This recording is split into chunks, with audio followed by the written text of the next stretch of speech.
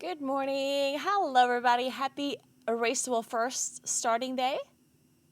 And Plus starting day and season starting day and all the cool things. What's up, everybody? Starkes intro. I'm glad you like it. Dankeschön, danke, danke. Ooh, when am I going to do my German stream? I didn't think about this. Wait, I still have next week, though. Right? Wait, when do I leave?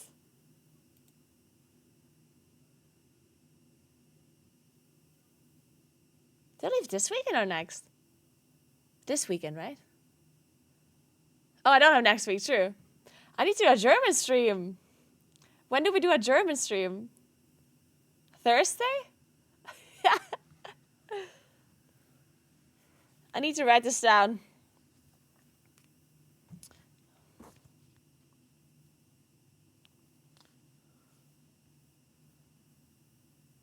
I need to do a German stream on Thursday. On the 15th.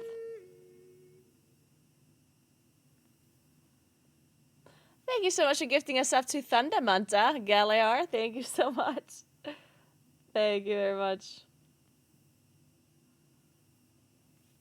Or maybe I just wing it. Do I need to... whatever, I'll just wing it. Maybe if I feel like doing partly German, then I'll do it, and otherwise I don't. I'll figure it out.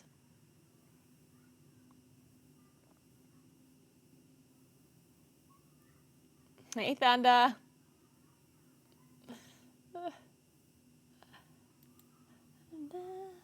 I guess I also need to get a parking spot in Verona. Yeah, I need to do that too. So when is weekly reset in NA? In how many hours?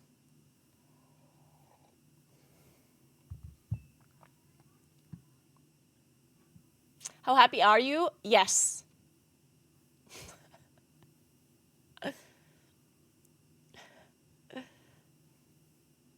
It's 7 hours to reset. Okay. So at 5 p.m. my time, the service reset on NA. Okay.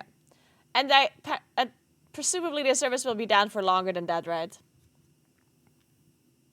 But at least the earliest it could possibly come up would be in 7 hours. That would be like the absolute earliest it can be.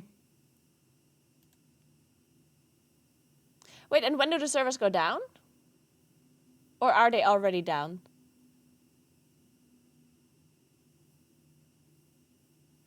I'm cheering for Echo this time around. I'm gonna be an Echo supporter.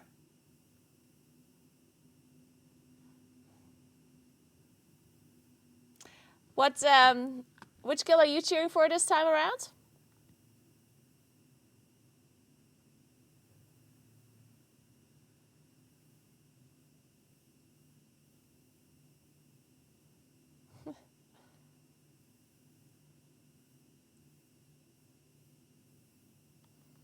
'24th of August.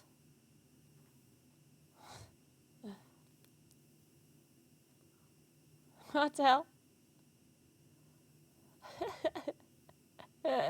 Give me just 1 second.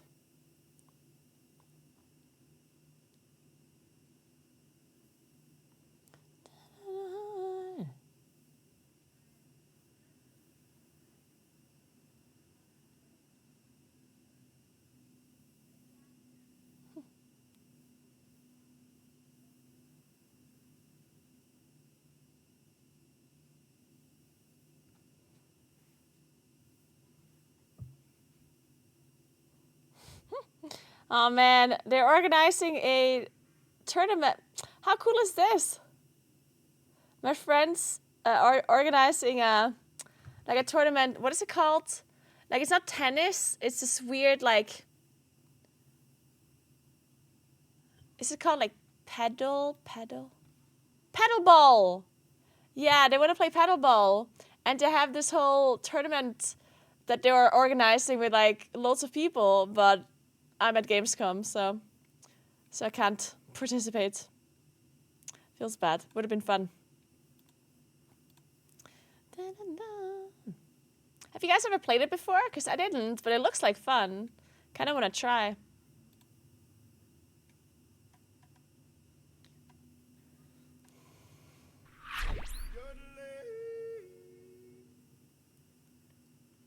Thunder Monster, thank you so much for gifting back a sub to Gilear. Thank you so much. It is so nice of you. Thank you, thank you, thank you. Is Echo playing on American servers? No, they're not. Or how can the race start before Wednesday? Well, the race starts as soon as the first guild can play, right? What do you mean?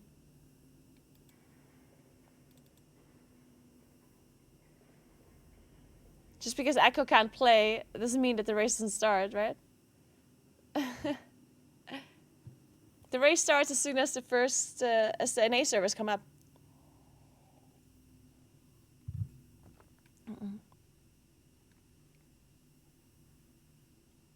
The head start of NA is part of the race, you know, just like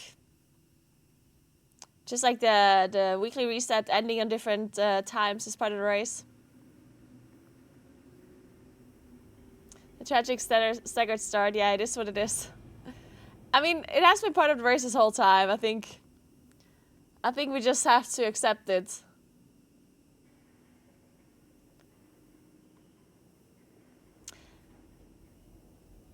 No, the NA weekly reset is in 7 hours. That doesn't mean that the servers come up in 7 hours, but it's still today for EU. Yeah, so for, like, the race starts today for EU. Like, okay, the race starts today, like, for the NA servers, but today in, like, EU days. It's not that complicated. Dude, somehow we're making this complicated because people are like, actually, it should, like, blah, blah, blah, blah. It's not that complicated. The servers come up for NA in, like, 7 to 10 hours. That's when the race starts. Period. It's not that complicated.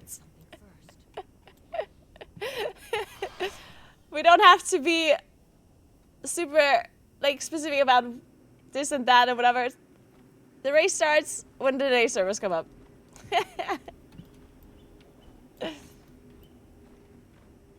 Yeah, time zones, yeah.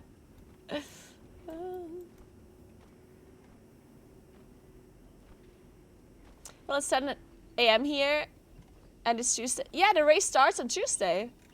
It is Tuesday for me, too. It is 10 a.m. Tuesday.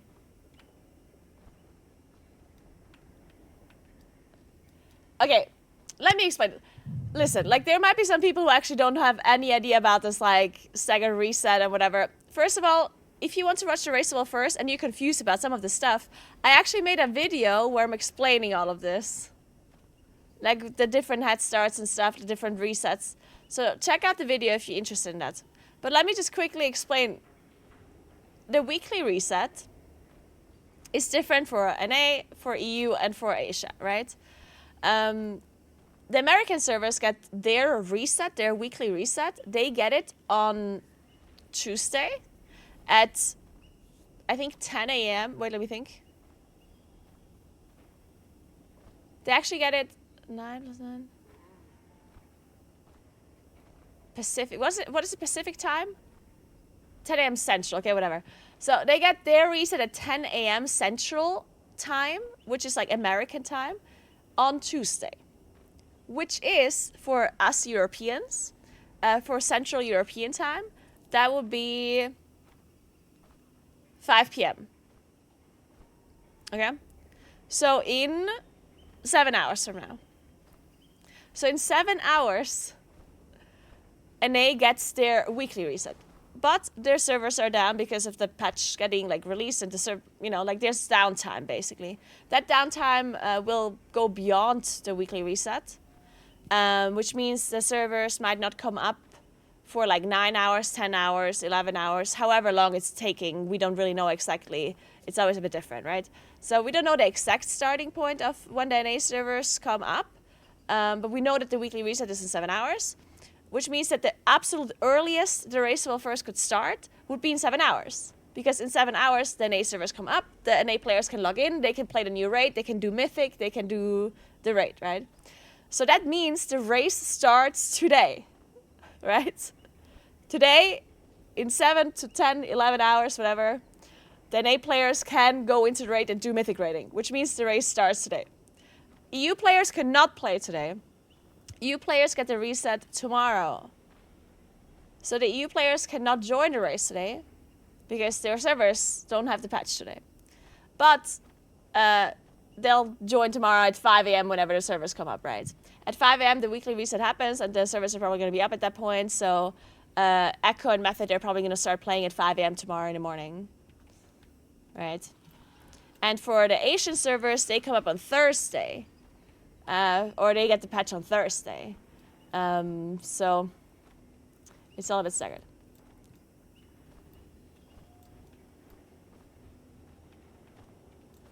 Why is that? Yeah, so the reason why that is actually because it has been kind of like a relic from the past, I guess. Mainly because the servers were like on different regions. And I guess the main thing here is that the weekly reset is tied to the server release, right? To the raid release. Like you need to have the raid release when the weekly reset happens. Otherwise, it's going to be really messed up. And the weekly reset happens every single week. It's not just when a patch gets released, right? It's also every other week, as you know, right? The weekly reset happens every week in World of Warcraft. Every single week, no matter if it's the start of a patch or the end of a patch or the middle of a patch, right? And the weekly reset just resets your raid IDs and resets your other weekly things, right? And the reason why it's on different times is mainly just for, like, I guess initially it was easier for Blizzard to do it at those times. And it also is better for, like, the players, right? I guess it's good for the players when the weekly reset happens in the middle of the night or, like, really early in the morning, right? Because it would be kind of strange if your raid ID resets at 9 p.m. in the evening, in the middle of your raid, right? Because then you would be, like, raiding with your guild, you start raiding at 7 p.m., and then at 9 p.m. the raid resets, right? That would be awkward.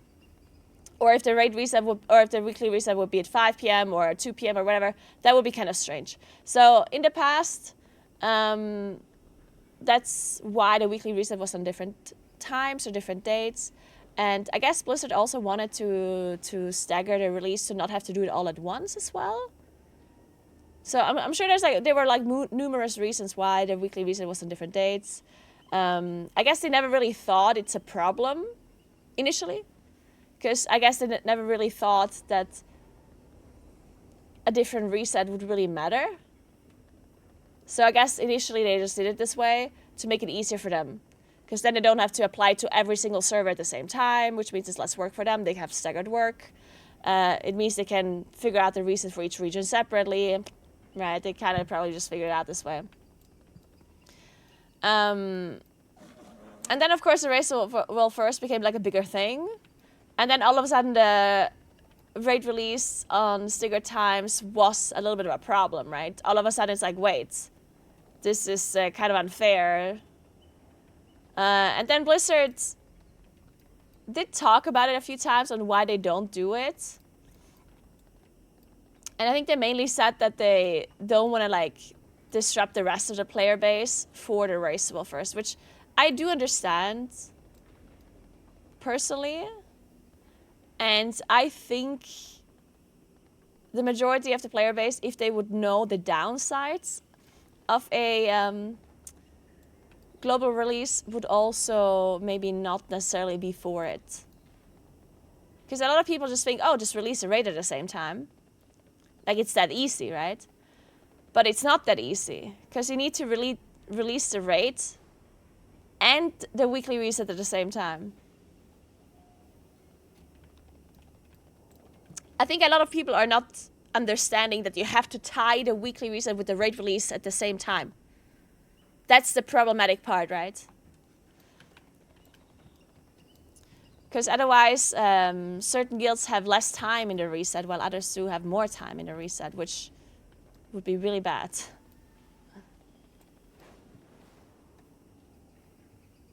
All classic releases are global too, so that makes no sense.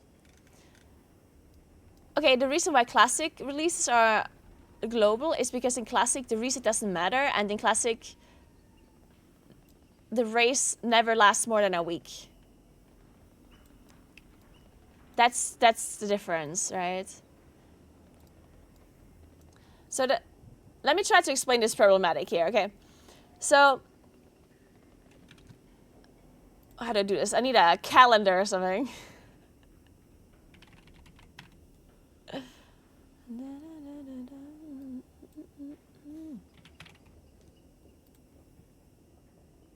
Okay, we're painting this. It's actually not that complicated when you like think about it properly, but I guess people are just like not thinking about it properly. Okay, this is gonna be the most beautiful painting ever. Monday, Tuesday, Wednesday, Thursday, Friday, Saturday, Sunday. There we go. Beautiful, right? All right, so let's say an A gets the reset here from here on, right? And then all the days.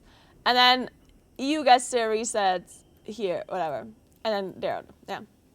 Now let's assume that, and then let's say Asia gets their reset here, whatever. Okay.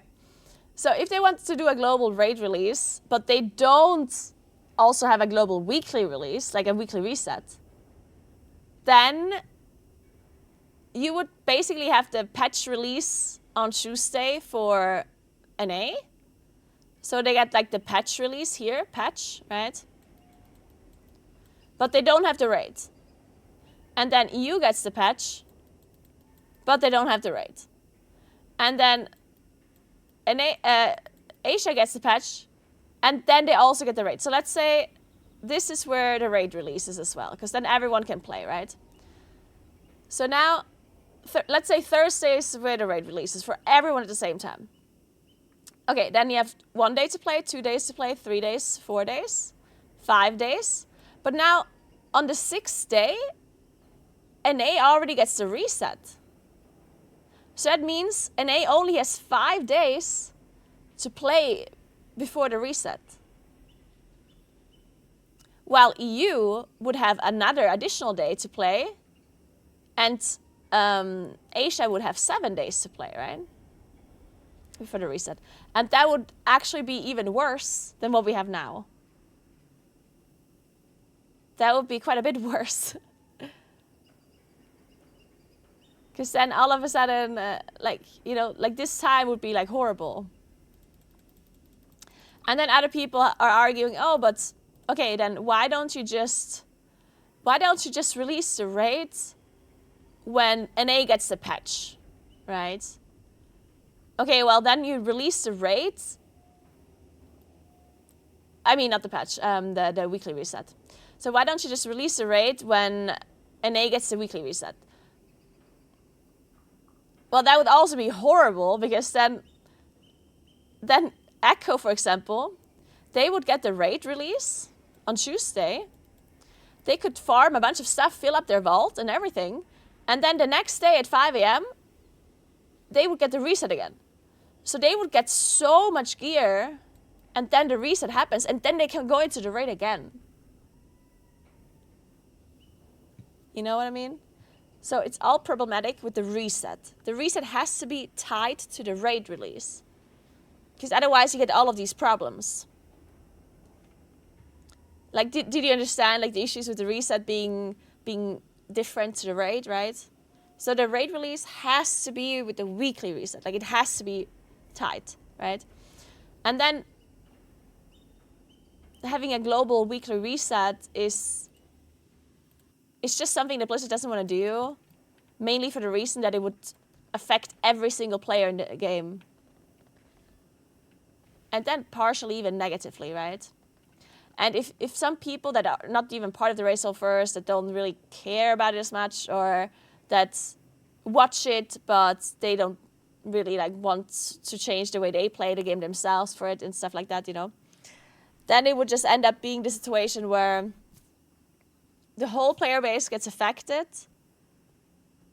for the race starting at the same time. Because the weekly reset being at the same time would have to change for all of the time, not just for a week or two, right? Just reset on the same day for both regions. Yeah, but first of all, there's 3 regions. People, for some reason, always forget that there's Asia as well, right? There isn't just 2 regions, there's 3. So you would have to find a day and a time that works for all 3 regions, and it's never on a strange time for anyone. So let's say, like, the problem here is time zones, right? Because when do you release the raids globally for it to not be strange? And I don't mean the raid. Like, the raid wouldn't be really a problem. Like, it really wouldn't matter if the raid releases at 5 p.m. for some people, right? Like, that wouldn't really matter. I think people would not really mind about it that much if the raid release would be on a strange day. So the problem is not the raid release being on a strange day. The problem is the weekly reset being on a strange time. That's the problem. Final Fantasy XIV has those same regions and global releases resets that work fine. It works fine for them because they had it the whole time. It wouldn't be a problem for World of Warcraft either if we had it set the whole time like that. But do you understand how players are, right? If your weekly reset has been every single week at 7 a.m. in the morning, every week, and then all of a sudden Blizzard says, hey, we're going to make the reset now on Tuesday at 5 p.m., you know how many people would actually complain about that? Like, the people would be upset, yeah? And then they're going to be like, oh, you always do everything for the top 1%. You always make the game worse for us, for the top 1%. We don't care about the race. We don't care. You know what I mean? They'd complain about it for a week and then move on. I don't think so, personally. I don't think so. I think people would be very upset about it, in fact. To be fair, this does not impact the majority of player base. What do you mean? It affects everyone. The weekly reset doesn't affect the whole player base? What do you mean?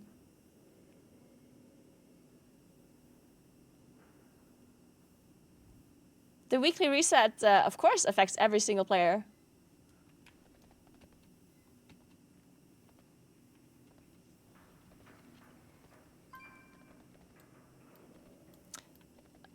I mean, sure, but that's not a real argument, no? Because people complain about everything. I mean, it's definitely a real argument.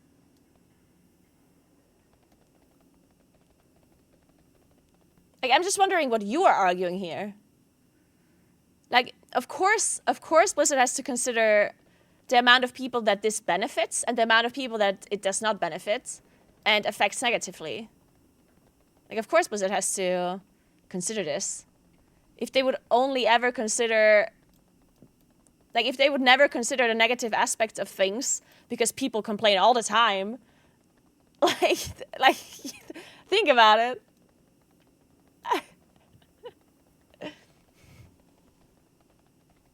I think they should just do a survey and ask the community.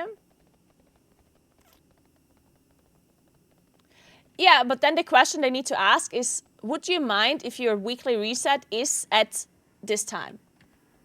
And then I can almost guarantee you that the majority would be against it. Because why? Why would I want my reset to be at 7 p.m. in the evening, for example?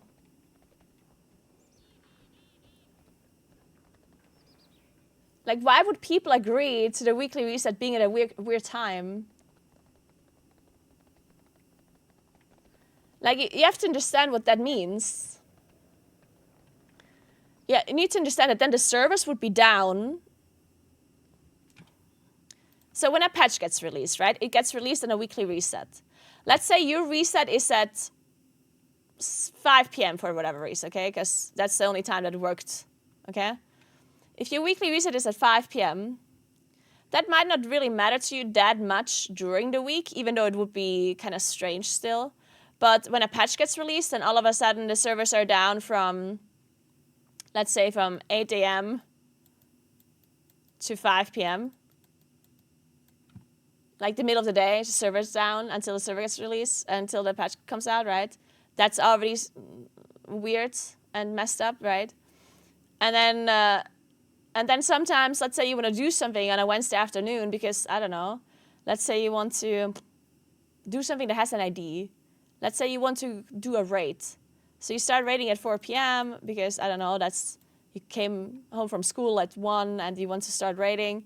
And then you start raiding at 4, join a puck, and then an hour later the raid resets in the middle of the day, right? Like, how does this not, like, affect you?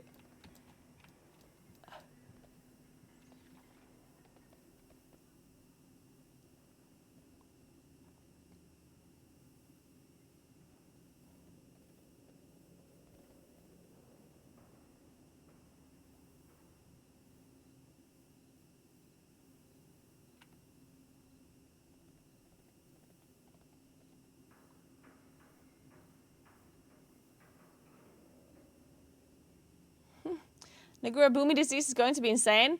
If you say so. Why debate? Just release the first 2 weeks of the patch same time for everyone and after you adapt.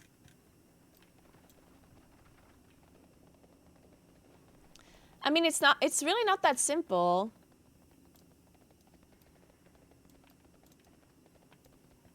It's not that simple because if you change the weekly reset, then all... Okay.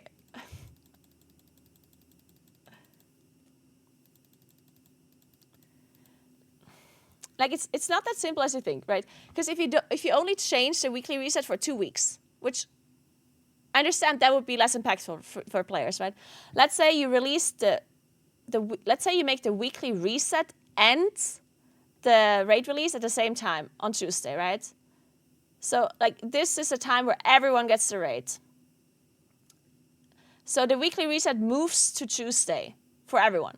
So even though usually we have our reset on Wednesday and then Asia usually has it on Thursday, we all just move to Tuesday for 1 week or 2 weeks, right? Fine. Okay, let's do that, okay? Now, we wait until the raceable first is over, let's say 2 weeks. And then you suggest that we move the weekly reset back to where it was before, right? Okay, well, now what happens is that the guilds that are still raiding, that still care about their raids, they all of a sudden have a shortened or elongated reset, which would also like really mess with the rest of the race. Because, of course, the raceable first, most people only care about like the top 3, right? But there's other guilds who still like playing the game, who are still part of the race, that care about their ranking. Like there's guilds in the top 10, top 20, top 30 that care about their ranking, right? And they're still going to be raiding in 2 weeks. And if you all of a sudden move the reset from Tuesday to Thursday, then all of a sudden your reset is only like 4 days long for 1 week, or like 9 days long or whatever, which, you know, that would obviously affect the rest of the race pretty drastically, and that would be pretty unfair for everyone else.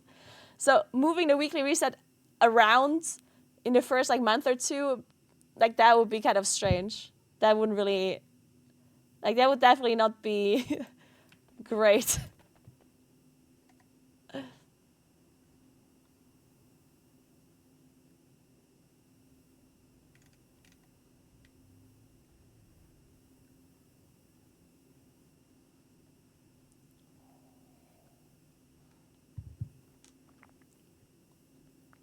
Esports teams move around, don't they? So if you really want a fair race, just make an event with everyone in the same place.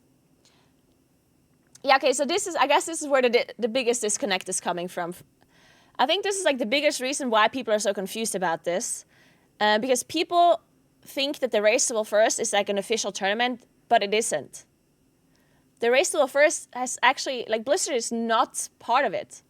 It's a community-based event. Which means there's no rules, there's no prize, there's no contracts that are being signed, there's nothing like that. So like Blizzard doesn't have to try to make the race fair necessarily, because it's not an official thing, right? So they don't act, when people say, oh, just make it on tournament realms, okay, but it's not like a tournament.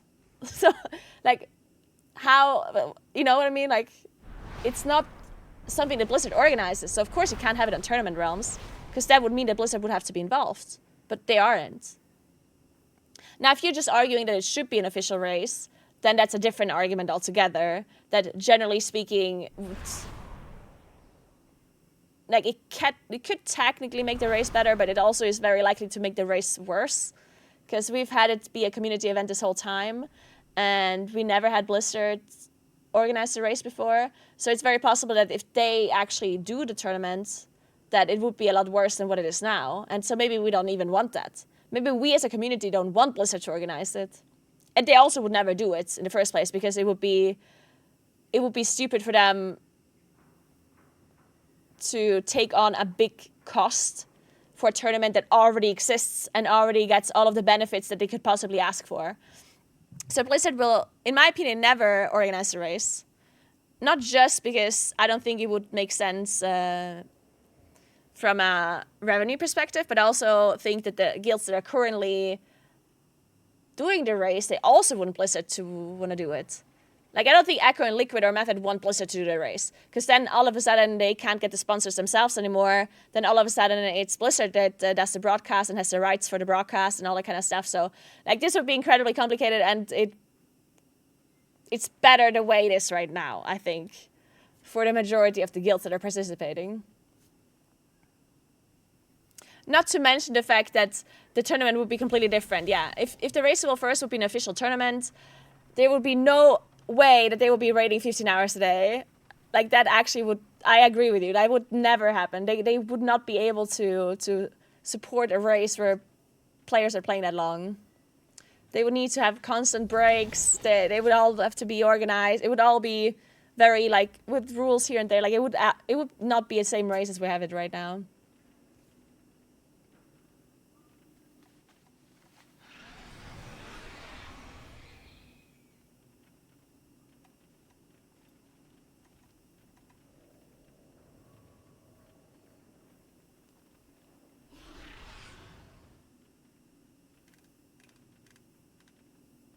No, I'm not in the US, I'm in the EU.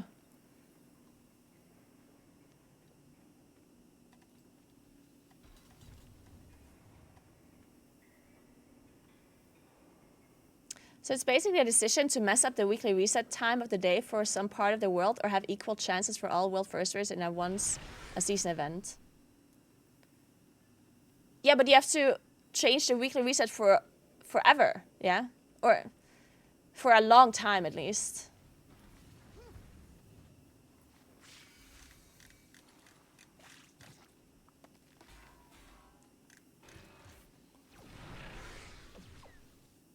Yeah, Cheyenne.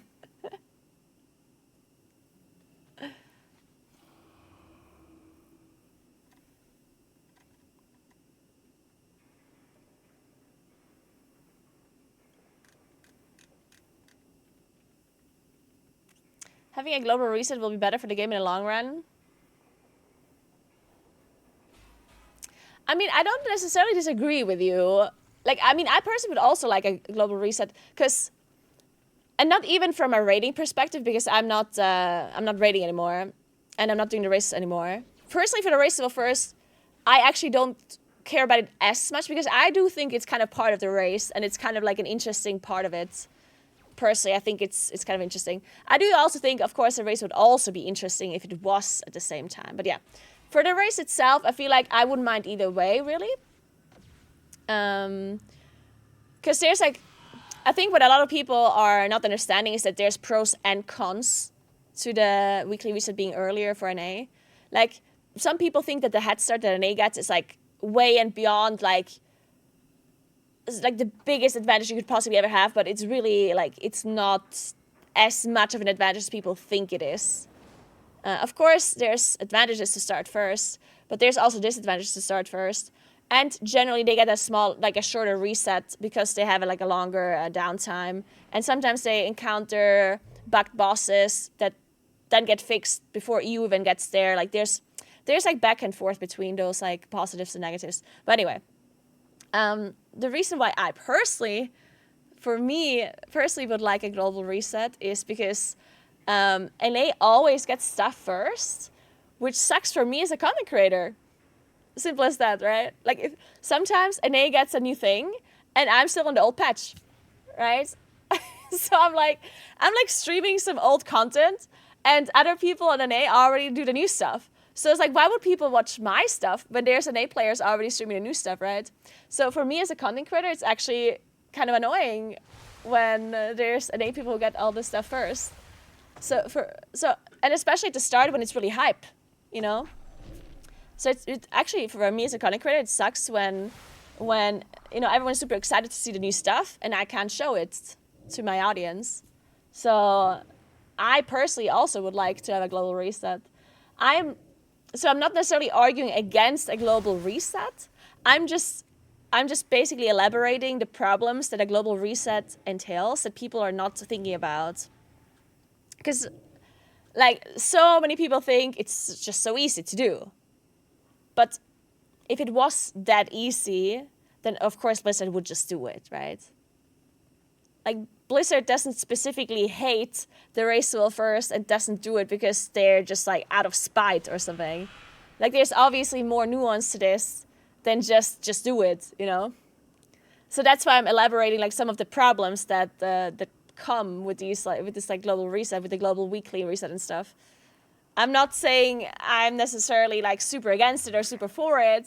I'm not super bothered by it. Like if they don't change it, then they don't change it because it has been like this whole time and I'm kind of used to it at this point, right? But I also, of course, would like it if they do change it. So, but I'm also a content creator and I actually really don't care if my reset is at 5 p.m. But I can play whenever I want.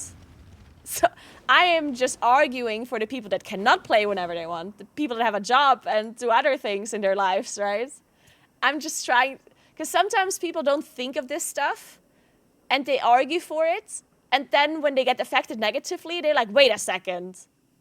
You know, I can guarantee you that there's like at least 50% of the people that want a global release for the raids, they do not understand all of the negative downsides for like that will actually affect them negatively. And I think if Blizzard would give us a global reset, they would then actually complain about it afterwards. I'm pretty sure. Obviously, I don't know for sure, but I do know that a lot of people are not considering like all of the downsides. God, it's hot today. Jesus.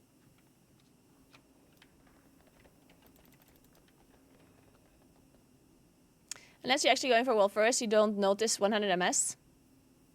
Wait, why are we talking about MS right now? This is... Are we talking about playing on different servers now?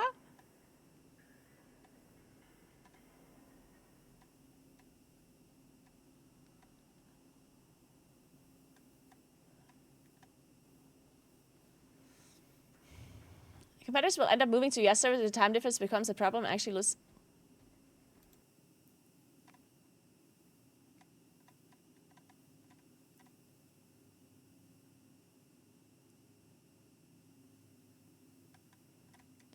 I mean, it is an interesting point though to make, right? Because like if Echo or if the EU guilds would think that the delayed reset is like a really big disadvantage, then I do think they would have.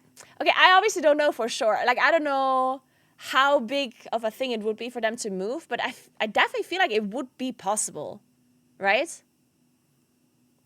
Like, I do think it would be possible for Echo to move to NA if they wanted to.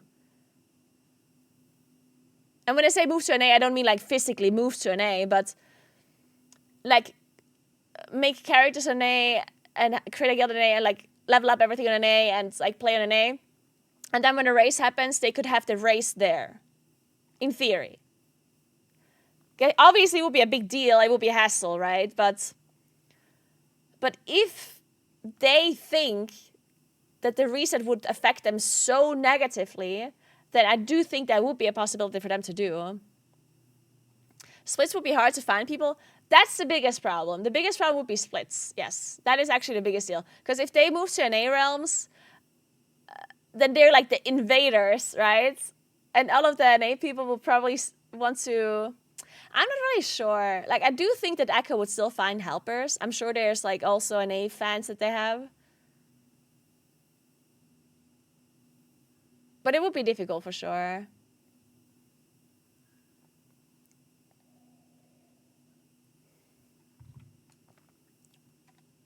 Yeah, I guess the split rates would be the biggest problem.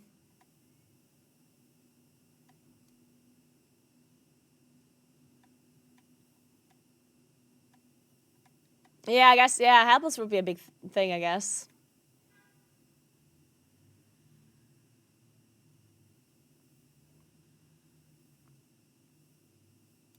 That's another point that people are not thinking about. Like, if you get a global reset, that probably also means that the race would not be like a 24/7 coverage anymore, which for us viewers would be kind of a downside, right?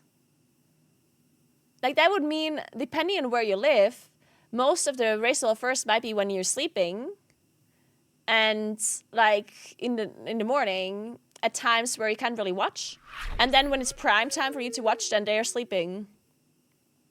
And then nobody would be covering anything, because right now, because there's a second release and because they sleep at different times, we have like we almost have like a 24/7 kind of raceable first coverage, which is really cool for us viewers to watch, right? But if we have global release, then of course that wouldn't happen anymore, because everyone would start at the same time, everyone would sleep at a pretty similar time, right? Thanks for 41 months, Bramble. Thank you so much. All in all, they could use the time counter and see how much time it took every guild to down the content and take that into counting regardless of new release and time zones. No, they cannot do that, actually. No, that's actually a very bad way of figuring out anything. I mean, this is also something that people suggest all the time. It's funny how, like, every single race I'm talking through these same points, like, every single points you guys are making right now has been made before. Just trust me. Like, everything you're thinking of has been brought up before. Like, this is not some novel thought you're having. Trust me, this is not new. So the problem with counting the amount of time it takes you to kill the boss rather than the actual like time is because EU has an advantage from having other people attempt the bosses first, right? Then EU would always win. EU always needs less time to kill the bosses than NA for the simple fact that they reach the bosses later. Right? Obviously, if I can look at what another guild did and see, oh, this didn't work, this did work, oh, this is how that works, then they don't need that same amount of time, because Liquid many times will be the first guild to pull a boss for the first time, which means they will have extra time that they need to figure out certain mechanics, to figure out certain things. Well, EU guilds don't have to use that same time, right? In fact, you know which guilds would win the race well first then? If you only count the time that it takes you to kill? Some top 30 guilds, some 20 guilds. Because they'll have more gear, they'll have all of the information they need. They'll just go in, like, if you take a guild like, I don't know, like maybe Instant Dollars or Fat Shark Yes. Like, if you take one of those guilds, they probably they spend less time on the boss than the Racewell First guilds. So all of a sudden they would win the Racewell First, right? Like, that would be strange, don't you think? It is true, Fat Shark Yes actually does play quite a lot. I mean, it might be like, it might even be like a guild that only rates like 3-4 days a week, right?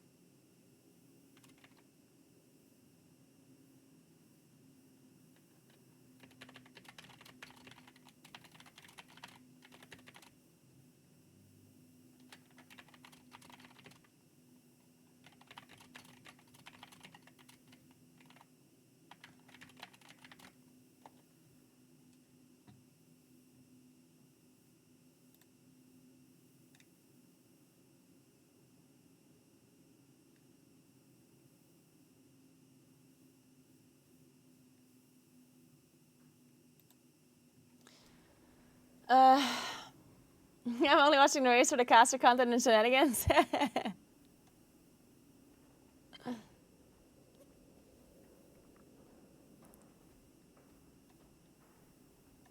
Good morning, Ilunius. What's up?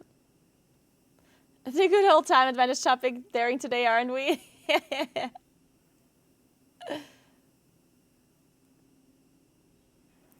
If US went dark and no streaming was available, US would win always.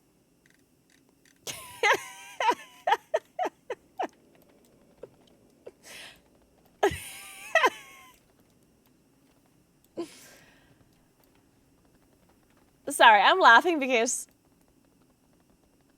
we literally had years and years of EU winning over NA when everything was dark. Like that's literally the history of raiding.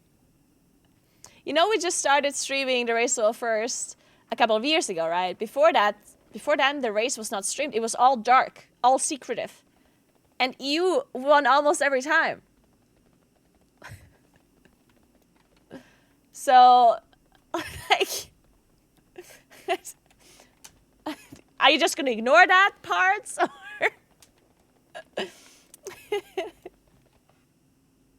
Okay, okay, I understand. Okay, it's more than just a couple of years ago. Okay, I understand. Okay, it's more than a couple of years ago, but still. Okay, I might be old on that one. I might be old.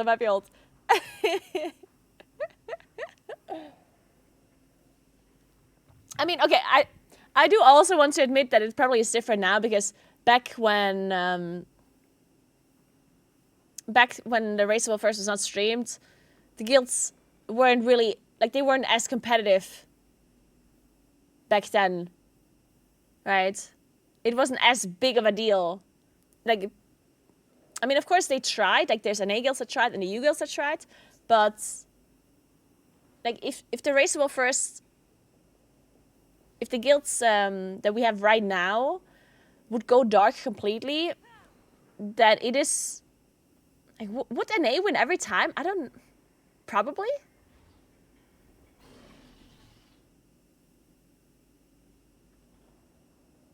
But that's, even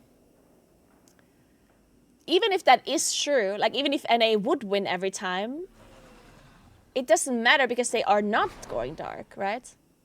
That's the point. You can't just argue, you can't just make an argument taking one like advantage away and then argue like that, right? Because that does matter, the fact that they're not dark. So the fact that Echo and the EU guilds have an advantage from watching, like that counters, that's part of it.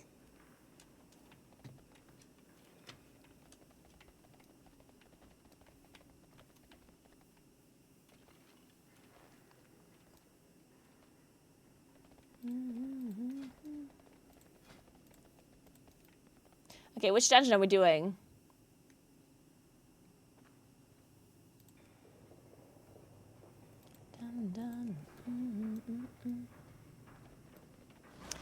Yeah, but in AIM, you always go dark. Yeah, but later, where it doesn't matter as much anymore. Like, it still matters. Okay, that's the wrong thing to say. It matters a lot at the end. But that's where the reset doesn't matter as much anymore.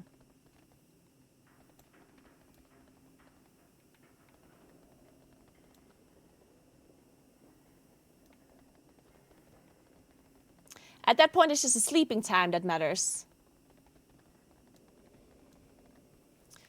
Like, the advantage you get from...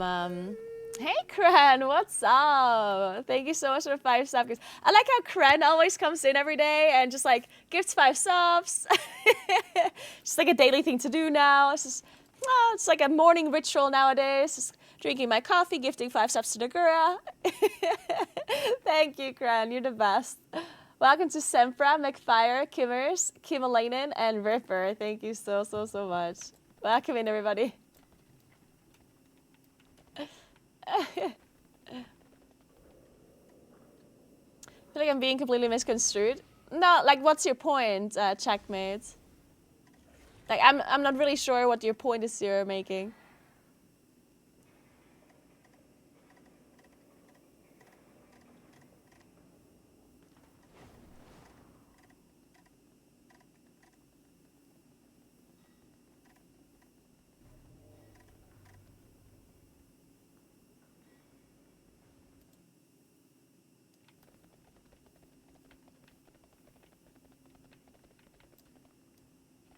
Would it be an idea to go time to beat when zones doesn't really matter? No, that doesn't work. Final boss.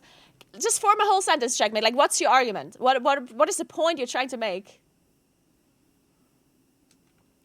Like, what is it you're saying? I'm not sure I understand what you're saying, or what your point is. Dante, thank you so much for Prime. Welcome in. Thank you very much. Every race till first, we have the same discussions about these same things. Yes, it's the same every single time. Trust me, I know.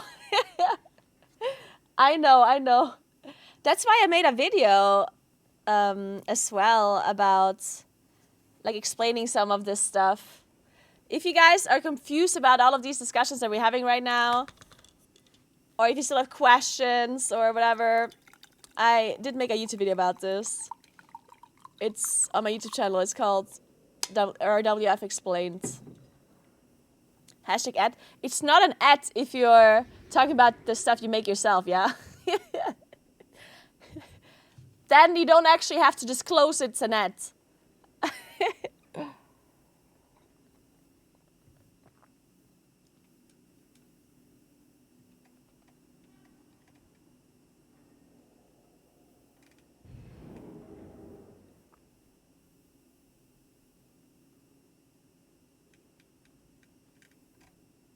When Liquid kills the final boss on the Tuesday first reset of the race, all hell will break loose. It was this close with the Sylvanas and almost broke the race.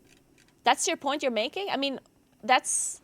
yes, that is true, but Blizzard tries to avoid that. Because, I mean, Blizzard knows this too, right? Like, of course, if the boss dies close to reset, that would be horrible. Of course. The further away from the reset the boss kills are, the less the reset actually matters. And the closer the kills are to reset, the more the reset matters, right? Like, that's really obvious. That's why Blizzard specifically tunes the bosses to not die close to reset. Like, they are very well aware of this.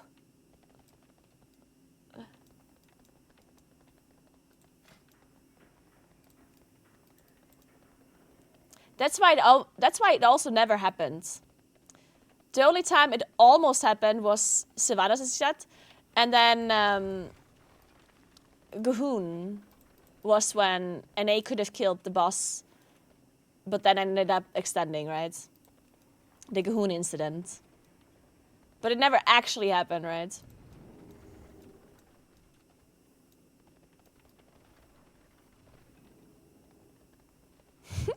My point is, I want Echo to win because European good, and Liquid to lose because they are American bad. I see your point, and I will agree with you. This is a very good argument, and I cannot say anything against it. Discussion over.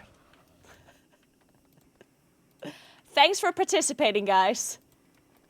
Thanks for joining in on this discussion. We're moving on now. So how's the weather at your place? How's the weather, guys? I don't want to do streets again, actually. Too hot? Yeah, it's too hot here, too.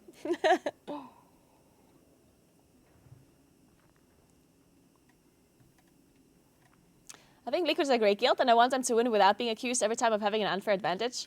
Okay, that will literally just never stop, though. This, like, see, like, I'm the same. There's nothing I hate more than when somebody is insanely passionate about something and puts a lot of time and effort into something, and then their achievements gets disregarded. And this is not just for race. This is, like, everywhere in life. People are just assholes. You just have to accept this. People are jealous assholes. People will try to discredit all of your achievements, no matter how much time and effort you put, and no matter how much you deserve it. This is just reality, okay? I understand your point, and I have been part of this myself, and I'm always like arguing for the winning guild. Like, no matter who wins, right? No matter who wins, I'm always arguing for them and always saying how they deserve to win, no matter what. Like, literally, no matter the situation, the winning guild deserves to win. Even if it was, like, unfair. And even if it was actually unfair. Because in the end, these guilds are not the ones that are at fault for the reason to be at different days.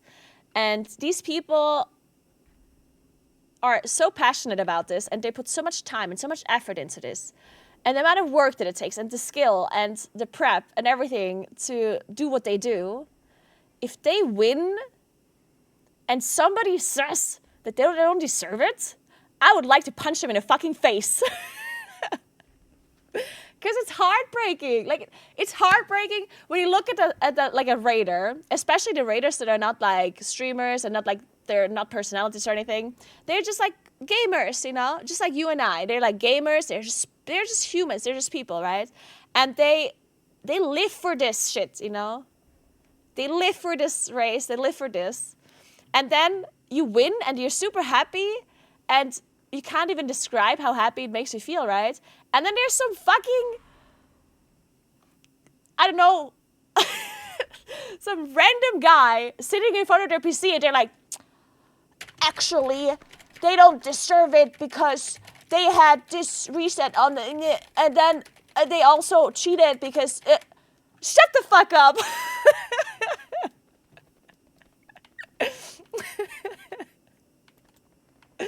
But the thing is, people do that all the time, you know? You can literally...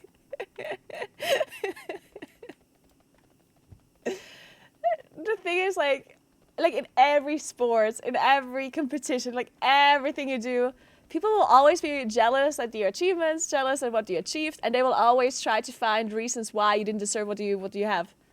It's always the same. So you have to just accept it, that people are like that.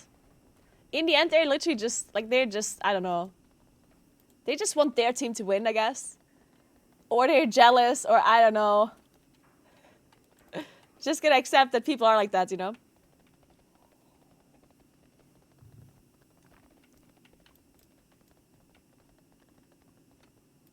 Yeah, it's not just in this race well first. It's everywhere, right? Literally anything that somebody achieves in another person will be disregarding it, or like trying to discredit it, or just making it sound less like impactful or whatever. It happens all the time.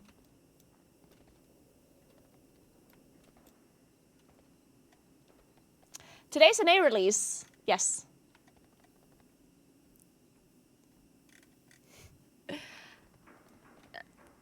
I mean, this happened to me when I was part of the Race to World first, and it made me so angry back then. Well, not even angry. It made me sad, actually. It made me really sad. When I was participating in the Race to World first, this is like forever ago. I'm old. And there was a time where we had 20-man rating and 10-man rating. It was split. And, or was it 25 and 10? Yeah, 25 and 10. And Paragon did 10-man rating because they did not have enough players for 25. They're a Finnish guild. They just didn't have enough players, right? So they played 10-man, and we played 25-man. And we ended up getting world firsts in 25-man, right? And Paragon was playing 10-man, which was a completely different version of the rate. Most of the time, 10-man was easier. I'm going to say 99% of the time, 10-man was easier. Because it's just less people. Like, obviously, whenever you have less people that need to do a mechanic, it's just always going to be easier. Not always. Like, I don't want to say always, but like most of the time. In World of Warcraft rating, less people means easier, right? Because you have to coordinate less players. You have to Like less people need to play perfectly, and so on and so on and so on, right? But anyway, so sometimes Paragon killed those 10, like sometimes Paragon killed the bosses in the 10-man raid before we killed it in 25. Which doesn't matter because it was 10-man raiding. Like they competed with other 10-man raiding guilds, and we competed with other 25-man guilds, right? Like we did not play the same race, right? And then when we killed the boss in 25-man, then we would win world first, right? And the amount of people that then said that we didn't actually get world first because Paragon killed it on 10-man first, and would constantly like discredit our achievements was crazy. And back then it actually made me really, really sad because I was also like a lot younger, and I literally lived my whole life for World of Warcraft. Like I started playing when I was 14 and slowly got into better and better guild. And I just played WoW all day, every day, right? And then I ended up like moving up in the rankings until I ended up joining Methods, and then I ended up getting world first, right? And for me, this was like my life achievement, right? This is what I had been working towards and what I've been working for, and I finally got the thing, right? And I put so much time and effort and so much like passion into this, and then I get some random strangers on the internet saying that I didn't actually win. You know what I mean? And I was like, what the fuck? Like, I was like, what do you mean? It made me really sad. I was like, oh wow, so I put all of this time and all of this effort into this just for people to tell me that it wasn't actually an achievement because somebody else won, actually, you know? It's like, But that's when I learned that no matter what you achieve, there will always be people that tell you don't deserve it, or that you didn't actually win, or it's like, oh, blah, blah, blah, you know? So it is what it is. Just gonna ignore those people. They're just sad little people who are just jealous or something. I don't know, or mad at. I don't know. I don't know what they have, but they're definitely miserable.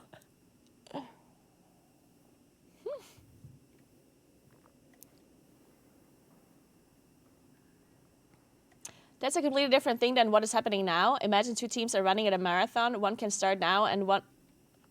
What do you mean it's a different thing? It was the same thing back then. We had the same weekly reset back then too. We also started later compared to NA guilds. I had the exact same thing. I was playing EU and Blood Legion was playing NA. Like, we had the same thing. This is not a completely different situation. It's the exact same situation. Back then we didn't play 18 hours a day. We absolutely did. We played more than what they do now. And I'm not joking. We played more than what they do now. Because they understand now that sleeping and breaks are important for you. Back then we did not understand that. Back then we didn't sleep 8 hours.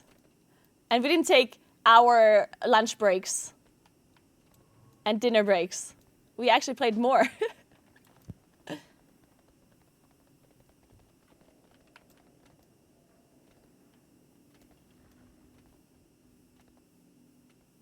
No, but it's true. We played more in a day. We obviously didn't prep as much. Like, we didn't play more before the race. But during the race, we played more in a day. We had less sleep and played more for sure. Which was not good.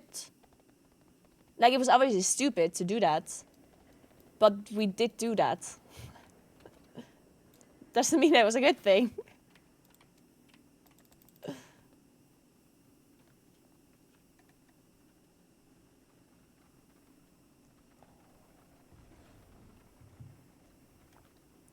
Food at the gaming table revenge, exactly. Are they still allowed to go dark? The last few races have been pretty unfun to watch because of that. That depends what they... So going dark will always be a thing. As long as the sponsors don't tell them they're not allowed to do it. And I would assume that the guilds talk to the sponsors about this, and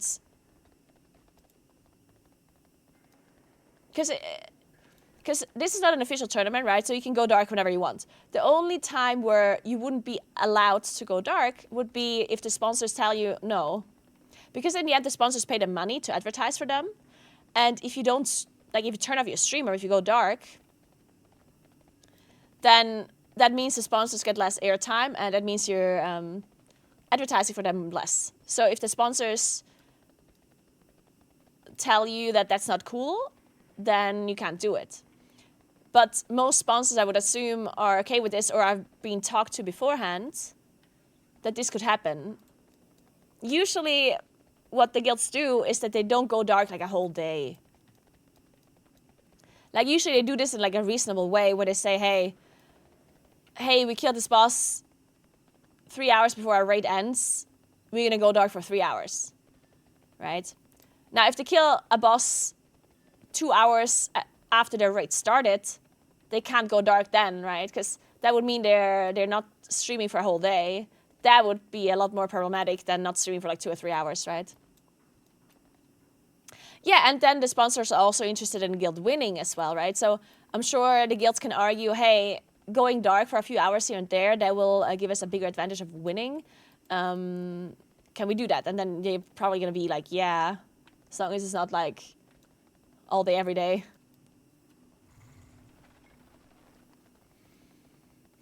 I wish they wouldn't go dark. I think that would equalize the race between an A and EU resets.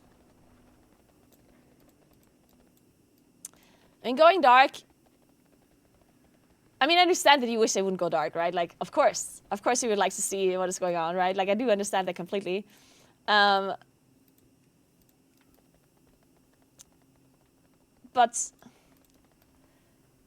going dark, or like not showing, like when you're super close to killing a boss, giving another guild like 6+ hours of footage of things that the guild hasn't seen is such a big advantage. Like,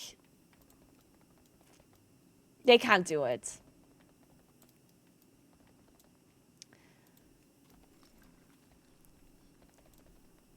Like, it really depends on the situation, of course, right? But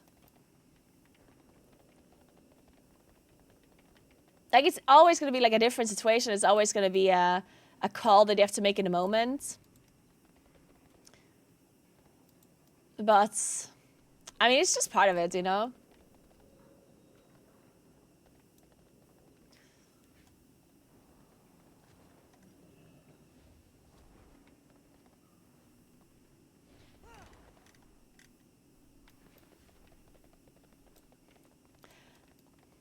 I mean, yeah, you just kind of have to understand. Also, like, let's say one guild does never go dark, and then the other guild does.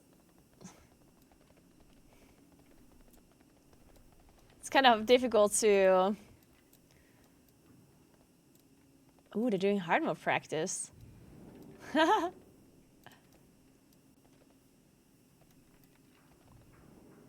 Eve, thank you so much. Hey, Avery, what's up?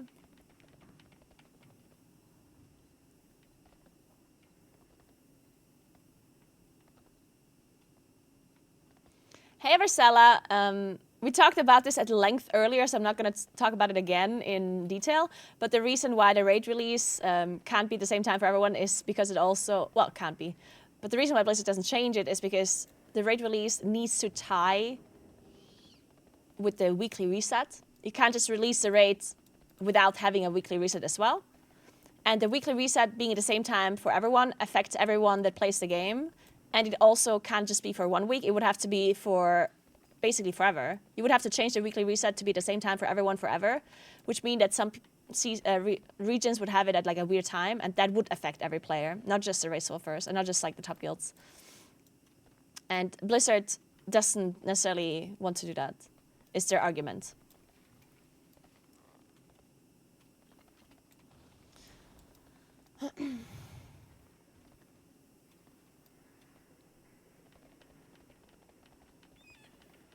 Now, I'm not talking about the reset thing again.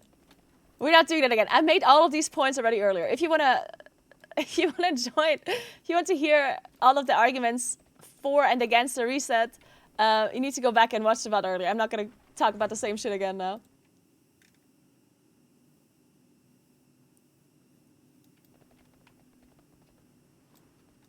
Yeah, Vercel, I understand you weren't around earlier, yeah.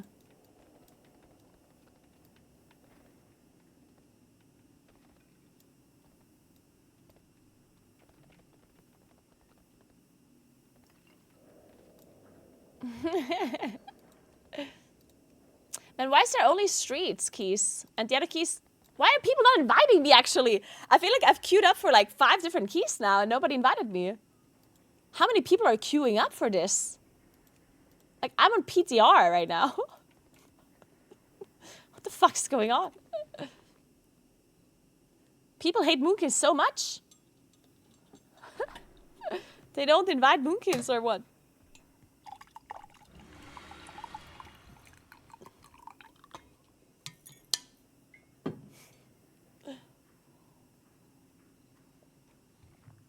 I'm excited for a race though. It's race time again, guys. That means we have content to watch 24/7 again. Unfortunately, okay. One thing to note though is that we're gonna have 3 days of split raids, yeah? Actually, I think... But this is me personally. If I could choose between the race to World First starting at the same time versus removing split raids, I think I'd rather have no split raids than it starting at the same time. If you can only have one or the other. What do you think, actually? Oh my god, I got invited. Let's go.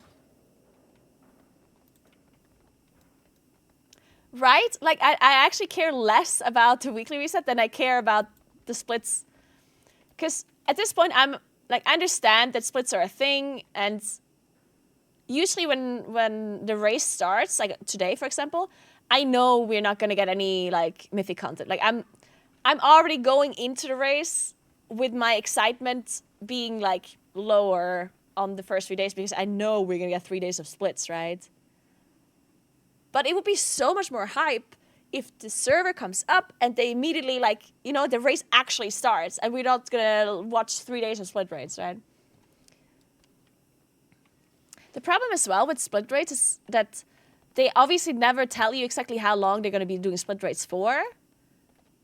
So it's like you tune in, it's like, split raids? Ugh, split raids again. And then 5 hours later you tune in, still split raids? Yes. And then nobody can tell you how long it's going to go for, right? So you keep tuning in and it keeps being split raids. And then every time you tune in and it splits, it's like less and less exciting. And then when you tune in, it's actually mythic. Then at that point, your excitement is already like on the lower end. It's kind of like, whatever, I guess. So I don't know. Splits are definitely just like lowering the excitement so much.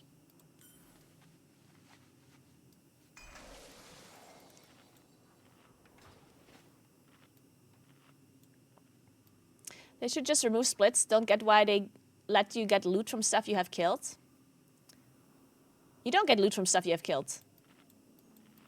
That is not how splits work. If you want to know how splits work, check out my YouTube video where I'm explaining the race to World First properly. I'm explaining splits there. But no, you can't get loot from stuff that you already killed. 4, 3, 2, 1.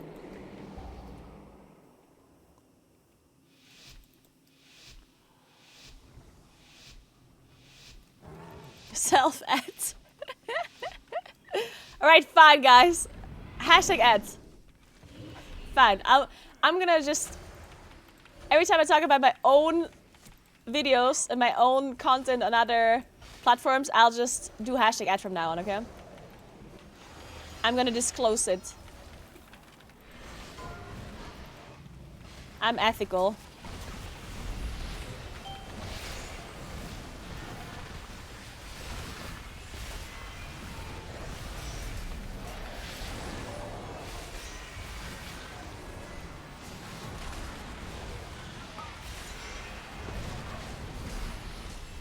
Am I blasting? I am!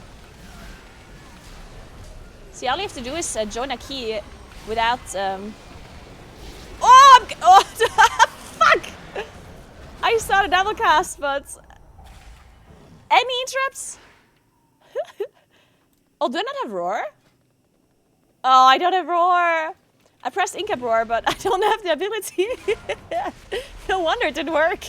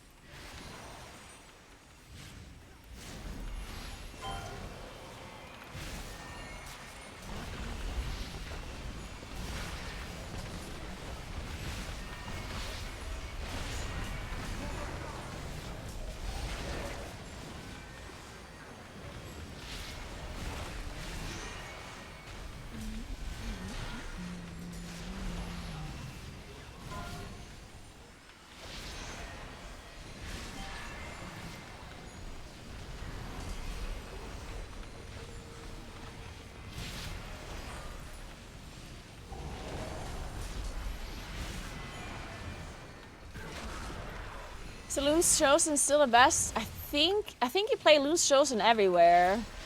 But don't quote me on this. I actually did not look into what you play in the raid very much, because I'm not raiding.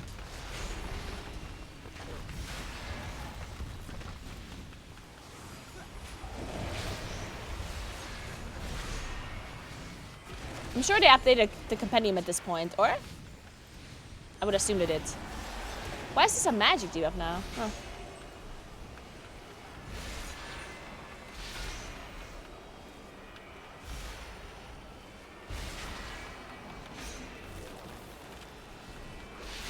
It was not an 8%. Okay, listen, guys.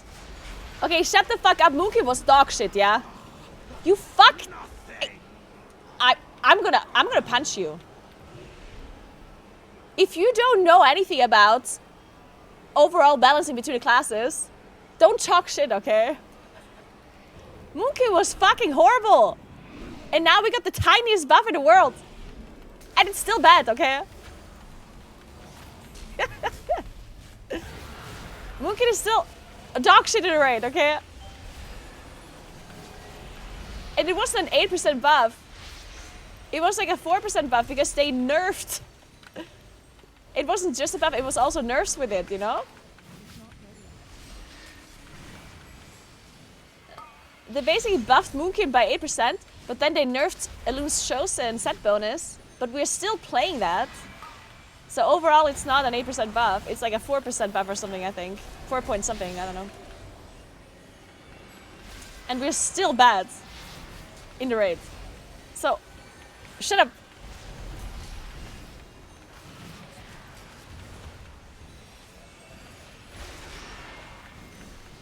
Man, I hate that it became this like...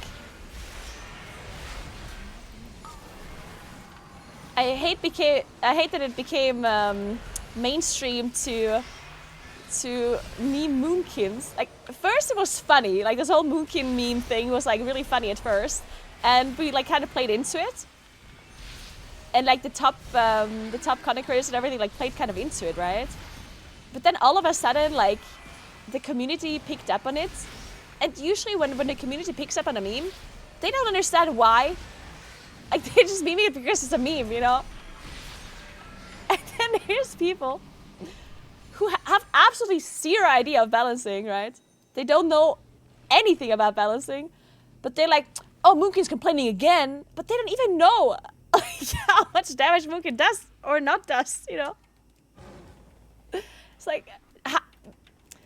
It's like, oh, let me just complain about Moonkins, even though I don't know shit. I mean, just say something.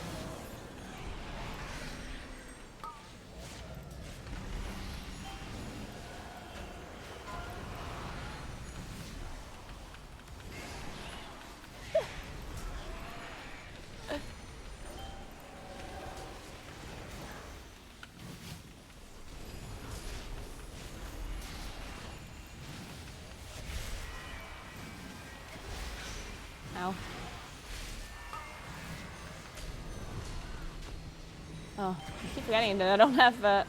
Wait, our tank died!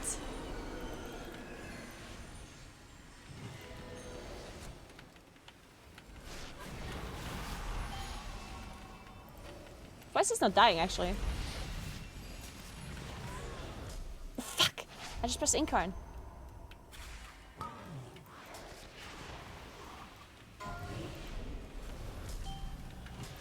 Ah, I'm dead. Ah! How did I just survive that? I must have had a big shield. To be fair, Moonkin has been in plus meta spec for how many seasons now? Excuse you?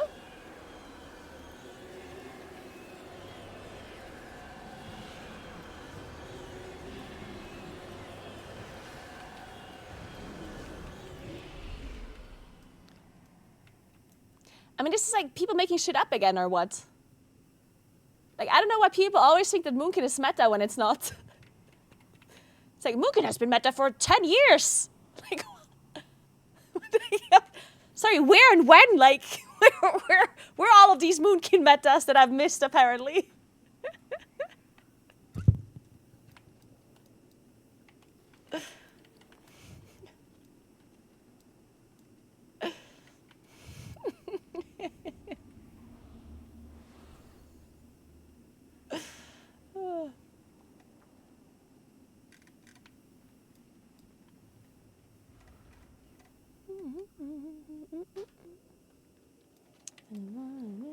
Well, we tried, guys. We tried. Nice try, everyone. Topping meters, by the way.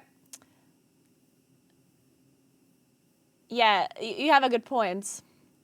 The fact that I'm topping the damage meters on a PTR key with strangers that could literally be anyone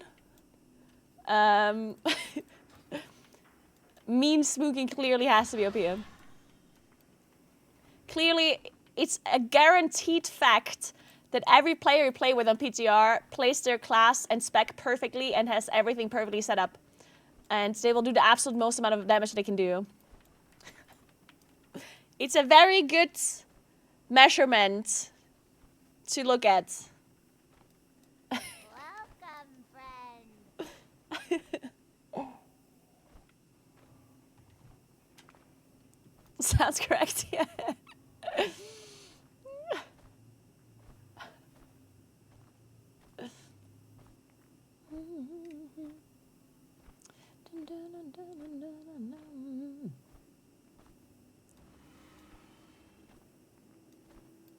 Have a good one. Okay, the thing though is like, okay, so even if let's just say Moonkin was meta for, let's just say Moonkin was actually like good in the raid the last 3 years, every tier. Let's just say that's true, which every like normal thinking person knows that it's not true. But let's say it was true. Let's say Moonkin was actually really good in the raid for the last 3 years. It would still mean that if Mugen was as bad as it was, that they should be buffed to be normal damage. Like, I don't understand this like hate between specs.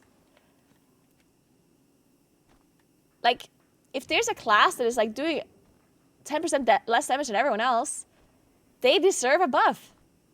No matter if they have been meta before or not. Like, of course, you shouldn't be buffing them so they're #1 on damage again, right?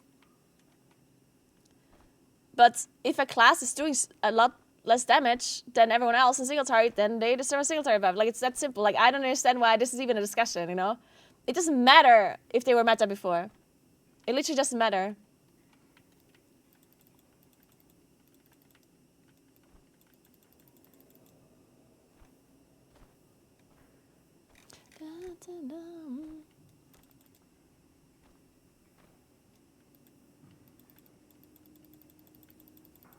It's like a billionaire asking for food stamps because he isn't making as much this year. That is the worst analogy I've ever heard. And also just wrong. makes no sense.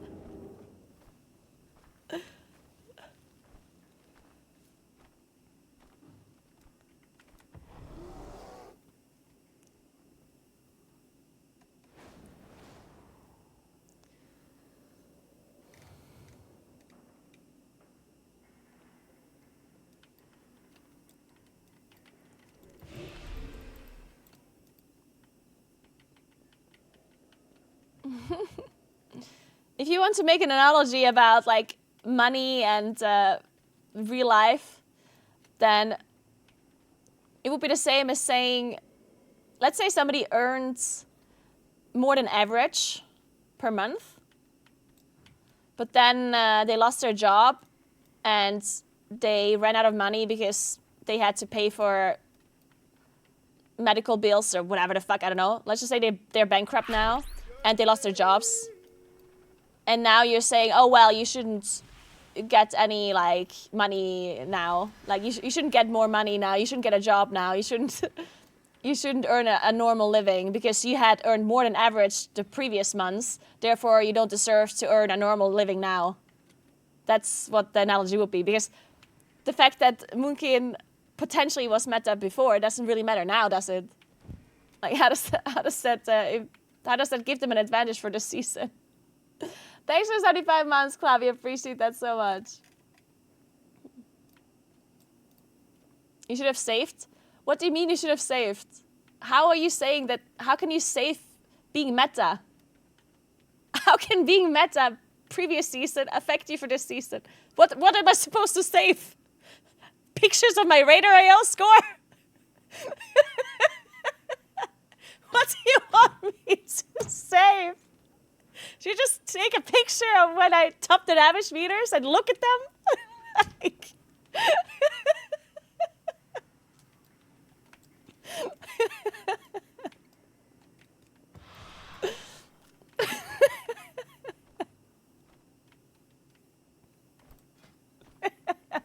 That is such a funny thing to think about.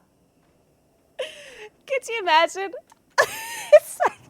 It's like if you're meta one season, you just need to take pictures of the damage meters all the time. Just save it up for next season in case you're not meta anymore, you know?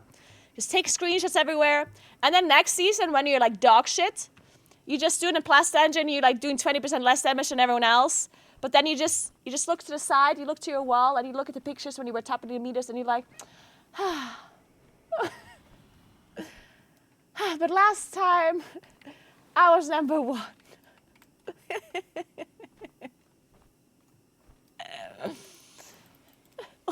Look at this photograph.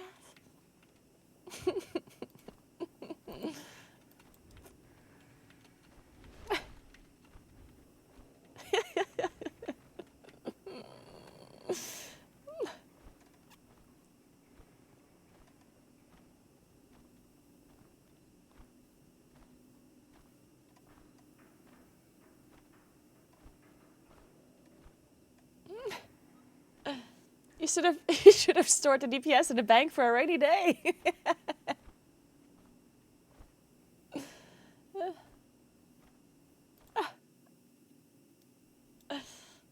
If I have a bad time, I just look at Moonkin DPS. That makes me feel better.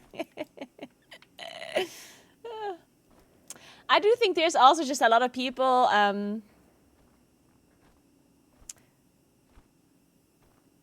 I think the whole PTR cycle and the patch changes for the PTR cycle is something that people nowadays get the info because they look at WoW and look at content creators' updates, which they haven't done in the past, but they don't see what's going on PTR. Like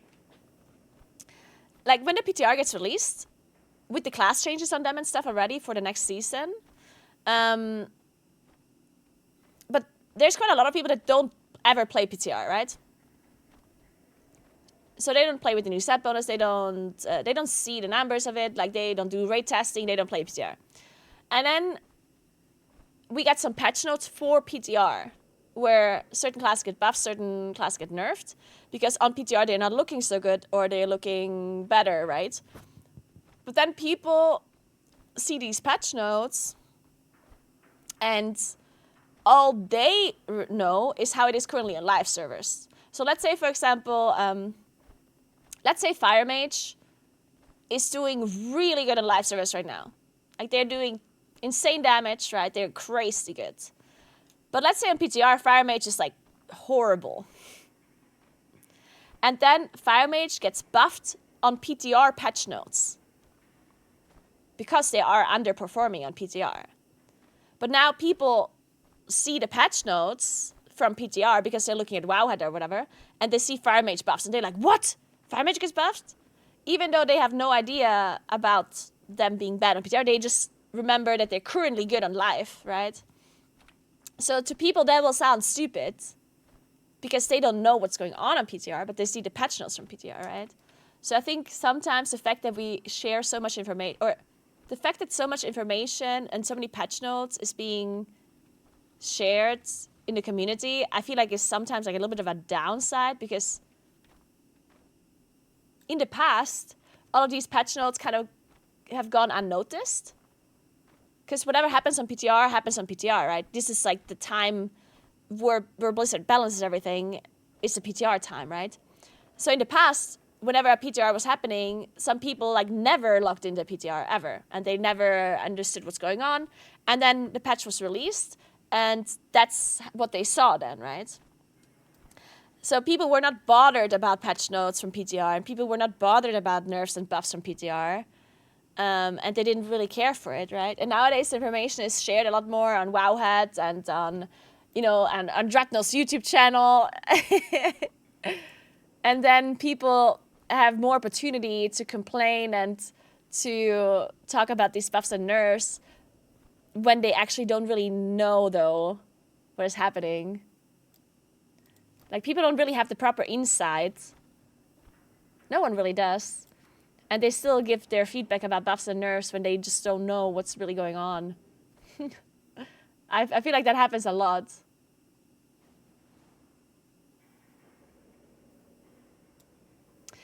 And I guess when you're watching like a content creator play PTR, it's also...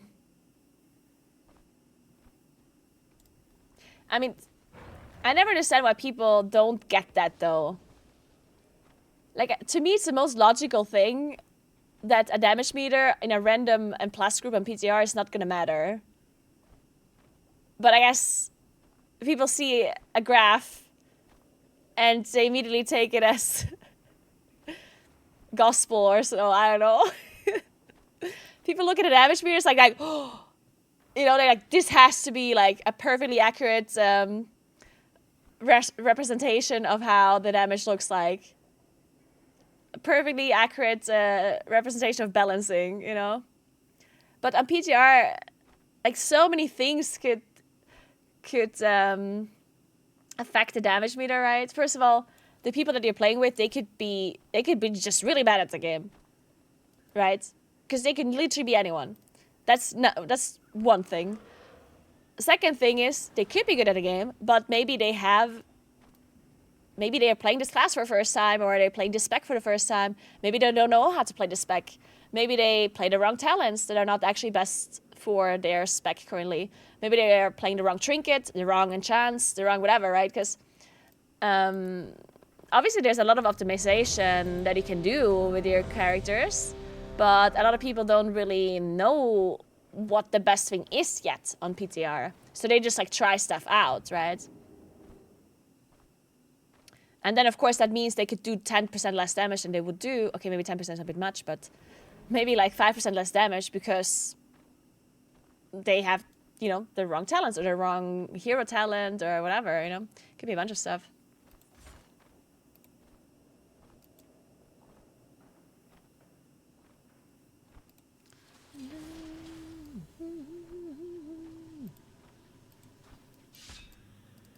Time is money, friend. Glad I could help. Alenia.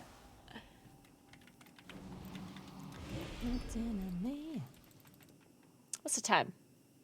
It's not even noon yet. Let's go.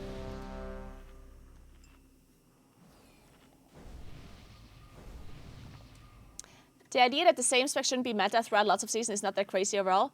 No, that No, that's not what I'm saying. I do agree that not all of, like, I 100% agree that not the same spec should be meta. But that doesn't mean that a spec that was meta now needs to be below average. Like, that's all I was saying. Like, because people, like, it's a difference between being meta and doing like 10% less damage than everyone else. Meta usually means that you're doing better than average. Or you're the best, usually. 5, So I'm not saying that 3, the same class should be meta every single season. Like, obviously not. But just because you were meta last season doesn't mean that you deserve to be below average the next season, in my opinion. Like, in my opinion, every spec deserves to be, like, at least average, right? Like, no one's supposed to be doing, or not be viable.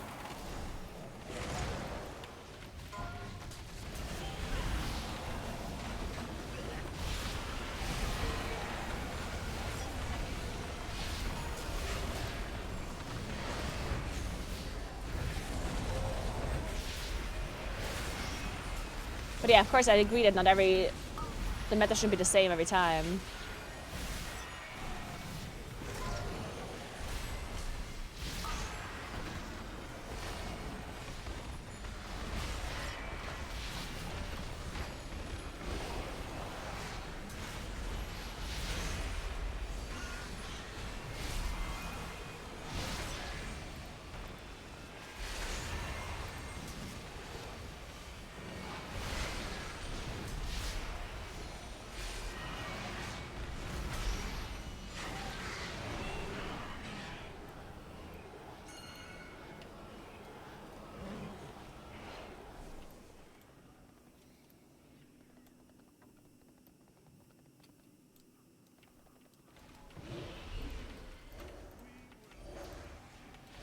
Like all the rest. Wow.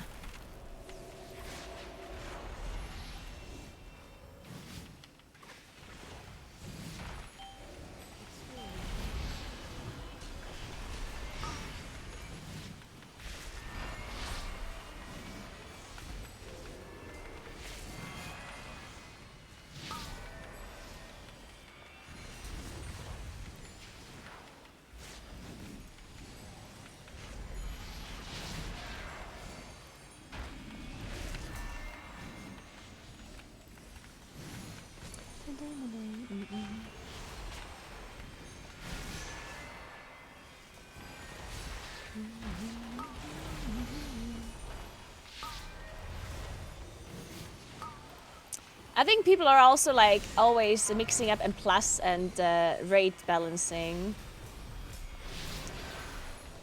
Because, or people are always talking about classes being good overall rather than talking about it in like M plus or rating like separately.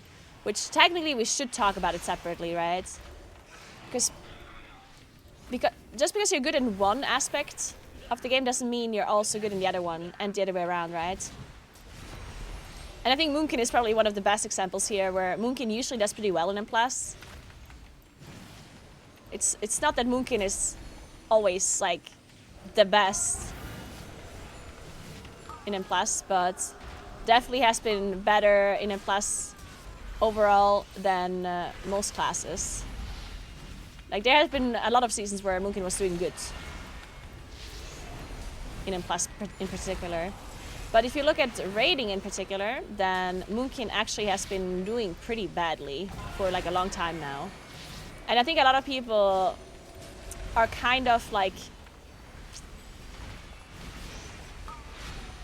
I think a lot of people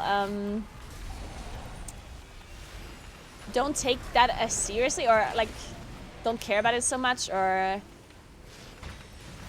because Moonkin is doing good in M+, right? But I mean, you have to understand there are some people who only like rating and they don't like M+ at all. So the fact that Moonkin is doing good in M+, they don't give a shit about that, right? So the fact that Moonkin is doing so bad in rates, that is that sucks for them. I personally don't raid, so I don't really care that Moonkin is doing bad in the raids. But I still feel bad for people that want to raid as a Moonkin, because it has been like... I mean, it was even bad when I was still raiding back, like, and that's been a while ago now. But Moonkin definitely has been underperforming the raid for quite a long time now. And usually Moonkin single target is just bad, right? In the raid, in comparison to the other classes. And yeah, sometimes there's like a boss where Moonkin's niche is hit perfectly, and then Moonkins are good for this like one particular boss. But most Moonkins would trade that niche probably any time of the week, any day of the week, to generally just have more single targets. Because it's not worth it to have this one niche just to be good on this like one boss that is like a mid-tier boss usually. And then you're gonna be bad on all the other bosses because you have the niche, you have this one niche, therefore we should be bad on every boss except this one, you know. But Starfall, guys, Starfall. We have to... Guys, Starfall is so broken. We can't have Moonkins be good on single target, otherwise... Otherwise we have a problem.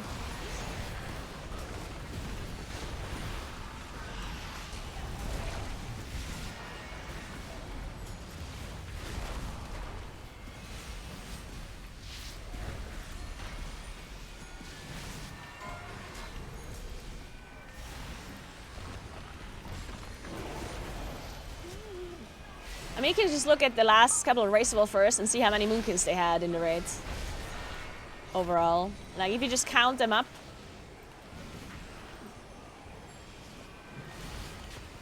I'm gonna tell you, there's not many. And maybe if you get a handful of Moonkins in the past 2 years, then that would be a lot already.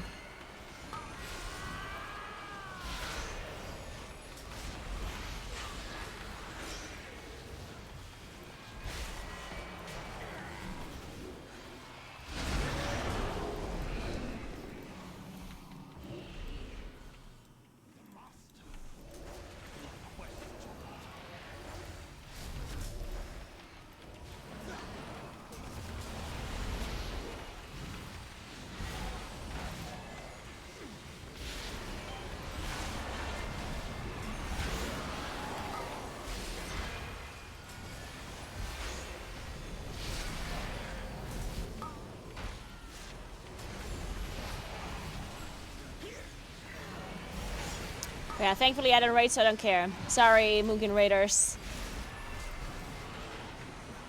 Sorry, that's your fight to fight. Good luck. Good luck out there.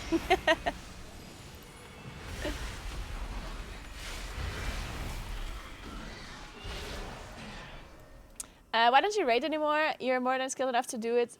I don't raid anymore because I don't want to commit set raid times per week for like a long time. So I don't do raceable first more in particular because of the insane amount of time commitment outside of the race. Like having to level like 1,000,000 characters and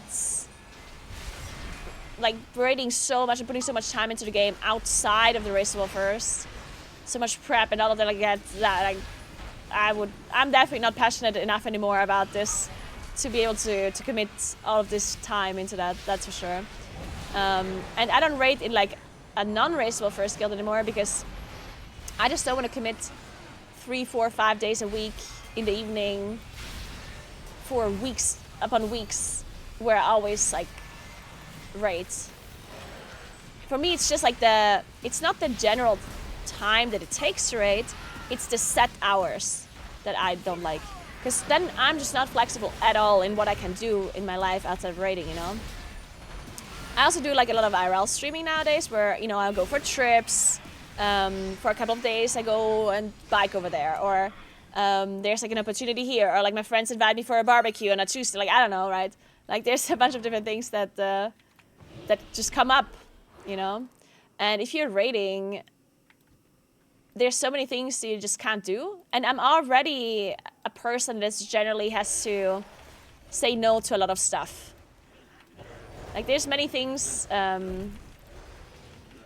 that I can't join my friends on in real life because I have certain like tournament commitments where I'm casting like the MDI, or I'm casting the Race War first, or I'm going to Gamescom, or there's a patch release and I have to stream during that time. You know, like there's a bunch of things where I'm not as flexible. You would think as a streamer you're flexible, right? With your streaming time, but and I mean technically I would like I don't have to cast the MDI. I don't have to cast the Race War first. I don't need to stream like a patch release, right? But I mean I do kind of have to, right?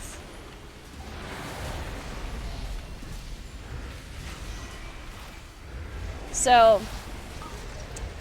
there's just some things that I have to, that I'm not like super flexible with. And I'm also not really, I can't really plan ahead a lot either as a streamer, as a content creator, like with at least the thing that I do. Like I can't talk to my friends and say, hey, let's plan a vacation in, like at the end of the year. Let's say in like November, December. I can't really do that because, you know, there might be something that comes up where there's some event that I get invited to, or there's MDI at the time, or they're releasing some random like WoW thing, like housing testing, I don't know. And it's really important for me to stream that or to make content about it or whatever, right? So I'm usually generally not very flexible with my schedule and then can't really plan ahead. And if I then also on top of that I'm raiding, then all of a sudden I can't do anything anymore, you know? Then all of a sudden it's like, oh no, I can't go there because I'm casting this. Oh, and I can't do anything Monday, Wednesday, Thursday, and Friday evening because that's where I'm raiding, you know? So yeah, that's like the main thing for me.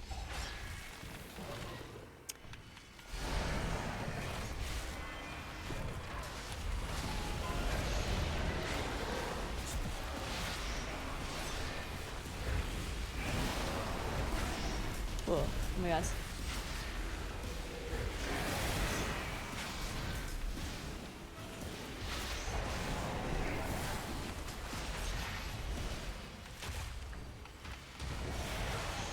The scenario you're describing exists only if you want to min-max money at the expense on other things.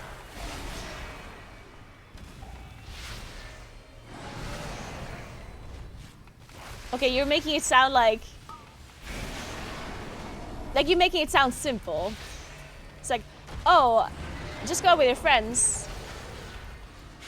Like, if you care about them more than money. But I mean, it's more nuanced than this, right?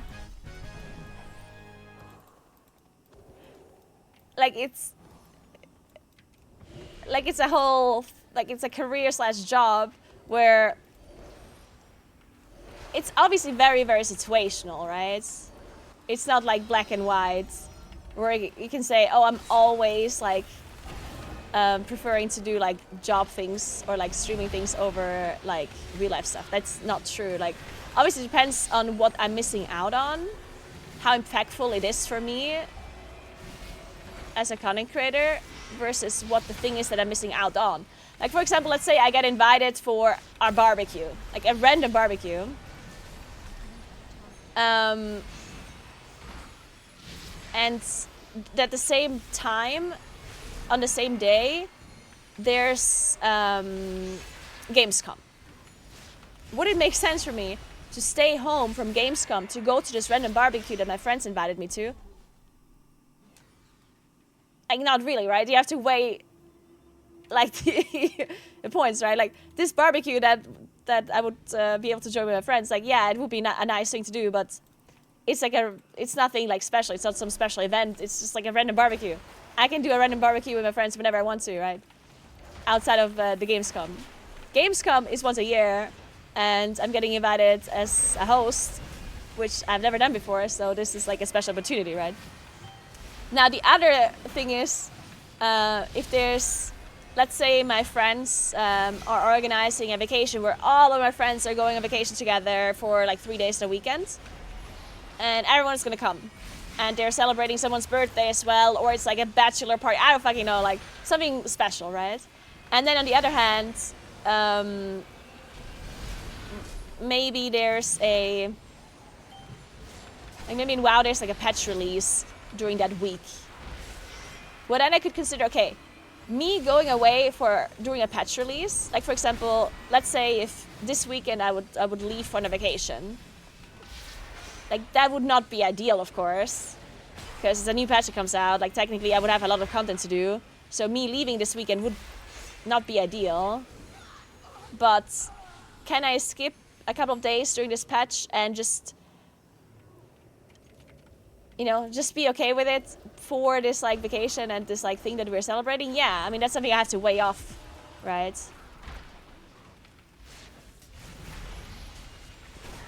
But yeah, but it's not that simple in the end. Sometimes it is simple. Like sometimes it's really, it's like, sometimes it really does not, sometimes it makes a lot more sense to do one or the other, right? But sometimes it's a bit like,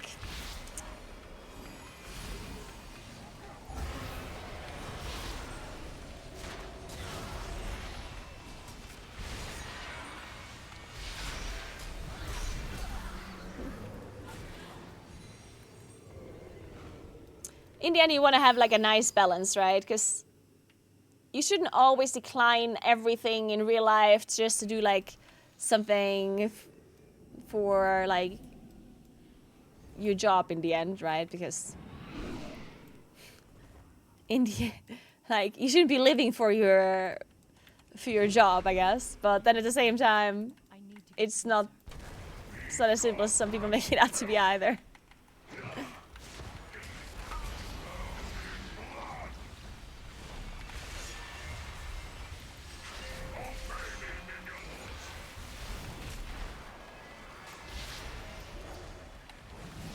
You're making it sound like it's a full-time job, but it's not? You mean streaming? What do you mean raiding? Oh, mythic raiding.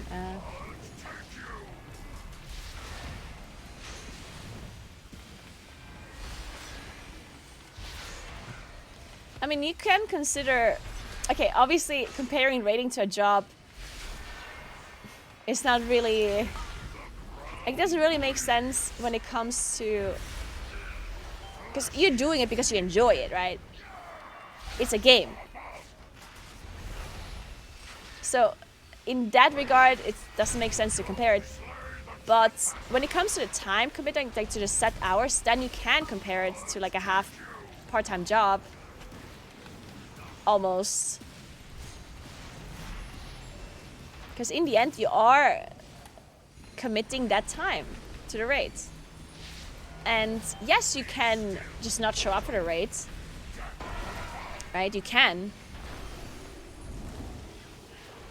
Wait, this is dumb. But how are you supposed to...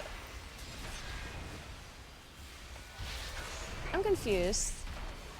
Like, I got the debuff and immediately was slowed, and I could only move like 2 steps. How was I supposed to hit that? Do you have to like pre-position yourself to be there already in the first place before it gets applied to you, or how are you supposed to play this mechanic?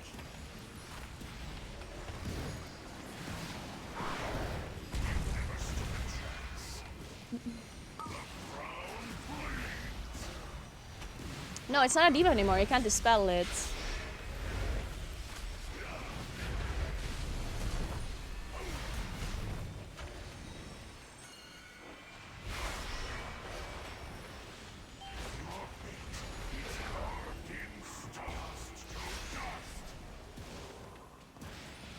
Maybe you just have to pre-position. How do you not notify it? Because they changed it? Since the last time it was live? What do you mean? It doesn't work to save away anymore?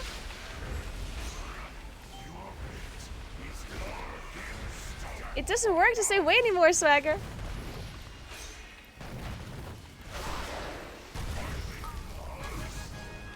Little smartass in chat. Oh, no, no, no. Smartass is in Twitch chat? No way. Big red ring stands on that. Swagger, shut up. You don't know what I was talking about. Please. Please stop talking now. You're just making it worse.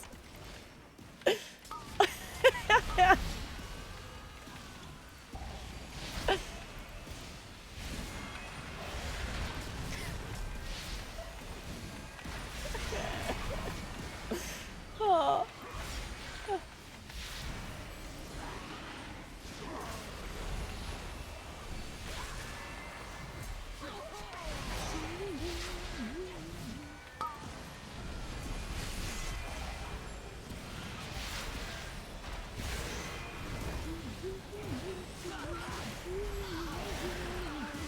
But yeah, I do also think with raiding, like I also don't enjoy raiding as much anymore, because if I would still enjoy raiding as much as I did initially, then I would just commit the time, right?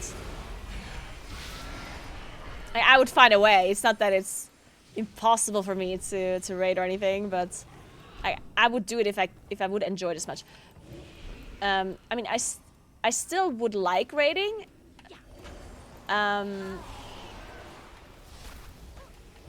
Or I would still raid, I think, if I could be more flexible with my raid time. Then I would still raid. But because I can't be flexible with my raid time, and I'm not enjoying it that much anymore that I would make that compromise, I'm not doing it, right?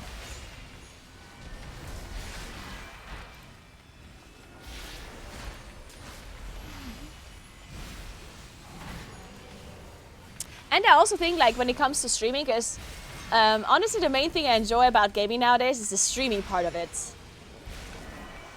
Even though we have some smart asses in chat once in a while, I do overall appreciate streaming quite a lot. Like, I loved streaming. I love hanging out with the chat and just generally being able to game and talk to people, you know, and like I generally just like the streaming aspect of gaming, right? And raiding is just really not good streaming content.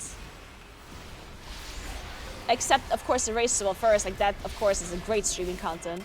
But if you're not part of the race yourself and you're just like in a random guild, people usually don't tend to watch, or people don't like watching raiding that much outside of the race, from what I've noticed. And I also can't interact with chat as much when I'm raiding. Like if I'm playing in Plus like this right now, I can talk to you guys about whatever and I can still play the game just fine and it's okay, right? But if I progress a mythic boss, I can't really sit there and permanently talk to chat without losing focus or without like playing worse because I'm not paying attention to what's going on, you know?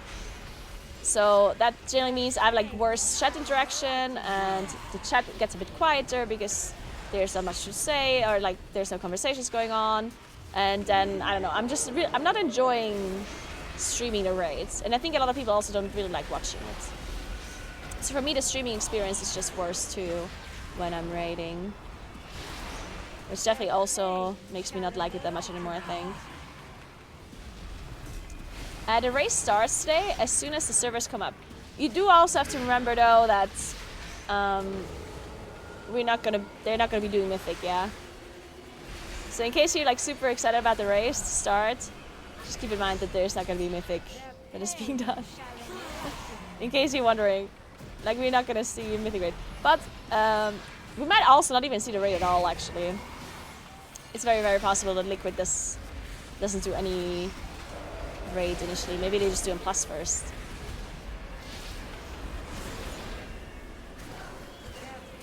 Oh, they could do splits. I mean, splits... Yeah, maybe they do splits. I don't know what the plan is this time around.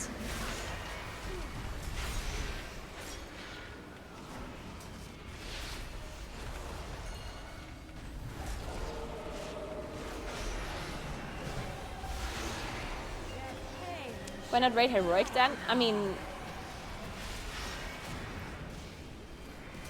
that's, I wouldn't consider heroic raiding. Okay, that sounded like, that sounded bad.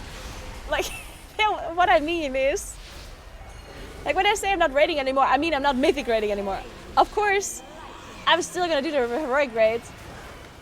But to me, that's not raiding. Like to me, that's, I'm joining a pack and I'm killing the boss in heroic, you know? Like that's not, to me, that's not like a challenge, you know? When I say I'm not raiding anymore, I don't mean that I'm not stepping foot into the raid. I'm just saying, I mean I'm not doing mythic raiding anymore. Heroic raiding to me is just like a chore, almost. That you have to do to fill your vault and get some tier set.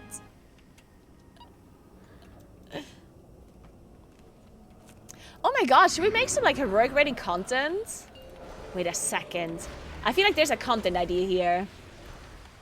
What if I would join like a random guild and join their heroic raids? And grief them to eternity. With my lack of knowledge of the bosses.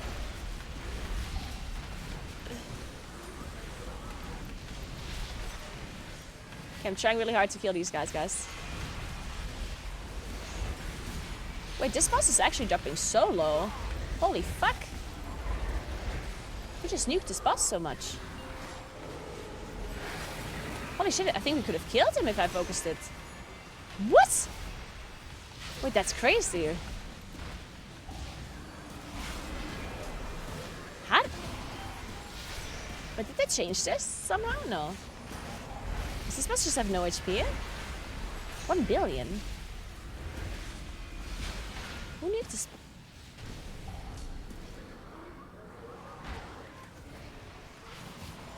I'm confused. Huh.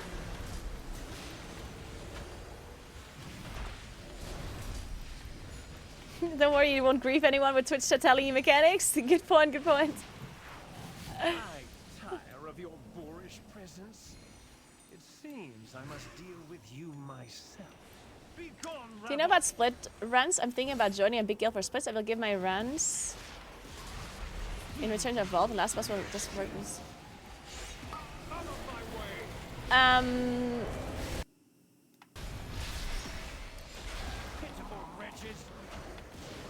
I honestly don't know how to do split runs, how to organize split runs nowadays, if you like joining a full run or not. It's very possible that... It is very possible that you don't get a full clear. So the way it usually works is that it depends on the difficulty of the raid. Because the tuning of the raid will not really be known by the guilds beforehand. Like they don't know... If the raid is really easy and heroic overall, then they can do more split raids and they can bring helpers for the last bosses too.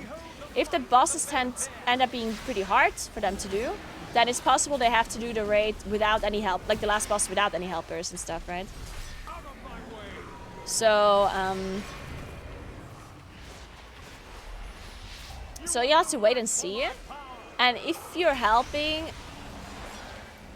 in certain raids, it's possible that you only do like the first couple of bosses up until it becomes too hard.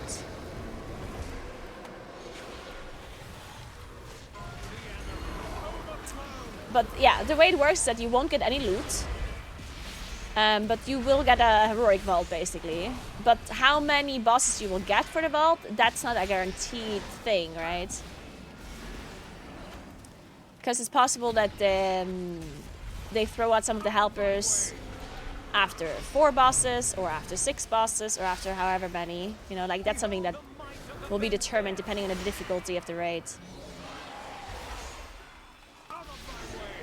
And then you get gold for it too.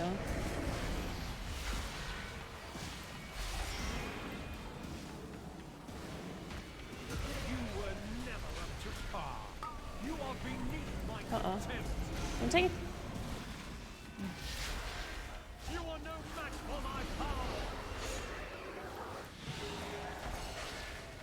Out of my way.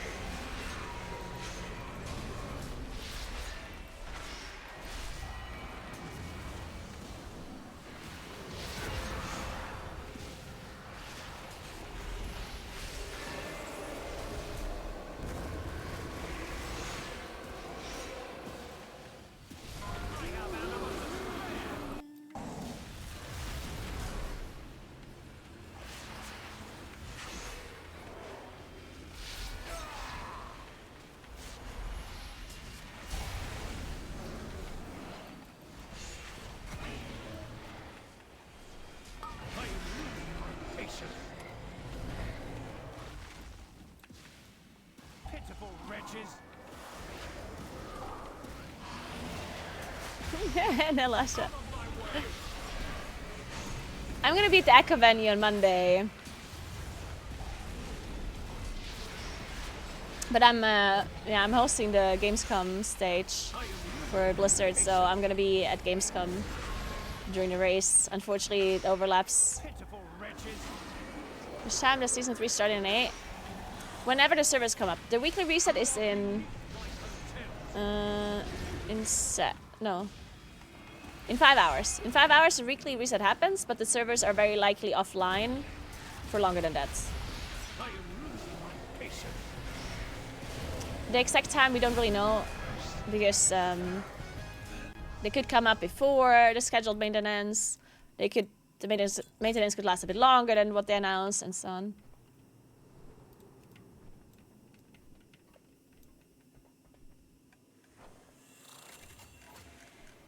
Great Bellsod upgrade. Atmel 707. Nice.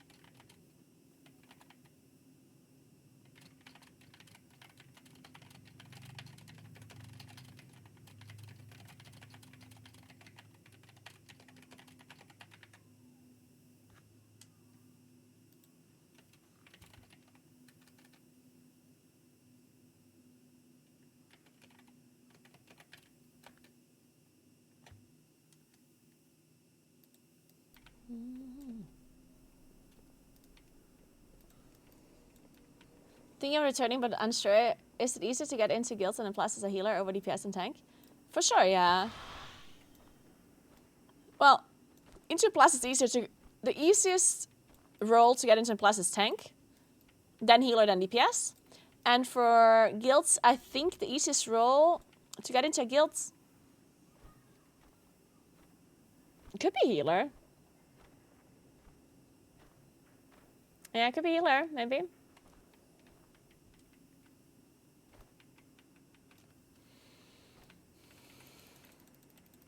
How do you usually sort your druid keybinds for each form comfortably? It drove me crazy when I tried to make something logical. Okay, so the way I have my keybinds set up is that I have almost all of my keybinds separate. Instead of having them double bound. Because you can double bind some abilities as a druid. Like I can use the same keybind for Wrath as I use for Shred, right? Because I can't use Shred in cat form in any other form than in cat form, and I can't use Wrath in cat form, right? But there's one thing that I personally don't like, and it's if I'm in cat form and I want to switch out of cat form, then I want to be able to do that with whatever ability I want. Because the way druids work, or the way shapeshifting works, if I am in cat form, but I press an ability that I cannot cast in cat form, then it will automatically switch me out of cat form, right? So if I am in cat form, but I want to heal myself with like a rejuvenation or whatever, if I cast it on me, then it immediately switches me out of cat form and casts rejuvenation. That's faster than me going out of cat form and then casting rejuvenation, right? So that's why almost all of my keybinds are separate. So I have one keybind that is for this cat ability, one keybind that is for this caster ability. Like they're all separate. I do have some that are shared, but very few. I think it's only like 4 keybinds that I have that are shared. Or maybe even just 2. It's Shift E, where I have Shred and Fear Loon and Ferocious Bite. Because those you really can't use in any other form, really. And then I'm never going to cast Fear Loon out of cat form, right? And I'm never gonna cast Ferocious Bite out of another form. So that for me, I felt like it's whatever. And then I also have, I think Mangle, yeah. Mangle, Wrath, and Shred. I also have like the same keybind. But other than that, I have all of them like have their own keybind. MSG Pharrell, thank you so much for 13 months. Welcome back. Thank you, thank you, thank you. You do want to follow one logic though for shapeshifting as a druid. At least in my opinion, it's pretty important. Is if there's an ability that shifts you, then it should have a separate keybind. That's what I think. Like, that's the most important thing. Because there's abilities that you can only cast in bear, but you have to go bear first to be able to cast it. But there's some abilities that you can only cast in bear, but it shifts you into it too. A good example would be Incap Roar. Incap Roar, you have to be like you have to be a bear to cast it, but I can cast it in any form I want, and it will shift me to bear and use the ability at the same time. Like, I can be in caster form now, and if I press Incap Roar, it like shifts me to bear and casts Incap at the same time, right? So those abilities are important that you bind them on a separate keybind that is not shapeshift related, because otherwise you're just going to be slower. Same with sprint in cat form, yeah. Same with sprint in cat form, prowl as well. Like, if you're in Moonkin form, you can prowl immediately out of Moonkin form. I can press prowl. Oh, that was the wrong event. I can press prowl and it will immediately like shift me into stealth and into cat form at the same time, right? And that is something that's kind of hard to figure out. You have to just try it. Same with Stampeding Roar. Same with a bunch of like caster abilities like Rejuvenation, as I said before. Yeah, Stampeding Roar changes you too.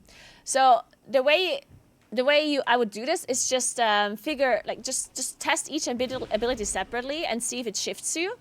And if it does shift you, give it a separate keybind. And if it does not shift you, then you can share keybinds. Because at that point, if it doesn't shift you into the form, then there's no big reason to have a separate keybind for it. Then you can just use a keybind where you have a different ability in each form, right?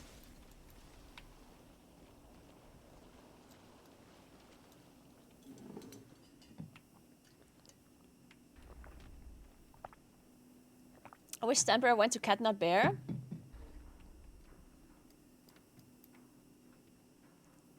Yeah, it would be nice if you could kind of like determine which form it puts you in, yeah.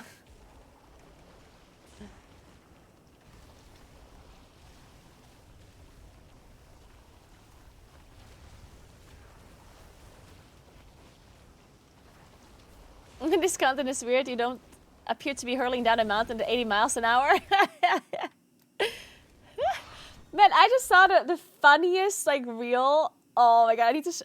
It's only gonna make sense if you understand German, but it was hilarious. I need to show you. To all the Germans that are watching.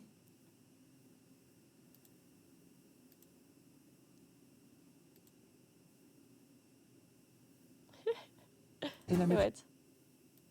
Man! Wait, why can't I reload it?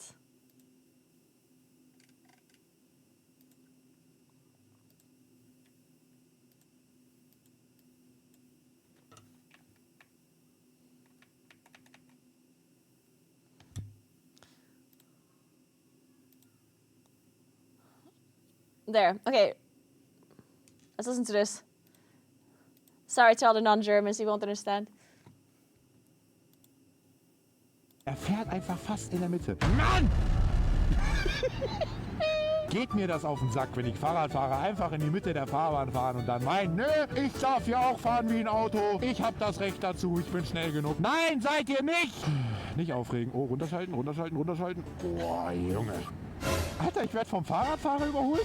Junge, daran könnt ihr aber mal sehen, was für ein Anfänger ich bin. Das kann doch nicht sein, dass mich ein Fahrradfahrer überholt. Junge, wie fährt der denn Fahrrad? Das kann ich mir jetzt nicht bieten lassen eigentlich. Ja gut, aber der fährt schon sehr dynamisch hier runter. Der kennt die Strecke wahrscheinlich auch. Okay, Fairpoint, der kennt die Strecke wahrscheinlich. Der kennt jede Kurve. Guckt euch das mal an. Ich will halt auch nicht draufgehen, sage ich auch ehrlich. Aber der ist ja sehr dynamisch unterwegs. Alter, wenn alle Fahrradfahrer so fahren würden, ne? Dann wäre die Welt aber eine ganz andere. Junge, er fährt einfach 80 Sachen auf einem Fahrrad. Was für eine geistesgestörte Scheiße. Ist ja richtig crazy unterwegs, der Typ. Ich hab was im Auge, Digga. Oh mein Gott. Ich sehe nix, ich sehe nix, ich sehe nix. Jetzt sehe ich wieder was. Mann! Junge, der Fahrradfahrer hat mich einfach abgehangen. Guckt euch das mal an, wie er da am Fetzen ist, ey. Der ist richtig am Ballern, der Junge. Der hat richtig Bock. Guckt euch mal diesen arroganten...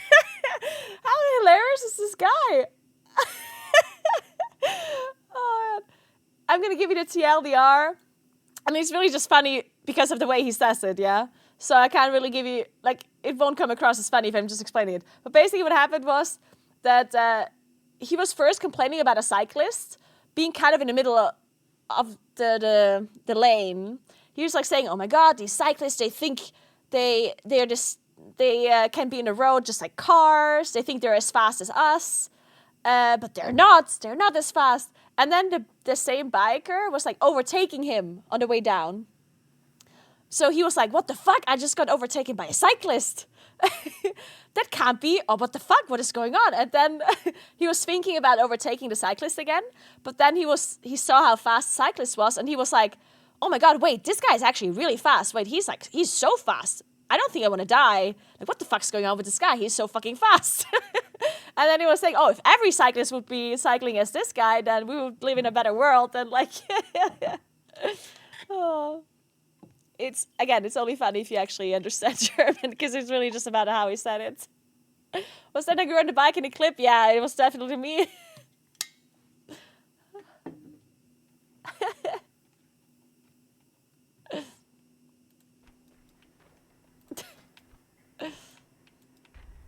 Okay, what key are we playing, guys? What do you think about a 17 Priory? 17 Priory? There's no way the scaling is going to work this way in live service, right? There's no way we can do keys like that. This seems kind of crazy.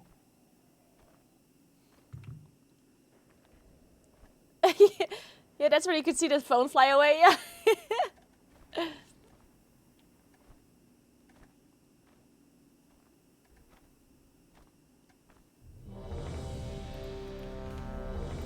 Yeah, the way he says Fahrradfahrer, yeah. Yeah. What do you search and find rating guilds nowadays? I used to look at WoW progress, but it's still a thing today, coming back after a really long break. I actually always used to look at WoW progress as well. I think nowadays people look at Raid.io. Radfahrer, yeah. The good old Radfahrer.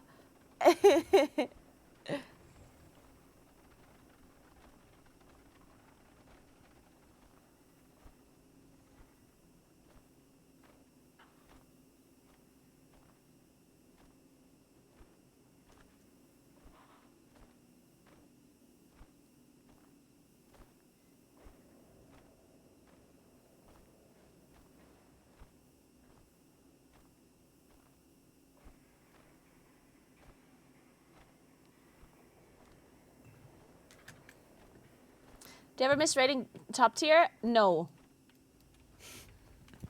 Not really. Not really.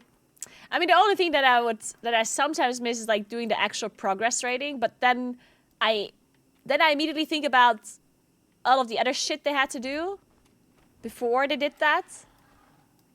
And then I remember that I would just absolutely hate that. Like, when I see them do the split rates for, like, days and days and days, I'm just like, oh my god. Like, how are they doing this? The amount of split rates and, like, carry just, like, it's... I would, like, throw up. I would literally throw up. It's disgusting. The Scandia, thank you so much for the 3 months. Appreciate that. Thank you, thank you.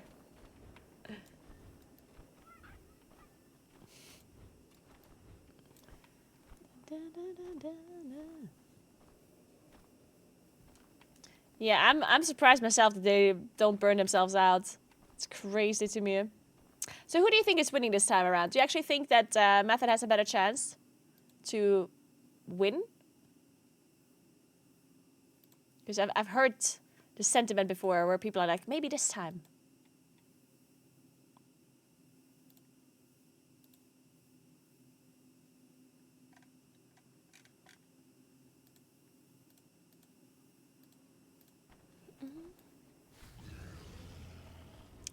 They're raiding remotely, so no shots. You think that actually it affects them negatively? I personally don't think it does. I mean, this is kind of weird because I've heard Max talk about this before, Liquid Max. I heard him say that raiding like together is helping them a lot. But like, I almost can't. Like, I almost feel like I almost feel like he's coping a bit. Like, I almost feel like it's a bit cope. Because, of course, for the race, like for the broadcast, it's really good that they're there. And I can see the benefits. Like, I can see that when you're sitting together and you're eating during your lunch breaks and you're discussing some stuff, like, I can see that helping. But there's also quite a few downsides for being at the venue versus home. Because, yeah, I can see the upsides, right? Because doing lunch breaks, doing breakfast, doing whatever, you'll talk about stuff with the other people that are eating with you, like the other raiders, and then you talk to the analysts, like, you know. But you can do the same thing when you're... Well, you can't do the exact same thing, but... I don't know, like, I feel like the downsides to me, and I think this is like it depends on the person heavily, but the downsides are, first of all, you will have probably less sleep because of, like, going from the venue to the hotel and back. Even if it's, like, right next to it, it's still, like, a difference. Because you have to take a shower. Like, you have to basically look like a human. Like, you have to look somewhat presentable when you go outside. If you're just raiding at home and you locked yourself into your apartment for 2 weeks, you probably just don't shower for 4 days. Whatever, you know? You probably just don't put on new clothes for 5 days. Whatever, you know? No one has to smell you. No one has to... So you probably just don't... You have to put more time into, like, stuff because you're around other people in real life versus... And you're, like, right there. Like, if you... Usually, most people have their PC right next to their bed, or like in, you know, like you go from your bed to your PC, bed, PC, right? It's like 2 minutes. Well, if you're at the venue, you have to go from hotel to the venue. Then a lot of the players are sharing a room, so that means if the other person showers, they might wake you up. You might want to shower when they shower, and then you're like, it will take you more time. Like, I think players probably will get less sleep and are a little bit less rested when they're at the venue compared to being at home, right? Not to mention the fact that you're out of your normal, usual environment.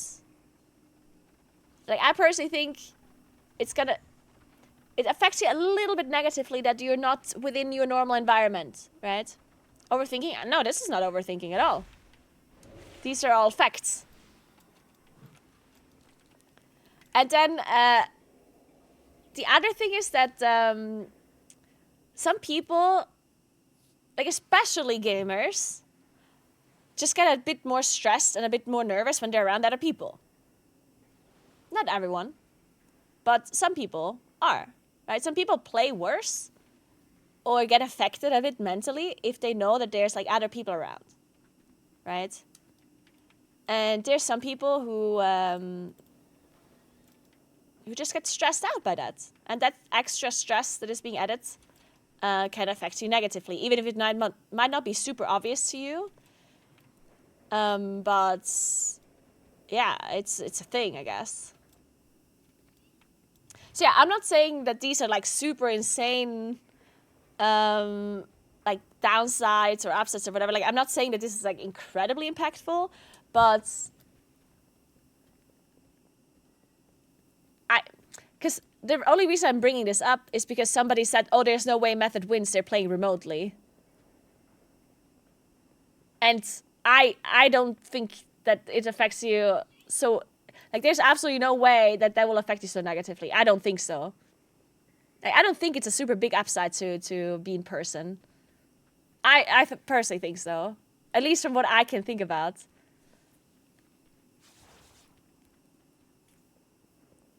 I think if I was raiding Raceable first, I'd rather raid from home than raid from the venue. I think I would be more relaxed if I would raid from home. Pretty sure.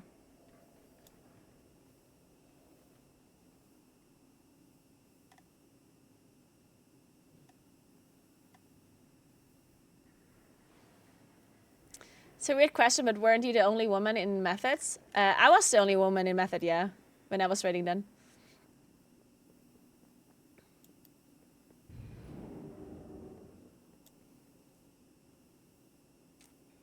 No, like, I'm not saying that there's only downsides. Like, I definitely agree that there's upsides too.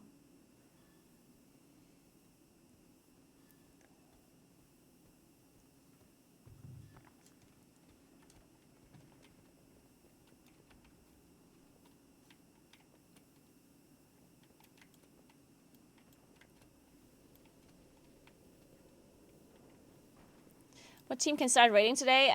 Liquid.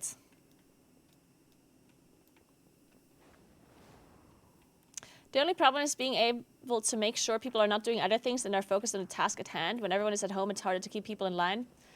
Yeah, I mean, yeah, I can see that if there's people that easily get distracted, and because that is true. Like, that is something that had happened when I was doing Raceable first. Sometimes what happened was, like, obviously I did everything remotely, like from home, right? And sometimes when we were done raiding for the day, we would still hang out on Discord for like an hour or so, talking about stuff and just kind of like unwinding, you know what I mean? Because if you've been focused all day, playing all day, it's hard to just go to bed and like sleep immediately afterwards. At least I always had a hard time doing that. So sometimes I would sit on like voice chat, and other people had the same thing where they would also sit on voice chat a little bit afterwards. But back then everything was completely different, and we... Like, nowadays, they calculate that time into their sleeping time, too. Right? When Echo and Liquid raid, now, during the race, they don't stop playing at 11 p.m. and then start the raid again at 7 a.m. But that's what we did back when I was raiding. Back when I was raiding, we calculated our raiding time for 8 hours of sleep, but... 8 hours of sleep, assuming that each person goes directly into bed after the raid and wakes up and directly comes to their PC. Like, that's how we calculated sleep. It's like, oh yeah, we stopped raiding at midnight, so that means we can start raiding again at 8 a.m. And sometimes we did even less, sometimes we did 7 a.m. Because back then we were thinking, oh, everyone is immediately going to go to bed, and everyone is immediately going to wake up at 7 and be on a PC, right? Which obviously wasn't the case. So we ended up sleeping less because people just need some unwinding time, I guess, before you can sleep after raiding all day and focusing all day. Like, your brain is not gonna immediately be able to sleep, right?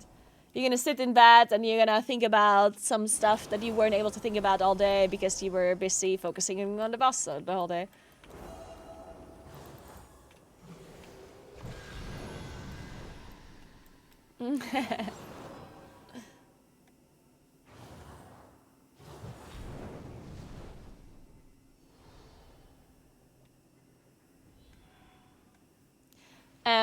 Echo will start tomorrow at 5 a.m. Central European time.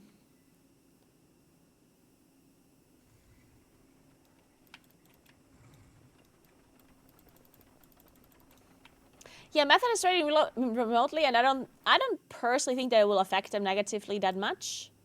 But, you know, I might be wrong, because I've never done a race in person before as a player, so...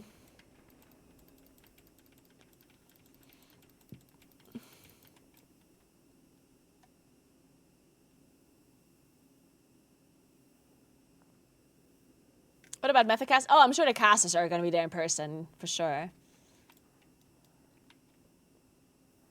It's just going to be the players that are not there.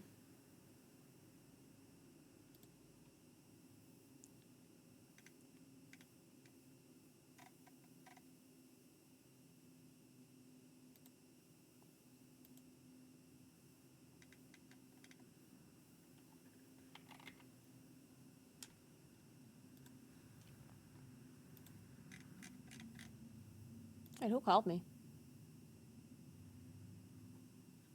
Oh, that wasn't today. Oh, good.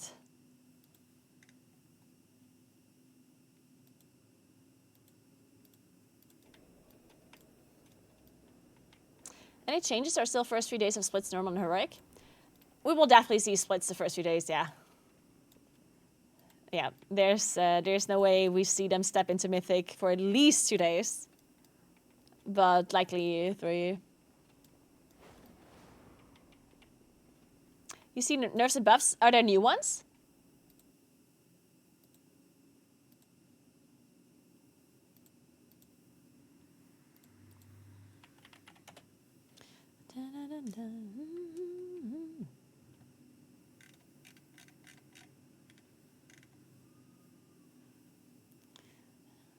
For someone else. Oh, the monkey buff? Ah, that's an old one. I did see that, yeah. Do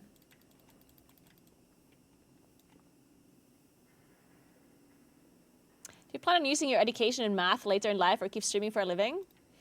I'm not planning on using... Like, I'm not planning on doing anything other than... Anything that is completely different from what I'm doing right now. That would just not make any sense. I would like to, eventually... Like, I think the idea of it is cool, that I would do something completely different. Because, I mean, I love math and, like, STEM in general. But for me to go into that field now would be... Like, first of all, it would be like a... Like, I would have to go and, like, actually finish my degree. And I would actually, you know... Like, it would be a big thing for me to start in that field. Because I have no experience in it, because I never worked there. I just started studying it, right? That wouldn't really make much sense, because... even if... Like, let's say I just can't stream anymore, because nobody's watching me anymore. Because that can always happen as a streamer, right? It's... like, from one day to the next, people could just not watch me anymore. Or I could get banned for some reason, or maybe I just really don't want to stream anymore for, I don't know, whatever reason, right? If that is the case, and I need to look for different work, the thing that would make the most sense for me is to still work in this field, right? I think there's a lot of people that, because it is actually really funny, but it's interesting whenever I do talk about streaming as a job, or as content creation as a job, a lot of people ask me this question all the time. Like, what if you can't stream anymore? What would you do? And people don't consider the fact that streaming, like, or maybe people just don't know that gaming and streaming, like, this is a big, like, industry.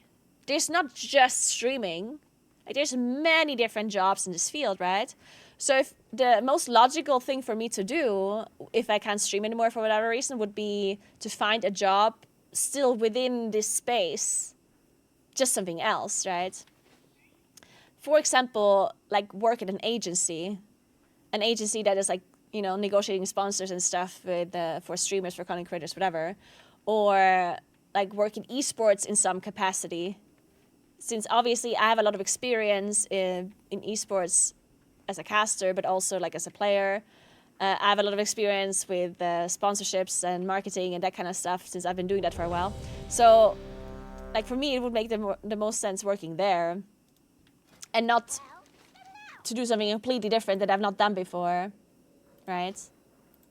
If you ever need anything, Like, there's many, many, many jobs in this industry that I mean, I don't know anything in particular that I would do because I didn't really have to think about this necessarily.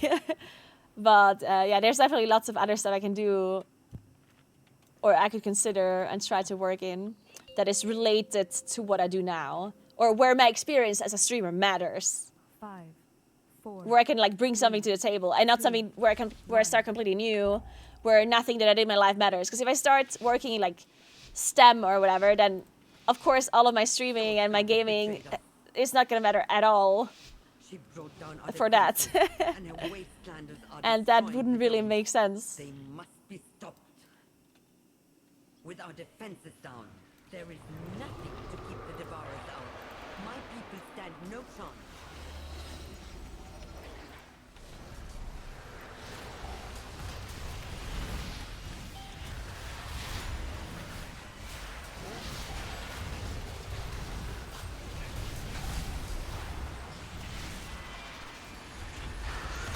What the hell? Sniper?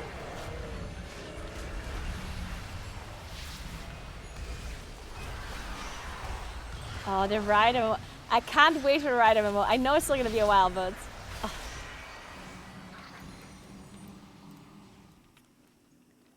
I wonder if the ride MMO can handle all the hype, though. Hey, Paradox. Because the ride MMO, like, I feel like so many people are so hyped for it, and like, the expectations are so high. Like, I wonder... Devourers seem to be coming from the annex. I wonder if this whole hype around it is gonna So we is can gonna return maybe our attention be a to the problem tribe. for them. Because an MMO in general is hard to get right from the get-go, right? Like usually MMOs need some time. Some time for people to play, and then the players realize, okay, this is not so good, this is good, blah blah blah, right? So I wonder.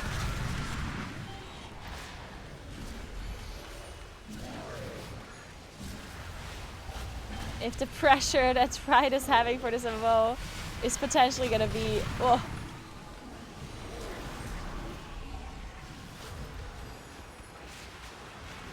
Or maybe it's more like that the people put so much hype over it that if it's not perfect, that they would be disappointed, you know?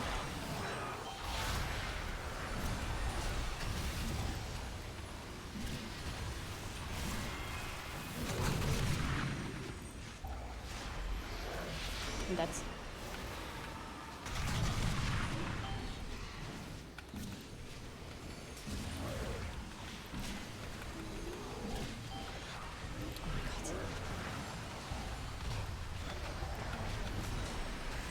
Kill it! Oh my Jesus Christ. How am I alive? Where's the team?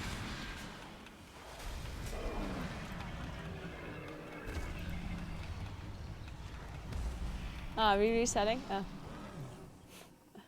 Okay.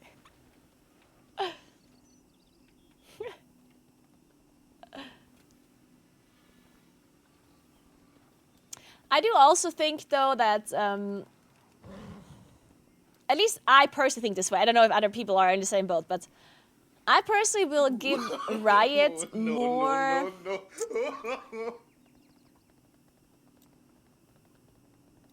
Like if let's say the Riot game releases, and there's some like negative things about it, I think I will be able to, because in my opinion, Riot has a good reputation. Like I think of Riot as like a good company, right? And sometimes when a good company makes a game that has some flaws, you're more willing to like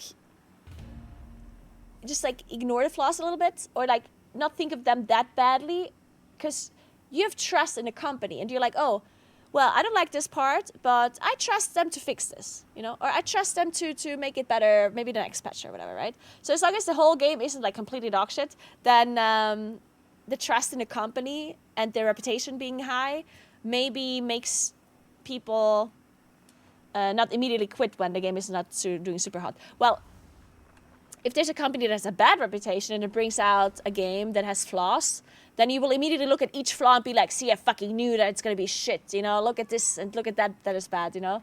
So I think the fact that Riot does have a good reputation might also just, yeah, I don't know. It's going to be interesting to see. Hey, Leafy, by the way. I have less trust in Riot than Blizzard. Really? Oh, I don't. I do have more trust in Riot.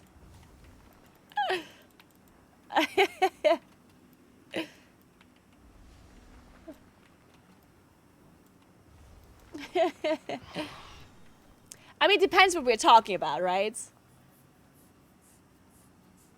Like, it depends which aspect we're talking about. But to bring out, like, a brand new game and for it to succeed, I think if you look at the track record of Riot and the track record of Blizzard, then it's pretty clear.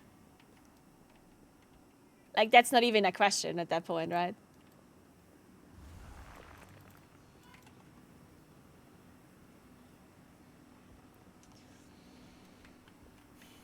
Good morning, Johnny. What's up, what's up?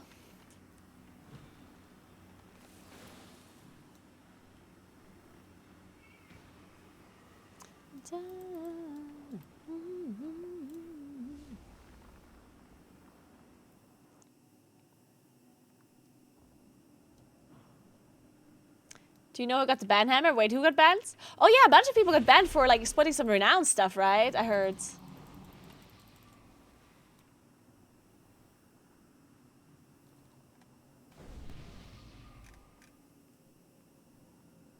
No, I'm not gonna take my bike to Cologne, no. I was initially thinking of cycling to Cologne with my bike to make it like a whole like cycling to Gamescom kind of trip. But then I would have needed to start like 2-3 weeks ago, or maybe more, I don't know how long ago, because this would be very far. And then I wouldn't have been able to stream like the patch release and stuff, right? Which, like, I mean, it would have been a fun thing to do. I would have loved to do it. But, I mean, I am also a WoW streamer, and there's a big portion of my community that watches me for WoW content. So I can't just skip a whole patch because I want to cycle to Cologne. Because I can cycle to other places and I can do a lot of cycling content outside of like the bigger patch releases, right?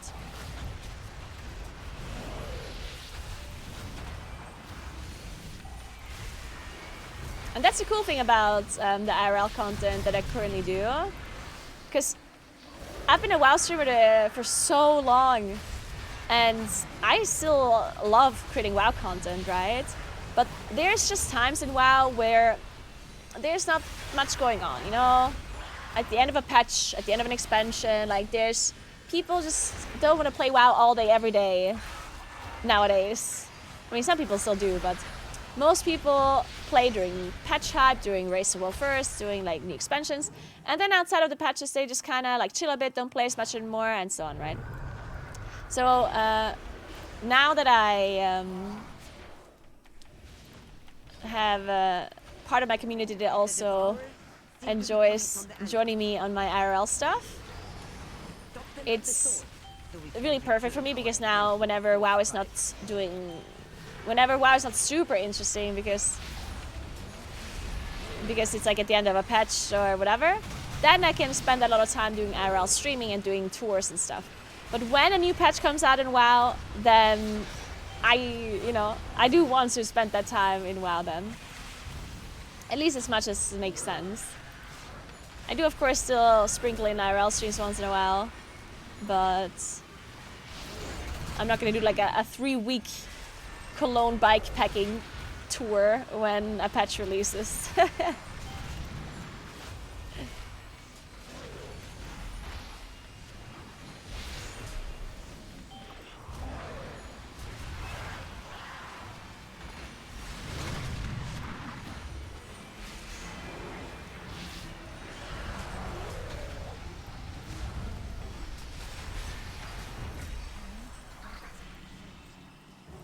Look out! Something is coming up.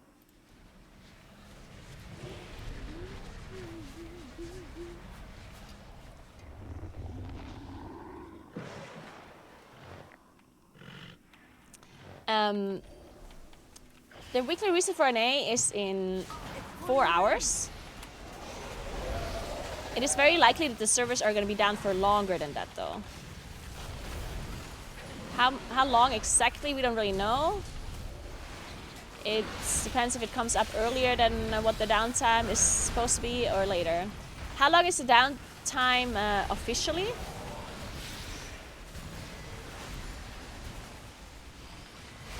How many hours after reset? So 4 hours after reset still?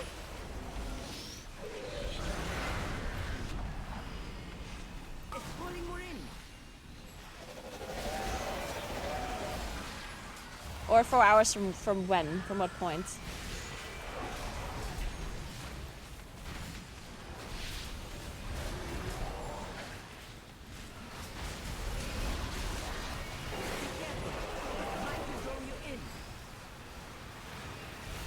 Oh, 4 hours from downtime start, okay. Oh, tapped out on accident.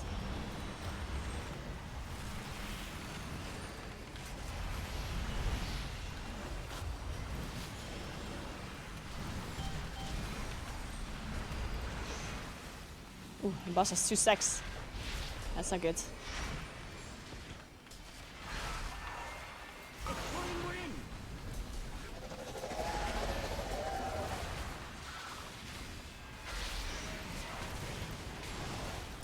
I really need to stack up.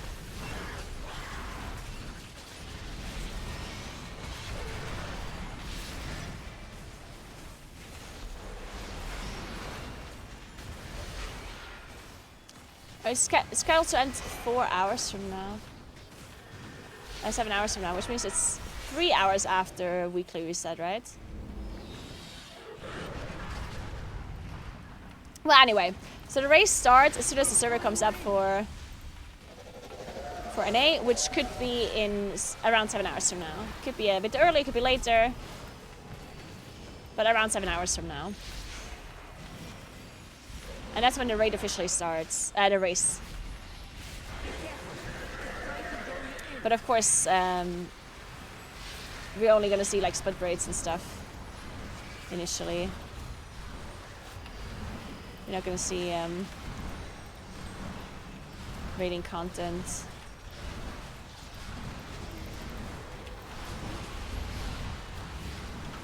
Oh, we're not gonna see mythic content for quite a while. It's got 5 stacks. Oh my god, killed a boss.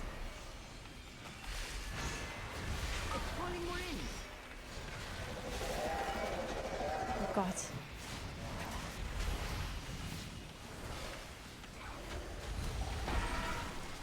How are we not dying though? Is this bugged? I think this. Oh, maybe not bugged. A little longer. I guess not all damage is getting increased by this. Because some, like if it's a 75% damage increase, that would be... With that thing dead, we can return to the real problem. So I feel like some of the abilities maybe are not getting affected by it.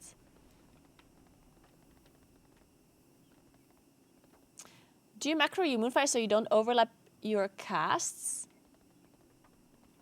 What do you mean by overlapping my casts? No, my Moonfire is not macroed.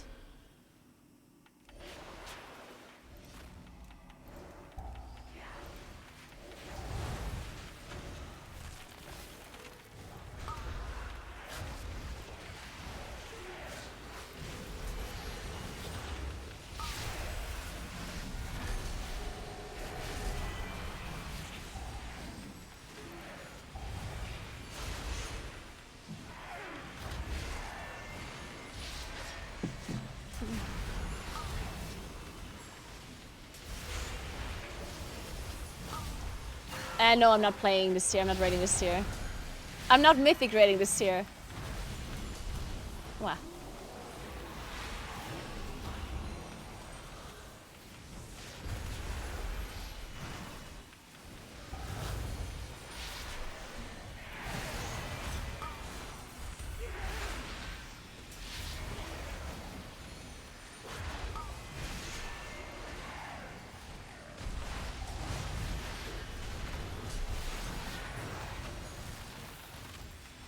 Yeah, it really does Bishu for sure.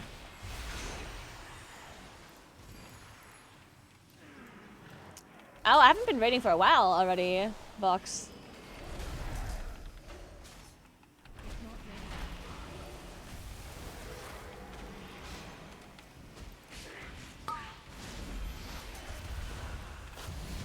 This is not the first year where I'm not raiding.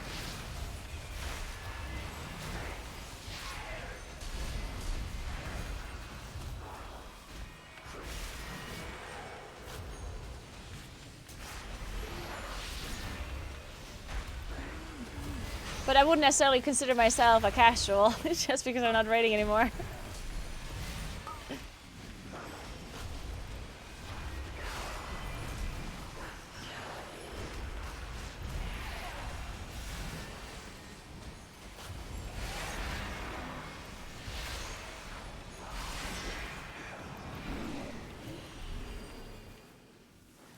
Yeah, Hilunius.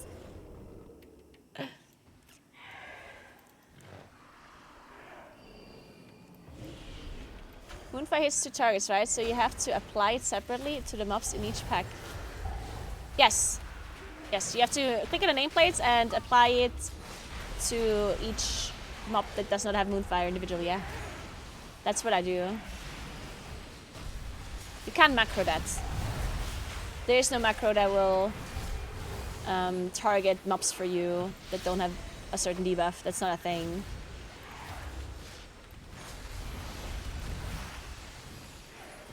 You'll have to click on the targets yourself. One thing, like I know that people are struggling with applying dots and stuff to targets. One thing that I always tell people is nameplates. Nameplate settings, guys. Nameplate settings are so important. Not just to see where your dots are, clearly see it. Like you need to be able to clearly see where your dots are and where they aren't.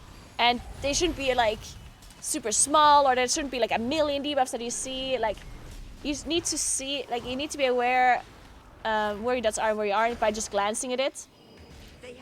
And you need your nameplates to not overlap. Because obviously if your nameplates are all overlapping, then of course you don't see who has Moonfire and who doesn't, right? Of course you won't see it. And of course it's also going to be like a million times harder for you to click on the nameplates if they're all overlapping. Like look at my nameplates here. Look how clearly I can see which mob has Moonfire, which does not. You see? Like it's super easy for me to see it.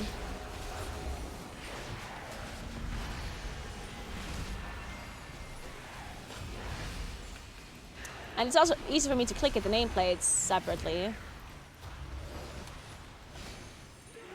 It's so important to have your nameplate set up for you personally.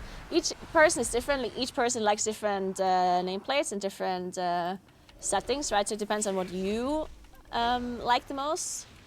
But whatever settings you have, you just need to make sure it's clear that you can see each individual debuff. And you don't see like a million other debuffs that are not relevant to you, because obviously that will make it hard for you to see what's relevant. And you also need to make sure you can click them properly, which has a lot to do with nameplate settings. It's all about your plater settings, it's all about your overlap settings, your offsets, your how the nameplates behave horizontally, vertically, at the top of your screen, at the bottom of your screen, how they stack, in which shape or form. There's still so many settings you can change with the nameplates that a lot of people don't know about.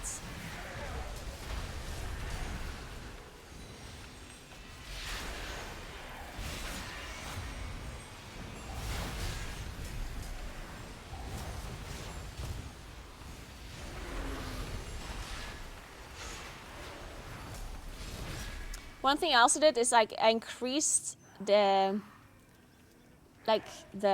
clickable box, basically. You see that my nameplate is the red thing, obviously. But if I click a little bit next to the red bar, I still will target them up. So basically the clickable area for nameplate is bigger than the visual. So if my mouse is slightly below or slightly above or slightly to the left of the actual red bar, I will still target the mob. Which also makes it a bit easier, right? You don't want this clickable area to be insanely big, because then otherwise you can't target the other mob anymore, right? The one that's underneath. What we need is Carol reacting to 6 hours UI fixing Preach spent his Friday doing. What the hell? He actually like fixed his whole UI. Man, UI stuff is just so... That's one of the biggest reasons why I actually like the fact that Blizzard is trying to remove trying to remove add-ons, or like the impact of add-ons at least. That's actually one of the biggest reasons, because it's not that I necessarily dislike add-ons by any means, but one thing that really bothers me that I hate is like setting up your add-ons every time. Like, it's such a chore.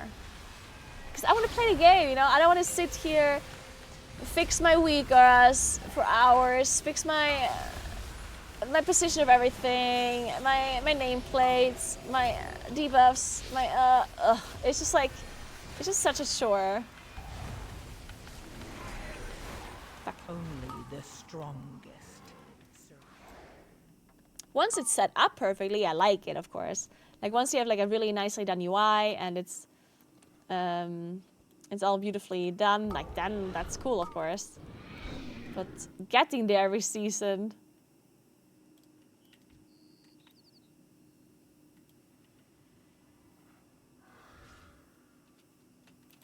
I'm stuck.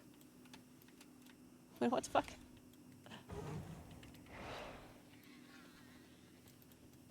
Are we leaving again?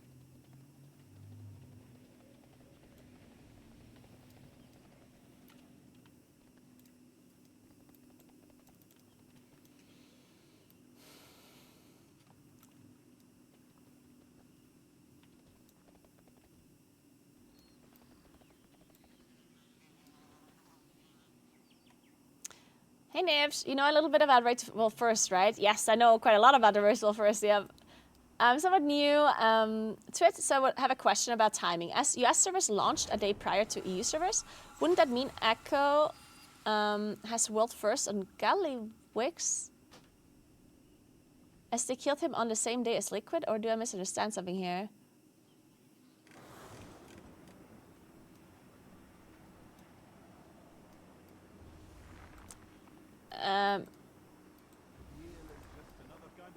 Okay, I'm a bit confused. Are you...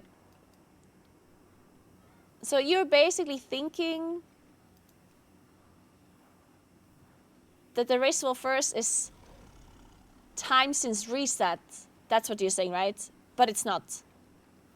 Whoever kills the boss first wins, period. That's the only rule. Okay, whoever kills the boss first wins. It doesn't matter when you got the reset. Literally nothing else matters. Whoever kills the boss first wins. That's the only rule that we have about the race. And since Liquid killed it first, they win. Doesn't, like, the zero reset does not matter in this for the race. Well, it does since it gives advantage. Not for the win, no. No, whoever kills the boss first wins the race first. That's it, period.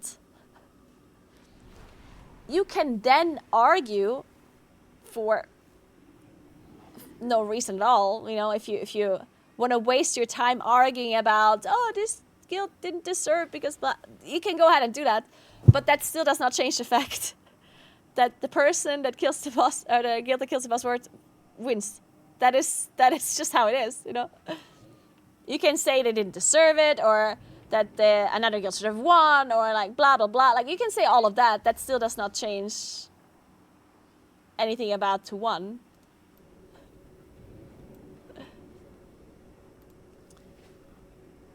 Residue is really good right now, Flo. Yeah, Residue is really, really good. You're making the correct spec for this patch.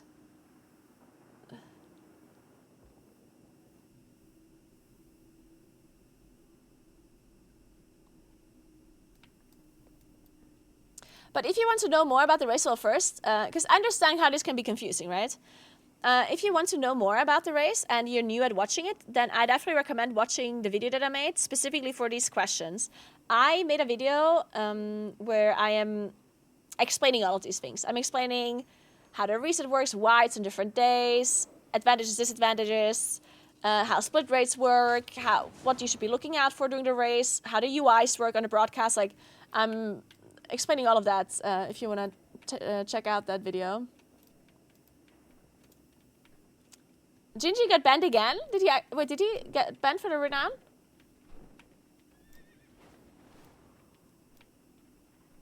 Or is this just a meme?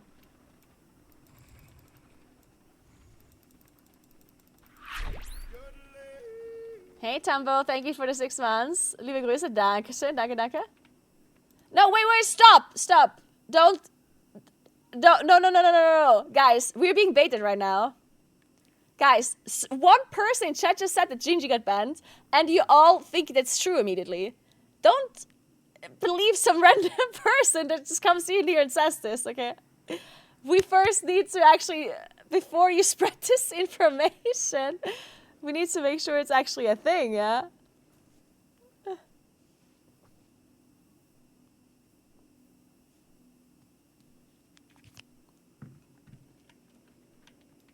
Yeah, you're getting one guide, guys. Naguura get banned.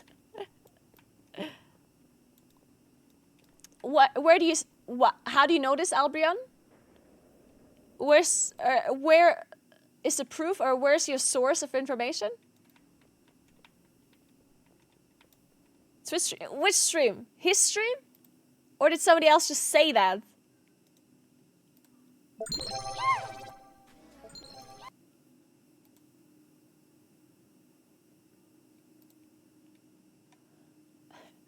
Hey Roger Vin, thank you so much for Prime. I appreciate that. Thank you very much.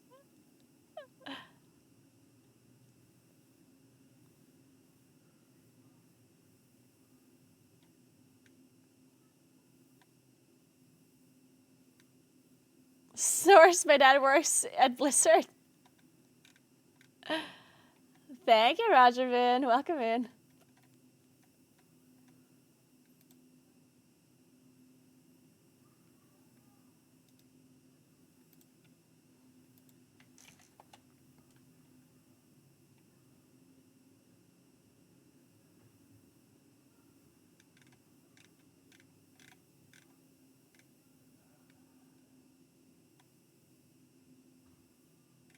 Yeah, okay, he's not banned, guys.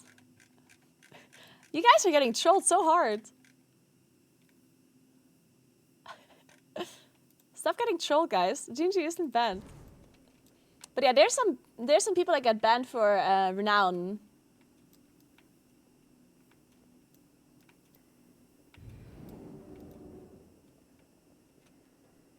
Was it Gingy with a mustache that got banned?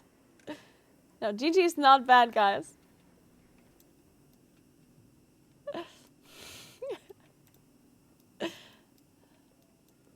Yeah, I'm actually banned because that's why I'm playing on PTR, because I'm banned on live servers.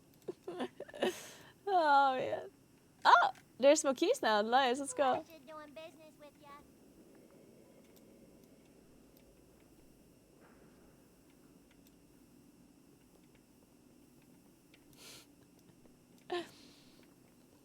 Alright guys, I'm gonna go AFK for a second.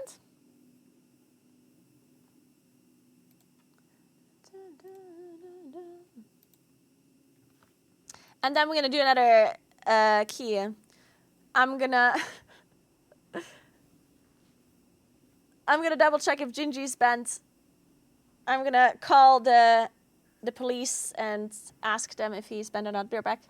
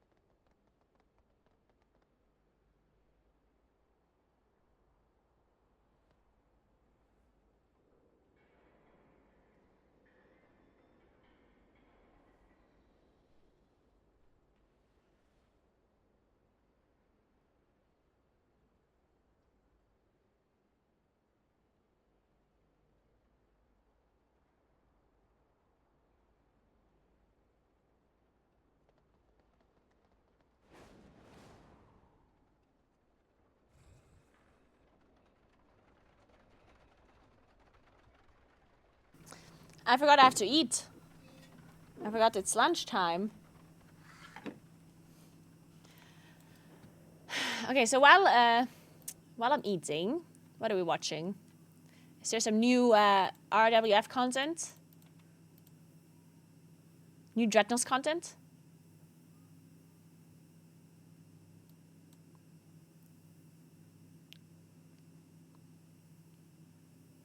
Race to Will first recap Mana Forge Omega Preview Edition. Wait, Race to Will recap? Oh. Oh, Tettles and Dreadnoughts did a thing. Nature could speak. How would it respond? Let me watch that. That sounds interesting. I think.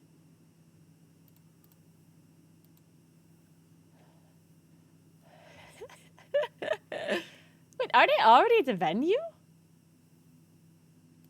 I am your host, TTB Tettles, and I am joined by Dratnos, host of the youtube.com/Dratnos channel, Twitch. Are they already, like, at the venue now?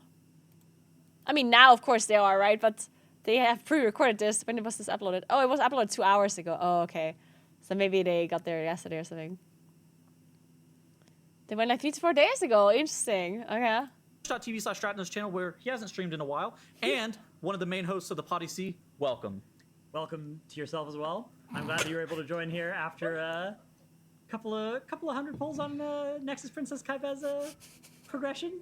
It's really good. I mean, Nexus Princess Kaibeza, of course, whenever you kill her on question mark difficulty, gives you a myth track slot out of your Delve vaults, and so that's actually it's very impactful, particularly in relationship to the Race to World First, which we're going to be covering this season. It's not remotely true, although there have been some Race to World First players that have been farming that boss, which has been pretty fun to watch. So we're going to make our daily recap video series here, live from the Race to World First venue. You may see people walking back and forth and stuff, and joining in over the time as well. Does happen during these. So, what do we have to cover? Hey, quick pause, because I know people are going to ask. I'm eating chicken, black rice, peas, and carrots with some tomato sauce. It looks like this. There you go. Now continue. For today. All right, so we got a couple things. We have recent class tuning, which I think might change maybe some of the comp predictions. I saw you made a comp prediction video. I actually thought it was very well done. I thought most of your takes were correct. I felt like it was pretty good. Yeah, I mean, I feel like this class tuning has potentially thrown some wrenches into that. There's a lack of DKs that I think might exist that previously existed, so we can talk through some of our predictions for class tuning. I think we talk about some of the pre-raid gearing, and I think that there's legitimate discussion about a 3-horse race for this tier, question mark. Yeah, I feel like that has been one of our slides in this first video for the past 3 races now. I don't know. Go back and verify. You can watch our Race to World First recaps for the previous couple tiers, because I think that has been one of them before. Have you ever watched one of those movies where they keep cutting to, like, somebody almost catching somebody, and then it cuts to something else, and then it cuts back, and it's like, hang on, that's the same... I'm watching the exact same footage over and over again, and it's like, it's trying to make you think they're getting closer and closer, but, like, at some point, if you're getting closer and closer, you got to actually catch up, right? Now, hear me out, though. Method got 4 brand new players, That's including now Zalia, Canex, Kush. I think there was maybe somebody else. Yeah, they picked up a bunch of people, not just so those players who had. No, killing Kavessa does not give you a myth track item next week. It's a meme. World First experience with Echo and such, but they've also picked up a bunch of people from Laggett, I think a Swedish guild. Okay. So yeah, definitely. The argument could be made, and some are making it, that they are now seriously in the contention for first with these pickups. I'm still going to I'm going to believe it when I see it. I still think their chances are substantially less than both Liquid and Echo of getting first. I think you and I were talking about this. I think that Echo has a better chance than most people would expect to actually get Race to World First, because you look at those players that left for Method and you think, oh, those are historically some of the best players that were on Echo.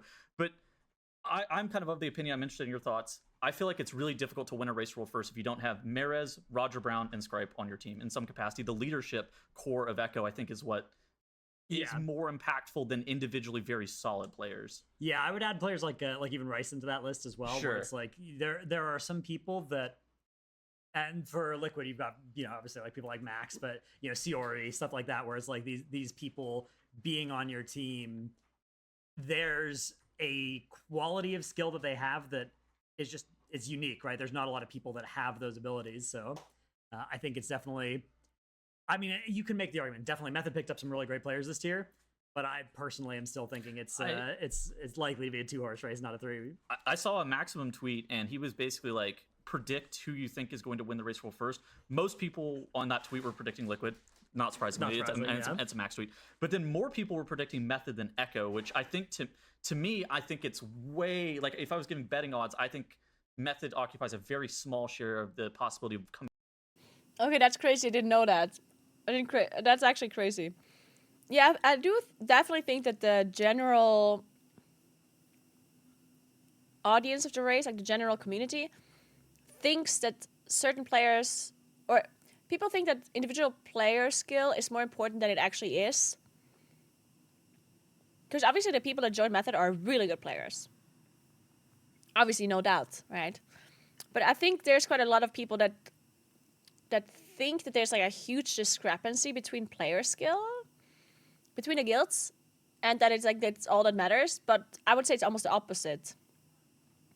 I would say that the player skill between the guilds is actually very close to each other, if not the same overall. And the really determining factors are like the things that you don't necessarily see, like the strategy making, the weak auras, the efficiency in how you're raiding, how you do your split raids, how fast you do them, like the organizational strategy behind it, you know? To come up with certain weak auras, not just to make the weak auras, but to come up with a weak aura. Like sometimes, like people sometimes think, oh, it's hard to make a weak aura, but making the weak aura itself might not be the hardest part. It's actually harder to have the idea to make a weak aura for it, you know? And that's, you need to think about that. You need to come up with that.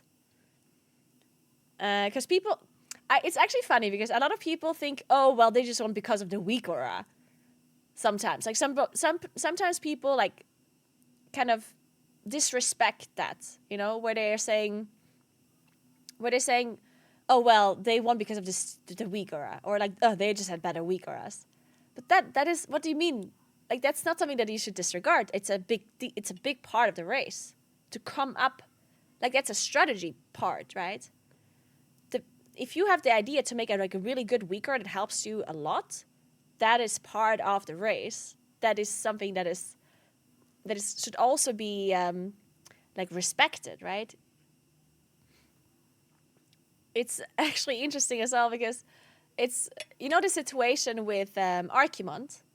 When I got world first on Archimond, people were kind of disregarding the kill a little bit because of the weak aura. And to be fair, the radar weak aura that we had then, it was like really crazy, and nothing like that can be done anymore. But the fact that we had the idea to make this weak aura, and when I say we, I mean it was Potom, and the fact that Potom had the idea to make it and actually also just made it, like, that's part of it. That's part of the whole process, you know? Yeah, it was the one with the radar and the lines, yeah. Du kannst auch Deutsch schreiben, aber ich werde meistens dann Englisch antworten, damit alle verstehen, was ich sage.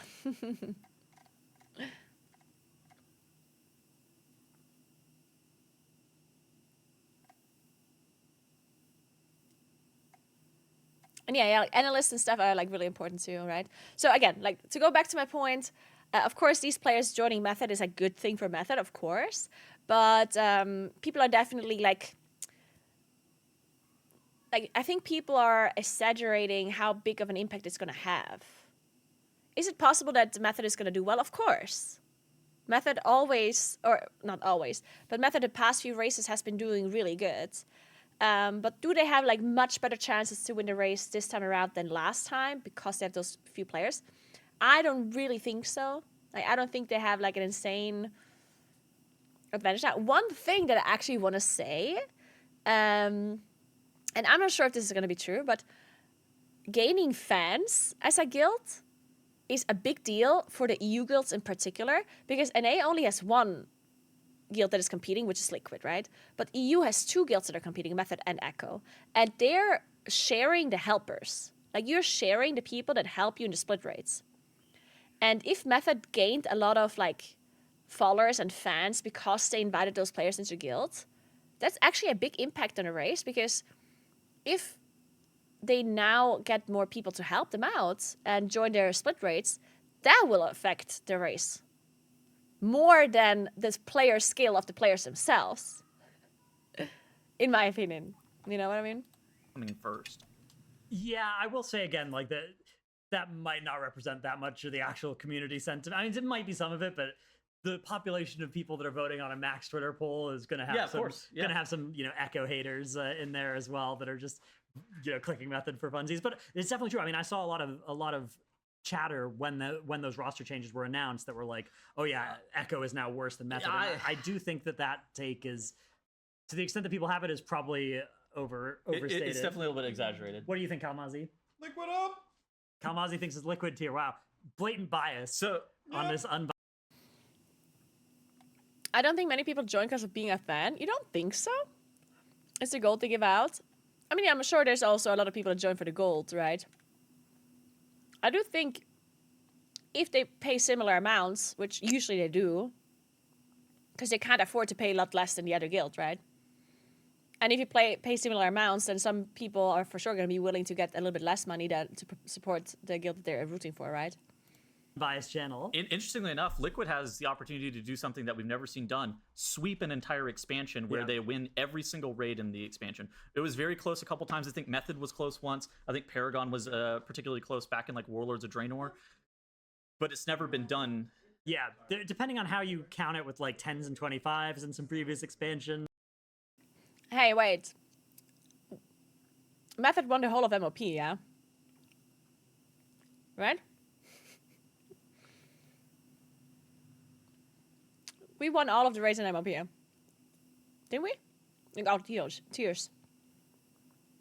I mean, unless you're counting like the raids individually and not the tier, I guess. Yeah, Heart of Fear, we didn't win, but Heart of Fear was part of like a 3-raid tier, and we won the tier. But I guess it's how you count it, I guess. So I guess if you're looking at rates individually, then maybe that did never happen before. Or?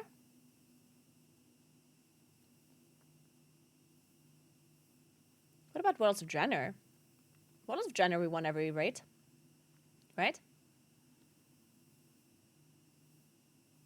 Yeah, I'm pretty sure we won every single raid in Worlds of Draenor. Not just the tiers.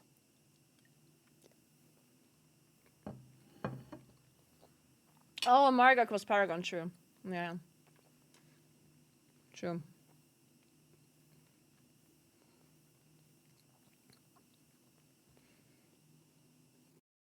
Oh, was there somebody Mop or Kata? And depending on if you count Highmall as separate from Blackrock Foundry, which I do, but if you didn't, then you could argue that that was a method expansion every boss. But either way, it is a big opportunity for Liquid if you want it to be, but also, so it's another race like any other. Liquid are coming in, though, off of a 2-race win, which, is something, but it's also been true that if you look over the past 10 races, there's been a lot of streaks of 2 and 3. Nothing longer than that, though, so we'll see. Yeah, I think it'll be super interesting. Okay, so that's kind of where we're sitting in terms of the 3-horse race. Pre-raid gearing, we've seen some stuff that's kind of interesting. We've seen hard mode Tazvesh. That's going to be potential. You made a really good video about like frequently asked questions from viewers about what is the current state of the race. I would recommend people go watch that if you're like a brand new viewer. That kind of added a bunch of stuff. Yeah, just like a 35-minute monologue about here's how the Race to World First works. Yeah. Here's why they're doing splits and what those are accomplishing. Yeah. What are you kind of expecting from like the pre-raid gearing? Maybe something that's happened this week, or potentially like what is the beginning of next couple of days going to be looking like gear-wise? It feels like this week where we're recording this, so the week of the 5th, not the week of the 12th. Yeah. Really didn't matter much at all. I mean, they were doing M0s. Some people will come into the first week with a champion track version of a good trinket already. People were paying for M0 helpers. Yeah, it's a case of like there's nothing else to do during the week of the 5th, so you may as well optimize it. But it's probably true that if you could trade all of that time doing M0s for like 30 more minutes in the actual week of the raid coming out, that would be a good trade. Sure. Yeah. And then as for like what's going to happen in the next couple of days, we're going to immediately start. Guilds are going to go into heroic. Thank you so much for the Prime. Diabetic Ginger. I love your name. Splits. They're going to be gearing up, trying to identify what character is going to be mains for a lot of people, prioritizing very valuable tier sets at high item levels and particular trinkets. I know the raid trinkets for casters look exceptionally good from the raid. I don't know if Mythic Plus trinkets. There's a few that are decent. Are melee DPS also on?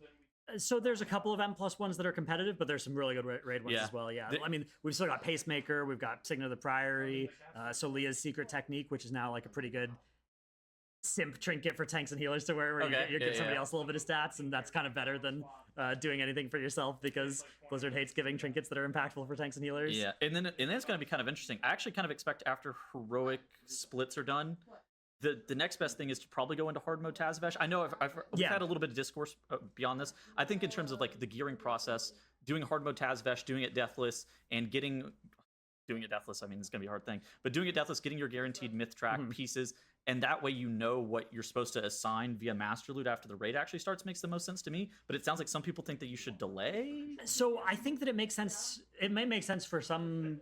First of all, you don't want to just be doing multiple deathless Tazaveshes on your alts and stuff, probably. You're only going to do it on one character, right? Yeah, exactly. So you need to wait until you've done the splits, so you've identified what your main is. And then it would make sense to do it before stepping foot into Mythic, because the Mythic first boss is going to drop some myth track items.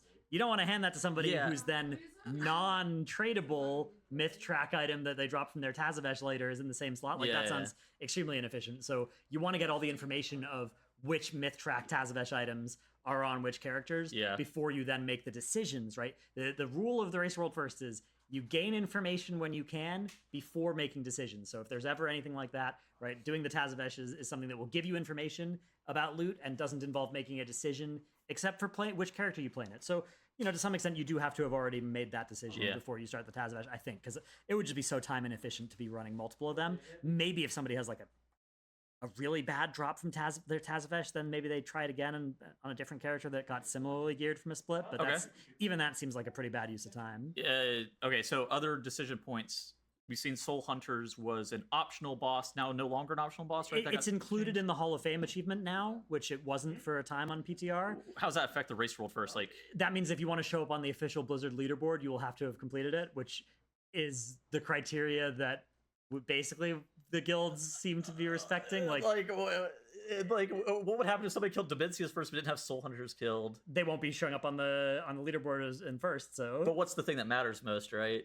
Showing up on the leaderboard as first is probably. I mean, the thing is, if you kill Dimensius first, the other guild killed Soul Hunter first. You know, presumably it'll be a lot easier for you to go kill Soul Hunters than for them to go kill Dimensius. So you're probably going to win either way. Yeah. But yeah, it's basically cemented it as a standard boss in the race. Did that ever happen? Did it? Oh wait, that did happen. Wait. We have an example for this. Heimall, right? Yeah. So Paragon killed Heimall killed Paragon killed the last boss of Heimall before they killed Butcher, and got the world first basically before having cleared all of the bosses.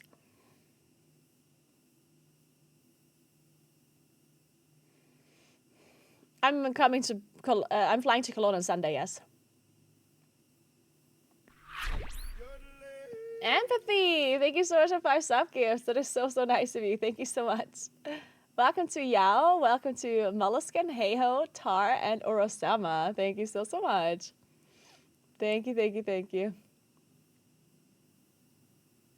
Did they also kill Butcher before Method then? Is that true? I don't remember that.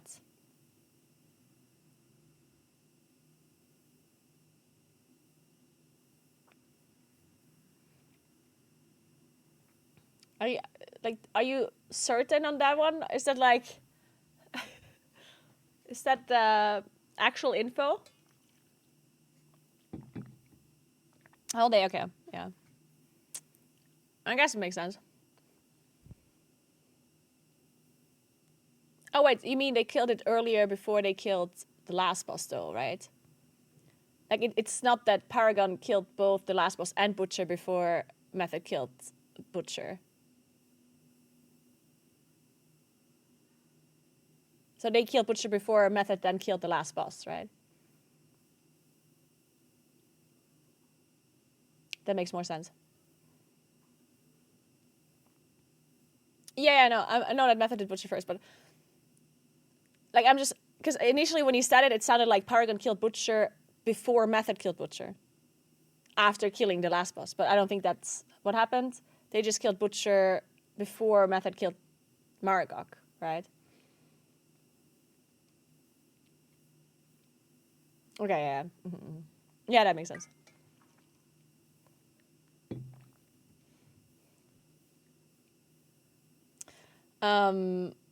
But yeah, I guess it doesn't really matter then. Yeah, you're right. I mean, it's funny because whoever wins the race is just something that we kind of choose. It's funny because there are actually no real rules. Like there's nobody that actually, like, there is no written rules about the race world first. It was just kind of determined by us as a community, and I think the first kind of website that was like saying who won and who didn't was WoW Progress, right? When WoW Progress came out, they had a ranking, and everyone just went after that ranking. Because, for example, when we had multiple different rates in one tier, then whoever killed the last boss of the last raid first just won the race. Which was, to me, that was always a little bit strange. Like, because why would it work that way? Like, let's say, for example, the tier has 3 raids. Like Emerald Nightmare, Trial of Valor, and Nighthold. WoW Progress just basically had whoever killed the last boss of Nighthold first won the race, no matter what happened on the other raids. Like, even if there's a guild that got world 100 in Emerald Nightmare and world 100 in Trials of Valor, as long as they won, like, if they killed Gul'dan first, then they won the whole tier. So basically, the 2 raids before did not matter at all for the tier winning, which I always thought was a little bit strange. Like, but that's just kind of how the website determined it, and I guess we as like a community just accepted it.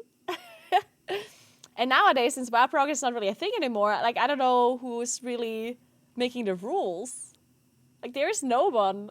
Like, we don't have a committee that decides who wins. So I wonder what would happen if we have a situation like that. Like, I wonder what we would do if something like this happens where there's like a boss that's optional and somebody skips it and kills the last boss first. Like, what happens then? Like, did they win?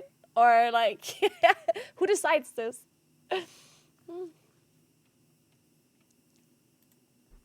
You can skip it if it's kind of harder than the There other will be a bosses war, you can go yeah. do, but you're not going to skip it because it's easy but optional. It's like the community has to fight it out. It has, like, NA has to play against EU or something. Like, it's not optional. But they have to meet in real life in a parking you would lot. maybe look at it at the same spot that Fractilis is at. Right, and... you do whichever one you think is easier. There's going to be a Or rooster you fight. probably actually would still do it even if it was a little bit harder because The it's EU community can choose a rooster and the NA community can choose one. It's very rewarding. Those mythic boots that it drops are very powerful. Okay, so some other stuff that we've seen today. This is probably the latest and most impactful raid tuning that we've actually ever seen. Normally there's like raid tuning on Friday and on Monday. I think it's normally just like very small aura buffs to bad underperforming specs and very small aura nerfs to overperforming specs. But I feel like we've actually gotten some larger changes than we historically see. Some stuff, as much as like Havoc Demon Hunters getting all ability damage increased by 5%. I know Balanced Druid ended up getting probably like a 5 or 6% buff as well. Some of the other specializations, Enhancement Shaman ended up getting a decent buff. And then we had some of the damage going down on things like Demonology Warlock. We saw that Frost Death Knight damage down. I choose Naguura as my champion.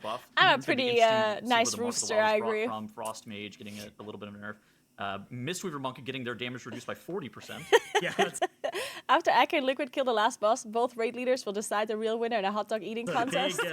Big raid DPS nerf for them. So, I mean, you made a video talking about the raid composition. Who do you think would win in a hot dog eating contest? Max or Scribe? Not sure how I would put my money on that one.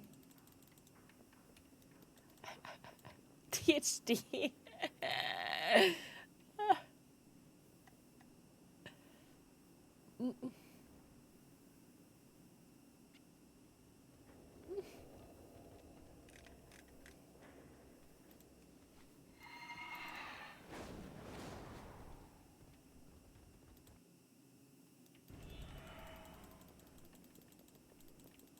Max cause American.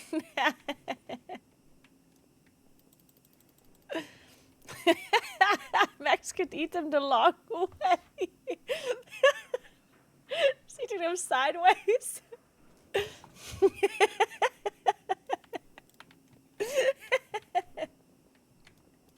Man, I really want to see a eating contest between Max and Scrap.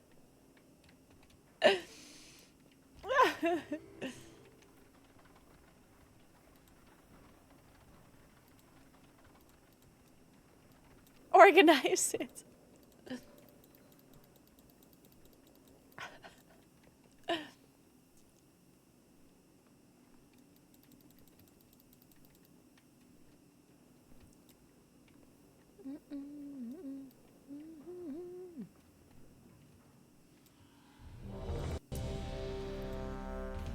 Man, guys, should I kill Kavessa one more time?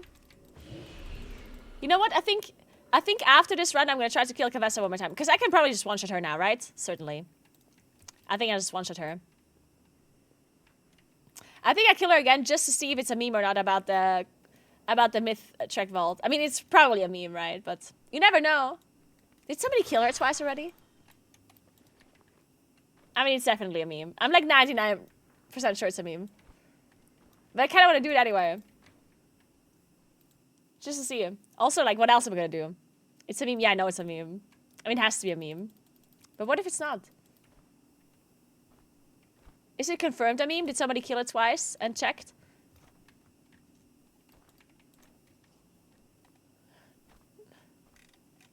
Did you have a start of season 3 checklist? Yeah, I do. I do, in my latest YouTube video, yeah.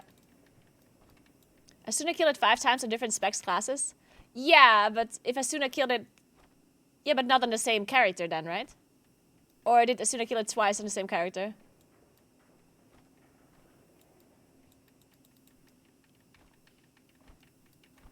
Wait, Gingy killed it on the same mage? 3 times?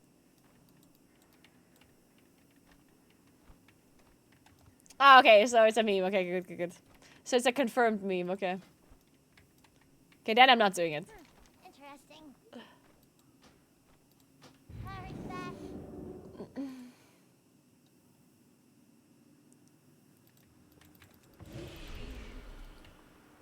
Gingy didn't get banned, shut up.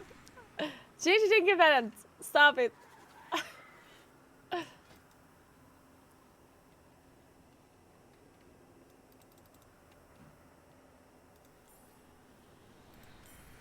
Wait.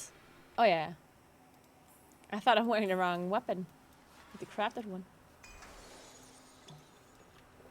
Ooh, we're doing Gambit. Nice. Did he get banned for real? I can't believe Gingy got banned again. This guy just always exploits.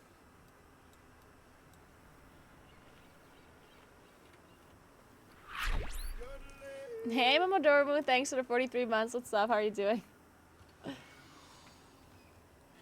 Let's just go with it. Yeah, I'm going with it now. Did you bet again? Classic? Yep. Classic Gingy.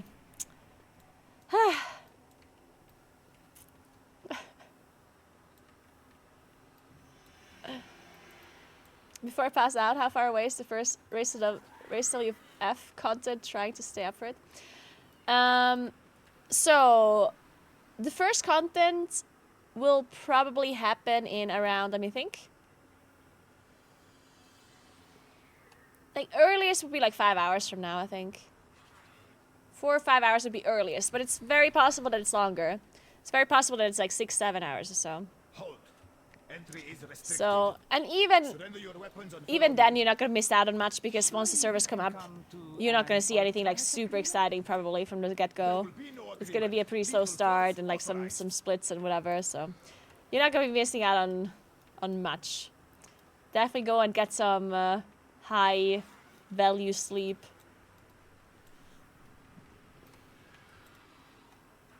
Yes, I will go to the Echo venue on Monday. I'm gonna be there on Monday.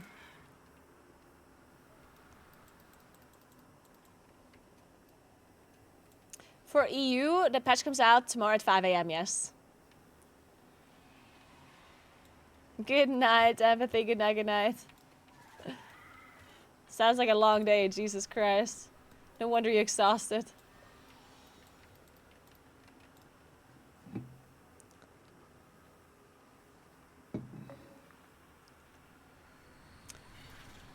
No, I'm gonna be at the Echo venue on Monday. I'm not casting for Echo.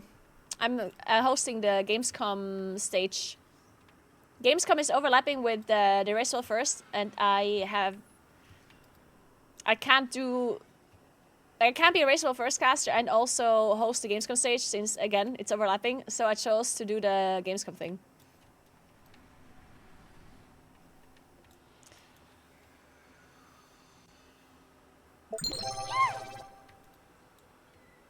Hey, Drama. Thank you so much for the Prime. I appreciate that. Welcome in. Thank you, thank you. Yeah, I'll be casting with Megs. Yeah, I'm super excited to meet her again. Next year, Naguura is going to cast for Liquid. I do miss the Liquid people. It's such a long time ago that I casted for Liquid. I do miss all of the Liquid crew, like the casters and production crew and stuff. Haven't been there for quite a while.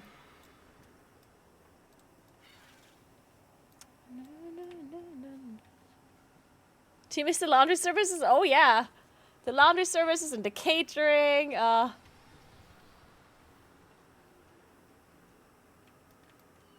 miss season 2. I feel like it's gonna be so hard to get into groups because of that.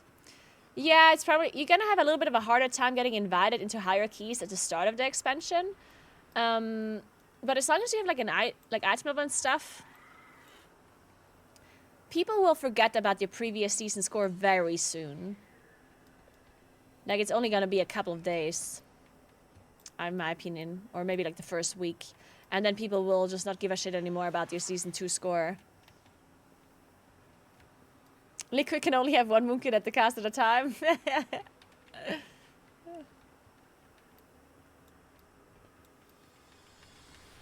What do you think is the minimum item level for hierarchies? Absolutely no idea. I mean, it depends on the time as well, right? Because obviously for keys on the first day, like on the reset day, people are not going to be asking for insane high gear because how high can it possibly be? Like each day, the requirements for people are going to go up, presumably. Because each day you have the opportunity to farm gear. And it's always like people always base their item level requirements off of what is possible and what other people have, right? So to start, it's going to be a pretty low requirement, I guess, for people to invite you. And the longer the patch goes, the higher the requirements are.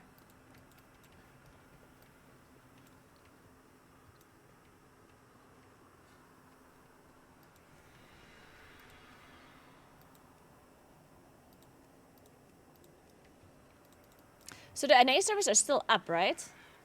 When are they supposed to go down?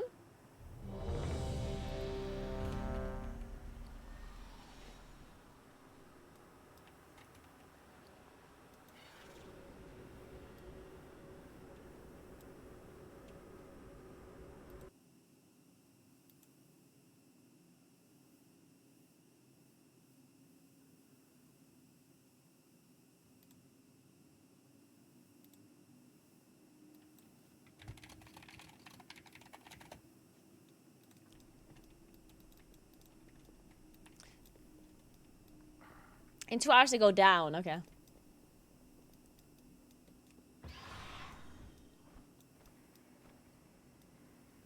But they go down like when like exactly the same hour as the weekly reset and not before then?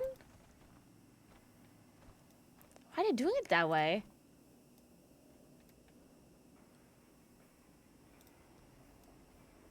Like why wouldn't they just like do this before the reset? I'm confused.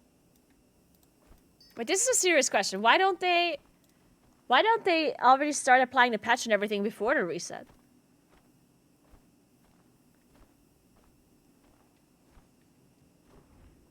It's like 5 AM in CA right now. So what?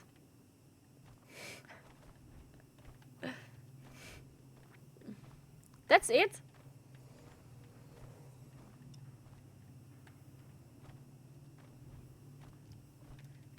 And just pay them overtime.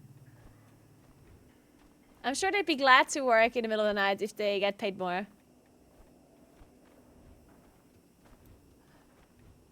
If it happens once every 6 months.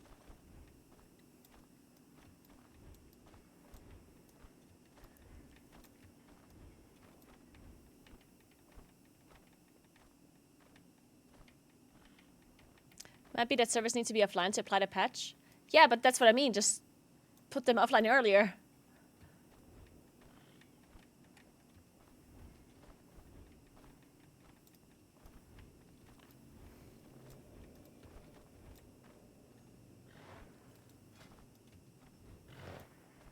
Because, I mean, when you think about it... Wait, let me think about this. Because when do they apply the EU patch? California time. Because the servers... The reset is at 5 a.m. and the servers go down when? For EU? Let me check.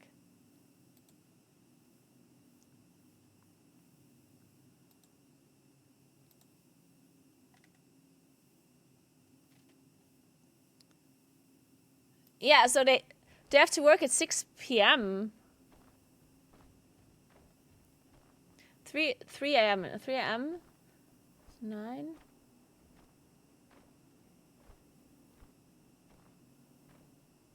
Yeah, so that means for the employees also have to work overtime to apply the EU patch, right? They have to work from 6 p.m. to 9 p.m. Which is also not the normal working hours. So some employees have to do this as well for EU.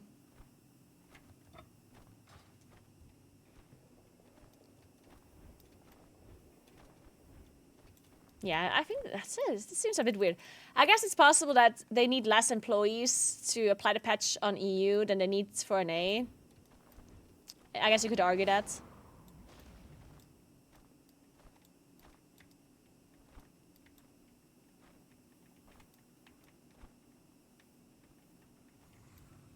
Yeah, it's gonna be easier, but still, I mean, it still means that there are some people that have to work at like a weird time, right?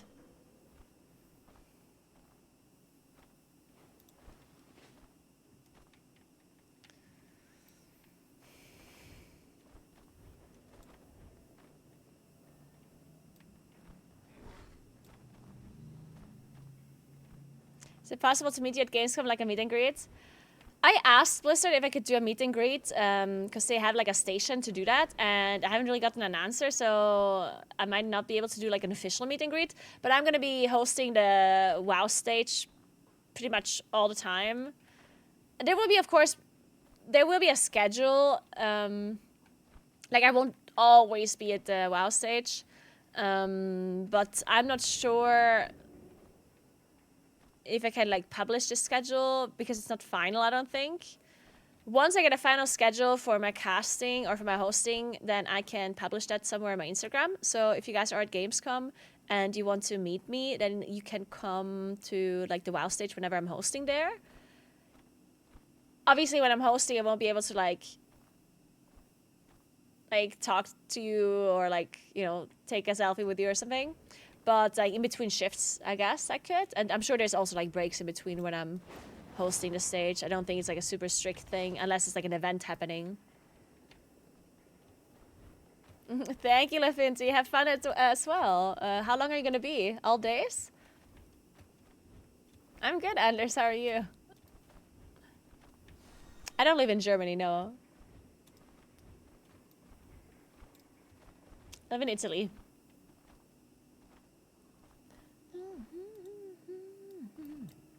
Guys, we need a healer. There's no healers on PTR right now.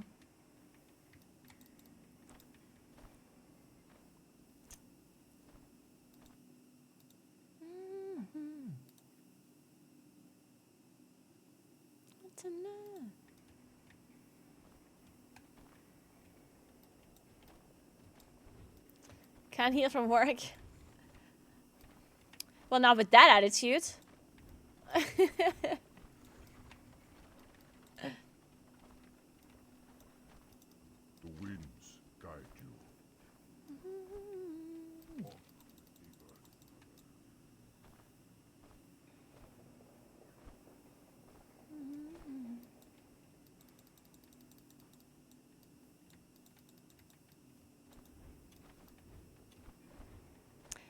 No, it won't be live streamed, no. There will be like an English broadcast that will be live streamed, but not the German stage. Like, so whenever I'm doing the stage, then that won't be live streamed anywhere. If I'm gonna be in the English broadcast, which I will be sometimes, then that will be live streamed.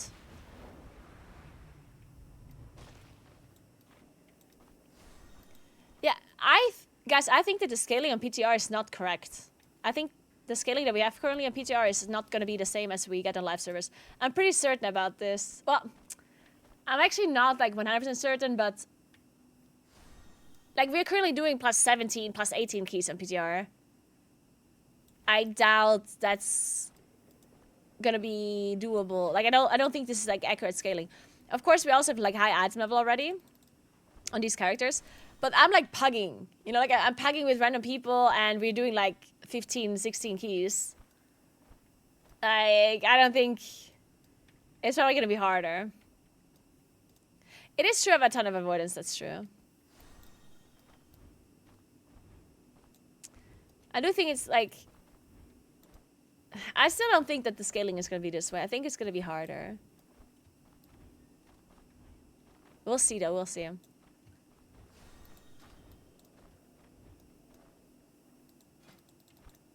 Oh, a healer! Let's go. Let them fast. How you doing?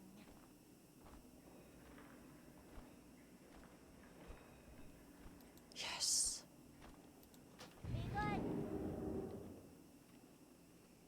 Tier sets are massive. I mean,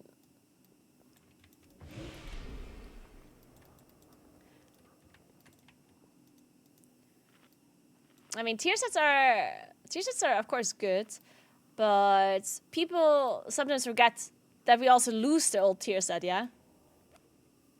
Of course, the new tier sets usually are a damage gain, but not as much as people think, since you have to unequip the old tier set, which is a pretty big damage loss, to equip the new one, right? It's not always like an insane difference, an insane damage gain.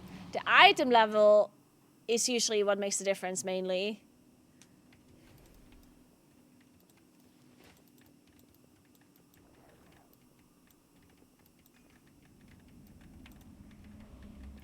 It really...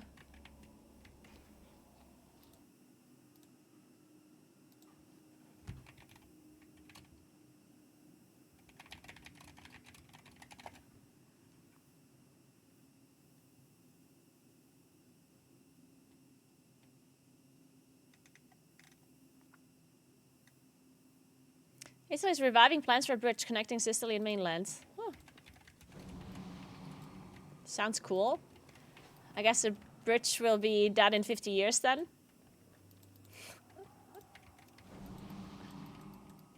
Can't wait to see it cancelled in 2035.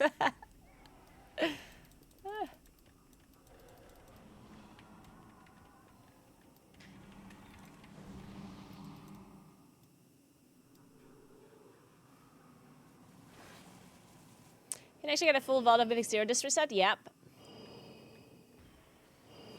You just need to play 2 dungeons. Like, you just need to play 2 extra dungeons. No. You have to play 8 dungeons. You just have to play 2 Mythic Zeros that you have already done.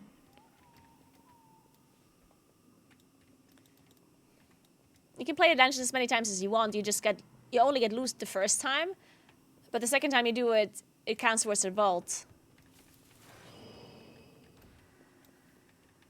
I don't think Keeper is better than Keys, no.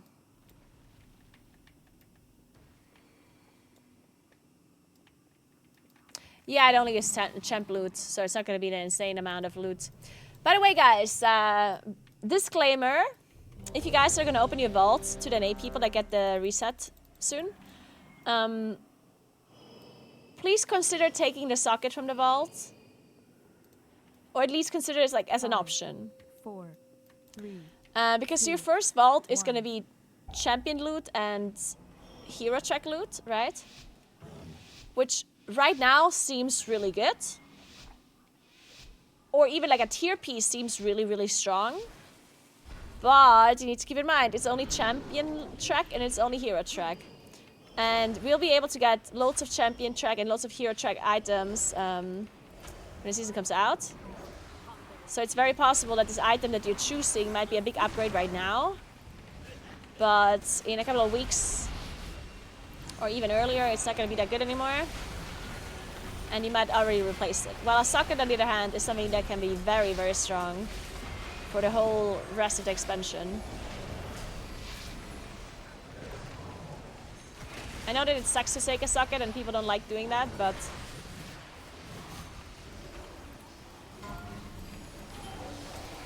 the value of a socket is really, really high in this first week.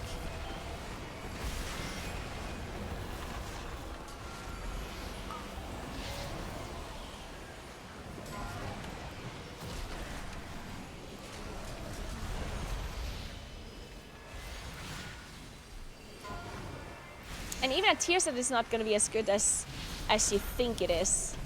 Like, there's some people who think the tier sets is like super insanely good at the start, but it's not really if it's a champion tier, right?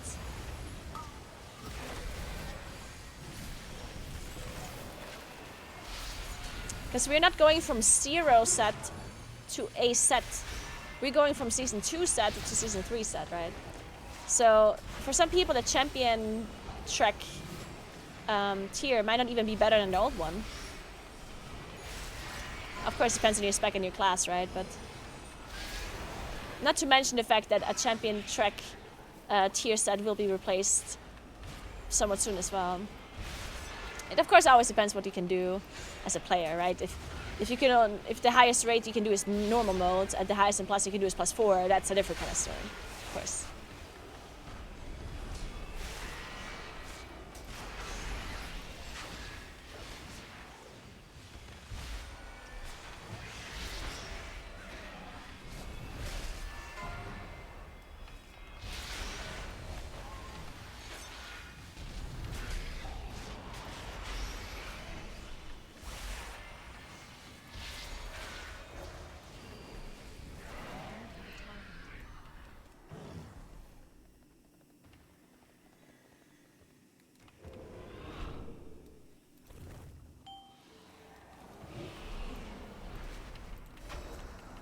Again, you have to figure this out for yourself, but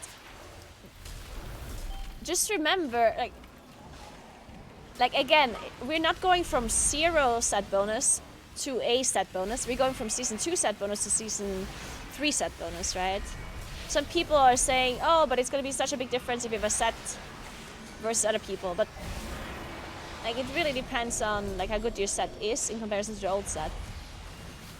Because going from a myth track season 2 bonus to a champion track season 3 bonus might not necessarily be even better. Like some classes might actually not even want to switch on champion track. Again, depends on your spec, right? But I'm just saying, do some research first before you assume that a tier set is just this like super good thing that is worth it on all kind of item level, because it might just not be.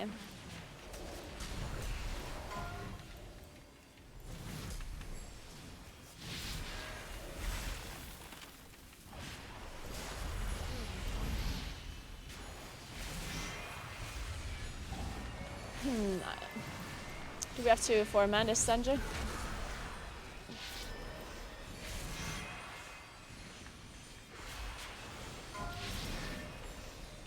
Well, no, of course, if you don't have a tier at all, then that's a different story. Then the tier, of course, will be a big upgrade for you. I mean, but that's obvious, right? Like, I'm just giving you some, like, I'm basically just saying, think about what you're doing. Obviously, each individual situation is going to be different.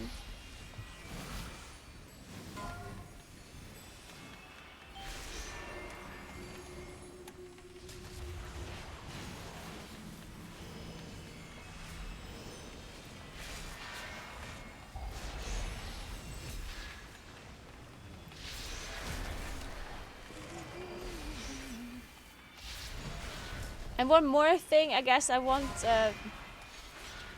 I'm gonna point out, maybe don't try Tasavesh, like, super early on. Tasavesh is gonna be really hard, like the mega dungeon. If I were you, I would wait until you have a little bit more gear. Do that at the end of the week, at the end of the ID. Even if you don't care about the Deathless Run, which will give you a guaranteed myth track item. But no point in like wiping around all day because you're doing it with item level, I don't know what. Instead of waiting a bit, because you can only do it once per week anyway.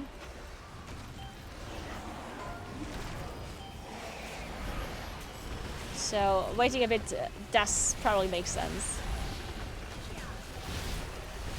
Maybe get some guides, get some information about what other people are doing, stuff like that.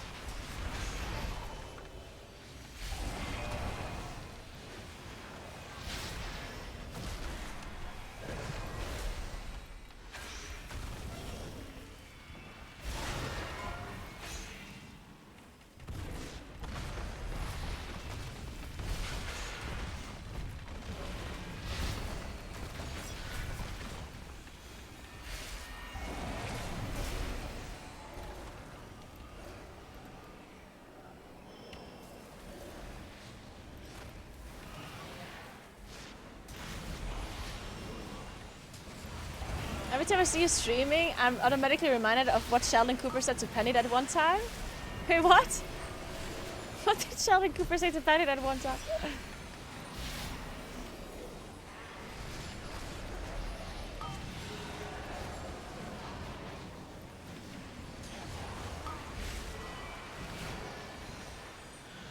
I like that I'm the Sheldon in this situation.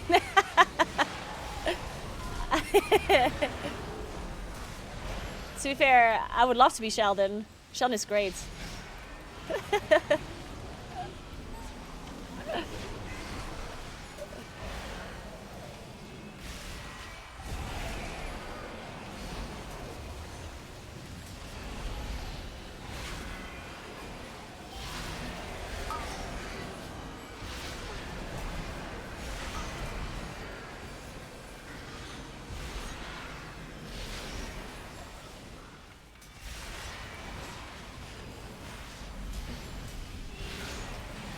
My favorite dungeon?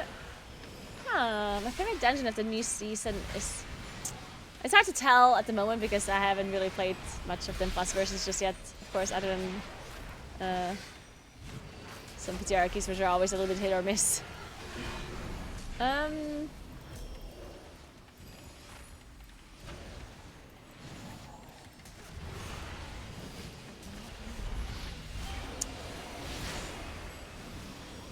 Maybe the new dungeon?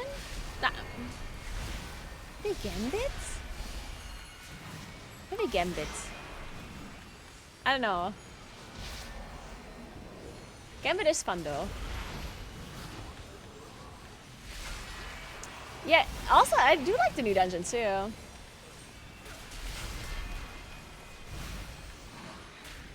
Who are you betting for the race of first? I'm gonna go with Echo this time around, I think. I'm gonna be an Echo fan.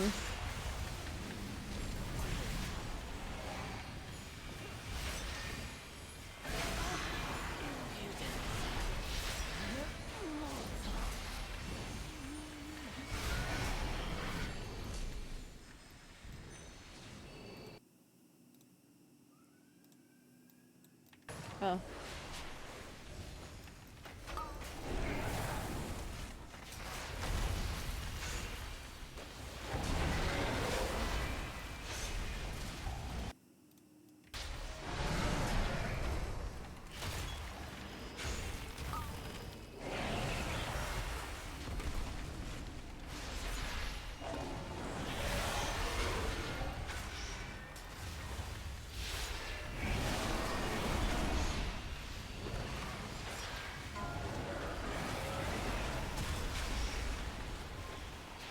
Why is this? Why are these songs so sad?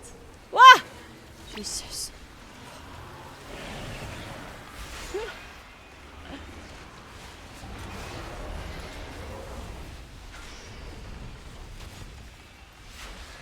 Says RWF today, but doesn't the EU reset happen like 16 hours later? Yes. That doesn't mean that the Race of War first doesn't start, right?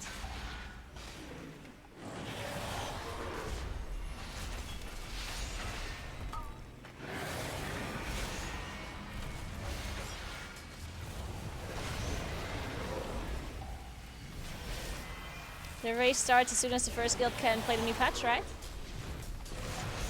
Doesn't matter when the other guilds get the patch.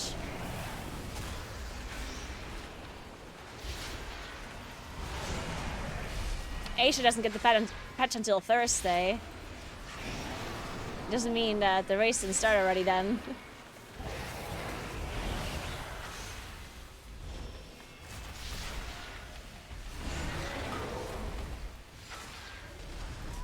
Ah, goodbye. I feel like I was sniped a little bit on that one. I feel like there was a little bit of a snipe action going on there.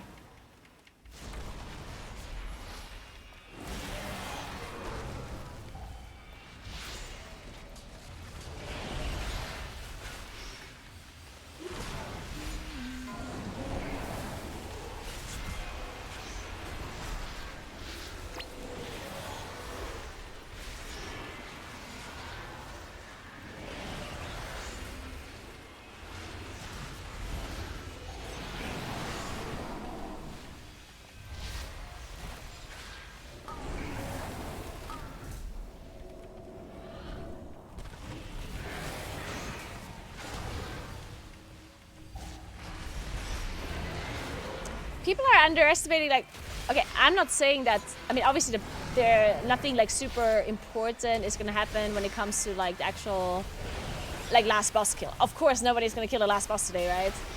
But what Liquid does today is important for the outcome of the race.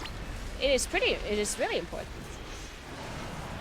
So whatever is happening today, that is, it's of course part of the race, and it's also like pretty important. It's not super interesting to watch. Oh. Like, it's not the most interesting thing to watch at the moment. It's not like, you know, but how they do their split rates, how fast they are with their split rates, how they're approaching the split rates, like all of that is actually really important for the outcome of the race, yeah.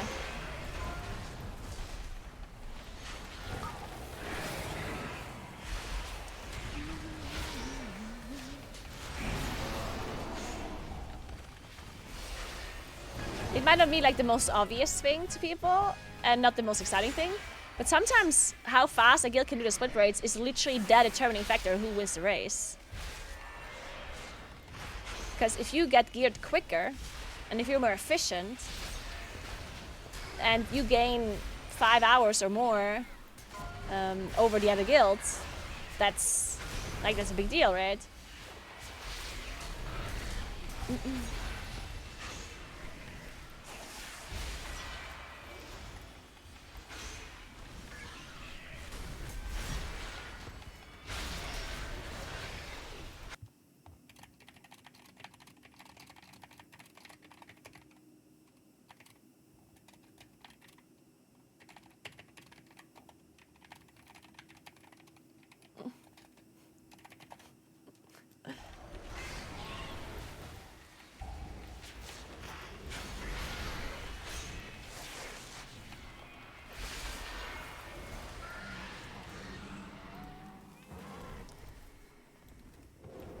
No, I didn't raid with Liquid ever, no. I raided in Method. Liquid is an A, right? I'm an EU. Oh, no, I never raided with Liquid. I raided in an A guild before, but not Liquid. And when I raided in an A, I did, of course, have high ping. And it is notable, it is definitely noticeable sometimes. It's not noticeable when it comes to your damage or whatever, like that does not matter. Because you're held back by your GCD anyway. The one thing where I noticed it a lot was when I did Argus for, like the way Argus worked with like the black debuffs that he had, like these like black holes that you spawned underneath your character. Like you had to move out of them really, really quickly. As soon as you saw them, you had to move. But with the server lag, I had a really hard time actually dodging them because like that's the only thing that can like really mess you up with server issues. Something similar happened with like Painsmith. Like a lot of players said that usually there's no problems, but on bosses like Painsmith, where you have to react to the environment, like if you have to react quickly to what you see, then that's of course going to be difficult with high ping, because then you see things later than what they happen, so you have less time to react basically. For your damage and for stuff like that, it really does not matter that much, but for actual like mechanics that you have to react to quickly, it does matter.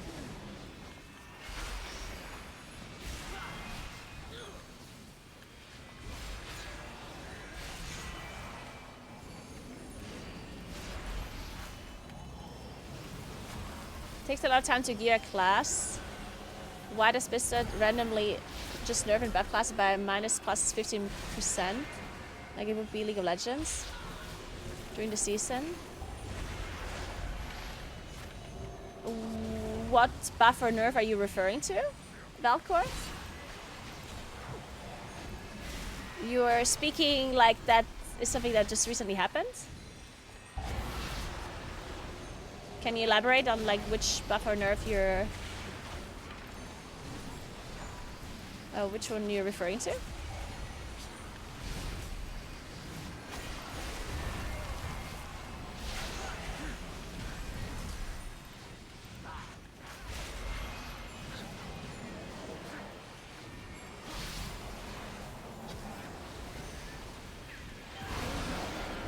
Wow.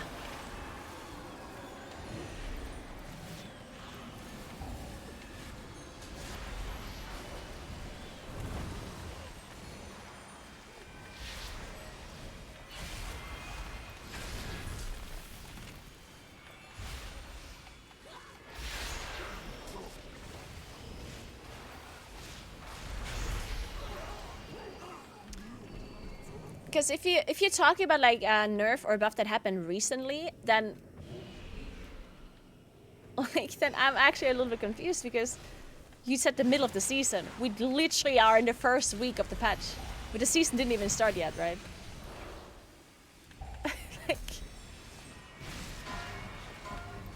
So if that's what you mean, then I'm not really sure what to say, because of course they need to do the buffs and nerfs now. And when you say it takes a long time to gear characters, like the time that you invested into a character at the moment is very little. This week, like what did you do this week to gear your character that was better than last season's gear? Nothing, right? Like if you had best luck gear from last season or whatever, like that's not a big time investment. There's barely anything you can do. I mean, you did the campaign, right? But the campaign, you can skip on an alt.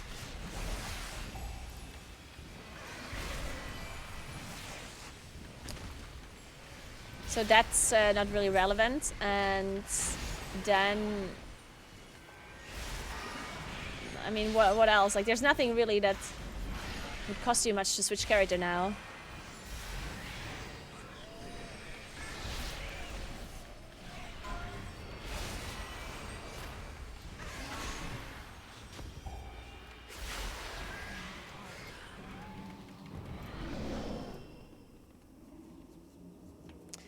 And usually, like when you say 15% buff, 15% nerf, that is like an exaggeration for sure. It is too far away. Well, I mean, it's possible that it happened like right now, but in the middle of the season, there's no class that gets buffed or nerfed by 50%. Like that's not a thing that happens ever. Like actually in the middle of the season, not before the season has even started. Like right now. I can't remember a single spec or nerf or buff that was 15% in the middle of a season. Unless maybe it was like a long time ago.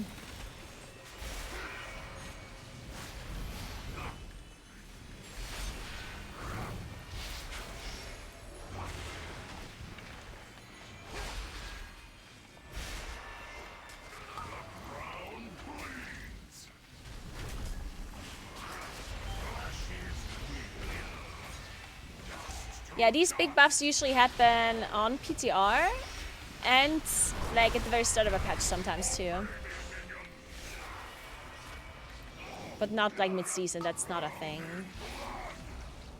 That's something that would be incredibly rare to happen.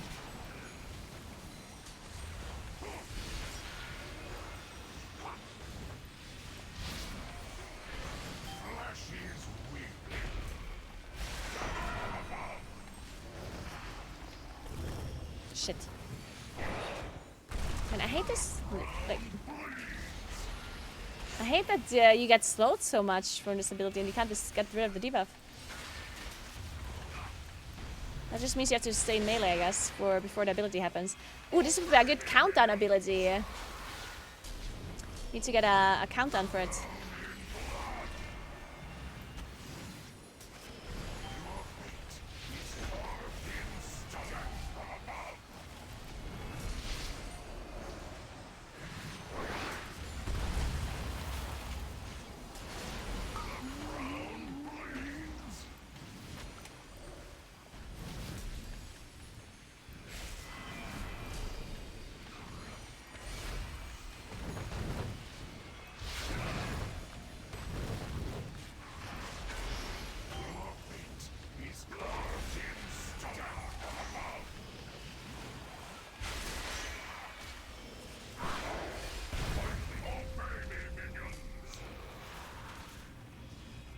I saw Darky using it, tried it myself too, and it's fun. Keeper, you mean it in Plus? I play Keeper in Plus, yeah.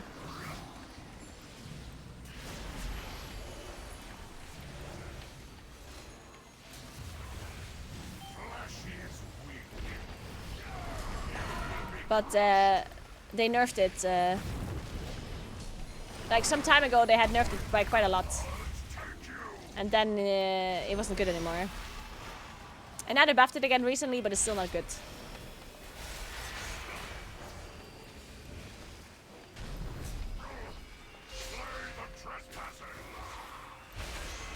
I honestly don't know how it currently is for like in Plus. And for rating, I don't really know either. I haven't looked at like the math. But this one thing when... Like, I think whenever people say that Keeper is, like, really good, I think they're talking about the pre-nerf version of it.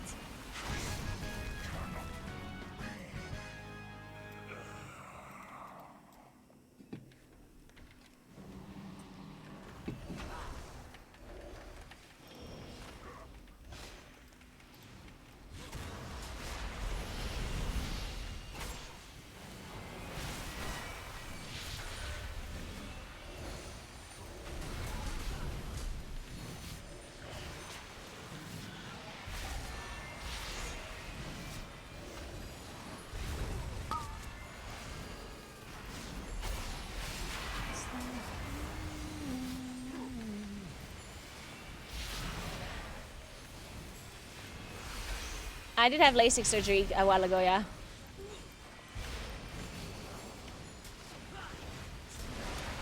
Bren is Giga Troll in DPS mode.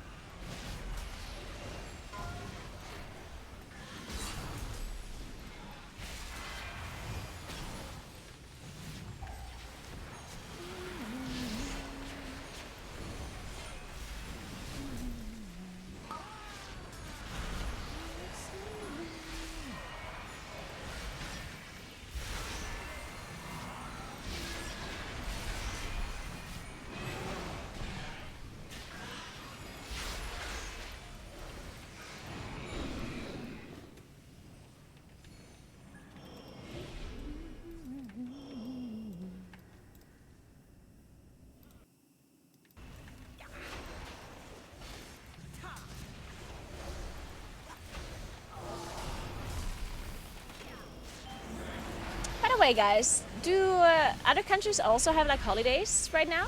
Or like, is there some sort of holiday this week? Or is that just like an Italian thing?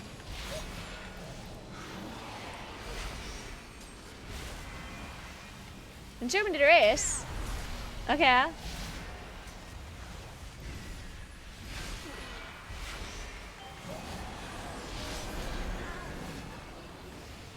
Oh, so it's like some Catholic thing, maybe?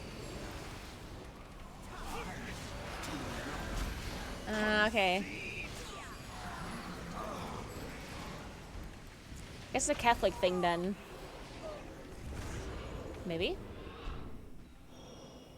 Maria Himmelfahrt, yeah, that's it. That's the one.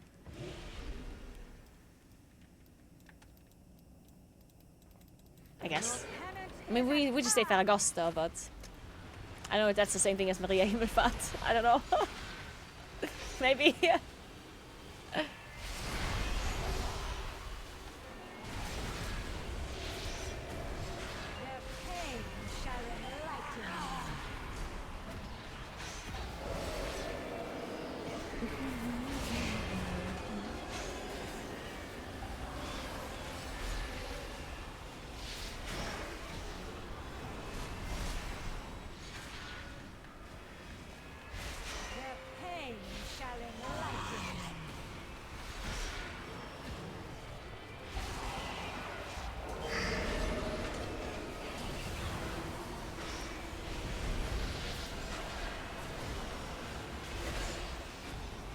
It's a Roman thing from Emperor Augustus, okay? Wait, so why is it Maria Himmelfahrt then in Germany? Huh?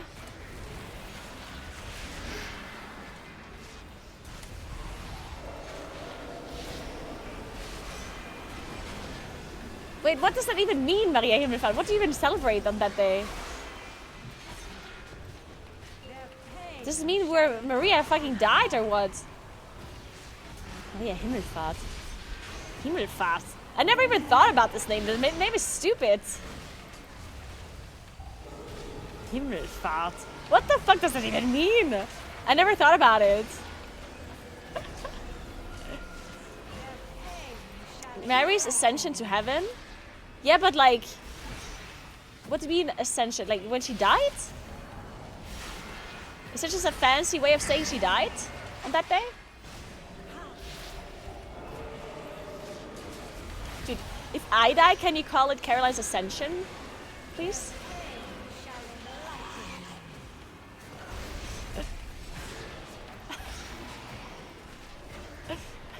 Done.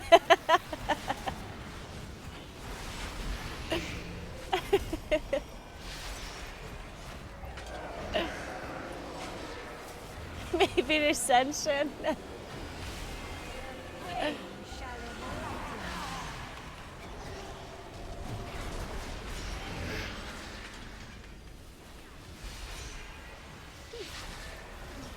Wow, you think I'm going to hell? Why?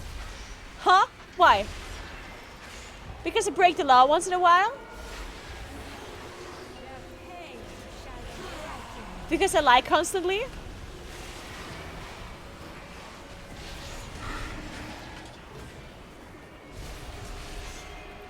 Huh? Why? Because I don't go to church and don't believe in God? What's next?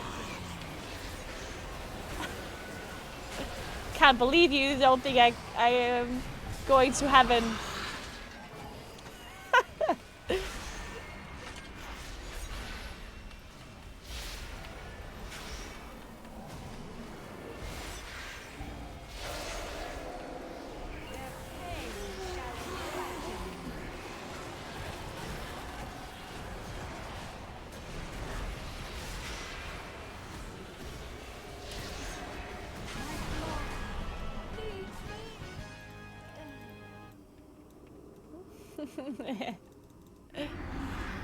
So, can we... Oh, well, I guess not.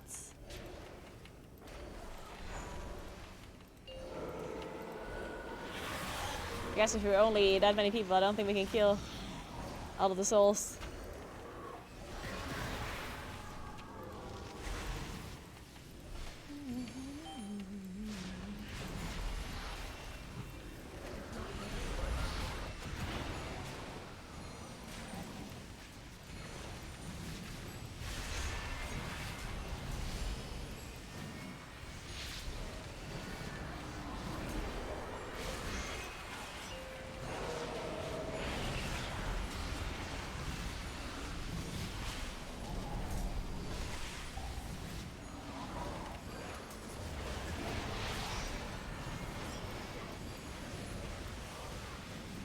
He needs to kill the souls, guys. Otherwise this boss can heal forever.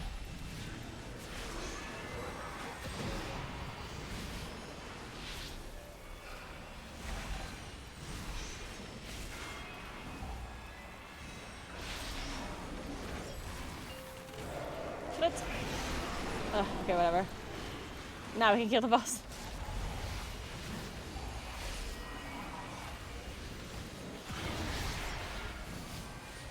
When does Liquid start streaming? I mean, probably a little bit before the servers come up.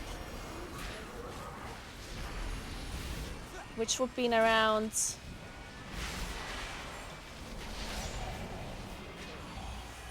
hours?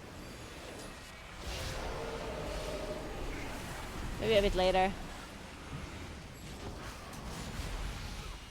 I do assume that their main broadcast comes up a bit earlier, right? Like the casters and stuff are going to be around earlier.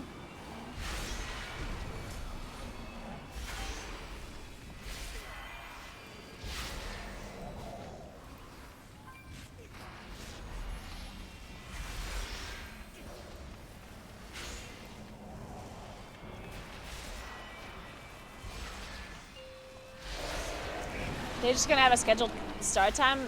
That makes sense. I mean, of course it makes sense. Like, they can't really... See, that's a little bit of a problem for the NA guild as well. And you do have to consider this. Like, this is... I think people underestimate how annoying it is to not know when the servers come up. Because, technically speaking, if you want to min-max your, like... your week as a Race of First guild, you want to make sure that people wake up a little bit before the servers come up and then immediately start playing, right? But you can't really schedule this for Liquid, like, cause what are you gonna do? You just have to kind of set up a time where you meet. And if the servers are gonna be down for another 2 hours, well, then you quote unquote wasted 2 hours of being awake when you could have been sleeping instead, right? But there's nothing they can do about that, because if they wake up too late, then and the servers come up earlier, then they waste time, and they can't really say, hey, we're just gonna start when the servers come up, because what would they do? Like, wake up everybody? Like, knock on everyone's doors, like, hey, wake up! Be like.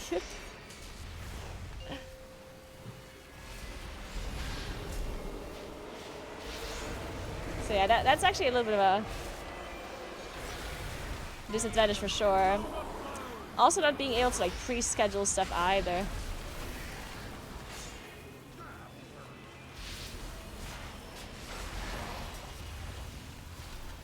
Yeah, the servers will come up as soon as Blizzard is done applying the patch. Or the reset, or like the raid or whatever. Which,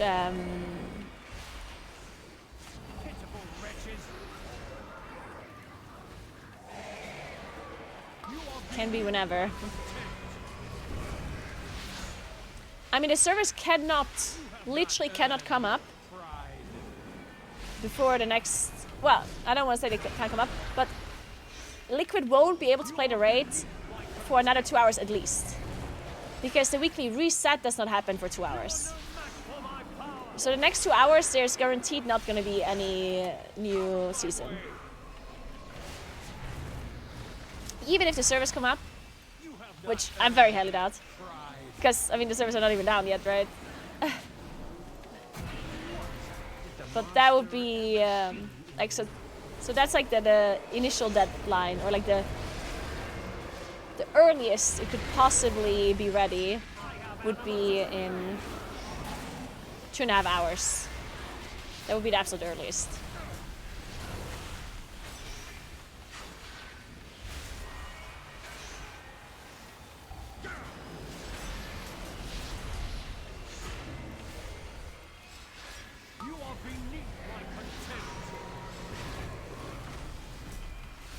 Hey J-Gats, what's up? How are you doing? Oh, that was an interesting frontal.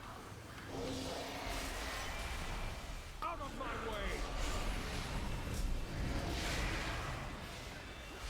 Hey Novel, what's up?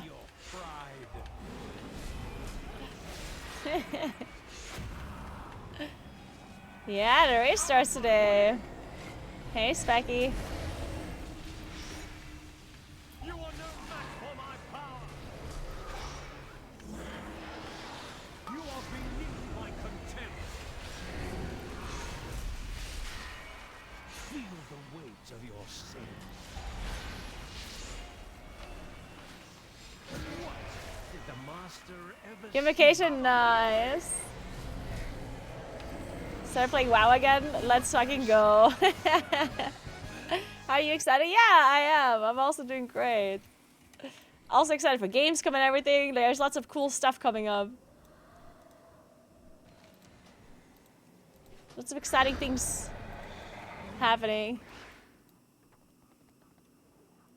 Do you think Method has a chance now? Yes, of course. Method had a chance last time as well.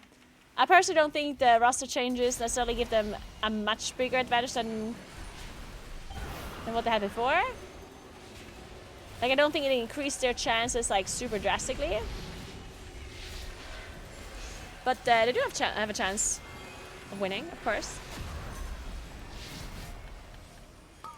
One thing that I personally think, and I also had the same feeling last time, I think that Method has a good chance of getting second. Which sounds stupid, right? But I think Method wants second place more than Liquid and Echo won second place.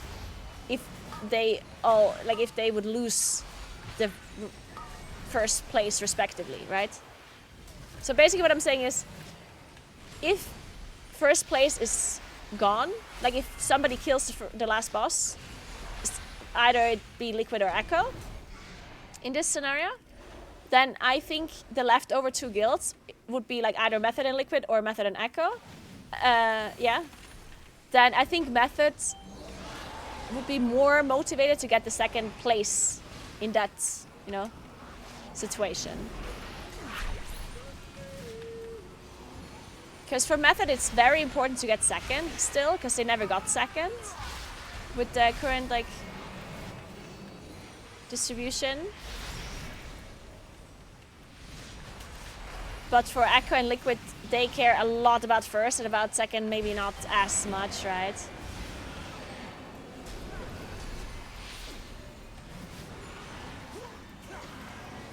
So I think they wanted more, which could potentially lead to them getting second over one of the other guilds. Of course, they can always win as well.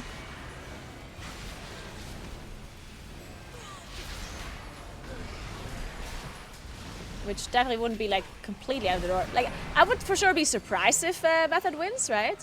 But I wouldn't be like it's not that it would come like out of nowhere, you know?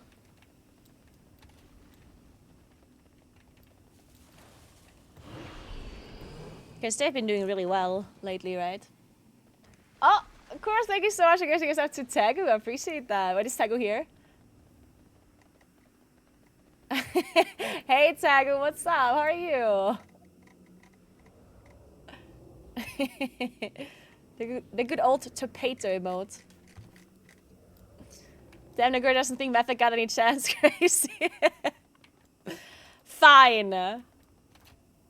I'm gonna admit it. I think Method won't even get third. There it is, guys. Sorry. Method doesn't stand a chance. I mean, have you looked at their players? Like, yikes. Horrible. Horrible roster. Will we get a mathematically unbeatable boss? Place your bets. You always have a mathematically unbeatable boss, of course. Actually, that statement might not actually be incorrect. I think almost always the last boss is mathematically unbeatable on like on reset. This is probably true most of the time.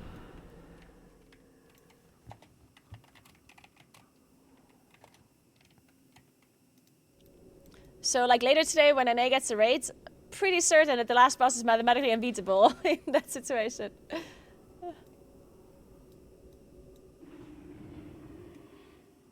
Probably not for Gallywix. Oh no, Gallywix as well. Gallywix was nerfed quite a lot, yeah. The last bosses always are like released in like an overtuned state, and then they nerf them when, or they adjust them when the guilds get closer. But usually Blizzard keeps the last bosses in like some super like overbuffed kind of state, just in case like a guild somehow manages to reach the last boss like super early, just to kind of make sure that nobody like accidentally kills the last boss, you know? And then usually they adjust it before the guilds get there. I just hope the last boss is good after the last tier shit show. Me too. That was definitely annoying, yeah. Like it definitely made it a bit... Like it sucks because the raid itself I felt like was good. Like the bosses, there were so many good bosses, right? So the fact that the last boss was what it was is definitely a bit sad. It did suck a little bit. It was a bit like, huh? Like what happened? The whole ending to the race was a bit meh. Hello, I have a very limited amount of time to play games, up to 1 hour per day tops. And have WoW withdrawal syndrome. Should I get back to the game? 1 hour per day?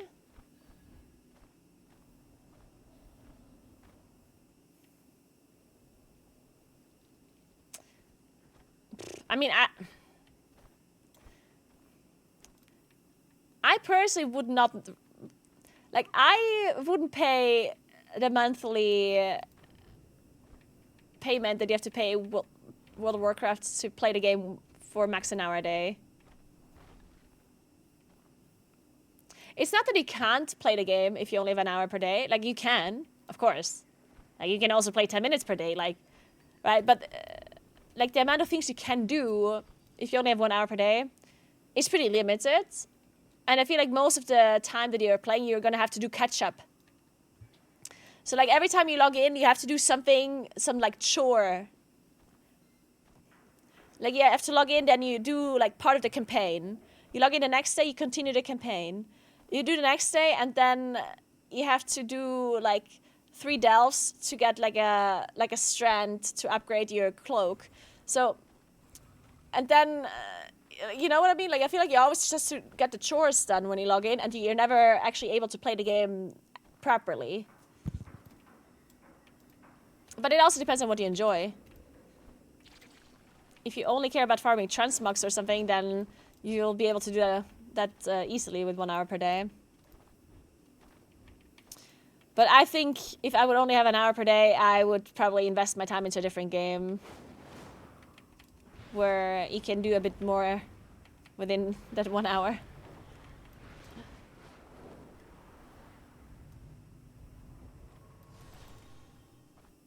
Did you end up beating Kavasa? I did.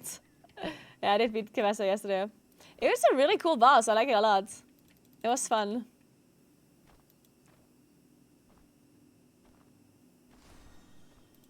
Oh, Gambit.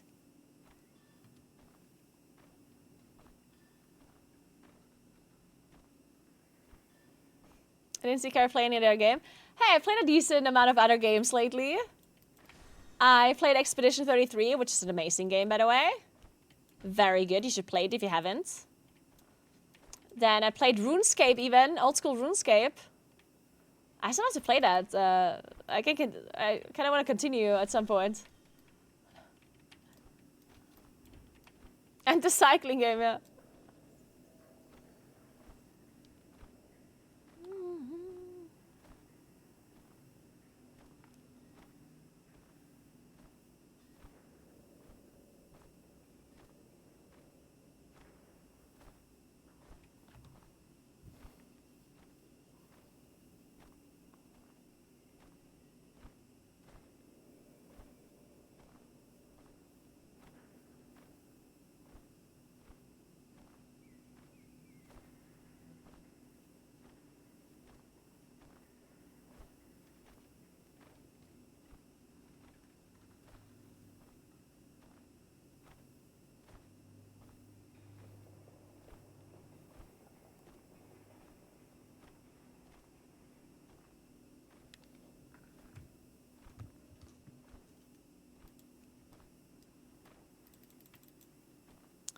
Come on, invite me to... Oh, what's this?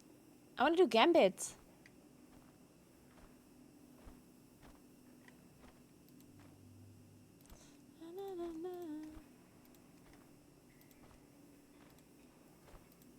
I guess they want the Bloodlust. Yeah, I can't provide that one, unfortunately. I don't want to do Streets again. Hey, Jeet, thank you so much for 100 bits. Appreciate it. Thank you, thank you.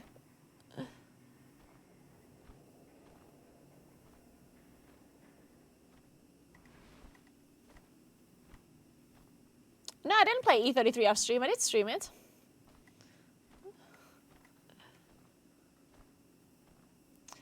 Play League. I played a lot of League in my gaming life.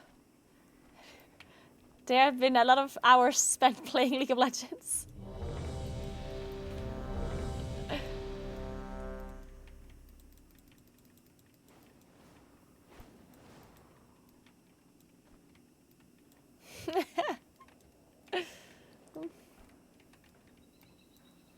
I played support in League. And a little bit of mid, but usually just support. Because if you main support, you almost never get your secondary role, yeah? It's like, if you play support, you will get support. Actually, that's not true. I remember when I... Oh my god, that was such a weird thing. Like, I remember when I played a lot of League, I usually always got your role as a support. You almost never get secondary. But I remember when I was like high diamond or like low master, I don't remember. It would happen so often that we had multiple supports in the same team. And then we usually just have somebody dodge, because if you get autofill as a support, you know it's bad. Like, supports don't know how to play any other role, because you never get the other roles. And I remember, I think it was like some sort of like, what's it called? Like these games where you go between leagues. This is not a thing anymore, but back then when I played, you had to like win like a best of 5 or best of 3. Best of 3 between divisions and best of 5 between leagues. And I remember I was like in a best of 5 series, and I ended up, and if you dodge then you lose your game for the best of 5. And I remember joining a group where I was secondary role as a support main, and there's 2 more support mains. One had their secondary role, and one was autofilled to AD carry. and somebody immediately said, "Hey, can I have support?" And I was like, "Wait, I'm also a support main." And then everyone was like, "Uh-oh." And then I think 3 people couldn't dodge because they were all in promotion games. But then I think somebody dodged anyway.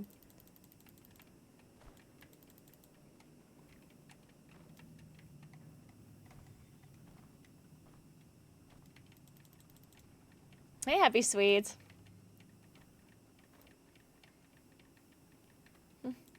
I've seen you a lot in the couch on Raceable First, but have not tuned into your streams. I was looking in here to see if you would spoil something on the race, but love how you have the chat monitor close to your camera. Makes the stream more wholesome and cool detail. I'm so glad you like that. I actually have a prompter. It's, you know, these prompters that they have in television where the moderators would just read off a prompter that is right in front of the camera. I have that, but for chat. It was Floodgate we were doing, right?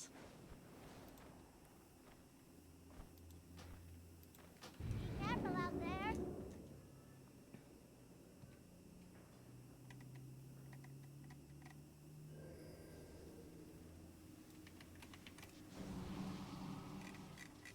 Are you guys still talking about the whole sepulcher thing? Because I said Method never got second, but then somebody said they got second in sepulcher.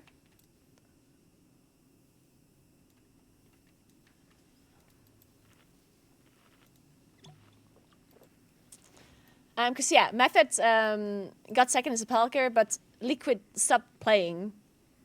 So that doesn't mean that Method didn't get second. They got second, right? Of course.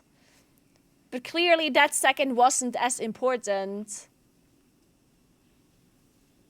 If, like, it wasn't... Like, they didn't straight up win against Liquid. Liquid stopped competing, which obviously has a little bit of a different impact than if you would just straight up win second when both guilds are competing.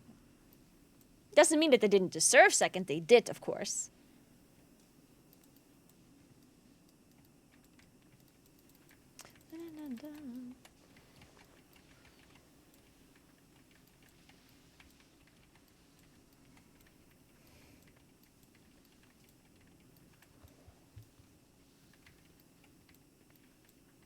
Good morning, Five. What's up?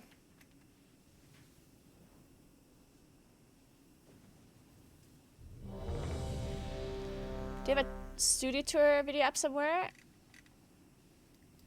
No. You mean for this room that I'm in right now? No. No, I don't. It's just one room. Nothing really to see. I can give you a full screen for a second. So I literally just, like, this is just one room, right? I have like this divider wall because it's like a really big room. Behind the divider wall, there's a couch. And a fridge, a microwave, and like some drawers. And there's a mirror here, like over here, that I take my selfies with when I start streaming.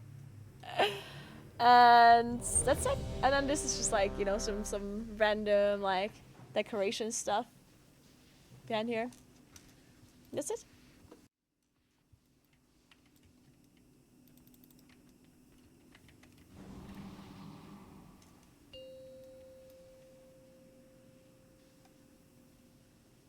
Five, 4, 3, 2, 1.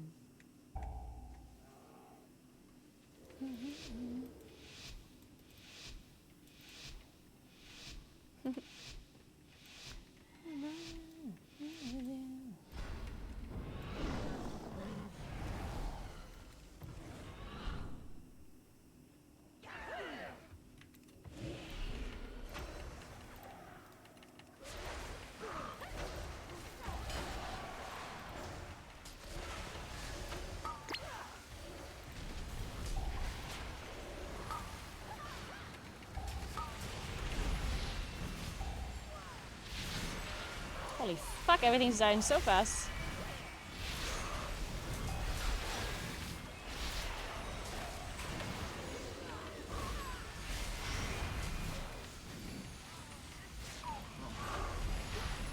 This level, why are we doing 12? What the fuck?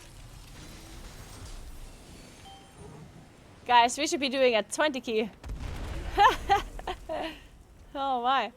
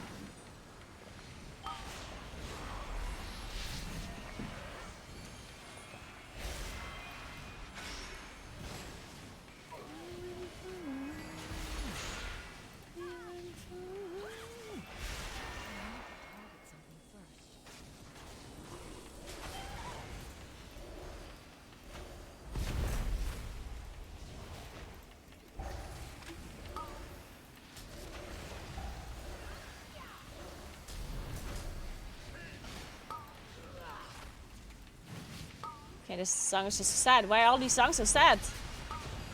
We're supposed to be hyped. What the hell? Okay, we need to switch playlists. This is unacceptable. The playlist is literally called Upbeat Mix. I mean, if that's upbeat, then I don't want to know what kind of emo playlist they have put together for me. What the hell?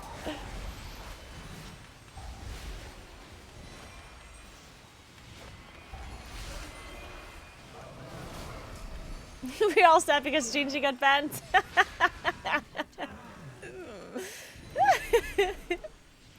Man, I can't believe Gingy gets banned every tier. It's actually like this guy. Unbelievable.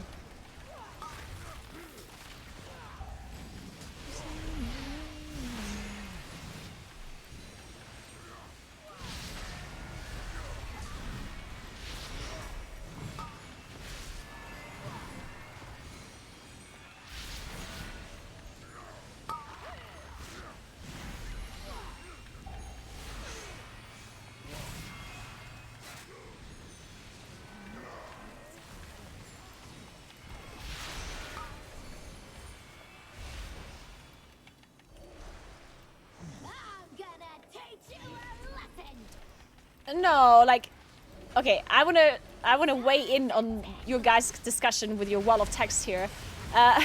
So you guys are currently discussing the Sepulcher, like, second place, and how, like, I guess you're arguing if Method was proud of the second spot or not. And I definitely think that Method was proud of the second spot. Like, I definitely think so. But of course they were not as proud as they would have been if Liquid would have continued to play and they still would have gotten second. Because, I mean, let's be honest here, like, it's pretty clear. Like, you don't have to be Sherlock Holmes to understand that when Liquid stopped, Method was not ahead of Liquid, right? So if you just think logically, then you know that if Liquid would have continued playing, and they weren't like completely drained and like demotivated or whatever, and it wouldn't have been like a 3-week race or whatnot, then you can, I don't, like, you obviously don't know if this would have happened, but you kind of assume that there's a pretty like substantial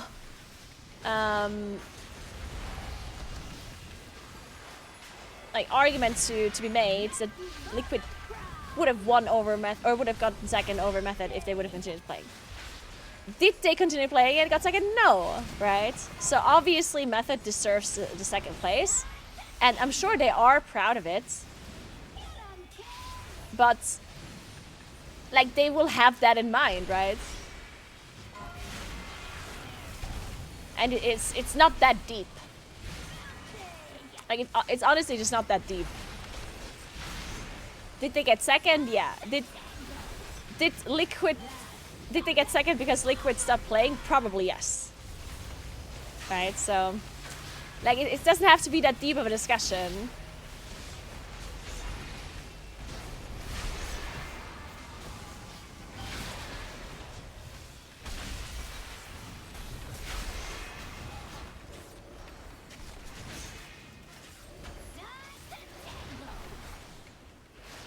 Not to mention that some people feel like people have like, every person has individual feelings, right? So it's also possible that some raiders felt differently than others.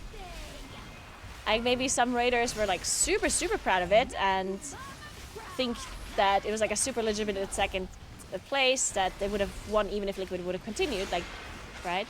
And maybe other Liquid raid and other Method players feel differently. You know, we're talking about feelings here after all. So it's also just very possible that people, even within Method, felt differently about it, right?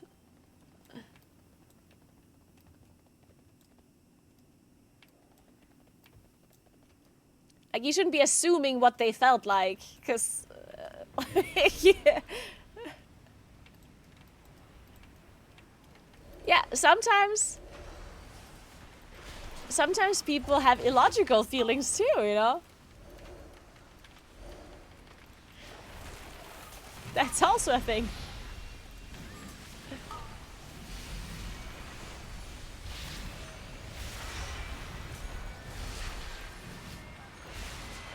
Alright. I guess, you know, like, maybe somebody, because the Sepulcher race was like a tough race, like that was like a super tough race, right? It was so long. So it is possible that some players in Method are actually like super happy about the second spot, and they think they like really deserve it over, like, maybe they don't feel the pity win at all because the fact that they continued playing and that they persevered, you know, through this tough race and ended up winning. Like maybe that's worth to them. Maybe that's worth a lot to them, right? And maybe that's why they're just as happy that they won, even if like, maybe they feel the same way as if they would have continued playing, you know, Liquid that is. You know what I mean? Because yeah, again, each person's different, and we're again talking about feelings.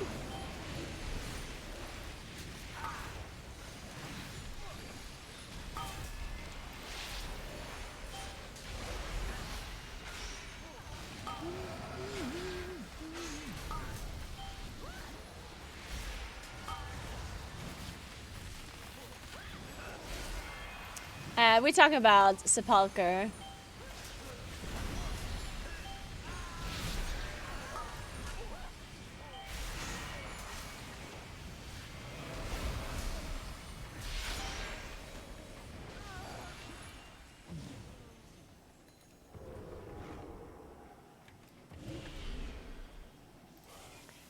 It's funny because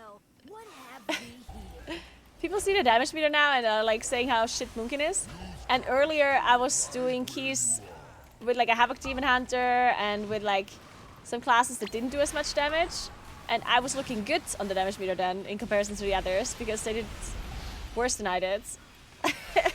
So I was like, oh, everyone said Moonkin's bad, but look at Naguura doing damage. And now that I'm playing with 2 real players and real classes, they're like, oh, Moonkin sucks. Play Feral.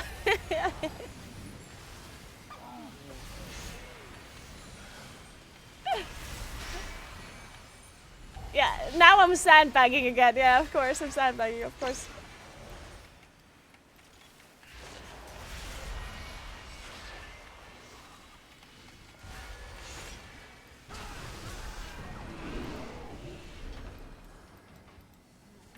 How hard is Deathless Mega Dungeon going to be the first week? I think it's going to be very, very hard. Like, I think it's going to be pretty much undoable for most players.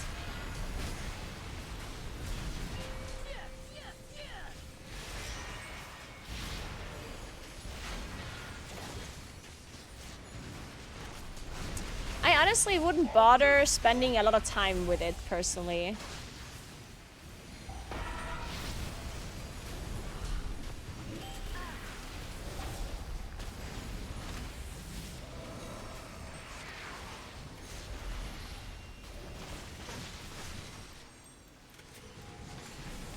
Like, I wouldn't sit there and read hours of guides and prepare and stuff, because the time that you use to prepare for the run, you could just spend doing some M+ keys.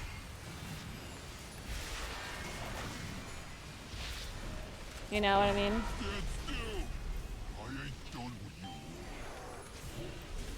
Of course, M+ does not give you myth track loot, but the time and effort that it takes you to figure out how to do Tassavesh Deathless Run, that does not mean it's guaranteed to actually also make it, right? You could end up spending hours learning the dungeon and then still not make it and not get the mythic loot. So I don't think it's worth it. It's gonna be too hard.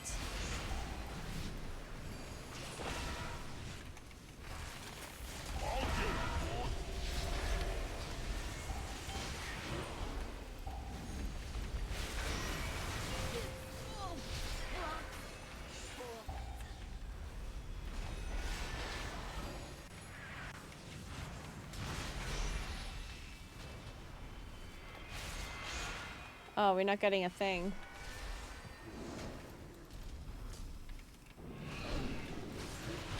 That did like no damage. What the hell?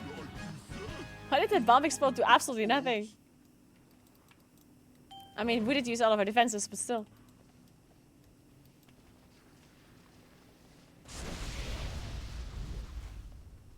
It's possible that the Race Wall first doesn't even do it.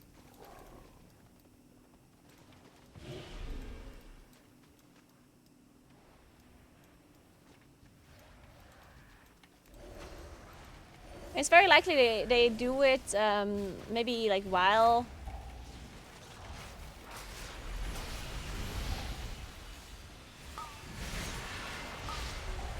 they're progging, like the people that are on the bench, probably. That would make sense. I don't know, like, I don't know if they'll do it. I mean, it would for sure make sense to do it, but only if they actually, like, did practice it and did think about it. I do think it would make sense. I don't know.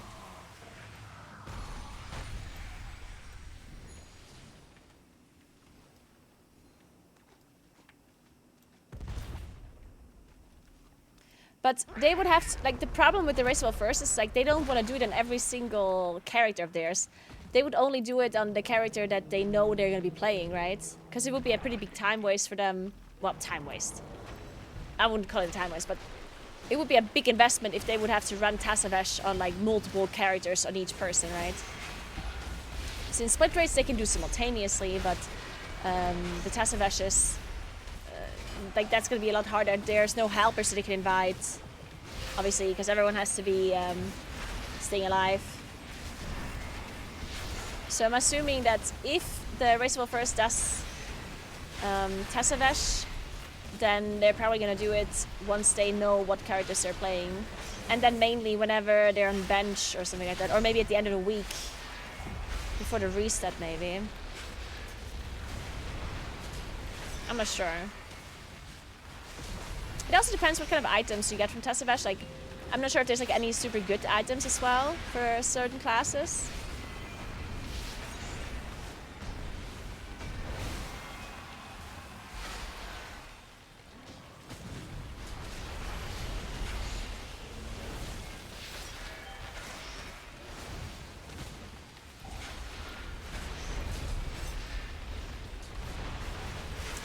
Yeah, everyone needs to stay alive. If one player dies, then no one gets the reward. The whole group needs to stay deathless.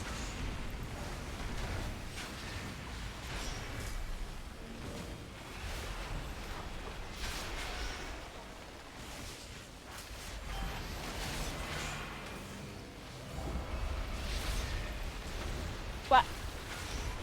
But why? Wasn't necessary.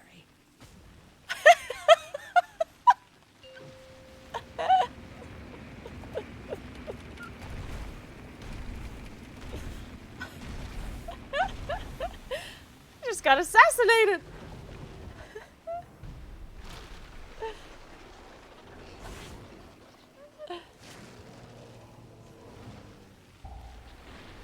For the content. Oh,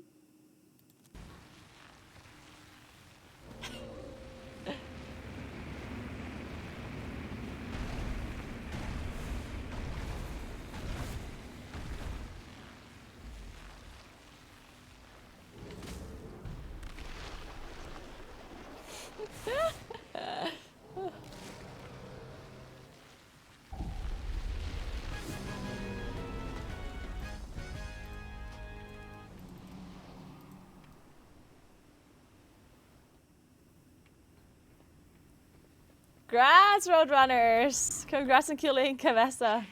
GG's. Is Moonkin dead in season 3? Yeah, I would honestly delete your character.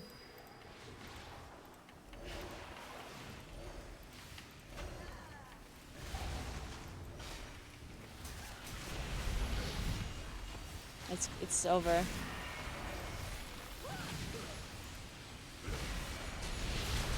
I think even just like having a Moonkin on your account will nerf the damage that you do on all of your characters and all of your warbands.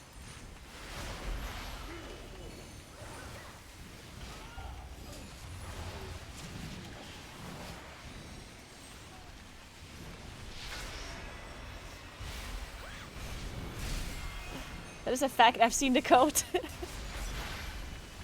Moonkins are warband debuff.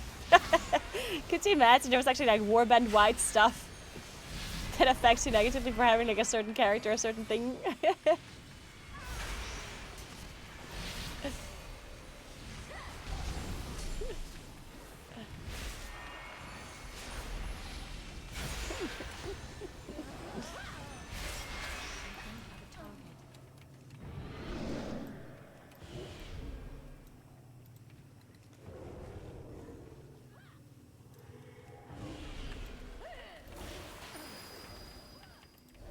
Are we doing the forbidden pull?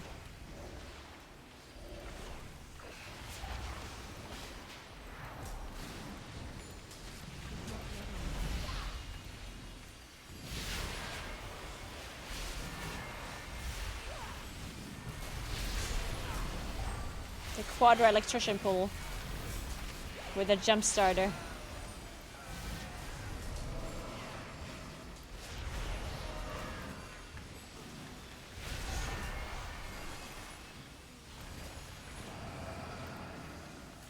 Wait, why did I get stunned? What happened? What the fuck is this playlist?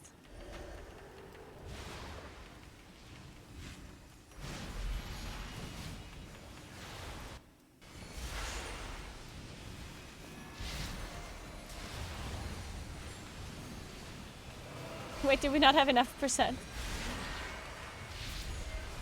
Oh, debuff not spelled. Oh, wait, this literally... It's the first time that happened to me, oh my god. I guess I've only ever played with good healers that dispel all the debuffs.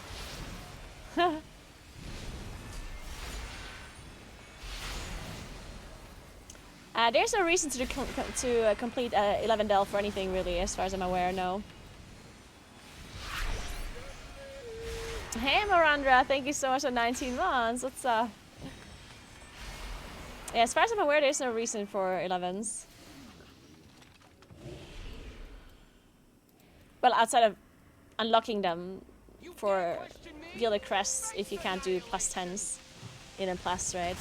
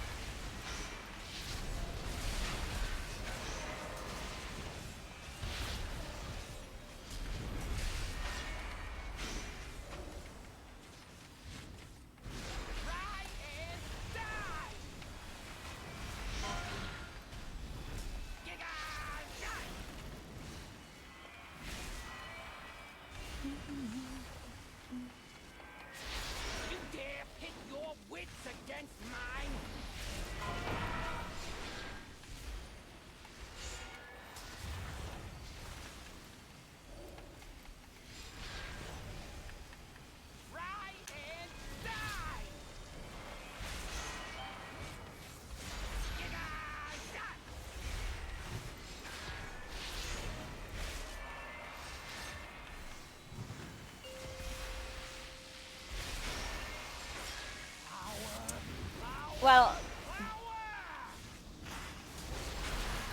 even next week, there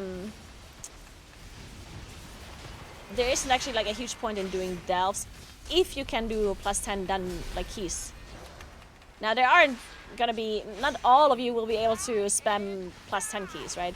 But if you can, then I think it's actually not worth it to do delves at all.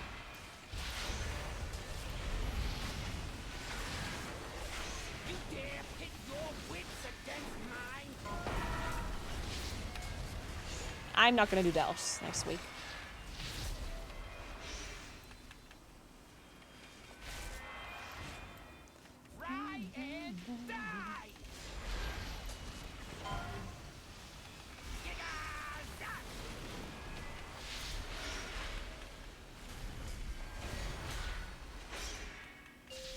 Really struggling to keep up with the ramping AoE damage as the rest of Druid. I mean, I haven't played Rasta Druid in a while, but usually, like, the problem with Rasta Druid in the past was always, like, if you were too late, like, if you didn't prep early enough for the incoming damage, then that was the biggest problem. Like, basically, as a Rasta Druid, you had to play kind of similarly to a Disc Priest, where you needed to be aware when there was high damage incoming, and you had to prep for it. And if you didn't prep for it in time, you usually fell behind and you weren't able to keep up. I'm not sure if it's still the case now, but that usually comes with experience, right? Because the more you play a dungeon or a raid, the better you know the damage patterns and what you have to look out for and what you have to prep for and stuff. There's an architect here. What is this cursed illegal pack? Double electrician architect. Holy. No wonder I've never seen this pack before. that is so illegal.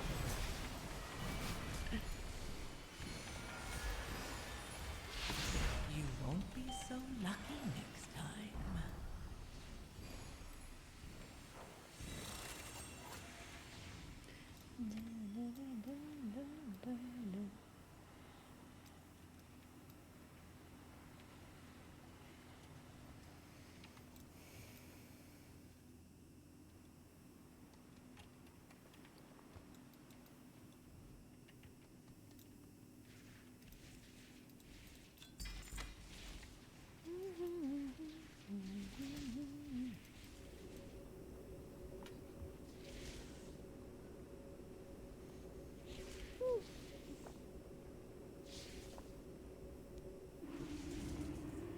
I'm doing a dungeon currently, Echo Bass. Just got done.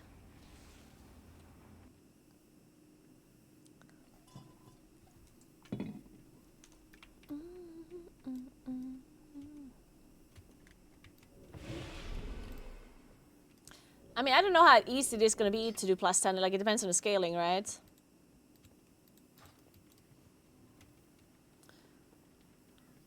But I'm assuming I can field evolve with plus 10s eventually. Like, I don't think maybe in the first day that might be a bit... Actually, I don't know.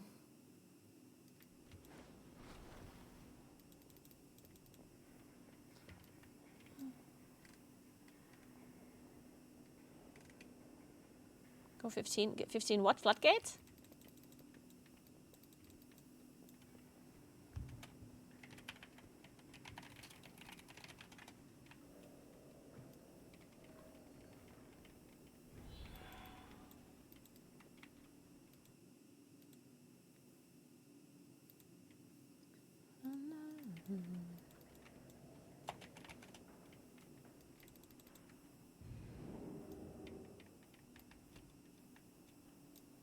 What to play WoW for? I personally like Mythic Plus the most. I mainly play for the dungeon content. I've always been like a PvE player, competitive PvE player. And at the moment I'm really focusing on dungeons. I always like the challenging content usually. Something that I can strive for, aim for, achievements that I can unlock, rating I can gain. You know, that kind of stuff. I love my... I love this. It's actually kind of stupid when you think about it. Like radar arrow score. Like some artificial number that we make up that gets reset every season that we chase after for some stupid, for nothing really. Number go up, yeah. We love it when number go up. Number big. Not to mention the number changes color. Oh my god. You know, when you have a different colored number, because it's higher. Ooh. Big number. Beautiful color.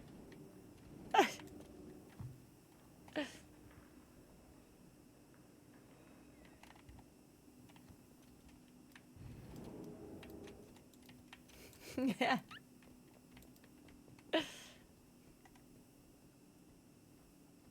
Money's also some stupid number in bank account, but I like when numbers go up. Yeah, let's just pretend that the radar arrow score is the equivalent of real life money. Yeah. They basically have the same value, I agree. Pretty much the same thing. Yeah. You know what? I should ask my bank if they're gonna take my radar arrow score for a mortgage. If I'm paying for my apartment, I'm just gonna ask if they take my radar arrow score.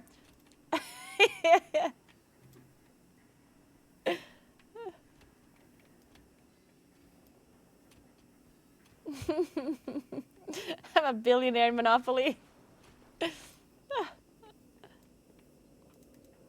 is money, friend. Pleasure doing business. Guys, it's 28 degrees in this room right now. It doesn't even feel that hot though. It's like acceptable. I mean, it's hot, but like I'm sweating, but I need a makeup artist.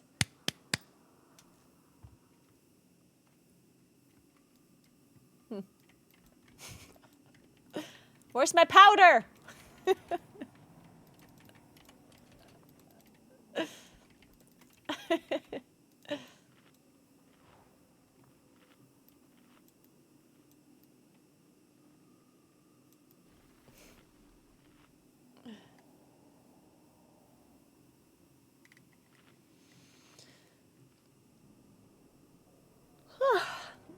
Why am I yawning? I just had 2 coffees. I'm guessing the 3rd one.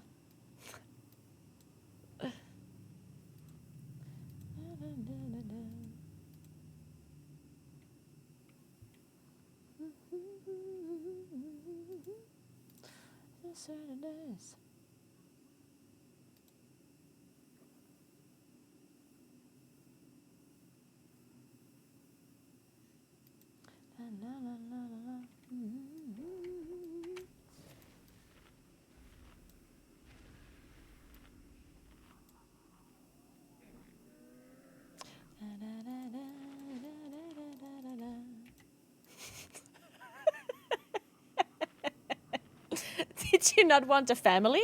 That window is closed now, or?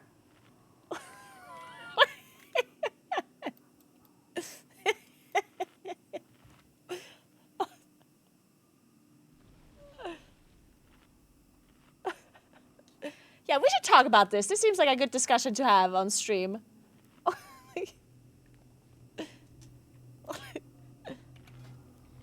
Let's talk about this.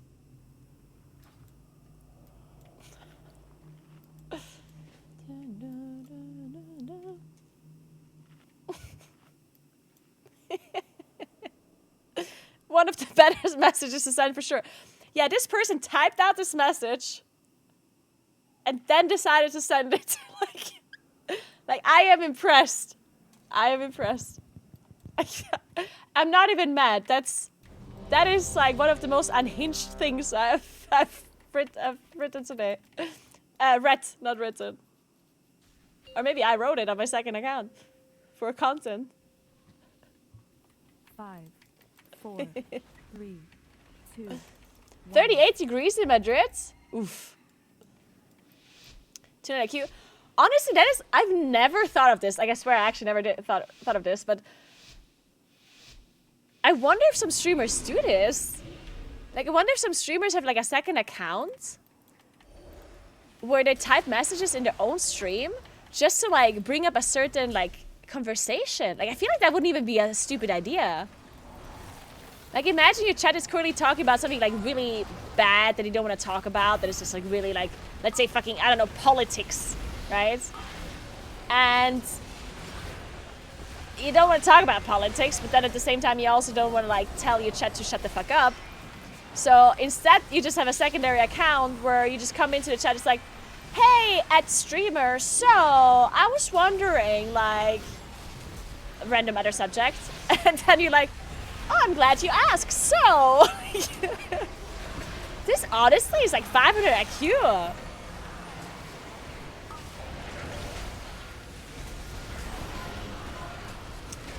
Man, I'm making a second account right now. I'm gonna give it like a very stealthy name, so no one knows it's me. You'll never you'll never get it, guys. This is genius, not Naguura. Naguura 2.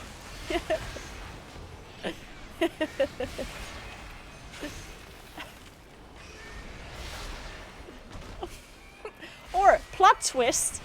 You actually use that second account to bring up the really shitty subjects. So you bring in your secondary account to be like, so guys, what do you think about random political subjects?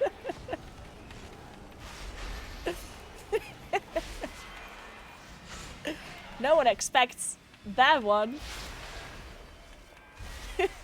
Hate watching yourself.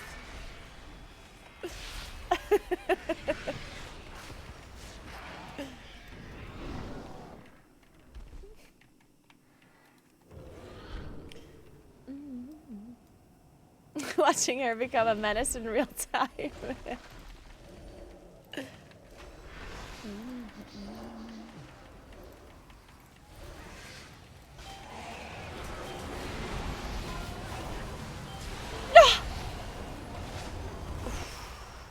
Alright, I'm good, I'm good. I did not just die with all my cooldowns up. I'm fine. It's fine.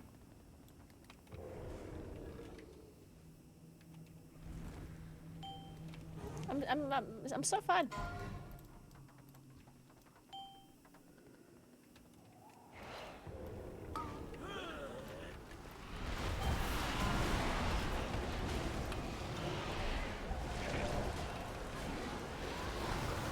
Okay, I guess you're wiping. Not Naguura. Damn, this druid sucks.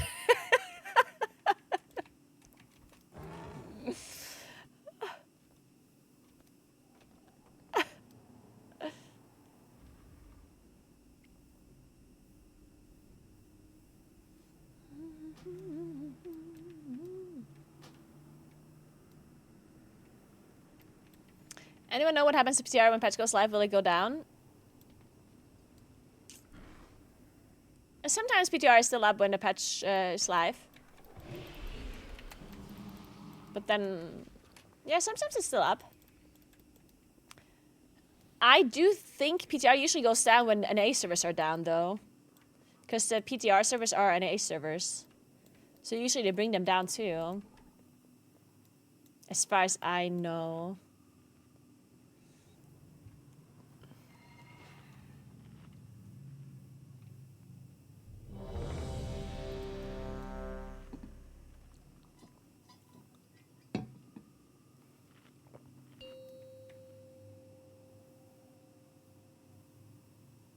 Five, 4, 3, 2, 1.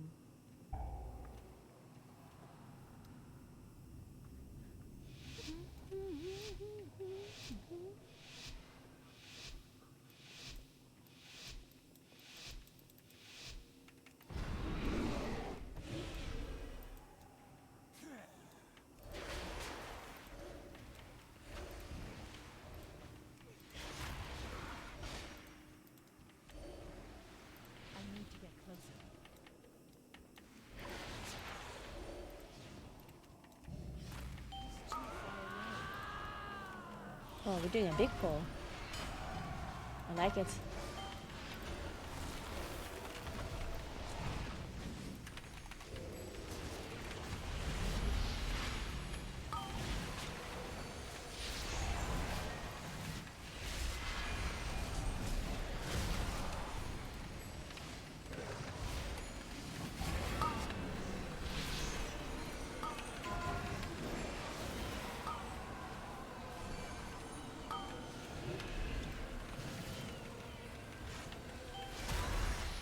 Okay. Okay, if we do this pull, I would, like, I didn't know that we're going all the way. I did, like, dot everything in a way, which probably made it hard for aggro. But if we want to do this again, I'm gonna make sure to not, attack everything in a way, at least not that early. A little sad about the overlap of Gamescom and Racewell versus here. It is a bit sad, I guess. Like, not just for the people, not just for casters, because, I mean, I personally can't do both, right? But I think also for people that would like to go to Gamescom, right? Or that are going, because that means that you can't follow the race as much, right? Which does suck a little. It is a bit annoying.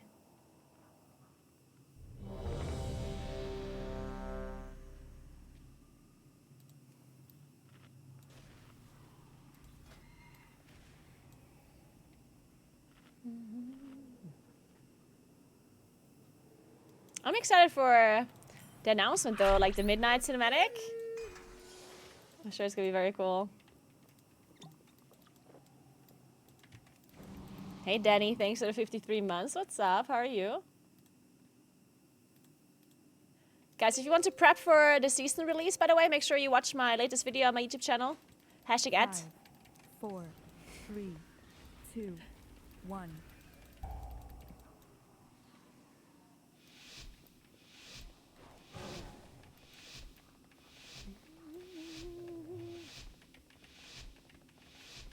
No.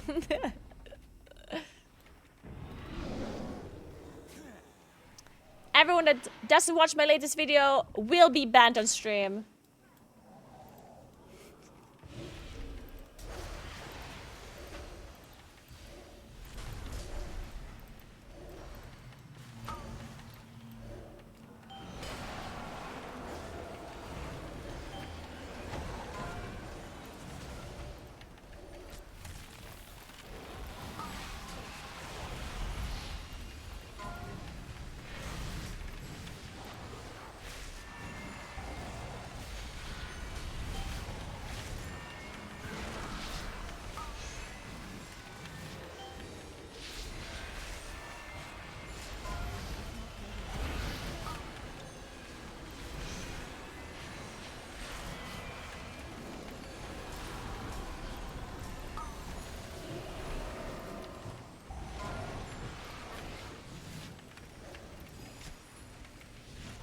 Oh shit. This is a fun pull though, I like it. It just takes maybe a bit long.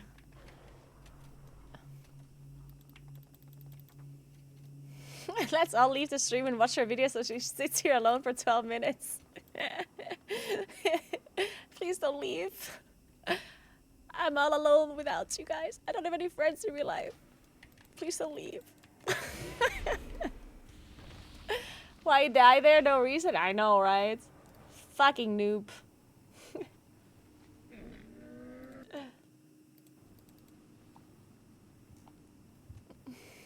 Hey Danny, looking forward to new season? Yeah, me too, me too. Let's hope the last boss isn't another Gallowix. I hope so too. Yeah, I do hope so. I mean, I do think that Blizzard is going to be extra careful this time because of what happened last time. I hope they don't overdo it though.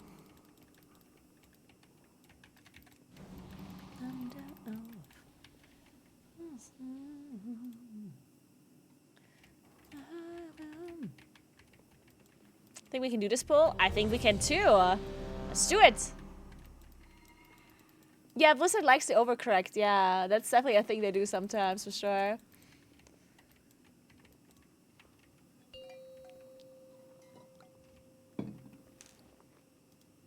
Five, 4, 3, 2, 1.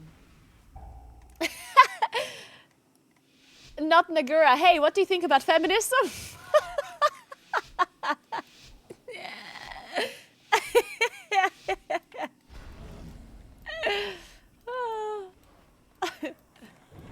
Beautiful.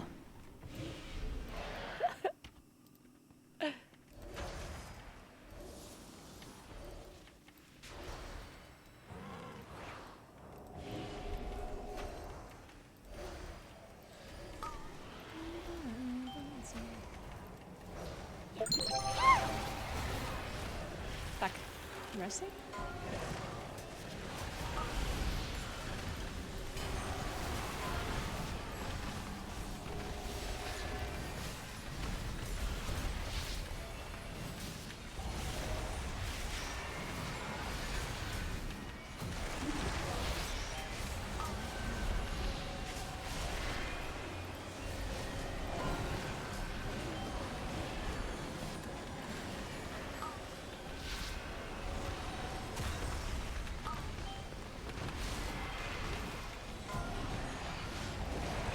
I don't know, this pull's a bit tough.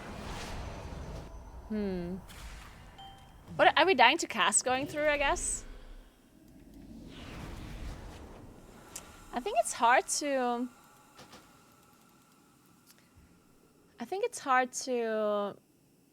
to gather the pool.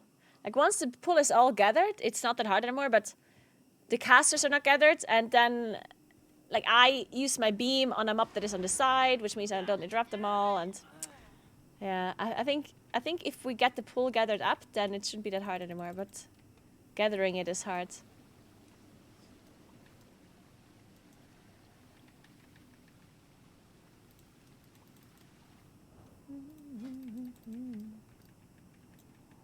So NA already has season 3, and of course EU needs to wait again. I know, right? Those EU suckers. Fucking noobs. Thankfully, I can play M+ already on NA servers. Honestly, EU doesn't deserve the patch. They should wait even longer.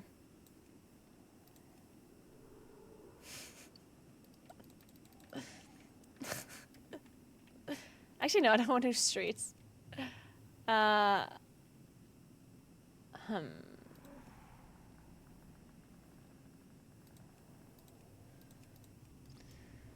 something not Naguura would say.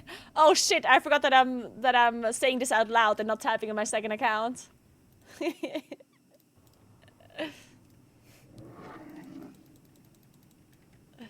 How to find friends or a guild in WoW to play with? If only I knew, Navarra. If only I knew how to find friends. I would make a YouTube video about it. Wait, that actually would be a good YouTube video. How to find friends in WoW. Now we just need to actually figure out how to find friends, so I can then make the YouTube video.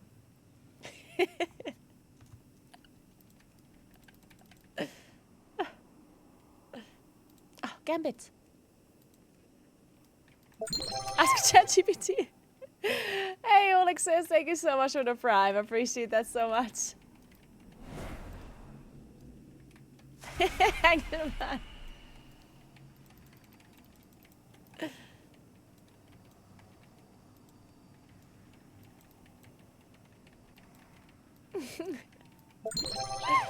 I mean, I do think it would be a nice topic or question for a podcast or something like that. I think that actually would be an interesting topic. I would listen to that. I think that would actually be interesting. XX Jazz, thank you so much for the Prime. Welcome in. Thank you very much.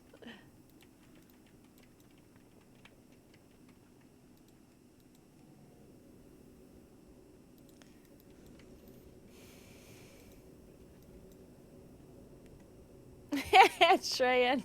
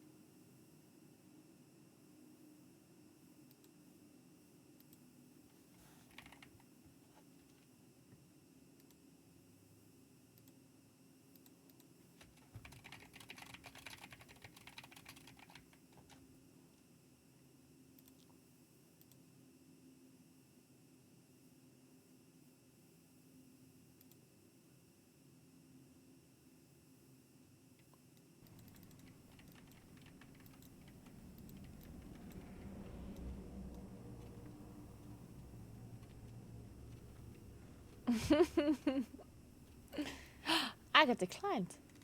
Yeah. I don't want to do halls anymore. I don't want to do streets. And I don't want to do Echo Dome. Anything else I'm fine with.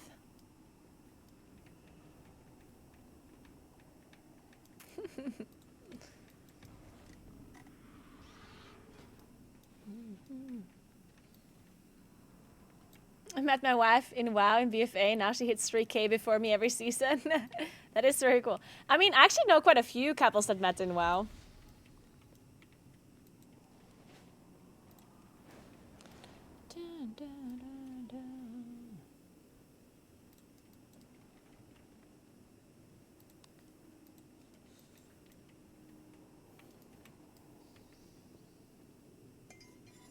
Me too, Ice Badger. I feel the same way. There's really just 2 songs in this playlist. It's horrible. We need a different thing, but I don't know what. What are we listening to? Let's see.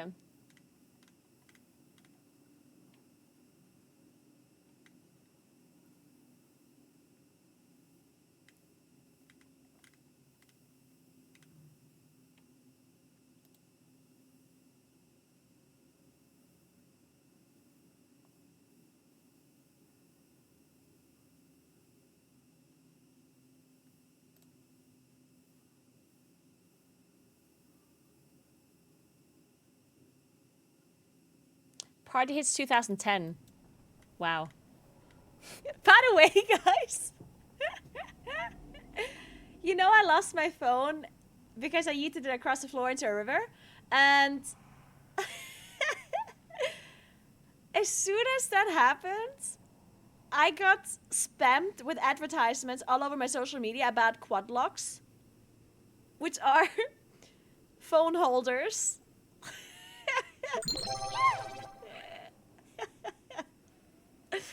I was like, wow, too soon. Too fucking soon, yeah. SDE, schade? Schade? Thank you so much for the sub, appreciate that. I have no idea on WoW, but I just saw a fellow cyclist. Oh my god, that is so cool! You're a cyclist yourself? Nice. What type of cycling do you do? Road biking, mountain biking, e-biking, gravel biking, downhill? All of the things. Rennrad, nice, nice, nice, nice. I do recycling. Speaking of Rennrad, and since you're German, you gotta watch this meme. Sorry, I need to share this meme. I think it's like this video. It's just so funny. Is this guy like really funny? Sorry, I don't want to show it again, so I'm just gonna link it this time. Guckt euch mal diesen arroganten an. Er fährt einfach fast in der Mitte. Mann! Geht mir das auf den Sack, wenn ich Fahrrad fahre, einfach in die Mitte der Fahrbahn fahren und dann meinen, nö, ich darf ja auch fahren wie ein Auto, ich hab das Recht dazu, ich bin schnell genug. Nein, seid ihr nicht! This guy is so fucking funny. I need to follow this guy. I'm following him.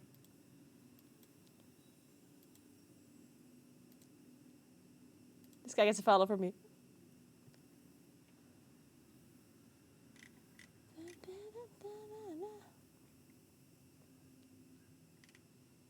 Is he a streamer actually? Like a live streamer? Or does he do YouTube? Oh, he does YouTube. But maybe YouTube live stream?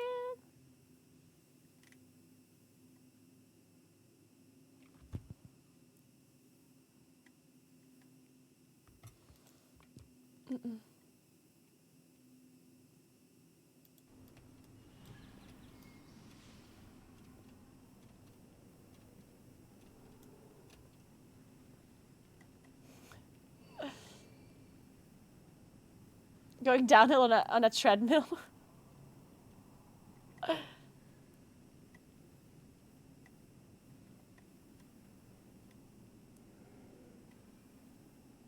Yeah, quad locks are nice. I mean, I have one. I have a quad lock, but I have two phones.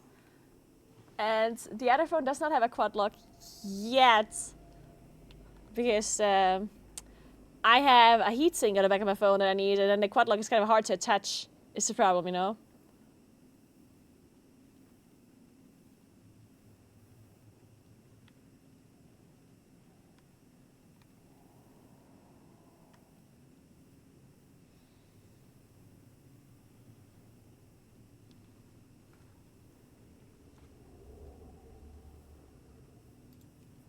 Lamau, is this game so easy now? People can already do 15s with no gear. I know, right? This game is for fucking losers. All you have to do is play the one button rotation. Add-ons play the game for you anyway. It's a fucking joke. Imagine still playing World of Warcraft in 2025. Fucking losers.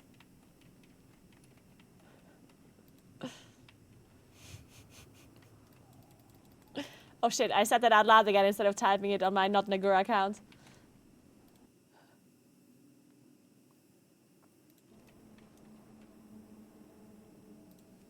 I mean, should we just do streets? I don't know why everyone's playing streets.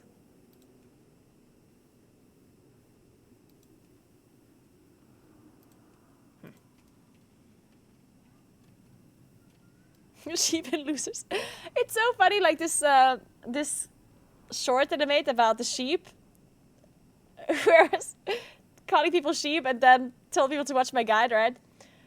there's actually quite a few people that took it seriously and commented underneath, like in a very like serious way. And I was like, really? Like, really? Like some people have such a hard time understanding jokes. It's crazy. Like unless you specifically say that you're joking beforehand, there's people that will take it seriously. Oh, it's insane.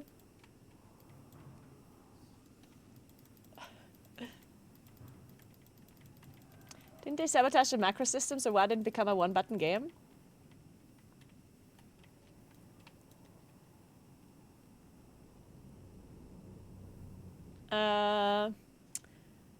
I'm not sure if they ever like changed macros because of that. Maybe. I mean, to be fair, you could do a lot of shit with macros, though. It wasn't actually the macros; it was the scripts, right? They definitely nerfed scripting and like macroing a lot because you could do quite kind of crazy stuff with scripts. Yeah, cast sequence stuff was actually really OP. What macros do I use? I don't have that many macros. I have a cooldown macro for my trinket with my incarn and some stuff. Then I have a macro for canceling Star Lords.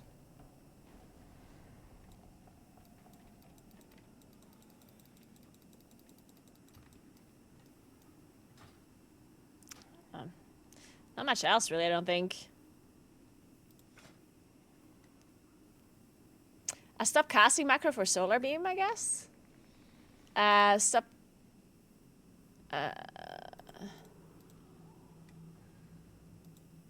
Mouse. Ow! I have a bunch of mouse over macros for like heals and stuff.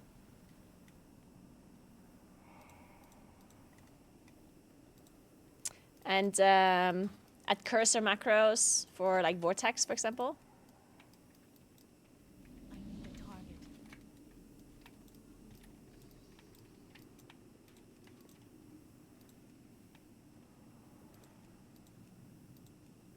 What are you doing such high Ecodome 17? Isn't that like a...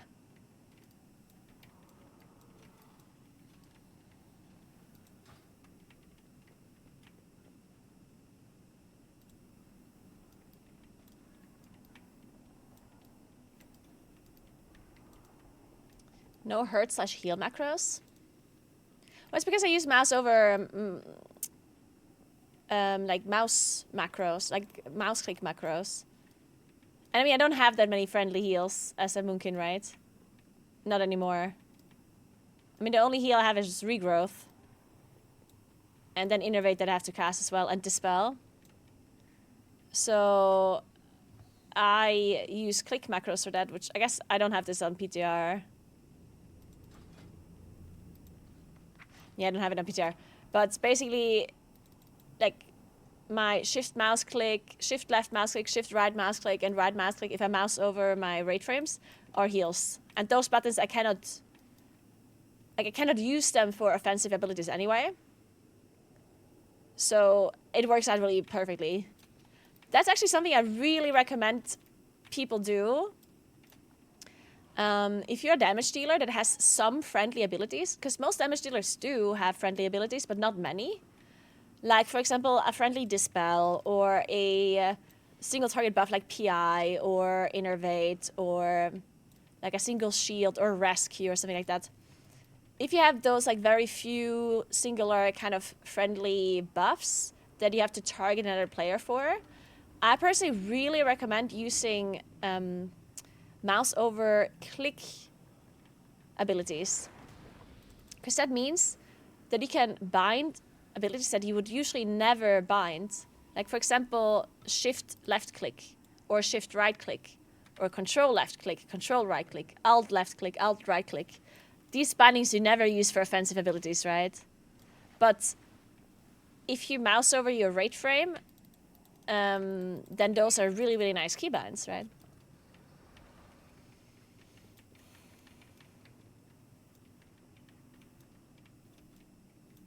You're a super kind and friendly streamer. Aw, thank you, Doomq. Don't make me blush. I guess he must have just joined and didn't hear all of the abuse that I was throwing your way earlier.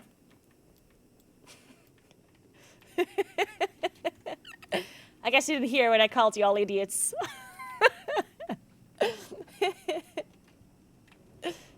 Pay cheddar.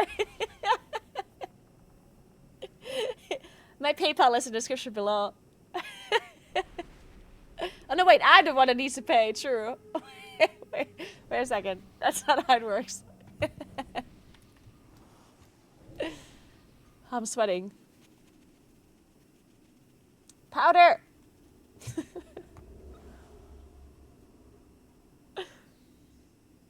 I'm dropping my Venmo link. Hello, can somebody invite me? Oh, Gambit. Oh, what?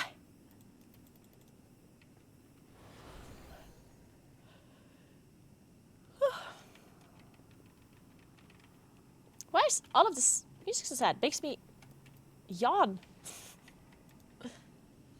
This is also kind of slow. Next. Okay, this is better. I use click the add-on, but you can also have click mouse bindings in-game without the add-on. If you go to keybinds... no, wait, where did they move it? Did they remove it?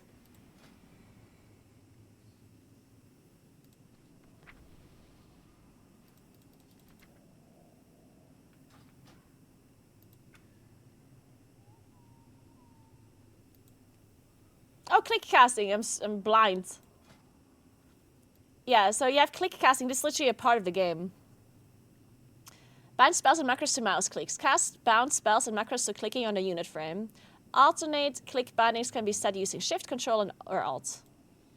So you can use this thing here. There's a little bit of a downside.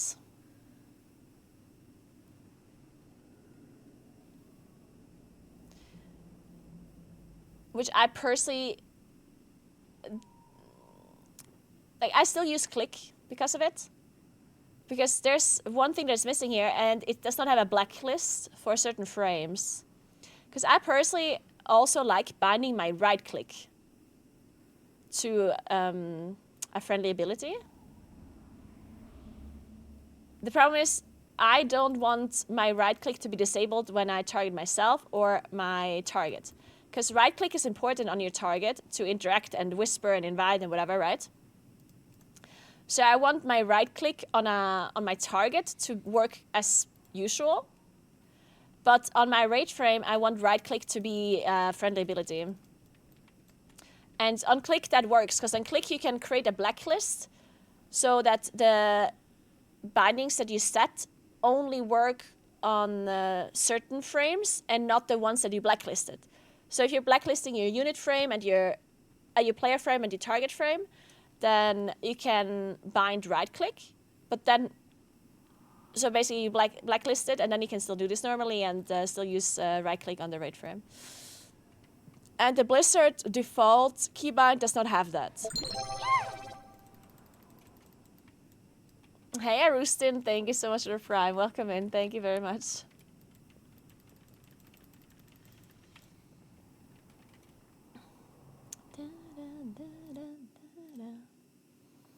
I wish you tried to explain this to someone that doesn't play WoW. Well, I'm assuming that most people that watch my stream right now probably do play World of Warcraft. It's funny that you say that though, because I once tried explaining weak auras to David. David does not play WoW. And I tried explaining weak auras to him. And honestly, he did understand how it worked. I mean, he's a programmer, right?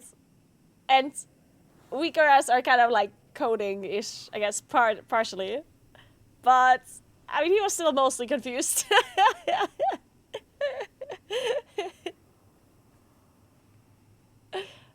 But it was an interesting conversation to have.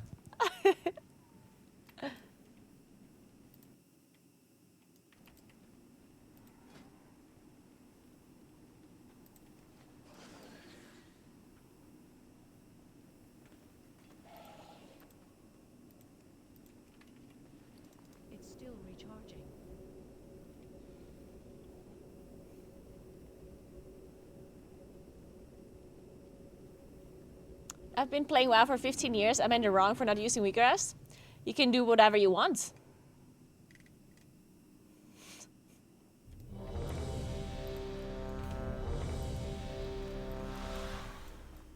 I mean,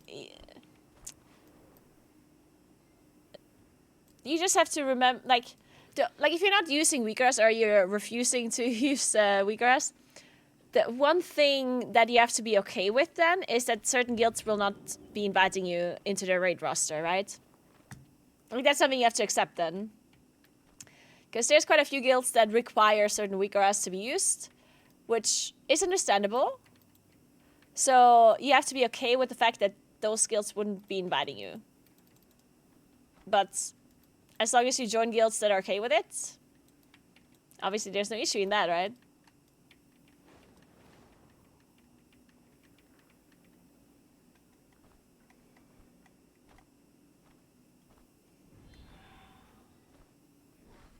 Wow, add-ons are such a foreign concept coming from any other game in the world. Like, oh, you mean any tiny customization you want someone else has already made? Yeah, it is true. There aren't really that many games that like actively allow add-ons, right?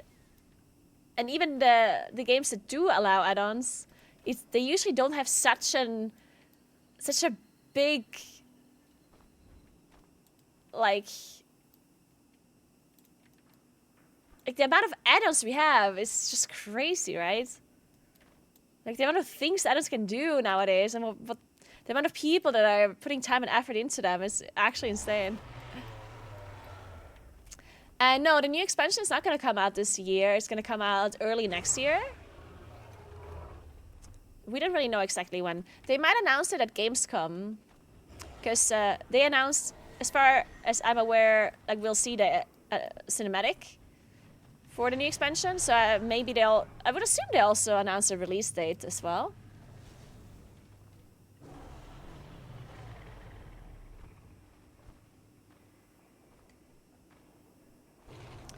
Naguura leaked release date? I mean, I don't actually know when it comes out, but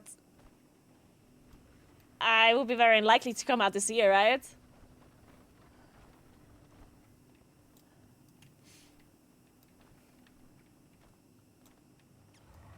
Not Naguura knows the release date.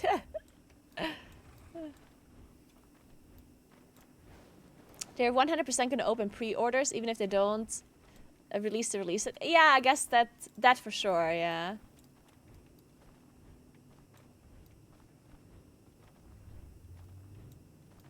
Or maybe a rough time frame, yeah. That could also be true.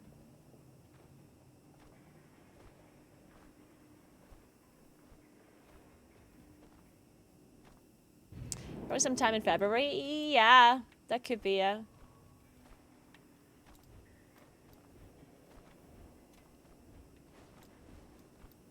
Ooh. We're doing content, guys. What dungeon was this?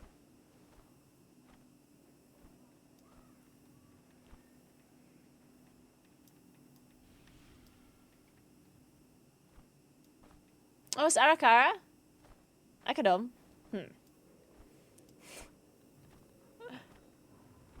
Okay, you're not helping, guys. You would think like one person paid attention to the chat, yeah? A singular one. Turns out I didn't pay attention and no one in my chat did. It was Dawn. It was Arakara. It was definitely RFC. Arakara, guys. Okay, I believe you. Keep it real.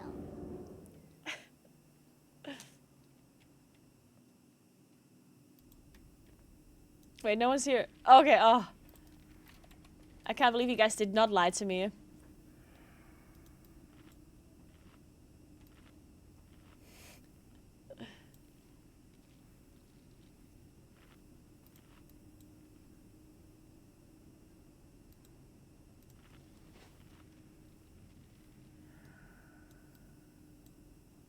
I'm not gonna fall for your nuts joke. Stop it.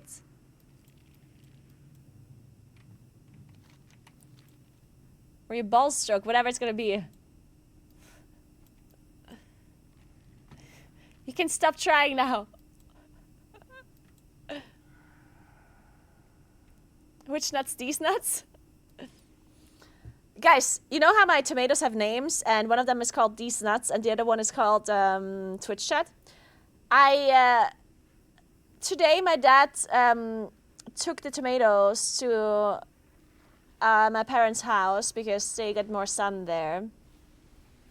But Twitch is looking kind of good. Like the tomato plant that is called Twitch Chat, it has some tomatoes looking somewhat promising. We might be able to get some ripe tomatoes. Mike is also looking pretty good. How's your little garden? Yeah, it seemed like they might not be... They're still, like, there are tomatoes, but they're still very green. 4, 3. It was a bit cold lately, and there's not that much sun on my balcony, so my dad took the tomatoes now, and he put it up at my parents' home. I hope they're gonna have a good life there. I hope the tomatoes there are gonna grow, and we can have a nice tomato salad or tomato sauce from Twitch Chat tomatoes.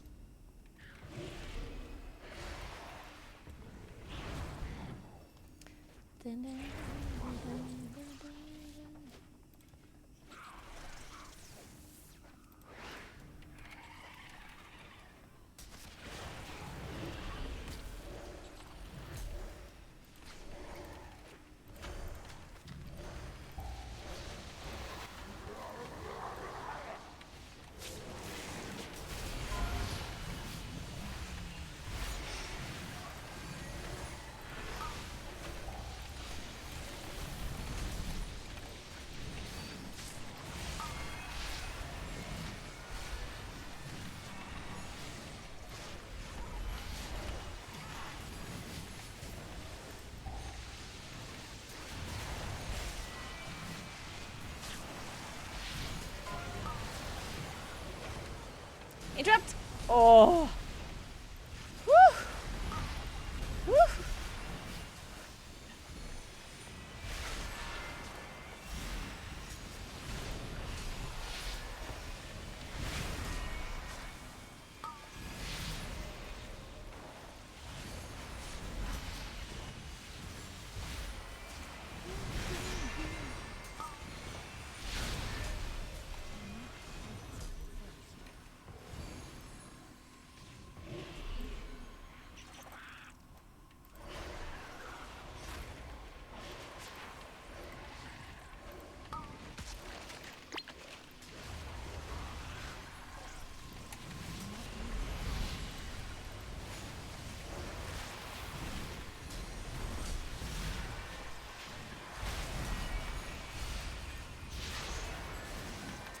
Wait, did it?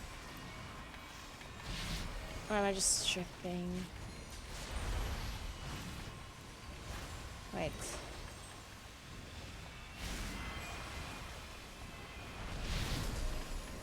Can you not proc? Oh, did they change this? Can you not proc Gathering Moonlight anymore while your Gathering Moonlight buff is up from the 4-piece? Or am I just being unlucky? And not getting procs while it's up.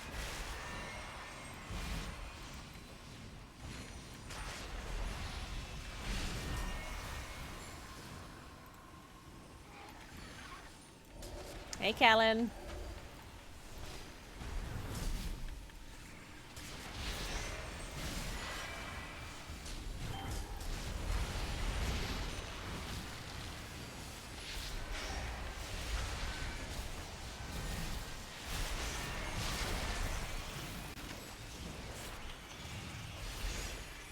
No, I'm not gonna go look for my old phone. It's gone. It is in a river somewhere. I can't. I mean, it's literally impossible to look for it, right? That would be a pointless search to attempt.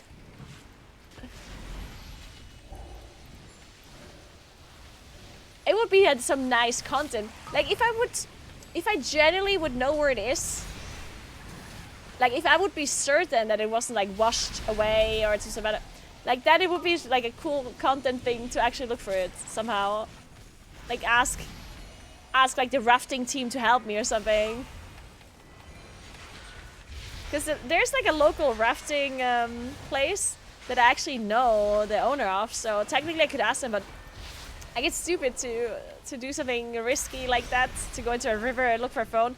If I don't know if the phone is even still like there. Like it could have been just washed 2 kilometers down the river, right?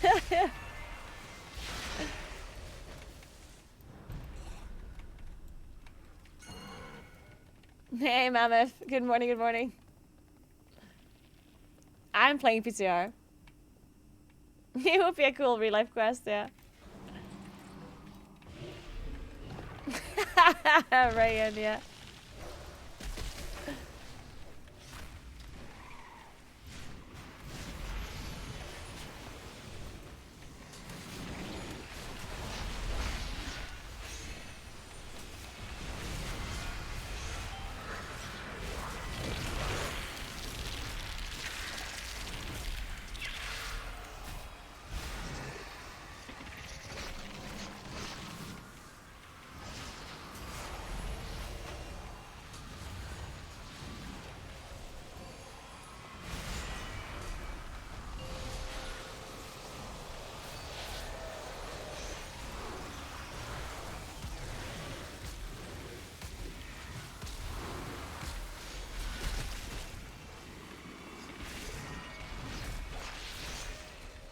I feel like there's never procs anymore.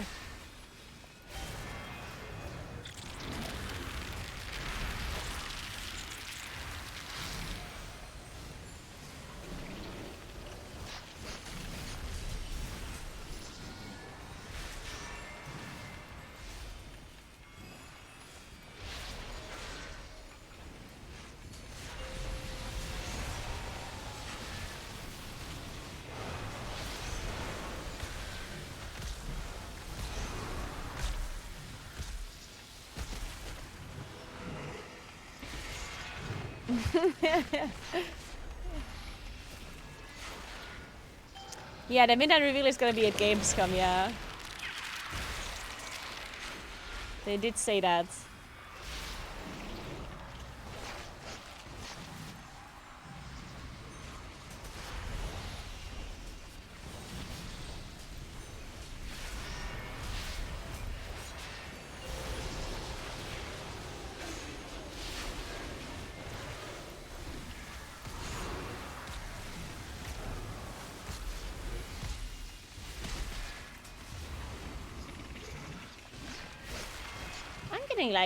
Like this 4-piece or the 2-piece. I don't know. Is there frogs?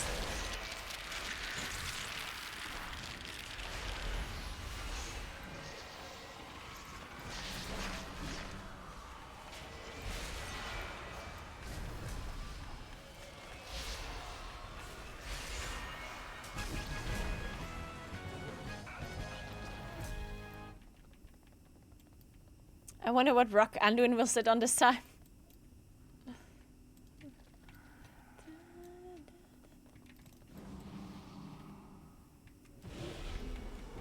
Did they change anything in Arakar? Not really, right? Considering that... I mean, it was a dungeon this season, right? Guess there's not much to change.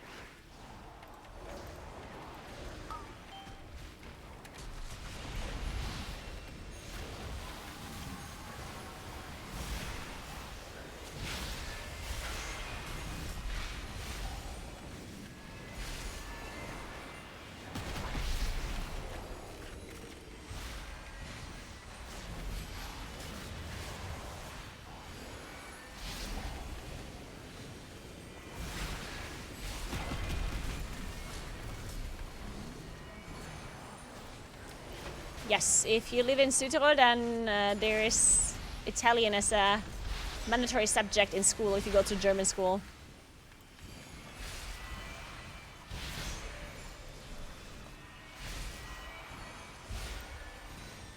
This is true.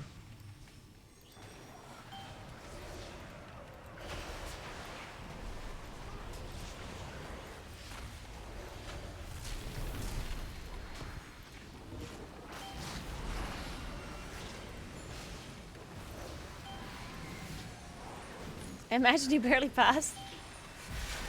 I was actually very good in Italian. Thank you very much.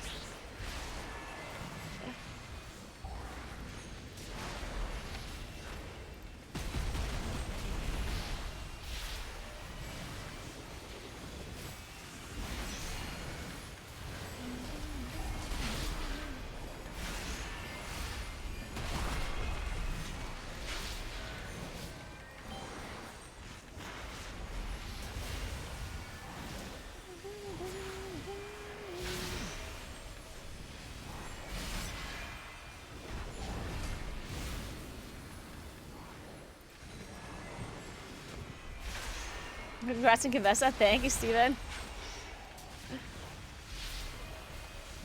Emphasis at was. Emphasis at past tense.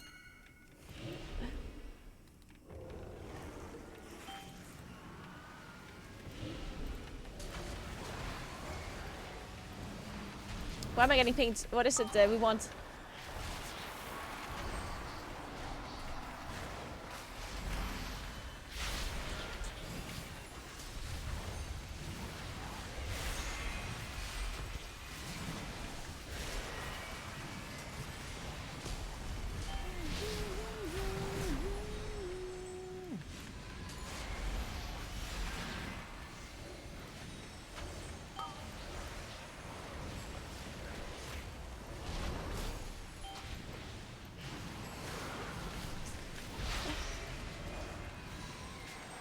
I don't remember.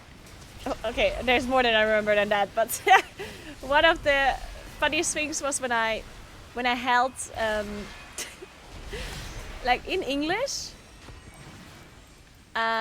They said that we all have to basically do a presentation on a subject. On anything. Like any subject. And I was like, any subject? And she's like, yeah, anything. And I'm like, so have you heard of the game World of Warcraft? So I held a presentation about World of Warcraft. It was so good because I didn't have to prepare anything really. I just had to explain to them how the game worked. It was very nice. I just had to say it in English, but whatever. It was perfect.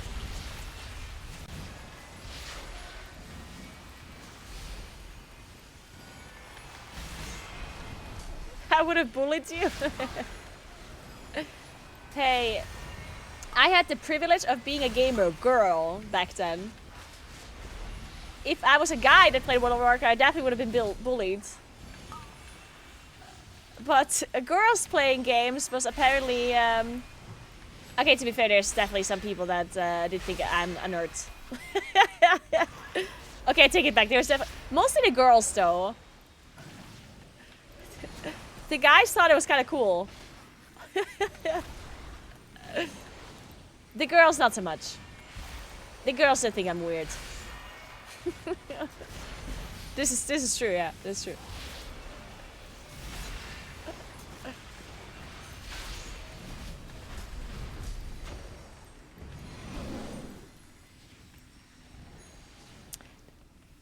And I don't know why I'm talking about it in past tense. They still think I'm weird. Like, those same people that thought I'm weird in school, they still think I'm weird now. Considering that I still play video games for a living.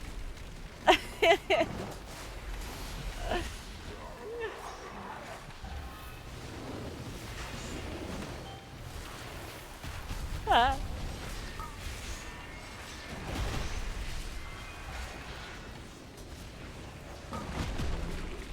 Is he supposed to do the frontal twice?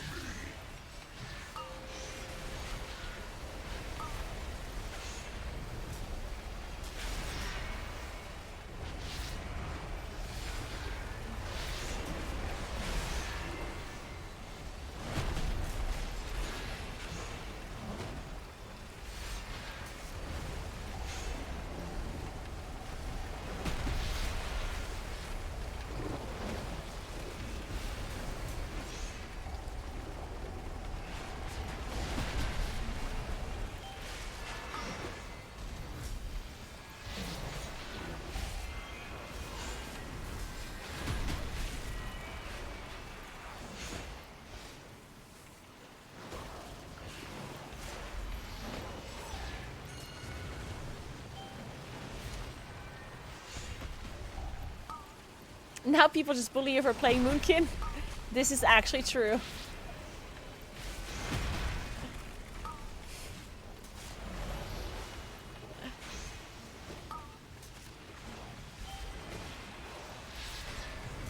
Do you think I did choose Moonkin as my class because I was bullied in school? Do you think there's a correlation? Hey, Professor W, good morning.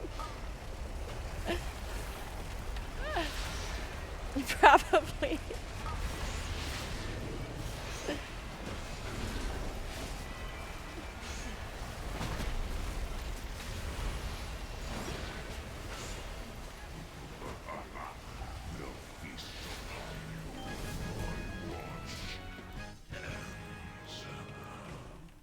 Hey Lester, my weekend was pretty good. Well, except the fact that I lost my phone. Or that it broke. Other than that, it was nice. I went on a cycling tour on Sunday all by myself. Without stream, without my stream equipment, without anyone else. It was kind of cool. It was kind of tough for me, I guess. Because I cycled up a mountain.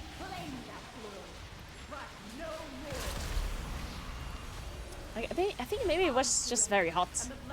It was really hot. But I did it.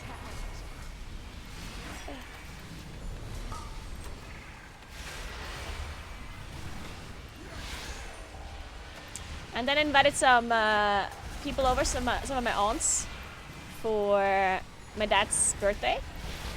And I baked a carrot cake. And apparently it was delicious. They said it was. They might have lied. But I don't care. If you have good things to say about my cake, even if it's a lie, go for it. Thank you so much for 100 bits, Hangman. Using for choosing Moonkin. I'm getting bullied in school and now I can get bullied in game 2. Win-win. Yeah, you know what? I think you're onto something, Hangman. I think you're onto something.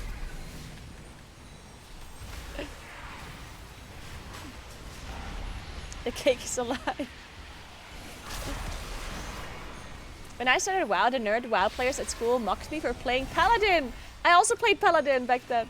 Because they said it was the beginner class, so bullied by the bullies.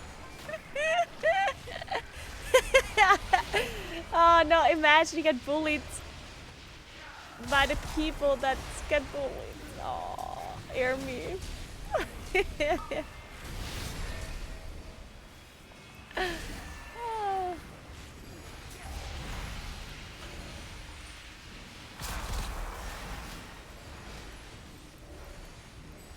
Nerdy to the nerds, yeah.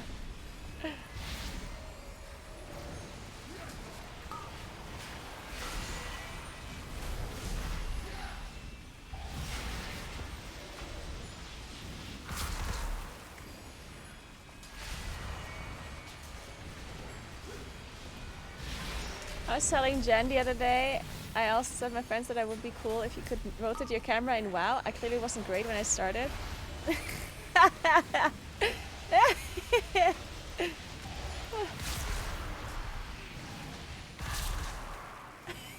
One of the dirtiest things I've done. I can't believe I did that. I wasn't even that young either. I was like a teenager. I was showing some of my friends that did not play WoW or did not play any other game for that matter, like WoW world first kill videos, because I was so like impressed by them that I thought clearly the other people would like them as well.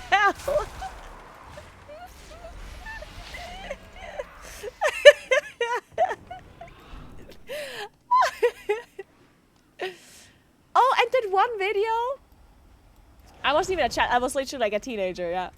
But do you guys, I'm not sure if any of you remembers this, like, only vanilla players probably remember this. Like, there was this one, like, video that somebody made that felt like a cinematic almost. Like, it was actually properly, like, a properly edited, like, movie, like a WoW movie that was about lore, basically. Like, a made-up story about It was Tales of the Past. It was called, I think. Tales of the Past 1, 2, and 3. Do you guys remember? Oh, you must remember. Come on. Yeah, Tales of the Past. Yes. And Tales of the Past 3 was such a good like movie. I also showed that to my friends. Maybe that's why they're not my friends anymore now, huh? I wonder. Ah, probably not related. It was probably something else.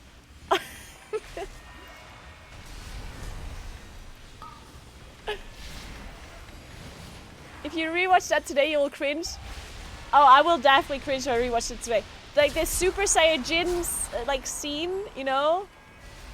The Dragon Ball Z thingy. Do you guys like that one? Was like the weirdest part of it for sure.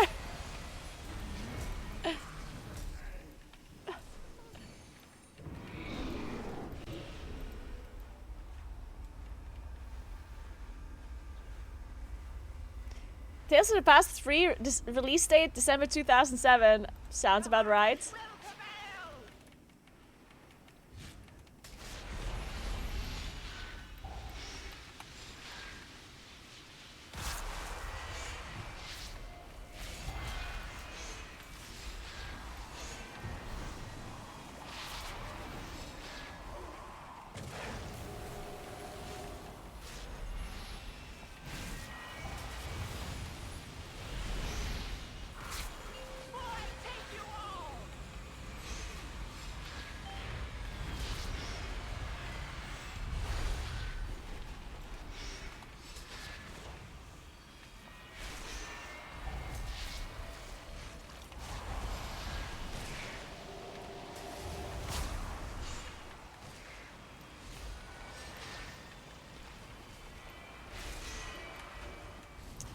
Will you ever go back to healing in Plus?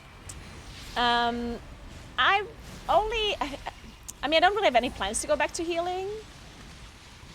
Unless like Moonkin is really bad and Restored is really good, then I maybe consider it. The main reason why I don't want to heal is because I really like interacting with chat when I stream. And if I play in Plus as a healer, I will have a really hard time like talking to chats and reading chat messages and stuff. Because as a healer, you actually actively have to look at your rate frames all the time. As a damage healer, you definitely can look away because your rotation is muscle memory. And of course, you have to look at your screen, but there's many times where you don't necessarily have to. But healers, because they have to react to things and don't just work on muscle memory, have to pay more attention, and I would have less brain power available to talk to chat, which I don't like. You don't have a rest anymore.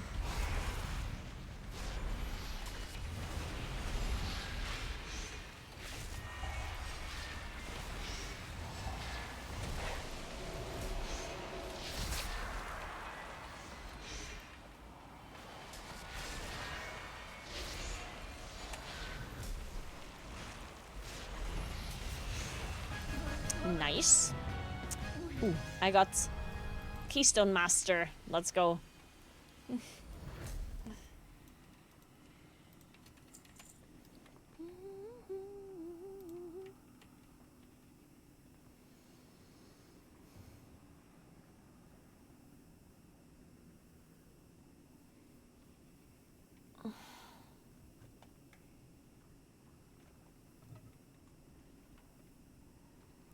You know, in single target solar eclipse, Wrath is much stronger than Starfire.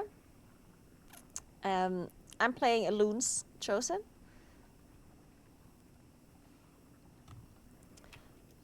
So no, it's not. But if you play Keeper, then you are correct.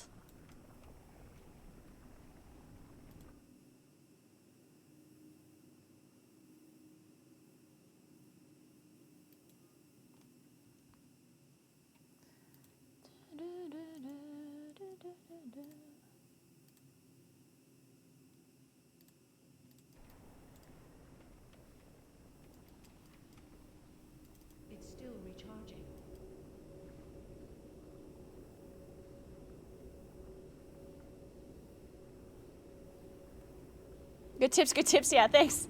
Thanks, appreciate it. Do you like PvP? Once in a while, I get like the urge to PvP. And like, this is like a great song, by the way. But like I never really want to play PvP because I think the time that it would take me to actually become good at PvP, I would take time away from me playing M+, right? Like, I feel like you have to choose one or the other, unless you play all day, every day. Like, I just don't have enough time to play WoW to both play M+ and PvP on, like, a high competitive level, right? But once in a while, when I do play PvP for whatever reason, because maybe you get, like, a good item for PvE, then I do enjoy it. It's just, don't really feel like I can do both.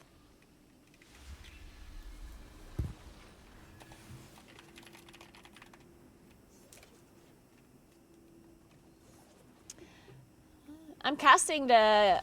Like, I'm gonna be at Gamescom hosting the... Blizzard stage, basically. That's why I'm not casting the race, because it overlaps.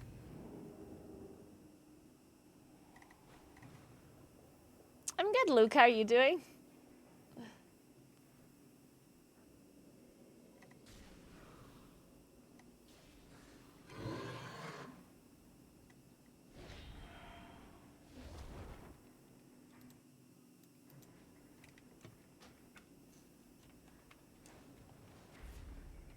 The Undercache, what's that? What dungeon are they in? Undercache? What is that? Any communicators in the chat? Wait, I have a vault. Let's open the vault, guys.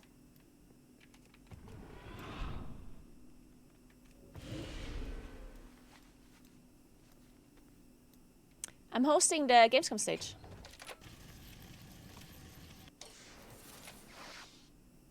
Crit versus offhand. Useless item, let's go.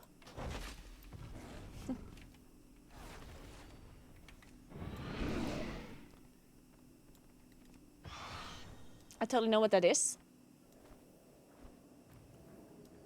I mean... What do you mean you don't know what that is? Like, am I hosting a stage? I'm like... I don't know how else to describe it, I guess. You know when you're standing on a stage and you have a microphone and you're just like talking? That's what that is. Or what, or I'm not understanding what you're not understanding. You need to be a bit more specific. Then I can explain it to you.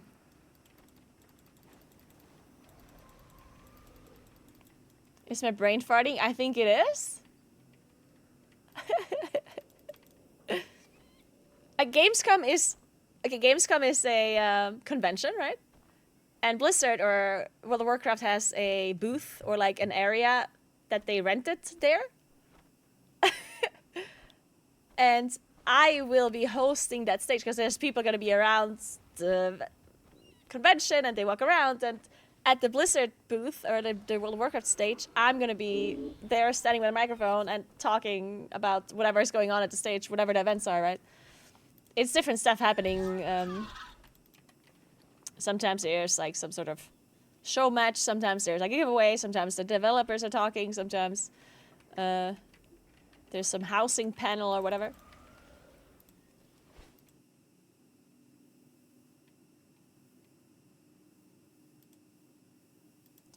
Okay, I guess I'm leaving. I don't know what I guess they're not playing anymore. I'm getting ghosted, guys. Buffed mummies. Alright. Sounds about right.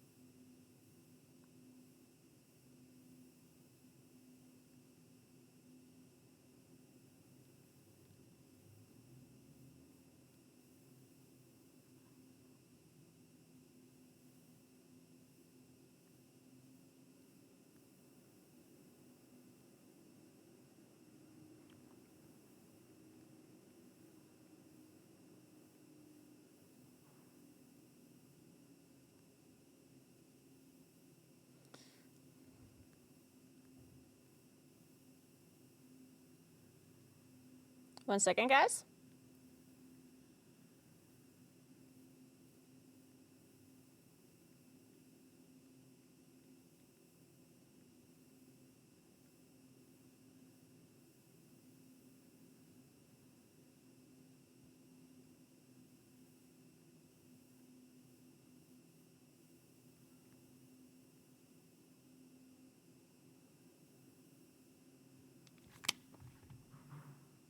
I need attention.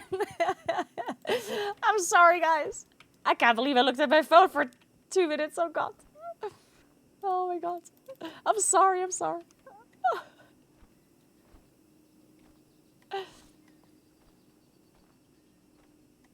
Yeah, so I'm going to be hosting the Gamescom stage in German.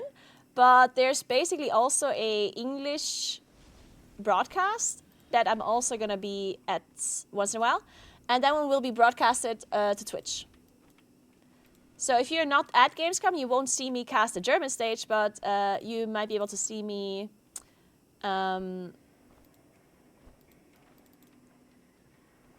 host or like cast the English stuff.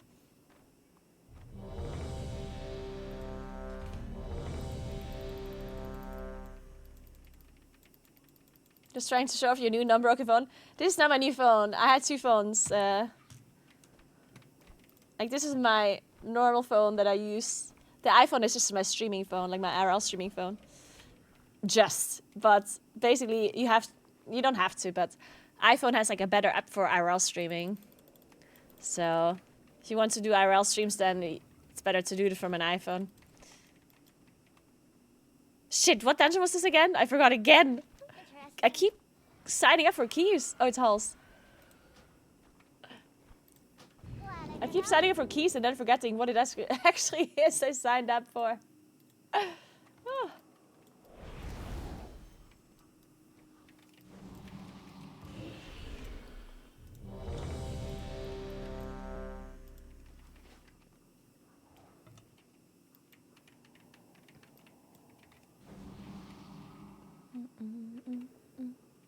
And of course, I'm gonna speak proper like Hochdeutsch or proper German. I don't think they would understand what I would say if I speak dialect. Or maybe maybe the Blizzard people wouldn't even understand. Maybe they don't know the difference between Hochdeutsch and my dialect, you know? Because if they don't understand German, then maybe I should just speak my dialect and see what happens.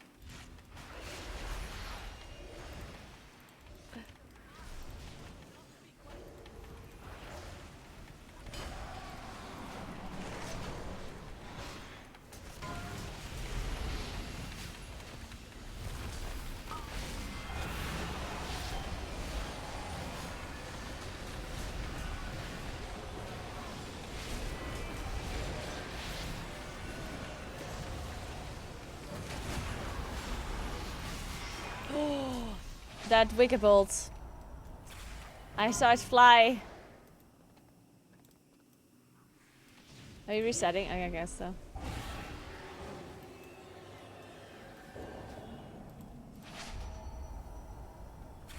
Was hoping for some Makes Naguura duo. I am actually hosting Gamescom with the Makes. But I love casting with Makes. It sucks that we never get to cast a race together anymore. I love casting with Makes so much. But yeah, this time we are hosting Gamescom stage together. Well, not all the time, but once in a while we are going to be hosting or casting together. It's going to be fun.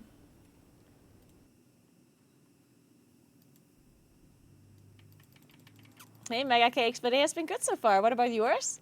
Just a bit hot, but you know. It is summer after all. Quintetza, what's up? How are you?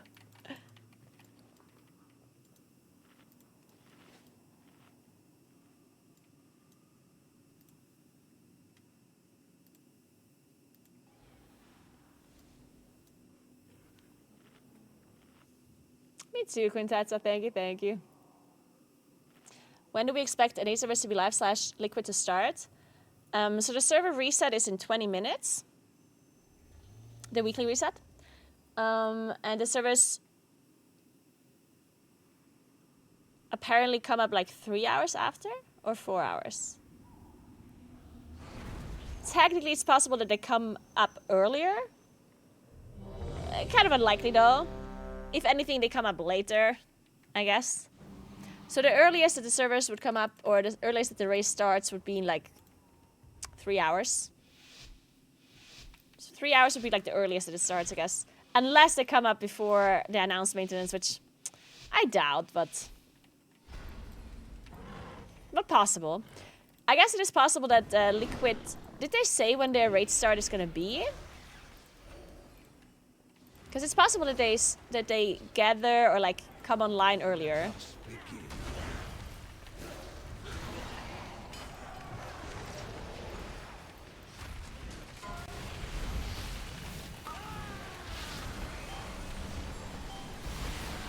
Just in case the servers come up quicker.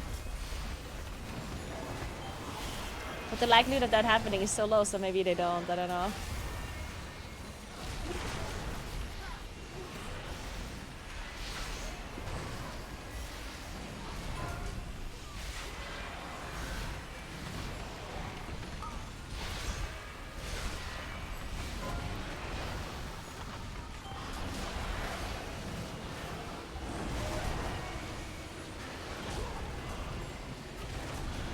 We're climbing now, guys.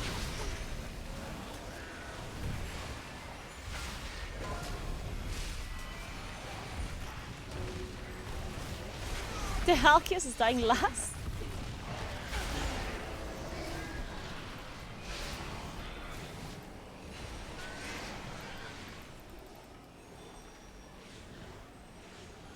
I do like the song as well. It is a banger. It is interesting how sometimes songs do grow on you. Like sometimes I hear a song and I'm like, huh? What's that? And then I hear it a few times and I was like, wait. Kinda good.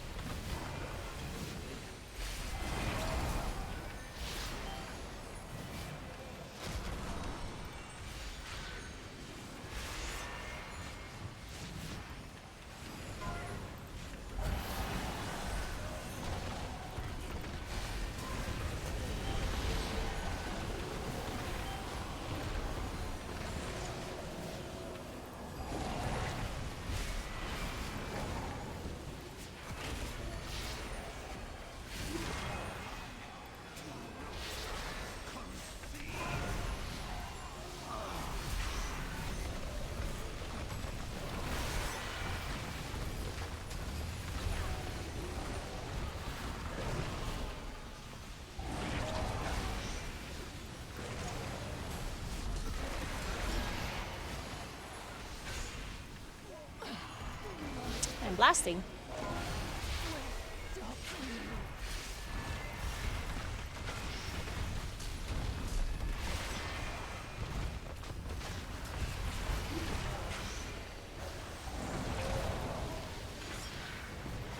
Of course I'm blasting if I'm listening to the song.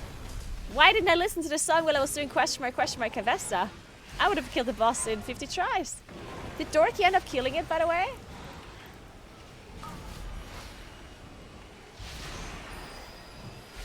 I assume he did. He did? No, that's awesome. How many tries? He was doing really well.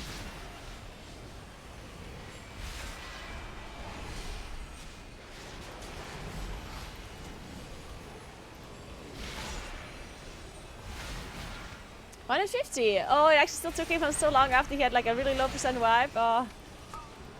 He had like a really low wipe at like probably like 60 or like 80 tries or something, I think.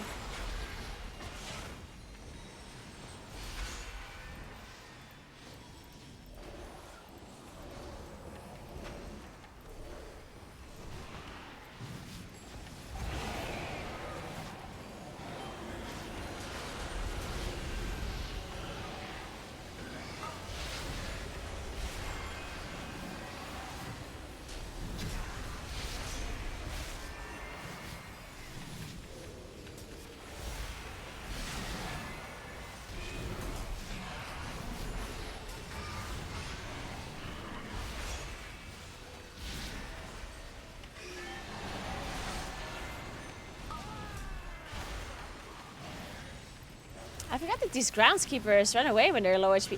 That's actually one of the mechanics I hate the most about World of Warcraft. Mobs that flee when they're low HP. Like there's nothing that is like why?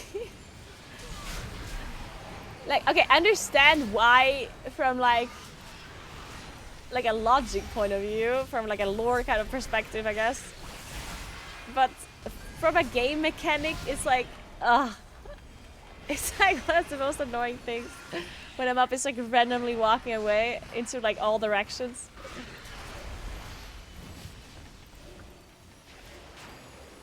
At least we don't have affixes anymore, because the affixes made it quite a lot worse. When all of a sudden you had Sanguine all over the place and the mobs ran into Sanguine. Oh man. Hey Bueno, thank you so much for the Prime, I appreciate it. Thank you very much. Welcome in, thank you, thank you, thank you. Speaking of Prime, I need to use my Prime as well. Oh, I can Prime, shit, who do I Prime?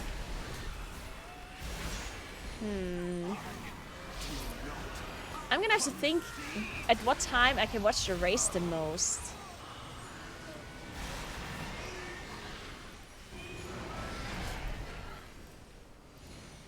Probably in the morning? Probably morning. I'm gonna be a Max watcher, I guess. Mainly. Hey, Coffee. Thank you so much for the Prime. Thank you, thank you, thank you. I'm probably gonna be watching Max the most, I think.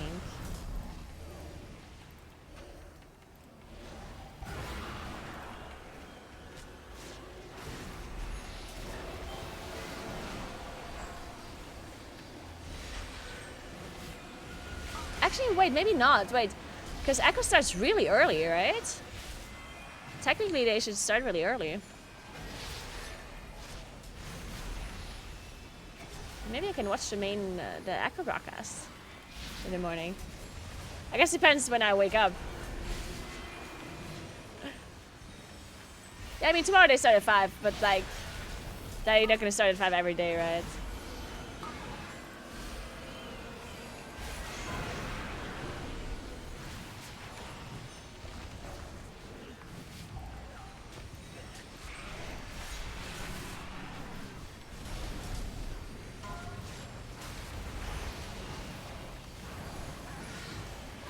Oh, let's shout.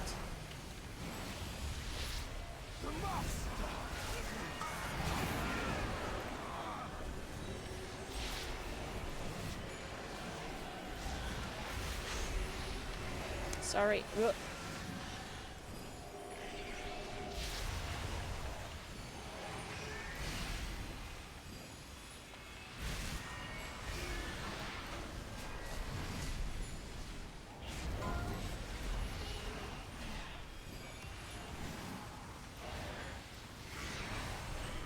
I mean, we don't really know how Moonkin is gonna be. I mean, I don't think he's gonna be super bad in M+. In the raid, it's definitely not gonna be super hot, but in M+, it can probably do well. But it's hard to tell at the moment. The problem is Rasta Druid is looking really good, which is actually a pretty big problem for any other Druid spec. As soon as there's like a really good Druid spec, all of the other Druids have a really hard time. Like when Guardian Druid was meta, for example, Moonkin had such a hard time getting invited, even though we didn't even do that badly. Like, Moonkin was actually kind of good.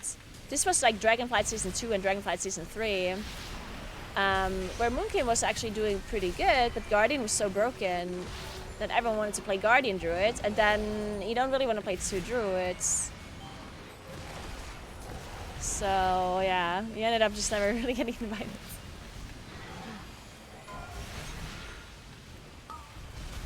This is like a common problem, I guess, with classes that have multiple different roles. Like Vengeance Demon Hunter is taking away the spot for Havoc, for example.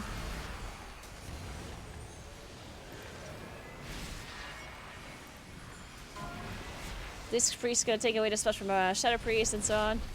Well, even though I guess this priests have more than just like a group buff. They also have PI, and PI does stack. But in a group, in like a 5-man group, how many PIs do you really need? I guess. Or a Dev Evoker and Aug Evoker, when Aug Evoker was super strong and nobody wanted to invite Dev Evokers.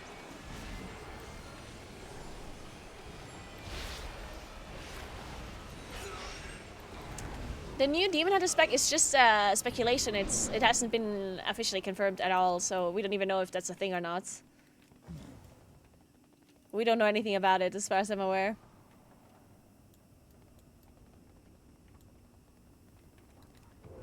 August OP? I don't think so. Is it? I mean, we might see them in a like race maybe, but like in plus.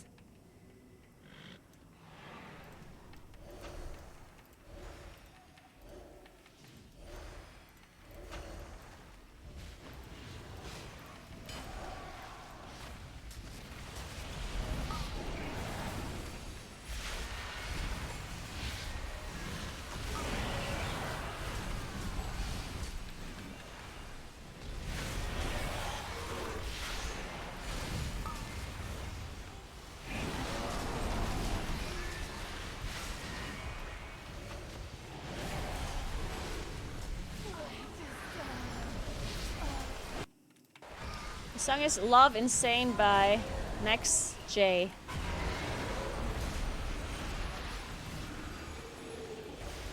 J from N-Hypen.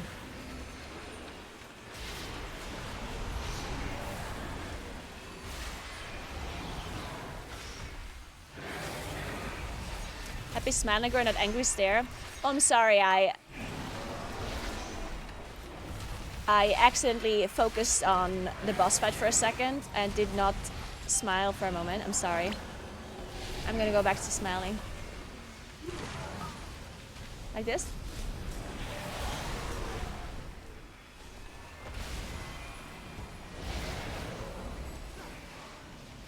Good.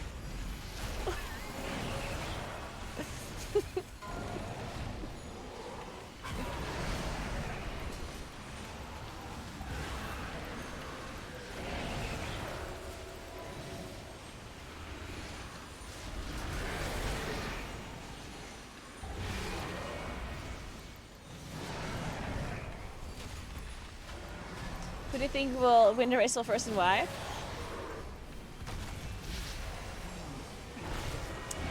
I think Echo will win. And why? Because they're good at the game and because they've lost twice now and they really want to win. So they'll just do it.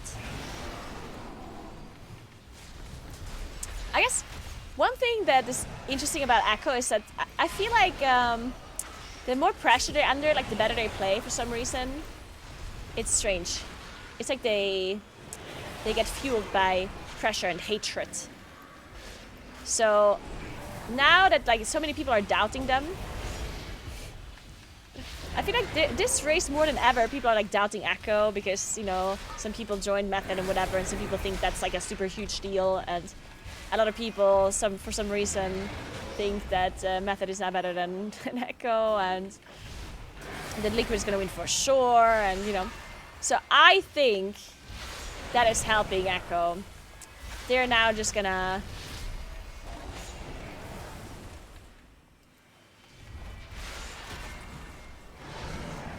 they're angry. You're fueling them. You're giving them all of this power by doubting them.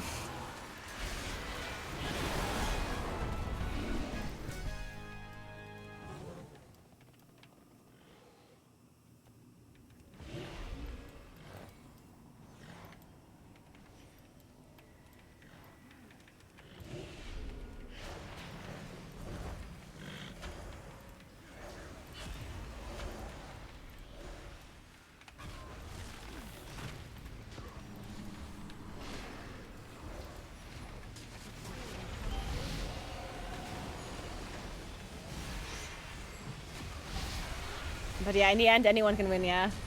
Of course, Liquid has is looking really strong, and Method can win as well, of course.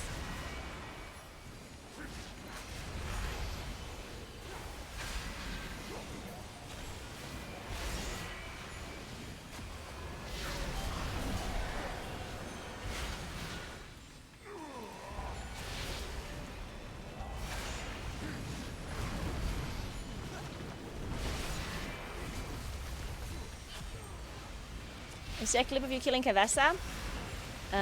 No, I deleted the VOD. There's so true. There. You can watch clip. I'm gonna upload a YouTube video about it if you guys wanna watch the whole thing.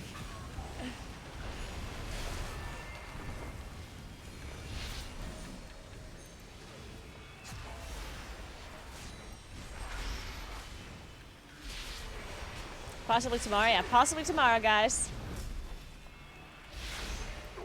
What tiers did you rate Racel first? All of MOP. I guess you could also argue that I rated Will first for Dragon Soul. And for Firelands. But not really. Then all of MOP and all of Worlds of Journey. And the start of Legion. As well.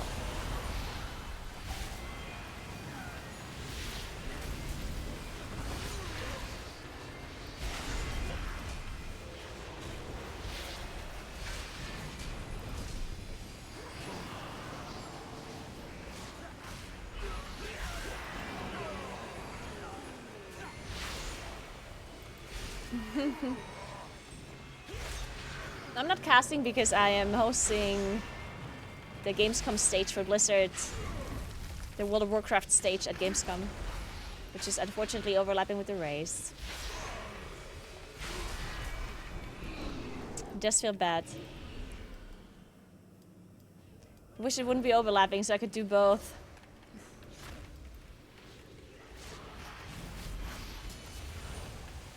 But can't have everything in life.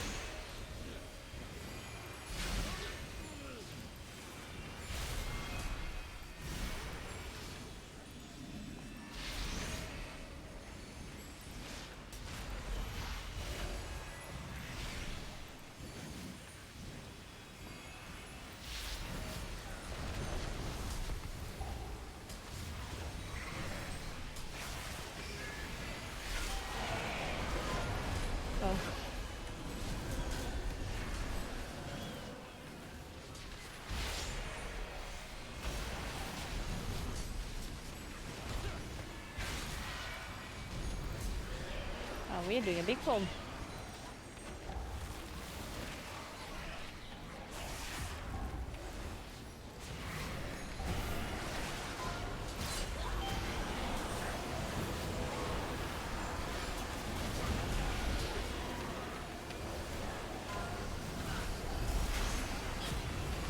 Nah, shit.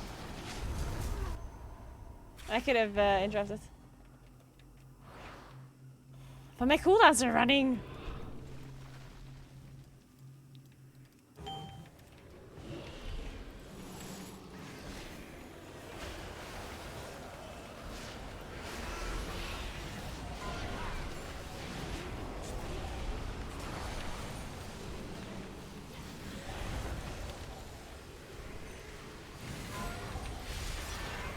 Shit, okay, this might be... This might be it, guys. This might be it. Shit. Yeah, I'm playing Void Core and Void Glass Spire. Yeah, unfortunately we aggroed a bunch of mobs.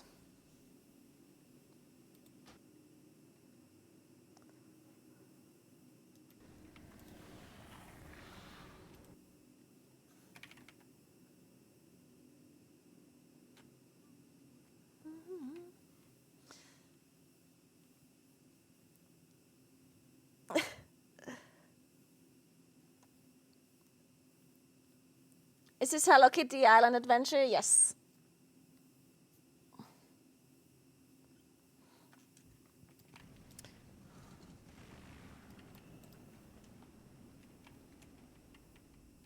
Guys, I'm sweating.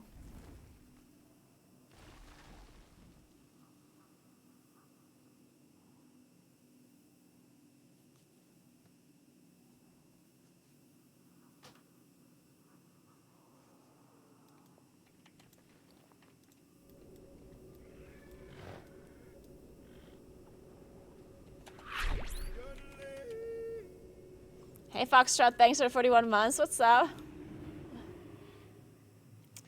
Gamescom is next week. Starts on Tuesday and goes until Sunday.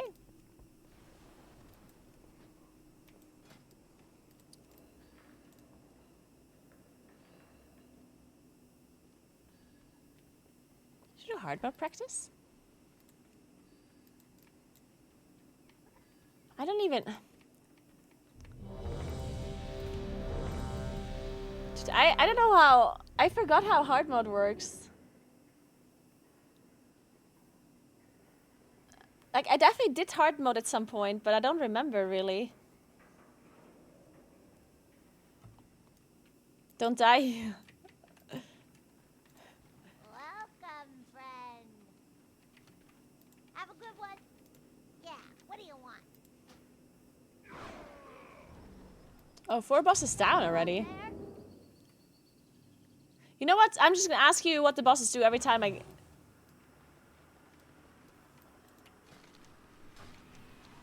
Every time we get there, I'll just ask you.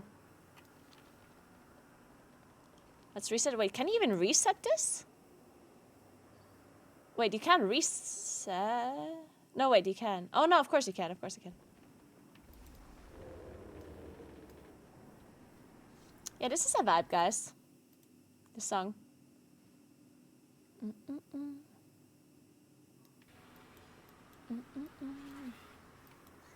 Wait, there's 4.3k people watching right now? What the fuck? What? Guys, what are you doing here? Like, what the fuck, guys? Are you bored? is there no other interesting streamer streaming right now? What the... Is there no one else streaming?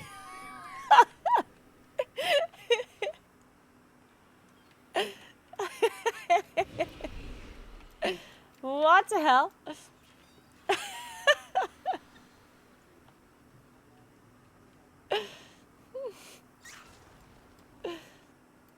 Guys, since so many of you are here, make sure you follow my stream.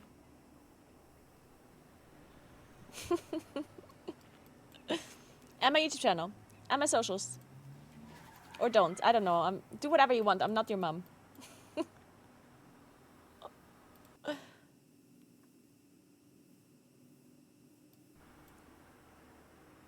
Man, I'm thirsty, but I don't want to get water. Because it's so far away. Can somebody, like, get me some water?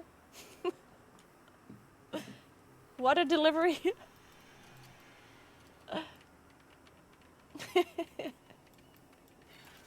No smiley face. Last minute trinket tuning. Ooh, what did they nerf or buff? Okay, I'm gonna get some water real quick. Oh, Druid Warrior? Wait, I'm missing. Oh wait.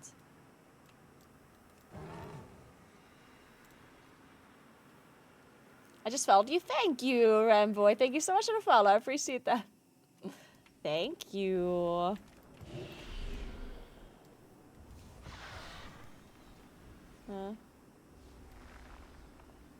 I'm re-entering, okay.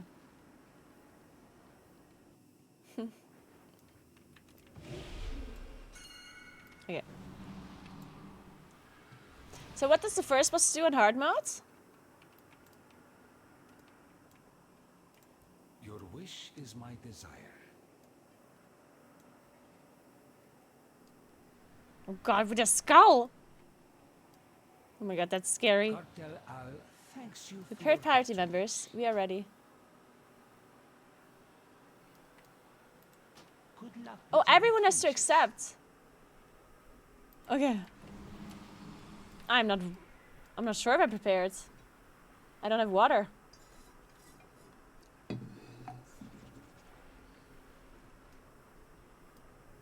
If nobody dies, you get a guaranteed myth track item. Surrender your weapons and follow me. Surely we can come to an alternate agreement? There will be no agreement. Lethal force authorized.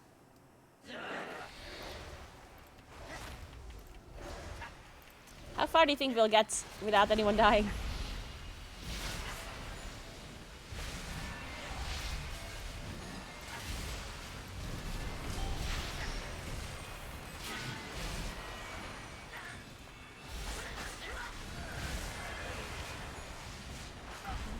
I still don't know what the first boss does now.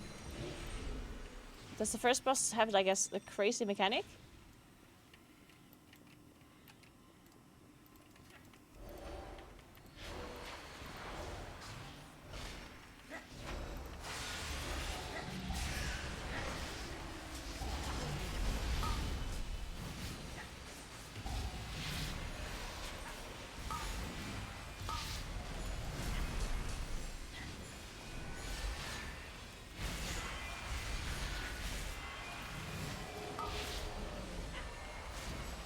People have to rescue people? Wait, what?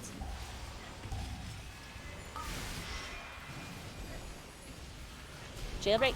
Yeah, but that's a normal mechanic. I'm asking about the hard mode mechanic.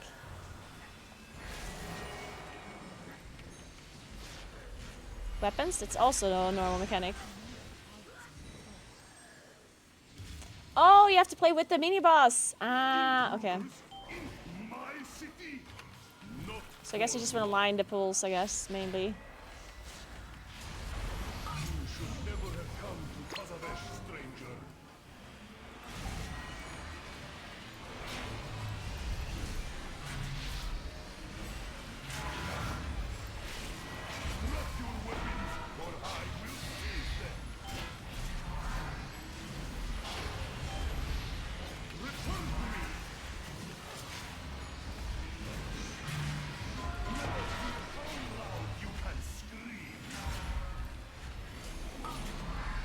Help!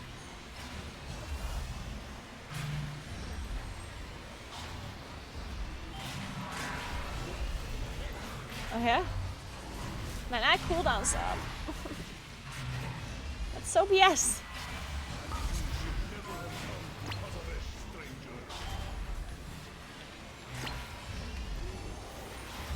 Ah, fuck, I was in that. I didn't want to pull this trash pack here to the left. Oh wait, we already messed up the deathless run. F. Okay, I definitely want to play this boss close. This the frontal is definitely pretty difficult to dodge if you don't play like close.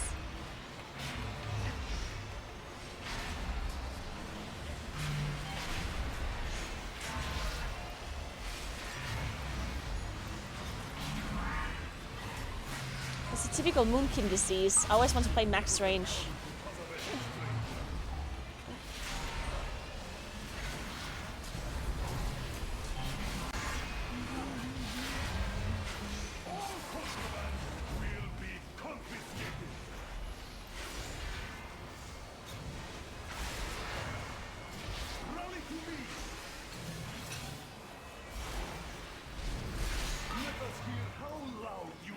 Oh, watch the trash bag.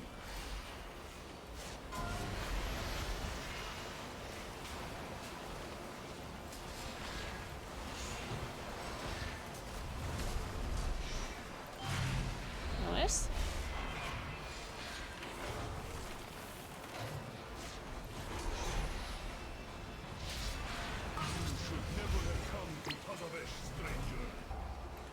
Hey, Ashi.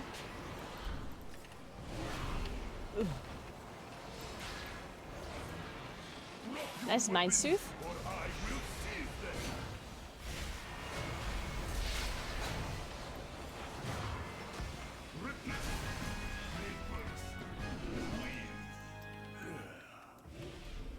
I was not in Echo or in Liquid, I was in Method. Which, to be fair,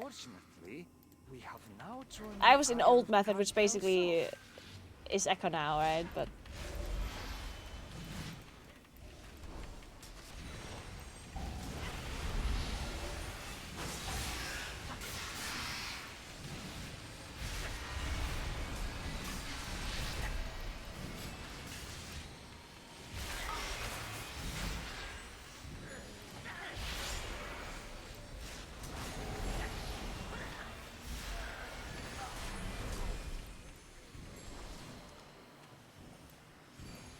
Bring back Ravenous Frenzy? Why? Please do not ever bring back Ravenous Frenzy. Horrible, horrible timeline. Horrible. Shit.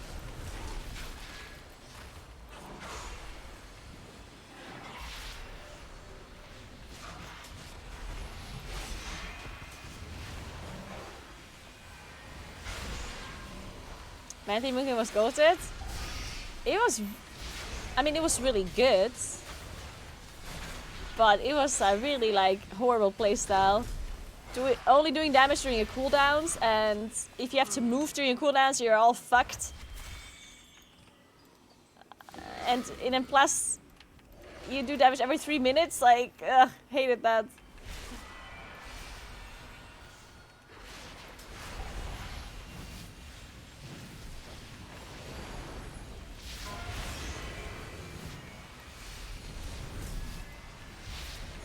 Hey, Ricardo, what's up? What's up?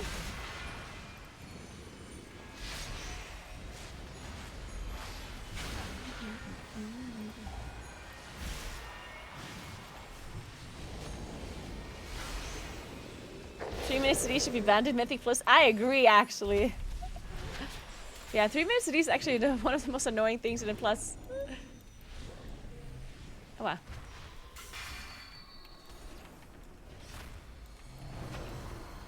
Does this still work, actually?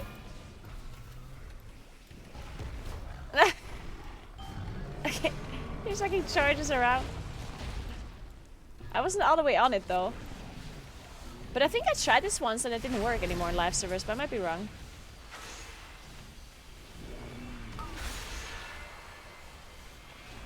Now we can't test it either. Simhog is also not up. Well, shit.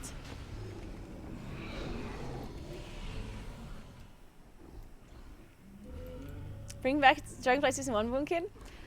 I actually did enjoy Dragonflight Season 1 Moonkin, but it was a little bit hectic with the amount of like globals you had to press. Like it was like slightly like exaggerated, like the things you had to do.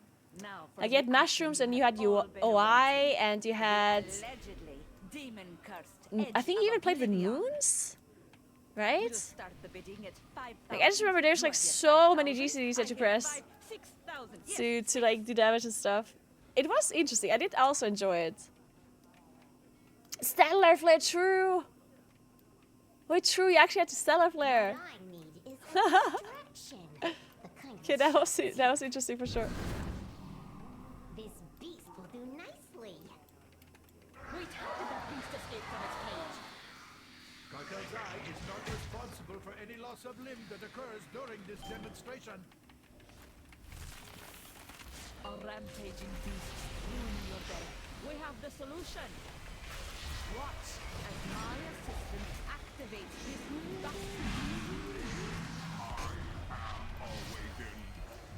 So what do you think they're gonna do? Even a dredger could do it. Oh, you got the boss so early on in this difficulty. Thank you all. That concludes our demonstration.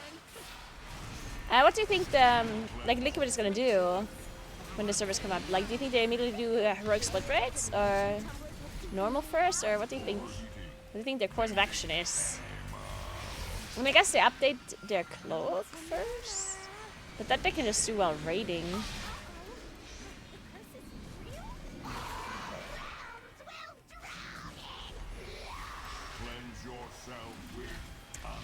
I don't think they'll do M+ early, right? Or do you think so?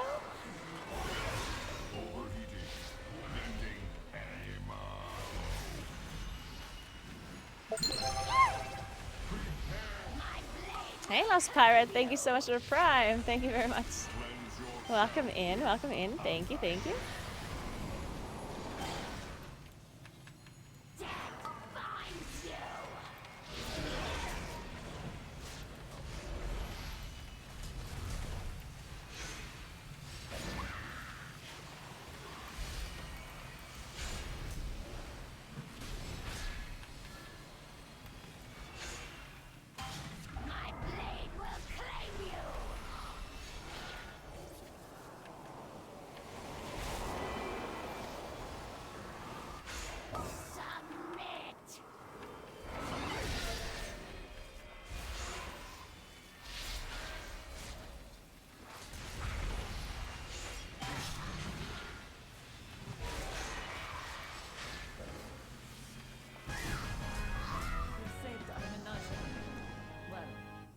left of it. I don't know if they will do Tasavesh hard modes.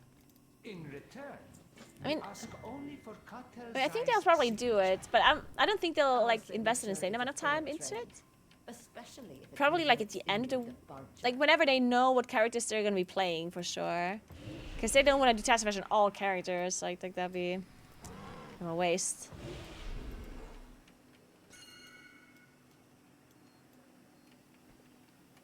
Because they all have like multiple characters and they don't know which one they're maining until they have done the split rates, right? So I would assume that since it's a guaranteed item, I would assume that they do it later once they know which character to play.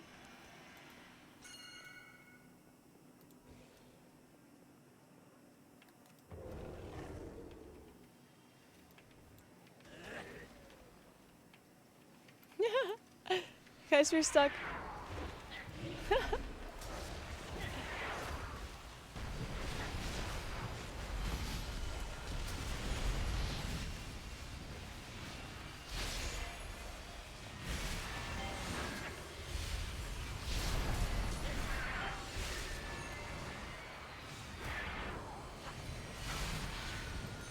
Tasavesh hard mode splits? You can't do Tasavesh hard mode splits.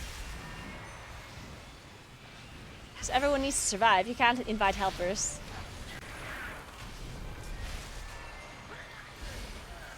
So you can't actually do any splits. You can run it normally, but not splits, right?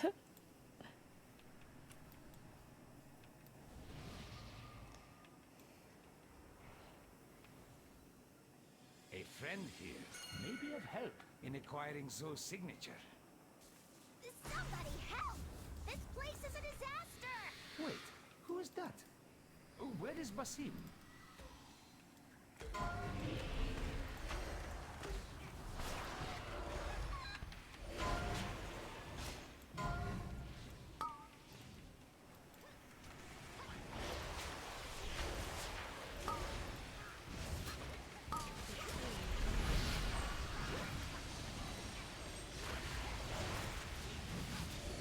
So what does this mail boss do in hard mode? What's the hard mode mechanic? Does anyone know?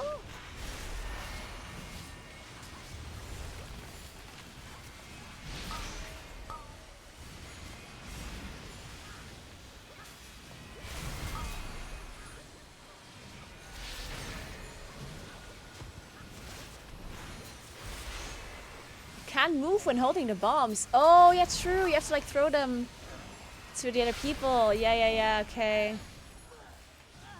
This is the Fall Blizzard raid frames that I have here.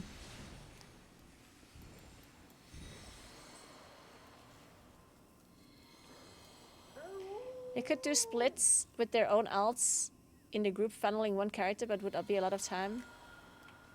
Yeah, but the only thing that really matters is the myth track item from the last boss, which everyone gets an item.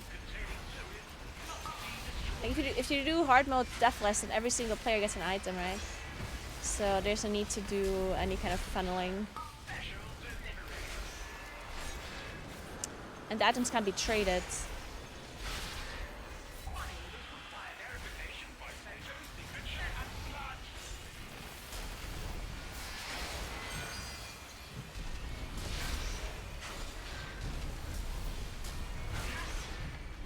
Otherwise, it would do it for sure. If you could trade all the myth track items to one character, that'd be sick. But yeah, you can't do that. Oh. Parcels containing fluids must be destroyed. I mean, Special delivery. can you not reach it here? Money orders require verification by photo, signature, and blood.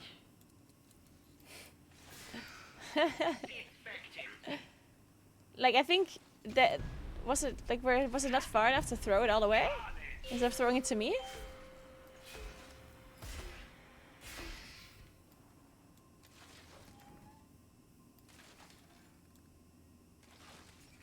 Parcels containing fluids must be destroyed. Surplus junk mail marked for incineration. Oh wait, can I just shapeshift?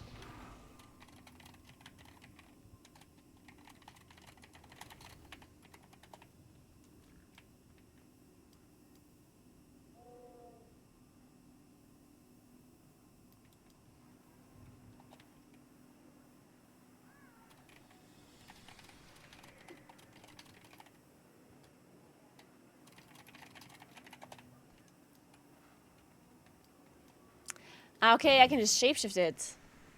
Well, then I can just do all of them. Well, not all of them, but maybe actually.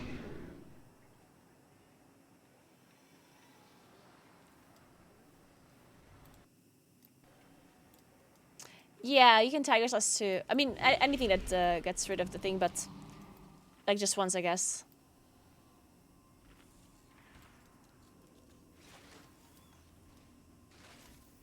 Parcels containing fluids must be destroyed.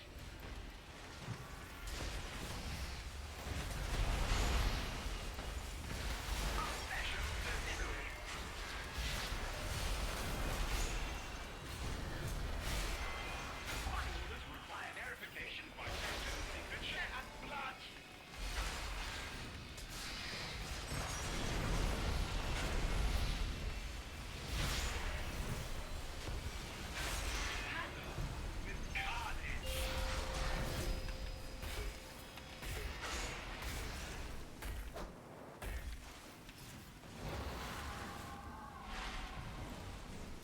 Parcels containing fluids must be destroyed.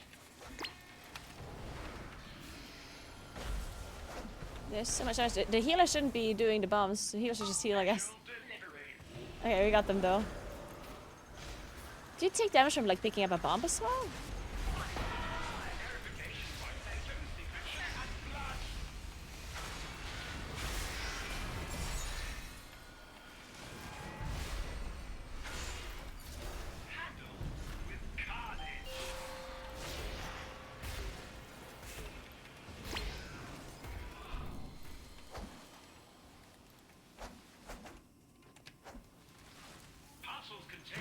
Oh. Oh, I didn't know they were throwing them. Just let me do the bombs, honestly, like. Don't have to do it this way, like I can actually just do them all by myself. I didn't realize they were throwing, I thought it was spawning.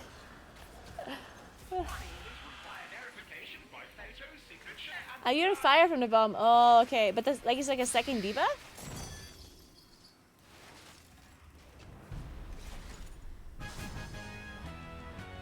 I can't wait to see all the rage on Reddit from people failing in this bug.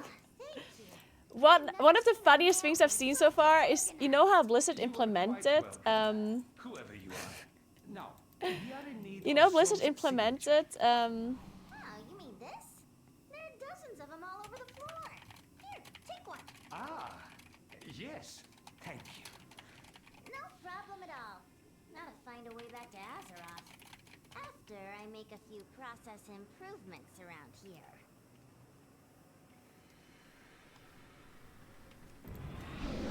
All goods and services for sale.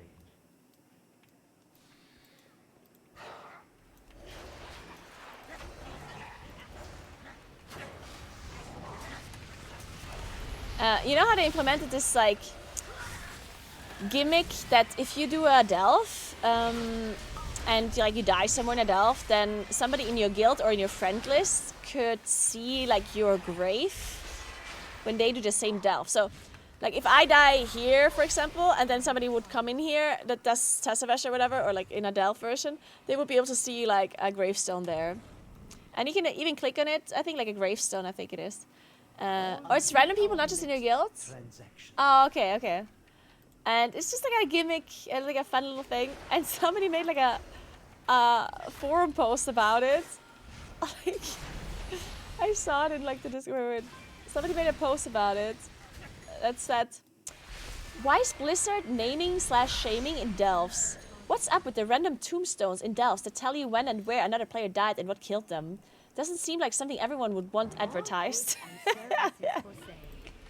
Like, people nowadays are upset about like anything. Like, yeah, it's like a small little fun thing, you know? And people are like, oh, how dare they?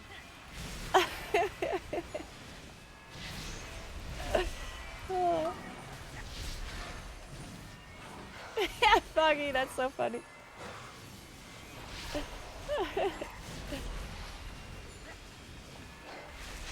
I think it's, I mean, it's just funny, right? You said people from other servers? Okay.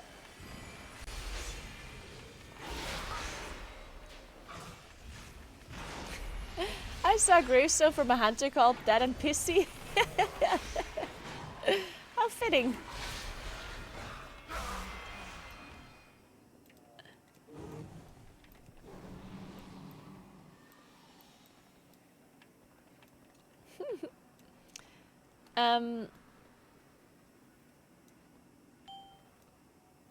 What's the extra ability on this fight?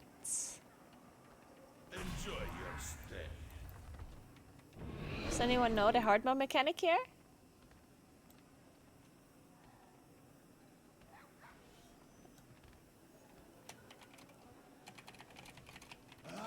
Enough of this. 1 second.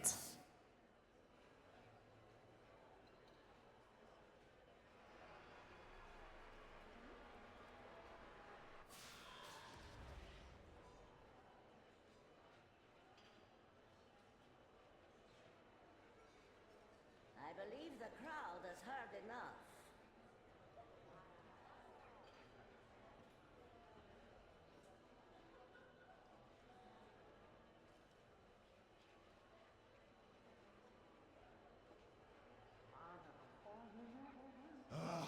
Next performance.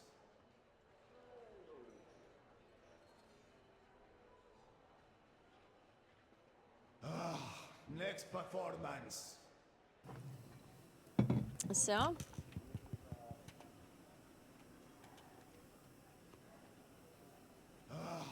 Next performance. Fixate. Fixate is not on one player, I believe. There's a fixate? What does that do again? The favorite part of the new Delph thing is that the enemies will have names like Slayer of X-Play. Oh, really? Wait, that's actually kind of funny. I didn't know that. Yeah, that's funny. More entertainment.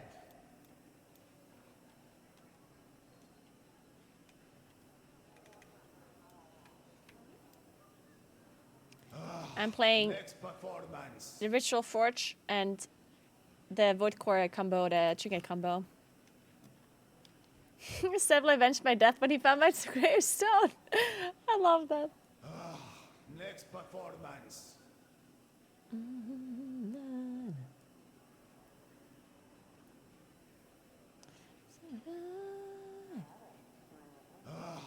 Next performance. 1 sec.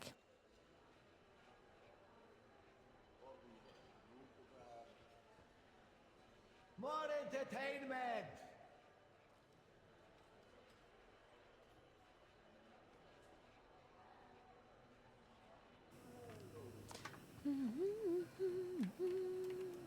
This was doable with 4 people. Next performance. The healer is missing. Can we 4-man this boss? Bring on the next band. I think we probably can. Like, this boss doesn't do that much damage, right?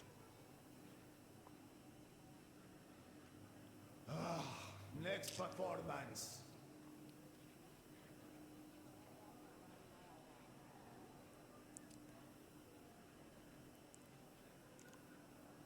Bring on the next band.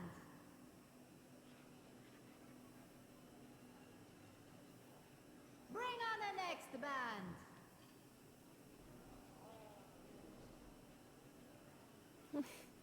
Oh myself. Next performance. The next band has arrived. Please, take the stage. And Bring on the next band.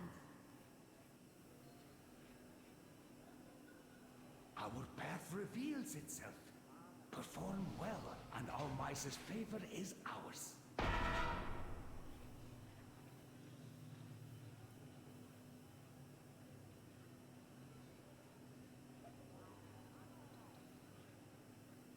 So. Oh, you need to do 5 to be able to start the boss. Ah, okay.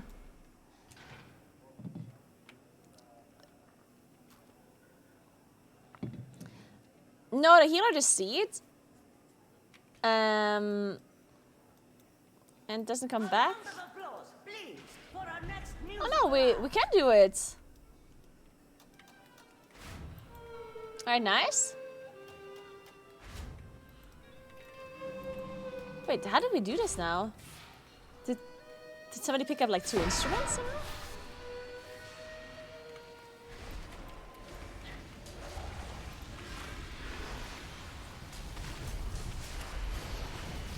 I'm gonna save both of my cooldowns, I think, for the boss. For the shields.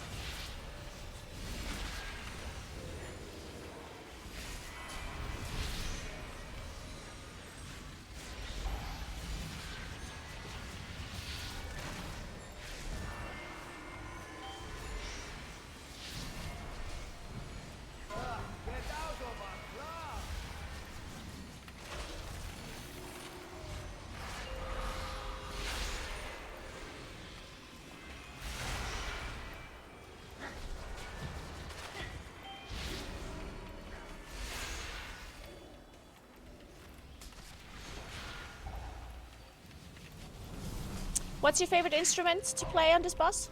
And why is it the saxophone? All the other answers are wrong. Good talk.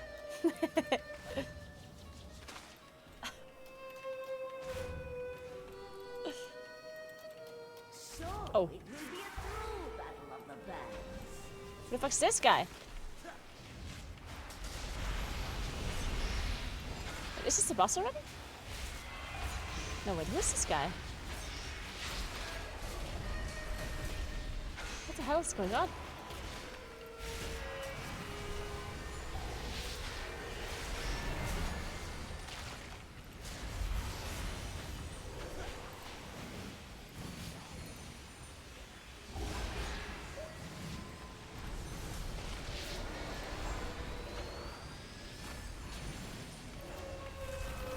So you get like this extra mop here in hard mode, I guess. Whoever he is. He has a flute. Oh, that's a frontal.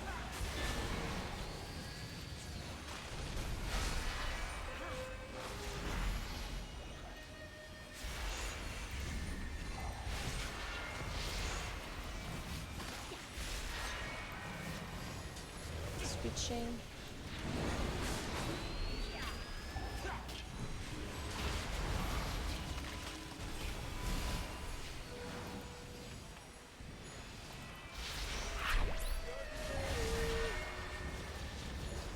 Hey Doxy, thank you so much for the 60 months. What's up? How are you? Thank you, thank you.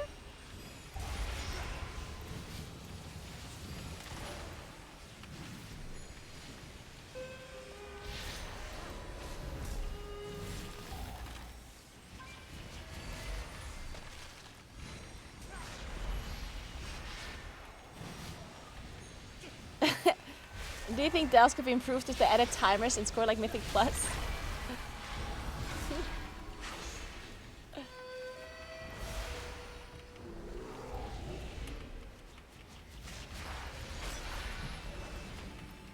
So like, wait, what was it called? Oh my god, what was it called? The thing that we had to do in Shadowlands that gave us the legendary thing. You do not want me to intervene. The tower, like the Torghast, yeah. So like Torghast, basically, yeah. To be fair, I still think the Torghast would have been fun if they didn't force us to do it, and they would have like improved on it a little bit. I'm still convinced. Torghast could have been fun.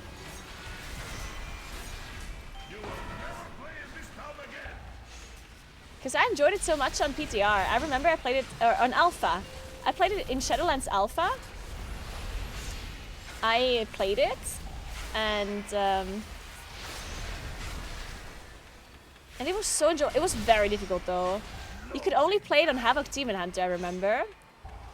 And you actually had to like play, like you could only put like one mob at the start. You had to like kite it backwards and like only damage with throw glaives. I remember it's like really, really hard. There's no way we can kill this shield, by the way, right? Shit.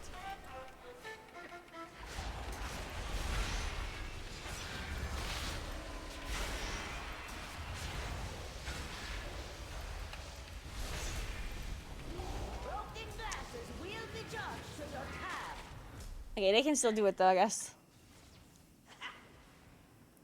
Yeah, Torias and Alpha was completely different than in live service then. Yeah, that's true. You will never play in this town again. Good idea, worse information. Yeah, kinda. It's true.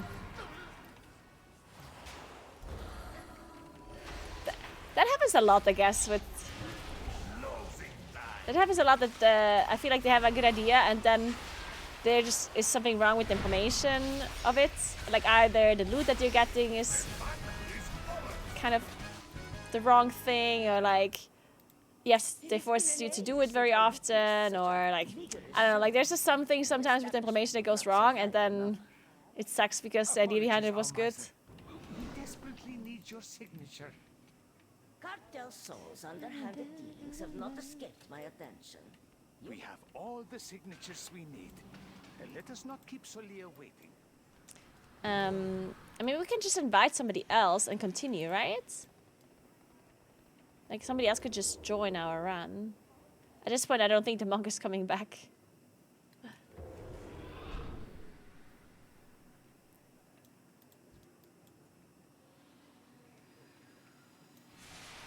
I would love for Blizzard to add percentage to Mythic Zero. At least you can practice route. Excuse our intrusion, Solia. I hope we caught you at an inconvenient time. Wait, so you mean that you have to do the percentage? Hear me, Solia. The artifact you seek brings only suffering. Suffering and power. Well, I mean, I think like you don't necessarily need to practice the route because you can just like use MDT, right? Like you can, if you want to practice the percentage, you can just do that by oh shit. You can just do that by just killing the mobs. Like just select the trash and MDT, and then just kill the mobs. To practice in Mythic Zero if that's what you want to do, right? I think other than that it's fine, because Mythic Zero... I think the reason why Mythic Zero is the way it is because it's literally meant for people... It's meant for people that don't like the timers and the pressure and the time restriction, whatever, right? So I think... Because in the end, we're just playing it once at the start, and then we don't play it anymore.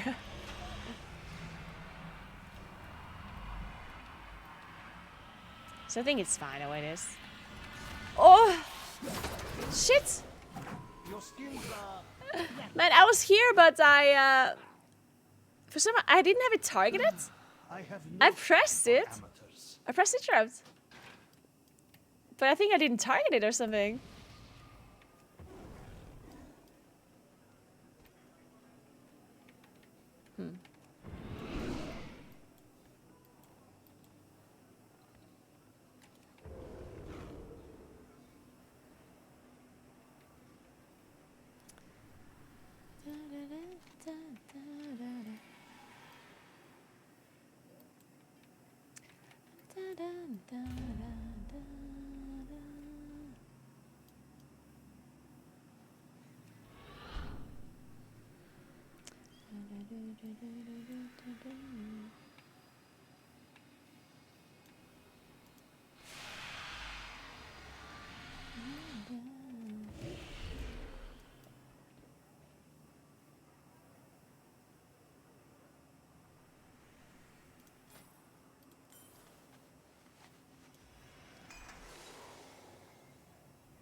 I don't think it has to be spread.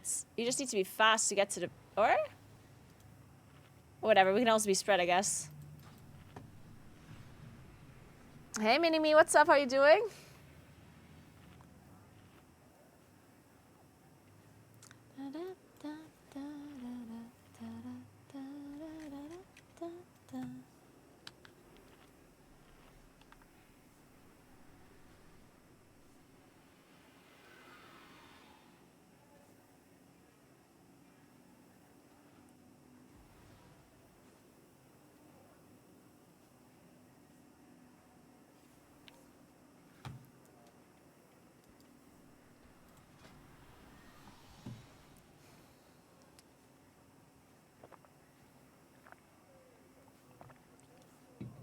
Oh, you actually do pre-assign with markers? Really? Okay. Guess then we need a 4th player because we only have 3 interrupts. And if the ability happens more than once every minute, then I'm also not a proper interrupt.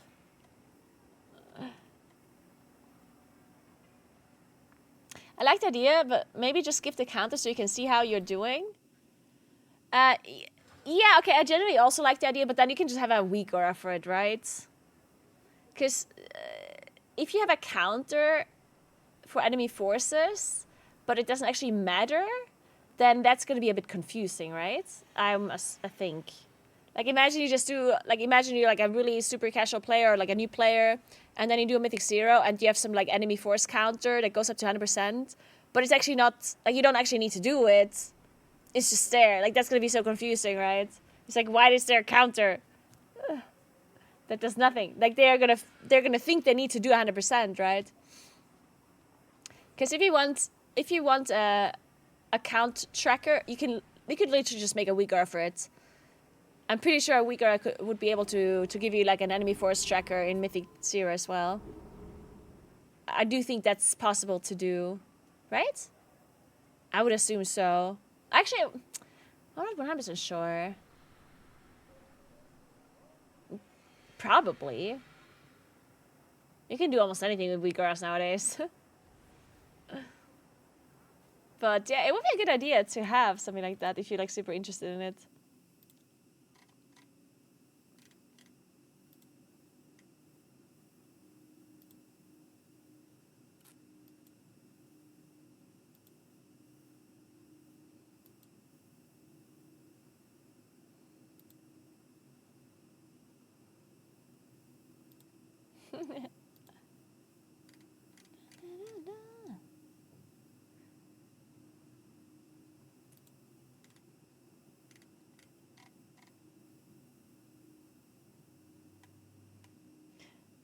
You may get banned for that weak aura? Wait, why?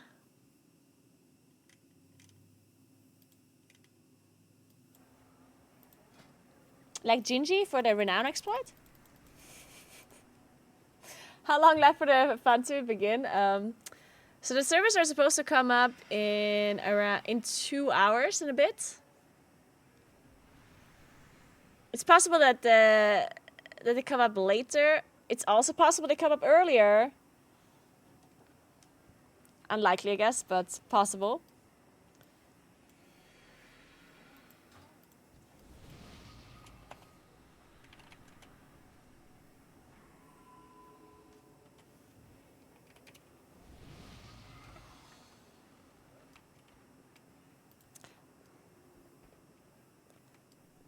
I'll just do circle, and then we're gonna go with 4 people. It's gonna be a little bit difficult to do.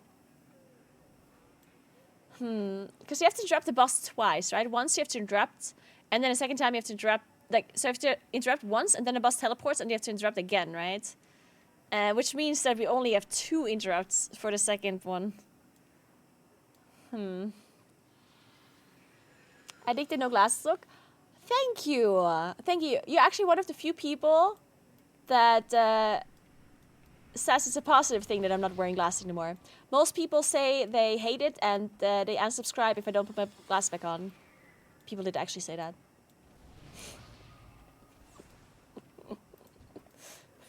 I'm not joking. There's people that said they will unsubscribe if I I don't put my glass back on. That's ridiculous, I know, right?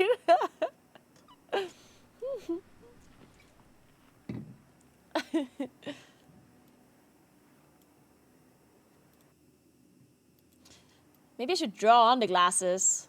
What do you think? Just draw them on with makeup.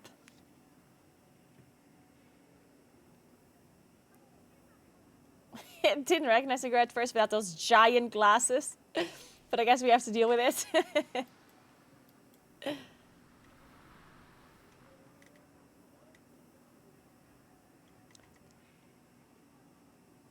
Tattoo is probably easier. I have good point. Just tattoo it on at this point.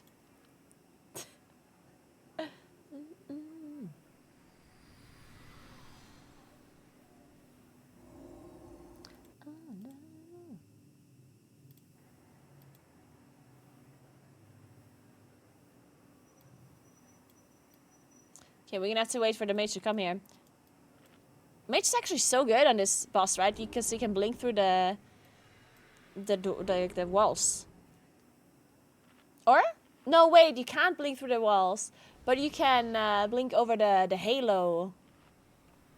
True.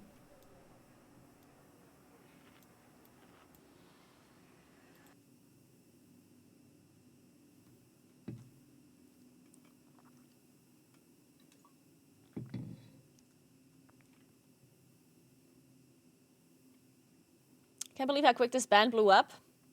I don't even know them. They're called Cat's Eye.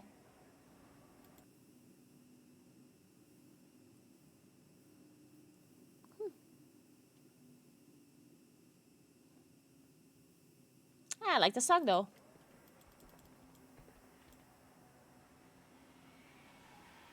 Ah, shit.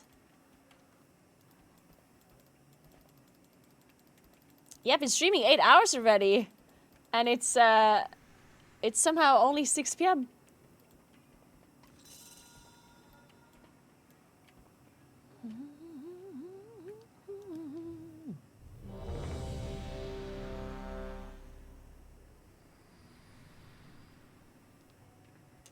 Alright, let's just do this. 4 men with a holy priest. What could possibly go wrong?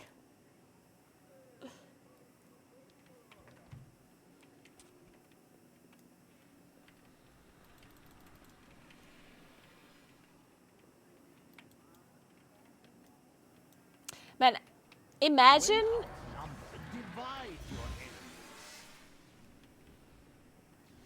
Shit, we lost our rope.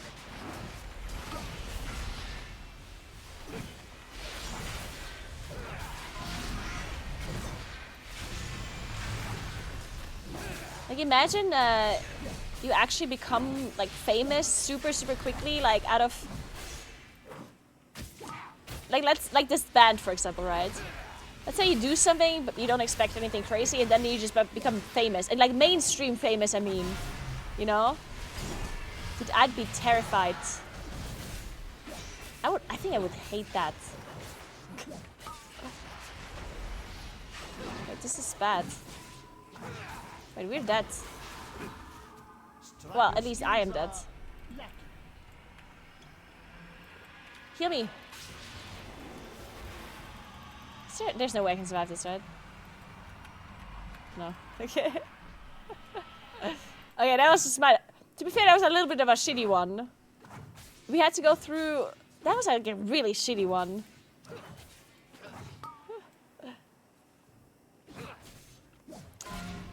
Maybe I can do it still. The bosses have like very little HP, I guess. Well, maybe with the gear that we have, though. Like, maybe the gear that we have is... Because we're only, like, 4 people, and the boss is really low. Like, the rogue is so long, this boss right now.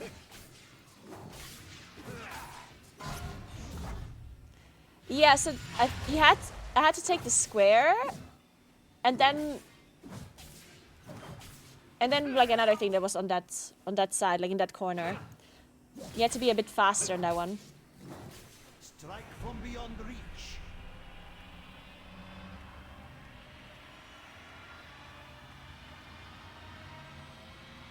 Hey, Nilex, what's up?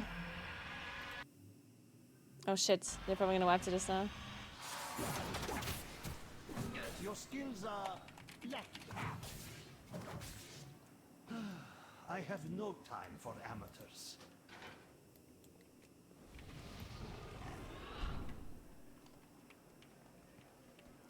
I'm gonna be at the Echo venue on Monday, but I'm not really casting the race properly because I am at Gamescom hosting the World of Warcraft stage for Blizzard, you know? So I couldn't do both. Sucks a bit because I already didn't cast the race the last time around, and I do always like hanging out for the races, but can't have all the things. Oh! Did I pull that boss? It definitely looked at me. I'm not in combat though, I don't think. I don't know where the combat marker is. With standard UI. I was surprised that Blizz didn't hold off patch until after Gamescom. I mean, holding off until after would have been too long, but like I think they really just needed to release it 1 week earlier, right? Which is simple to say. I mean, if the patch isn't ready, the patch isn't ready, right? So, but if they would have had it 1 week earlier, right, it would have been fine.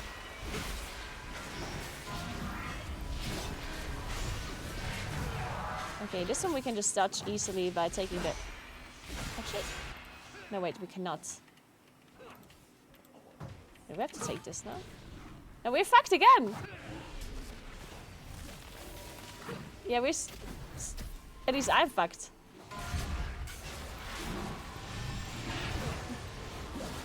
How did the other people dodge this?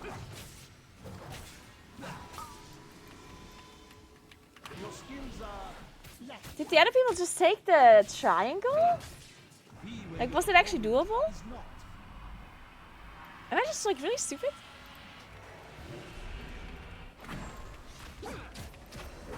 I think I might just be really stupid. Guys, I think my brain is not quite working.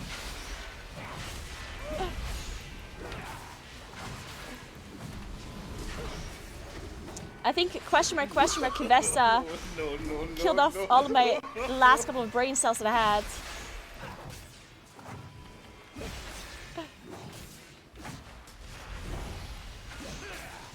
And I don't have many to begin with, considering that I'm a Moonkin player, right? It's a struggle. The brain is not braining.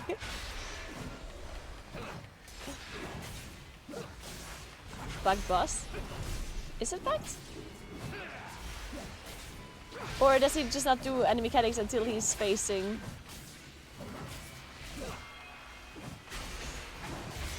And he actually is not doing anything. That does seem bugged.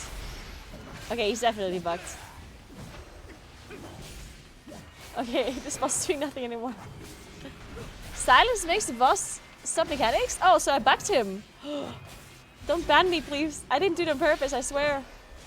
Wait, can we just rewind? And pretend you never told me that silence bugs his boss. Please, thank you, okay.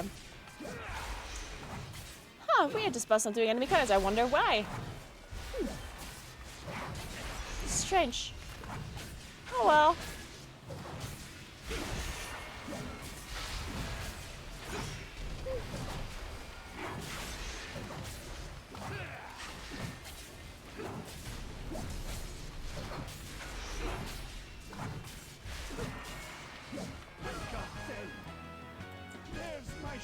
Speed? Huge. Solia may have a head start, but her echo remains. An echo we can follow.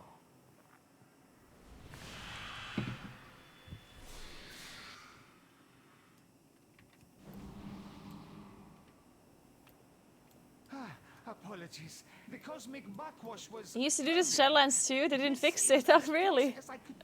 Interesting. Solia must be near. What level mythic does Sassavesh equal? Apparently a plus 10. Coin on the ruins ahead.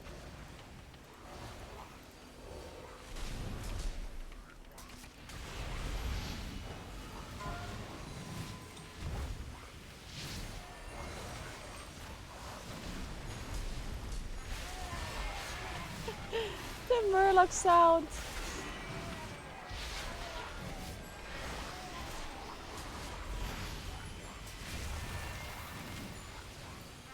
Conveniently forgetting to report that back. Oh no, I gave up on reporting, guys.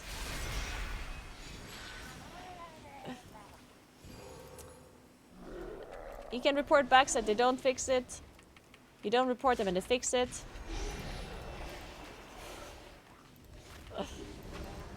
You know, it is what it is. They're not paying me for this shit. They have QA testers that they're getting money for this.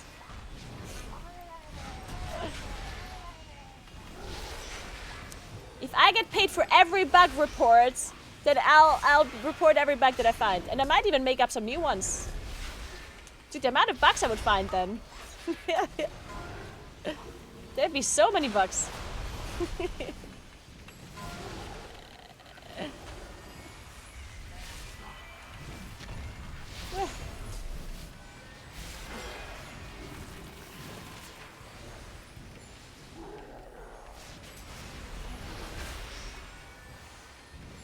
Kann ich den Logout-Bug zeigen? Nice.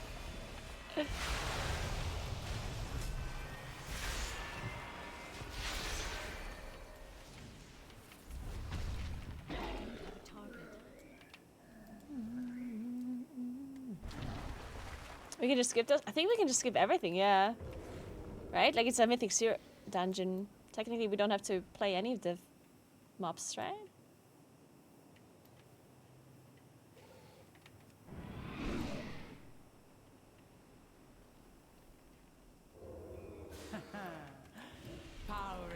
Ooh.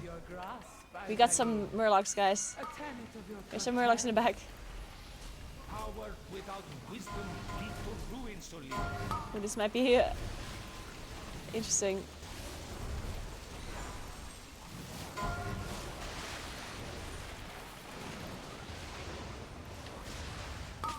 There's just so much line of sighting going on here.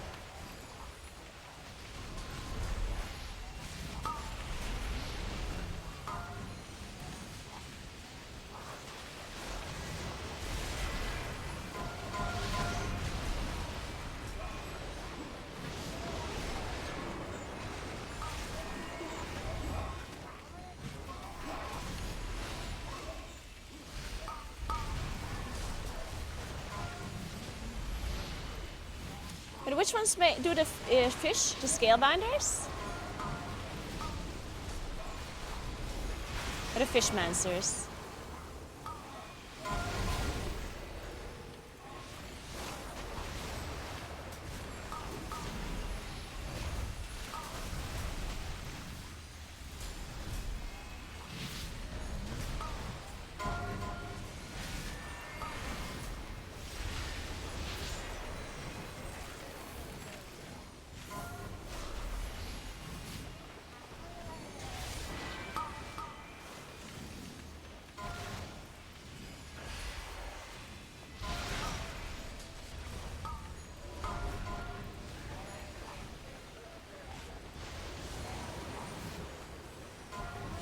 Scale. Okay.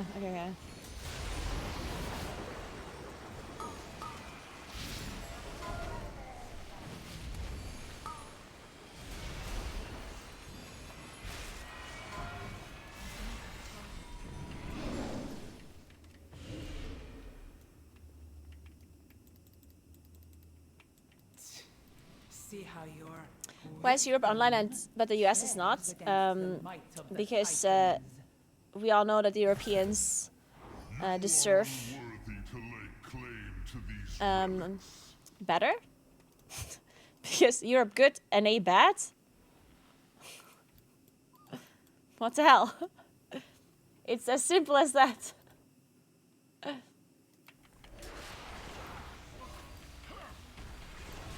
What the hell? Hey, who's this guy?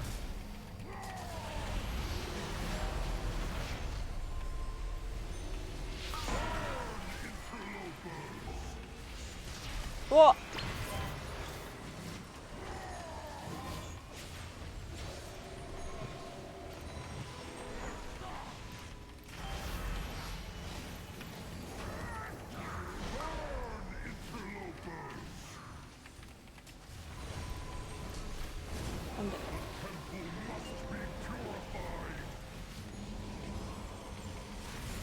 Okay, we have to kill these guys.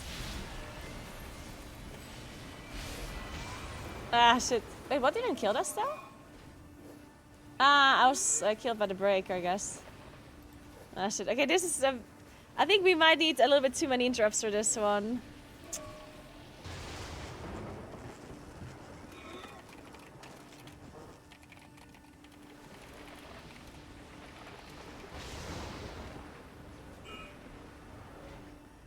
This might be a bit too much. Like, we have a solar beam, rogue kick, and a warrior kick. Like,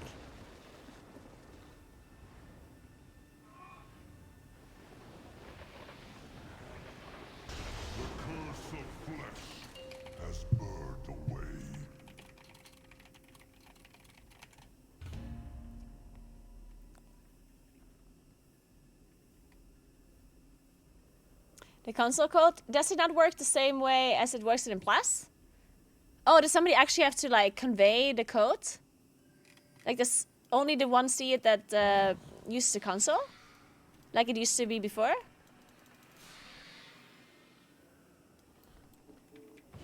Ah, okay. Interesting, okay, okay. Yeah, I think with 4 people this might be a bit rough.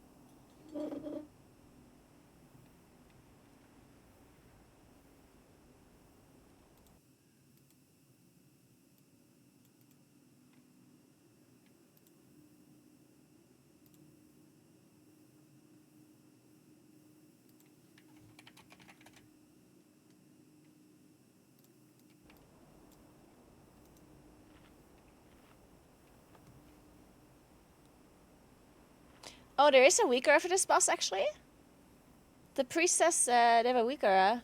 It didn't seem to work, though, it seems.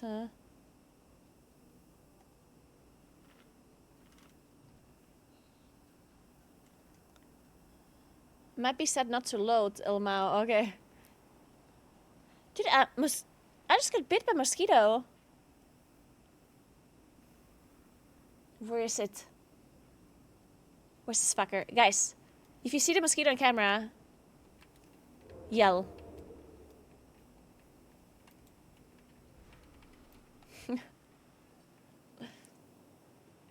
The only thing, the one life trick that I learned lately is if you drink gin tonic, apparently mosquitoes are less likely to bite you.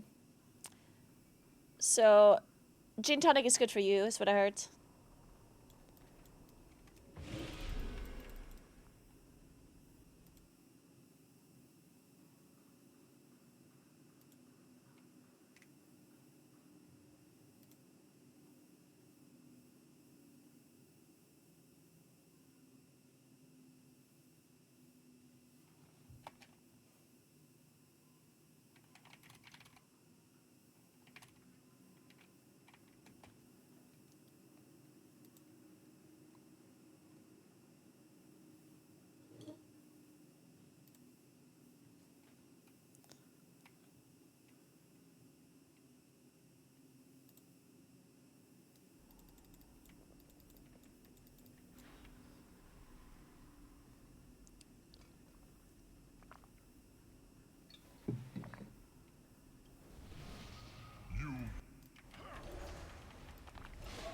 Okay, so what are we doing now? Oh. So we use world markers now? Let's just focus down this breaker.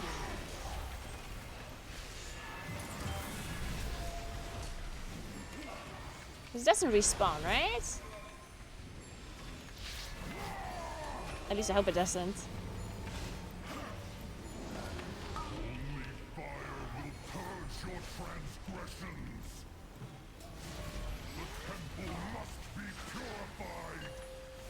Okay, it looks... Oh, this is maybe spawn every... Okay, let's see what he says.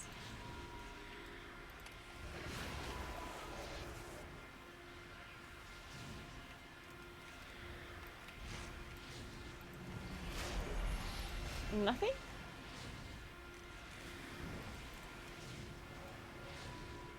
Oh. Oh, I see the world markers now, okay.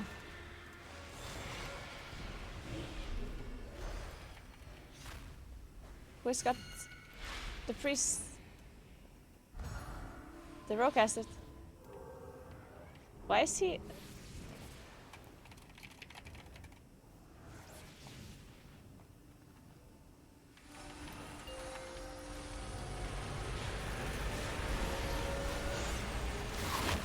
Okay, we're good.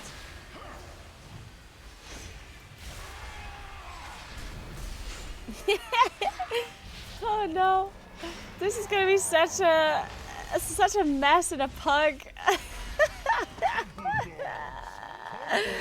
Oh my god, I can only imagine how mad the pugs are gonna be about this fight.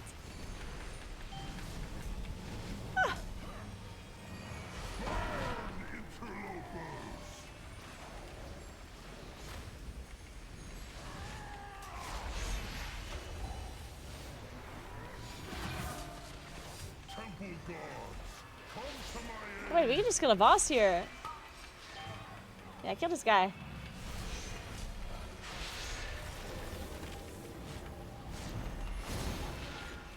Oh, disrupt the purify? The purify disrupt it? Okay, oh.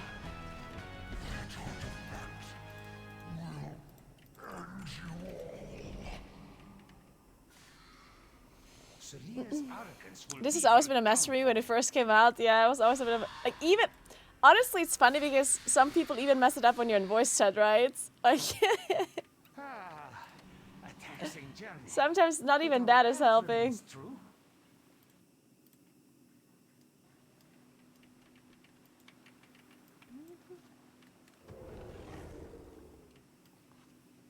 Is balance viable for 3K for 3K score?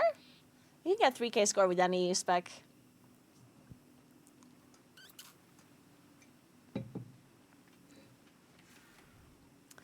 Any spec that exists in the game. Maybe you can even get it without any talents. Maybe if you just unspec completely, you might still be able to get it too.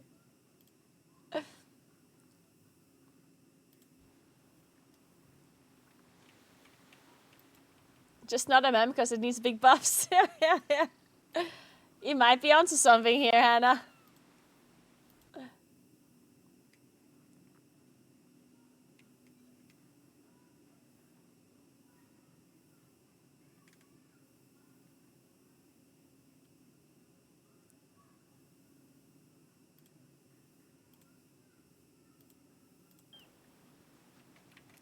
Inspect Mastered? Sure. Yeah, Mastered I guess is kind of good. For this boss. Mastered's pretty OP.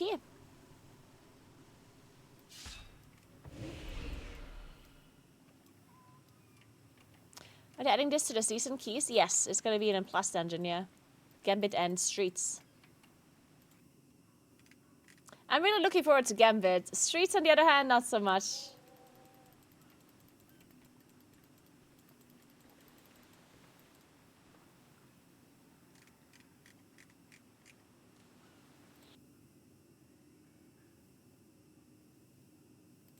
Who is this? I love this lady. Slater.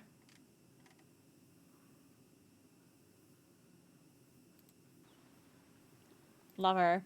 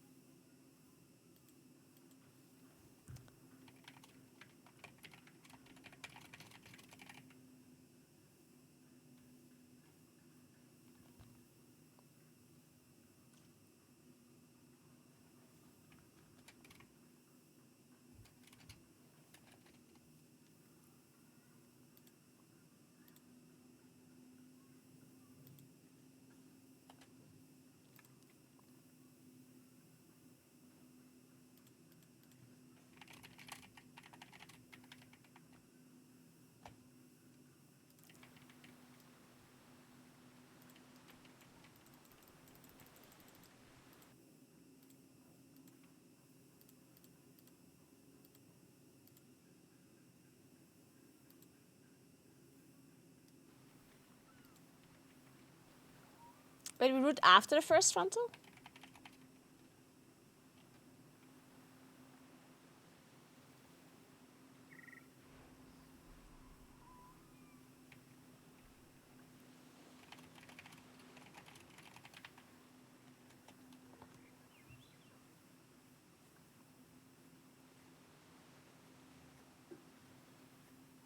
How do I get the names inside the nameplates and not under them? That's just a plater setting. You just need to move the name around.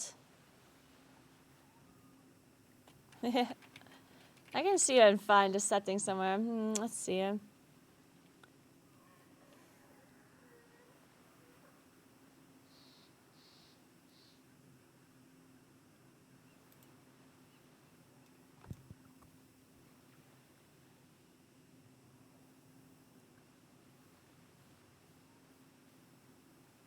Player name text. There. I think it's this, right? Player name text. Oh, it is enemy player, but it doesn't matter. Like, it's the same thing on target as well, I guess. Enemy NPC. NPC name text. Anchor center. Here you can put it wherever you want the anchor to be on.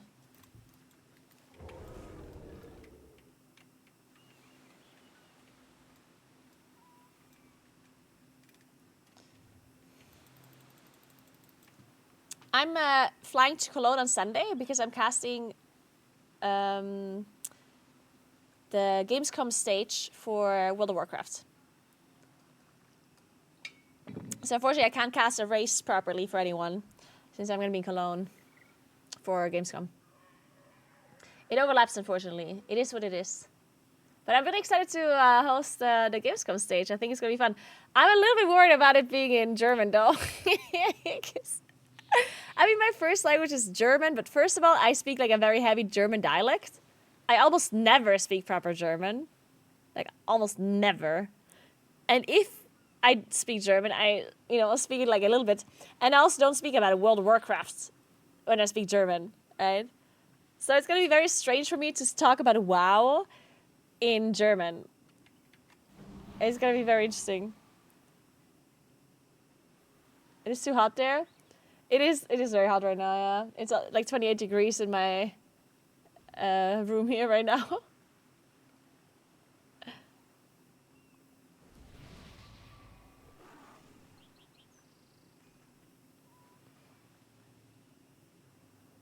Do you know like the locations in-game in German and spells?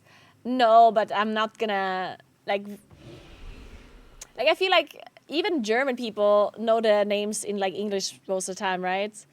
If I would actually translate all of the names and stuff to German, they wouldn't even know what I'm talking about, probably. But no, obviously I'm not gonna learn every single spell name in German, like, no. But that doesn't, like, it's not that important.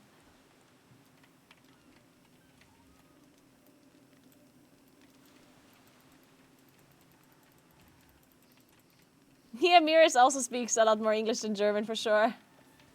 Even when I speak to Mirrors, we speak in English.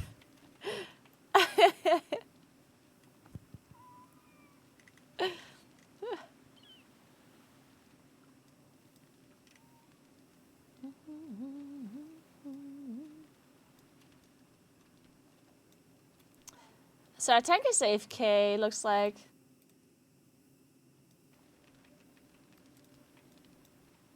How long are they AFK for?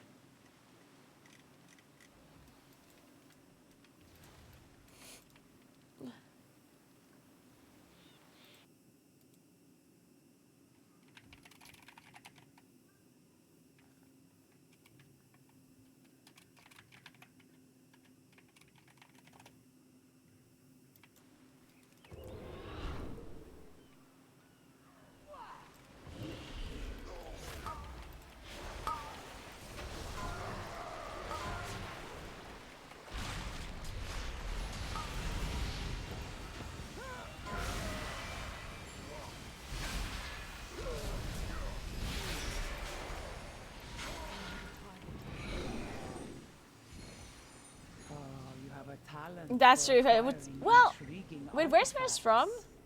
This was found among the ruins of the Black Empire. Yes? Like, which part of Germany is he from? Treasure, but not enough smarts to stay away from it. Apologies, Captain. Please direct your grievances towards my associates. You lot meddled with the wrong buccaneer. Oh, if he's from Bavaria, he probably would understand my dialect just fine. Well, maybe not just fine, like it would maybe be a little bit difficult, but he'd probably understand most of it.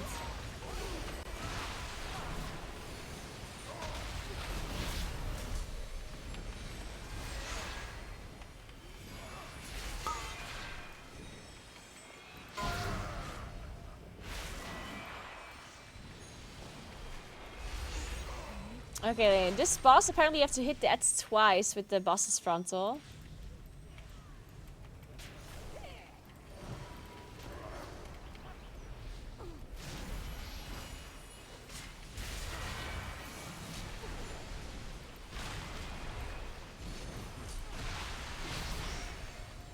First US and plus key just finished? Wait, the servers aren't up. Huh? Or what do you mean?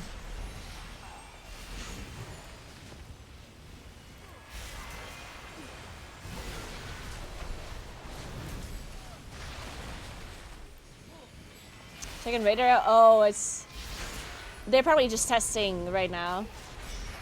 Like, they're applying the patch and they're probably just like testing stuff, right? A chest of gold to whoever brings me their child. Blizzard, that is. Take no prisoners.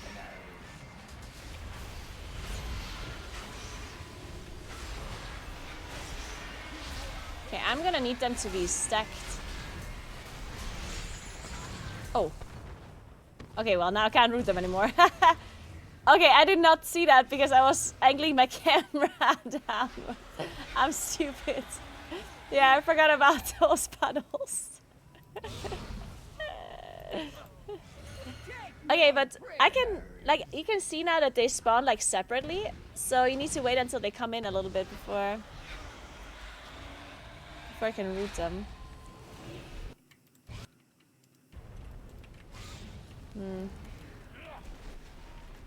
Okay, now, I mean, I can root them like this, but they're too close to the boss now, so they're just gonna break.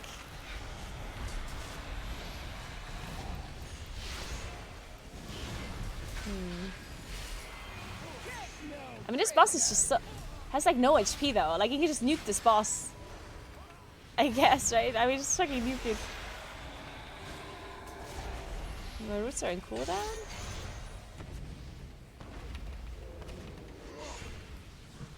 Now you're the one to be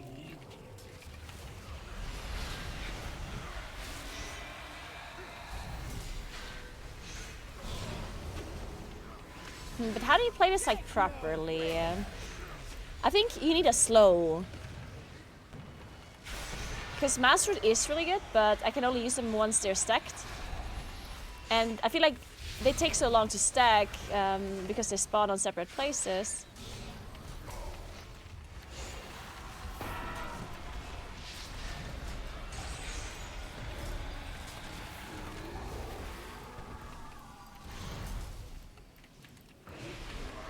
What was yours? So like it would be nice if you would like if we had a slow somehow, but I guess we don't really have anything.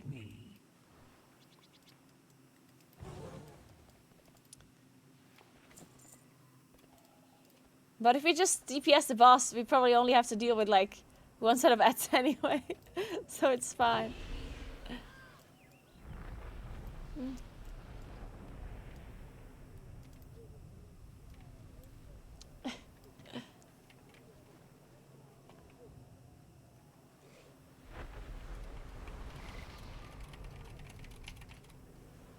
Okay, let's try this again.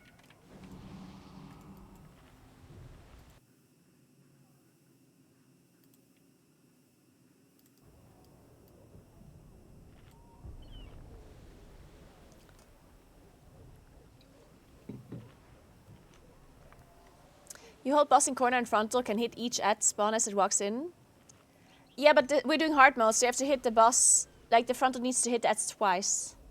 Like, which means that you have to wait for the second frontal, which means that that's need to be controlled a bit better, right?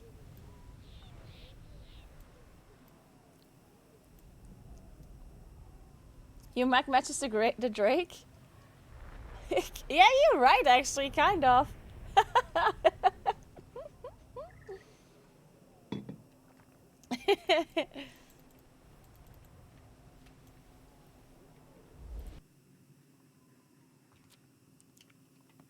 1 second, our warrior needs to AFK for a sec.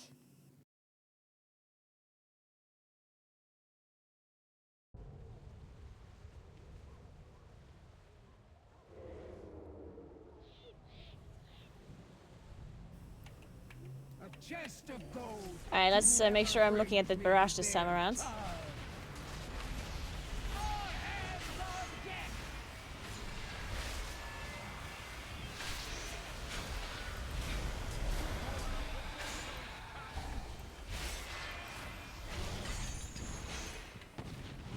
I missed one.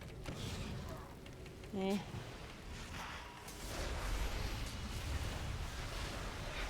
Well, we're not gonna be able to hit this now, but whatever. Just one at. Why did my root break there?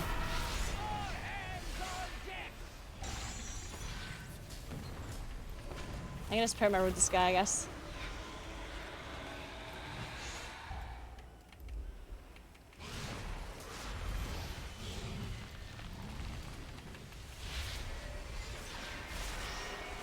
Oh, because they're PvP tagged. Ah, they have a PvP tag, these ads. The master doesn't last the full duration. Oh no, wait, did they change master generally to not be full duration anymore? Did I just miss the memo on that one? Dude, I think I just missed the memo on this one. Maybe it's just always 10 seconds now. Yeah, maybe. I don't even remember the last time I actually used master. Oh, I'm dead. Oh.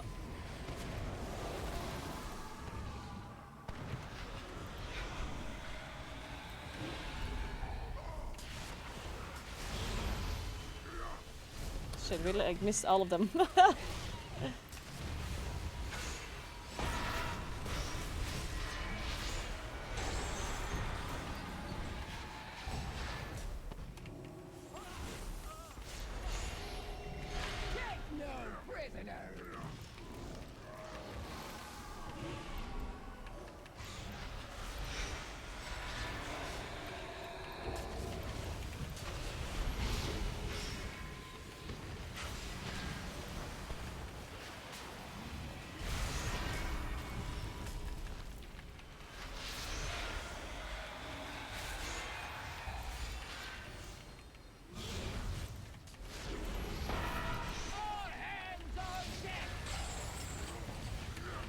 It might be that.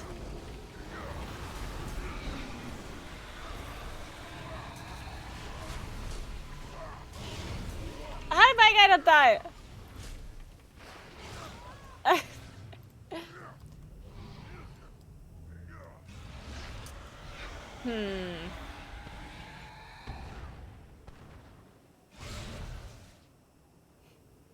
Take no prisoners.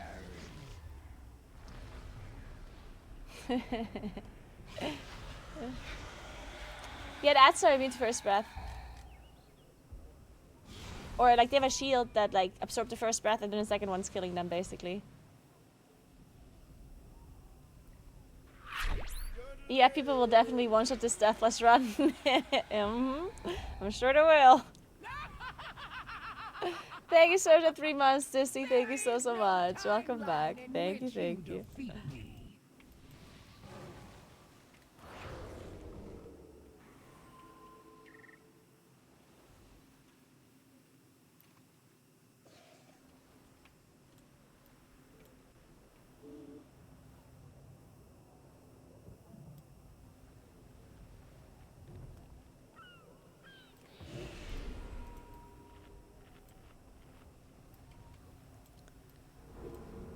It's gonna be a bit hard because, like, I guess the two rogues and the priest can't really help much, and the warrior can't really help much either. Like, I'm the only one with, like, real Cecilia that helps, like, with the root and stuff. Alright, I guess we don't really have anything, like, super good for these ads.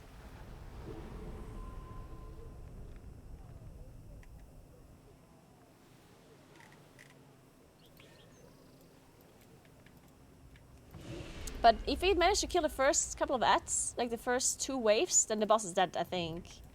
We just need to control the first 2.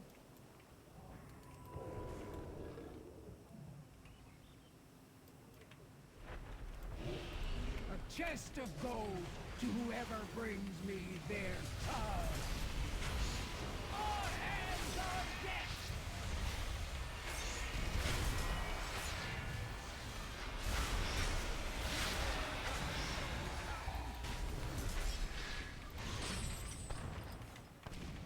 Fuck, I'm gonna single root this last one. Okay, I rooted them all. They're all rooted.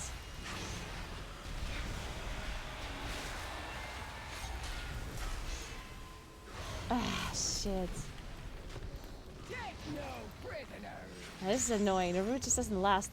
I guess we just kill this one. Just kill it.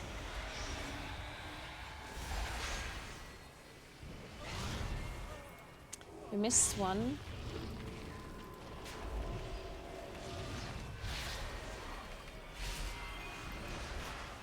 It's gonna break in a sec.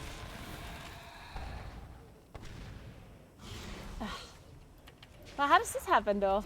Fuck it, just kill them. Just kill them, just kill them, just kill them.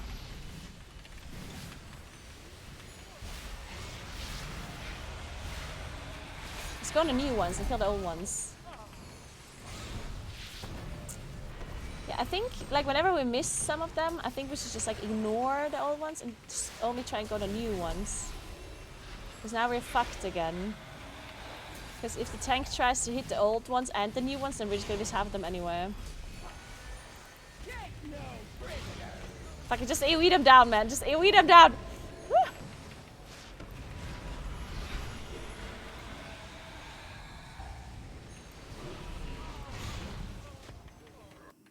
My mastery isn't ready. There it is.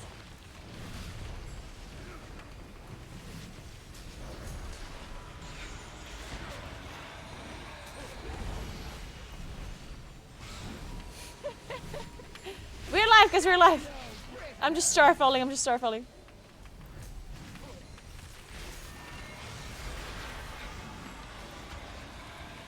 I'm killing this guy. I can root them in a sec. There we go. Okay, boss is dead. See, easy. Easy, boss.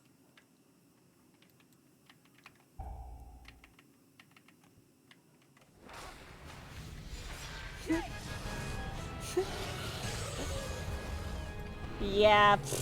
Man, this boss actually, this boss is kind of hard. I feel like you definitely need like some proper coordination for CC in this. I think. What can the last boss do on hard mode?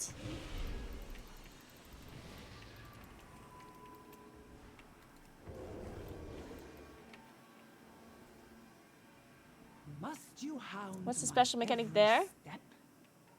You cannot control this power. The Stars are different. Okay, different how? Belong in museums, like your cartel. Your cartel has dissolved into dust. I'll see as we pull the boss, I guess. Whatever. To lead mine to glory.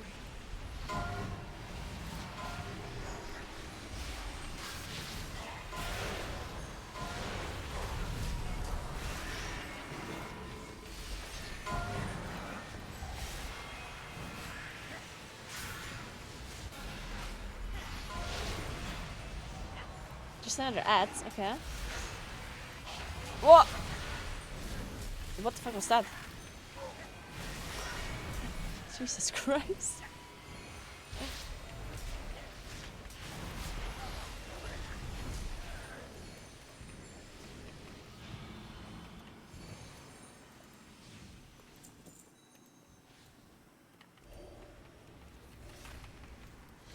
We should kill this pack as well. Like we're gonna need the space, right? I would say.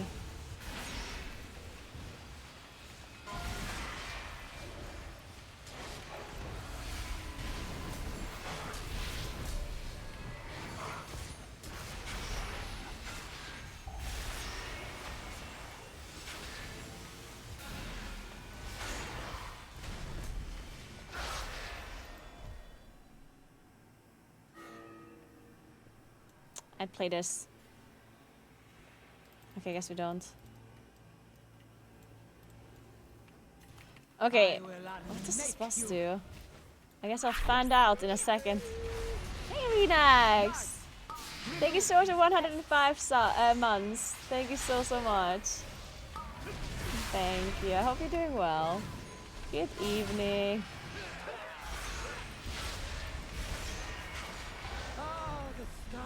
Okay, so we have to soak? Oh, it pulls you in! What? That's interesting. Oh, and you have to soak one more?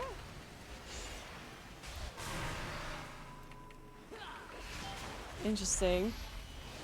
Okay, I definitely don't remember that.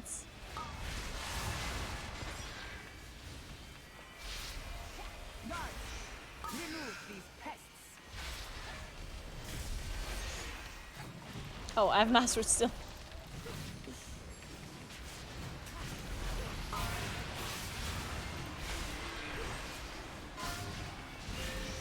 He jumped into the solar beam. Did you see that? What an idiot. Lamau.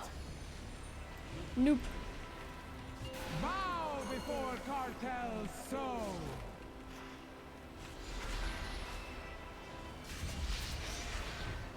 You are nothing. How dare you hinder me? How dare you hinder me? I love her voice lines. She's just like, she's just so dramatic and upset about everything.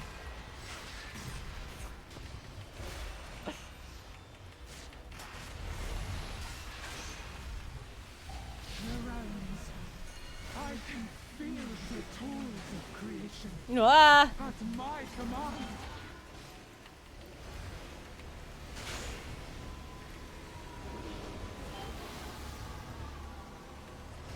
Yeah. We have a double stack. The tools of creation. At my command.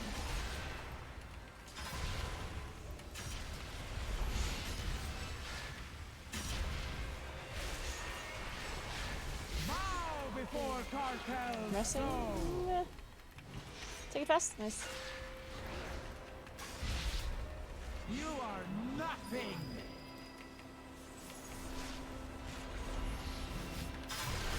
Did we do it? Shit! Oppose me and be extinguished. Does that mean we die? How dare you hinder me? And what happens now with the face? The boss is facing now. What happens then? The tools of creation. At my command.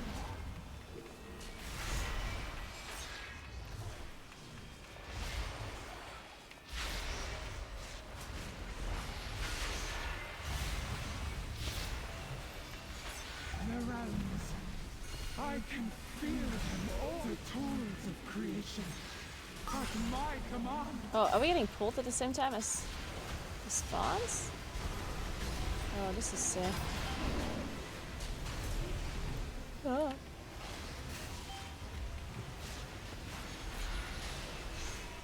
I'll do it. The tools of creation. At my command. Okay, so far so good. Nice. Must not fade. Cool. Oh, you also got a key. First ones hate these artifacts for good reason. They are not meant for us. Okay, so what do we get now? Grateful our paths crossed, More Walker. So we do get a hero check only, right? Like just a normal loot. No, wait, we should be getting something special, no? Because we're the hard mode? Or is the hard mode loot boss specific?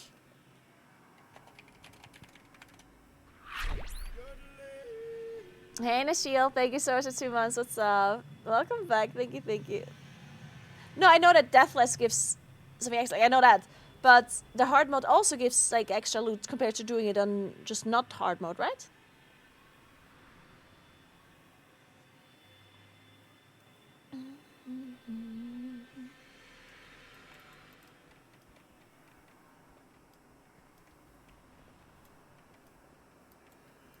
Oh, just every boss that you do in hard mode drops hero check. Okay. I see, okay. It's still recharging.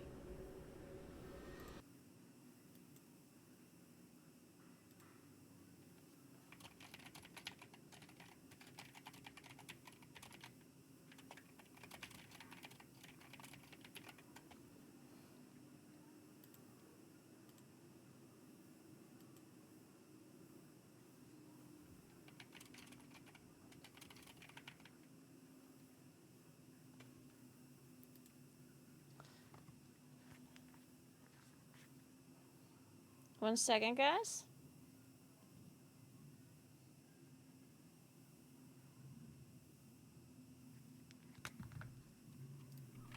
Alright.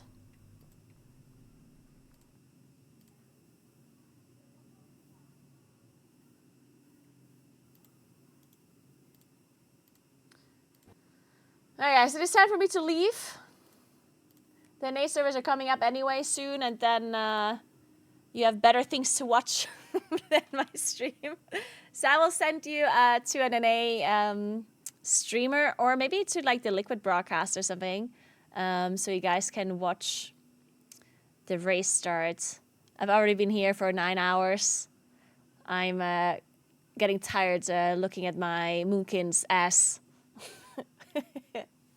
I've seen the Moonkin's ass for long enough time. Which, to be fair, I do like my Moonkin does have a good ass, so it's not too bad. It's not too bad.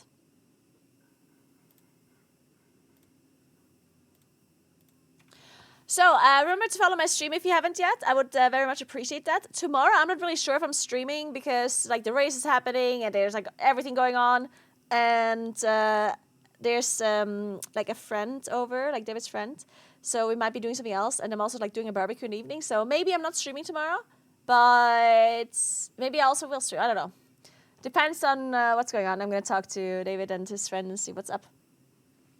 I will definitely stream on Thursday again though, and I'm gonna make sure to get all the season stuff done. If you guys are a little bit confused on what you should be focusing on this first week of the season, you can check out my latest YouTube video where I'm explaining all that.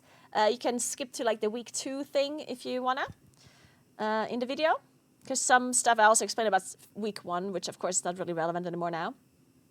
But yeah, remember to follow my stream as well if you haven't yet. That will be much appreciated.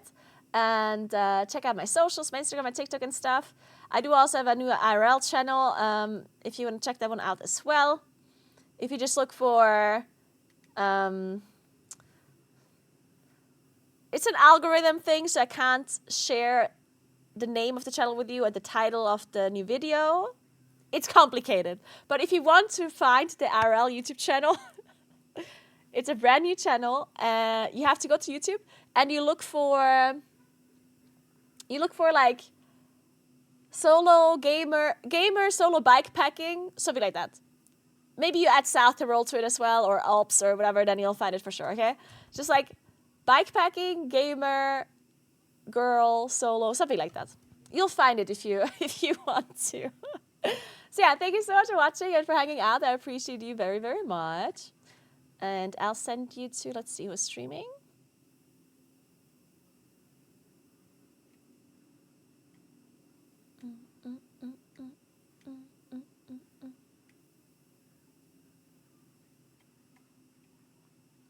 Liquid just came up. Perfect. Let's host the Liquid broadcast then. Dun, dun, dun.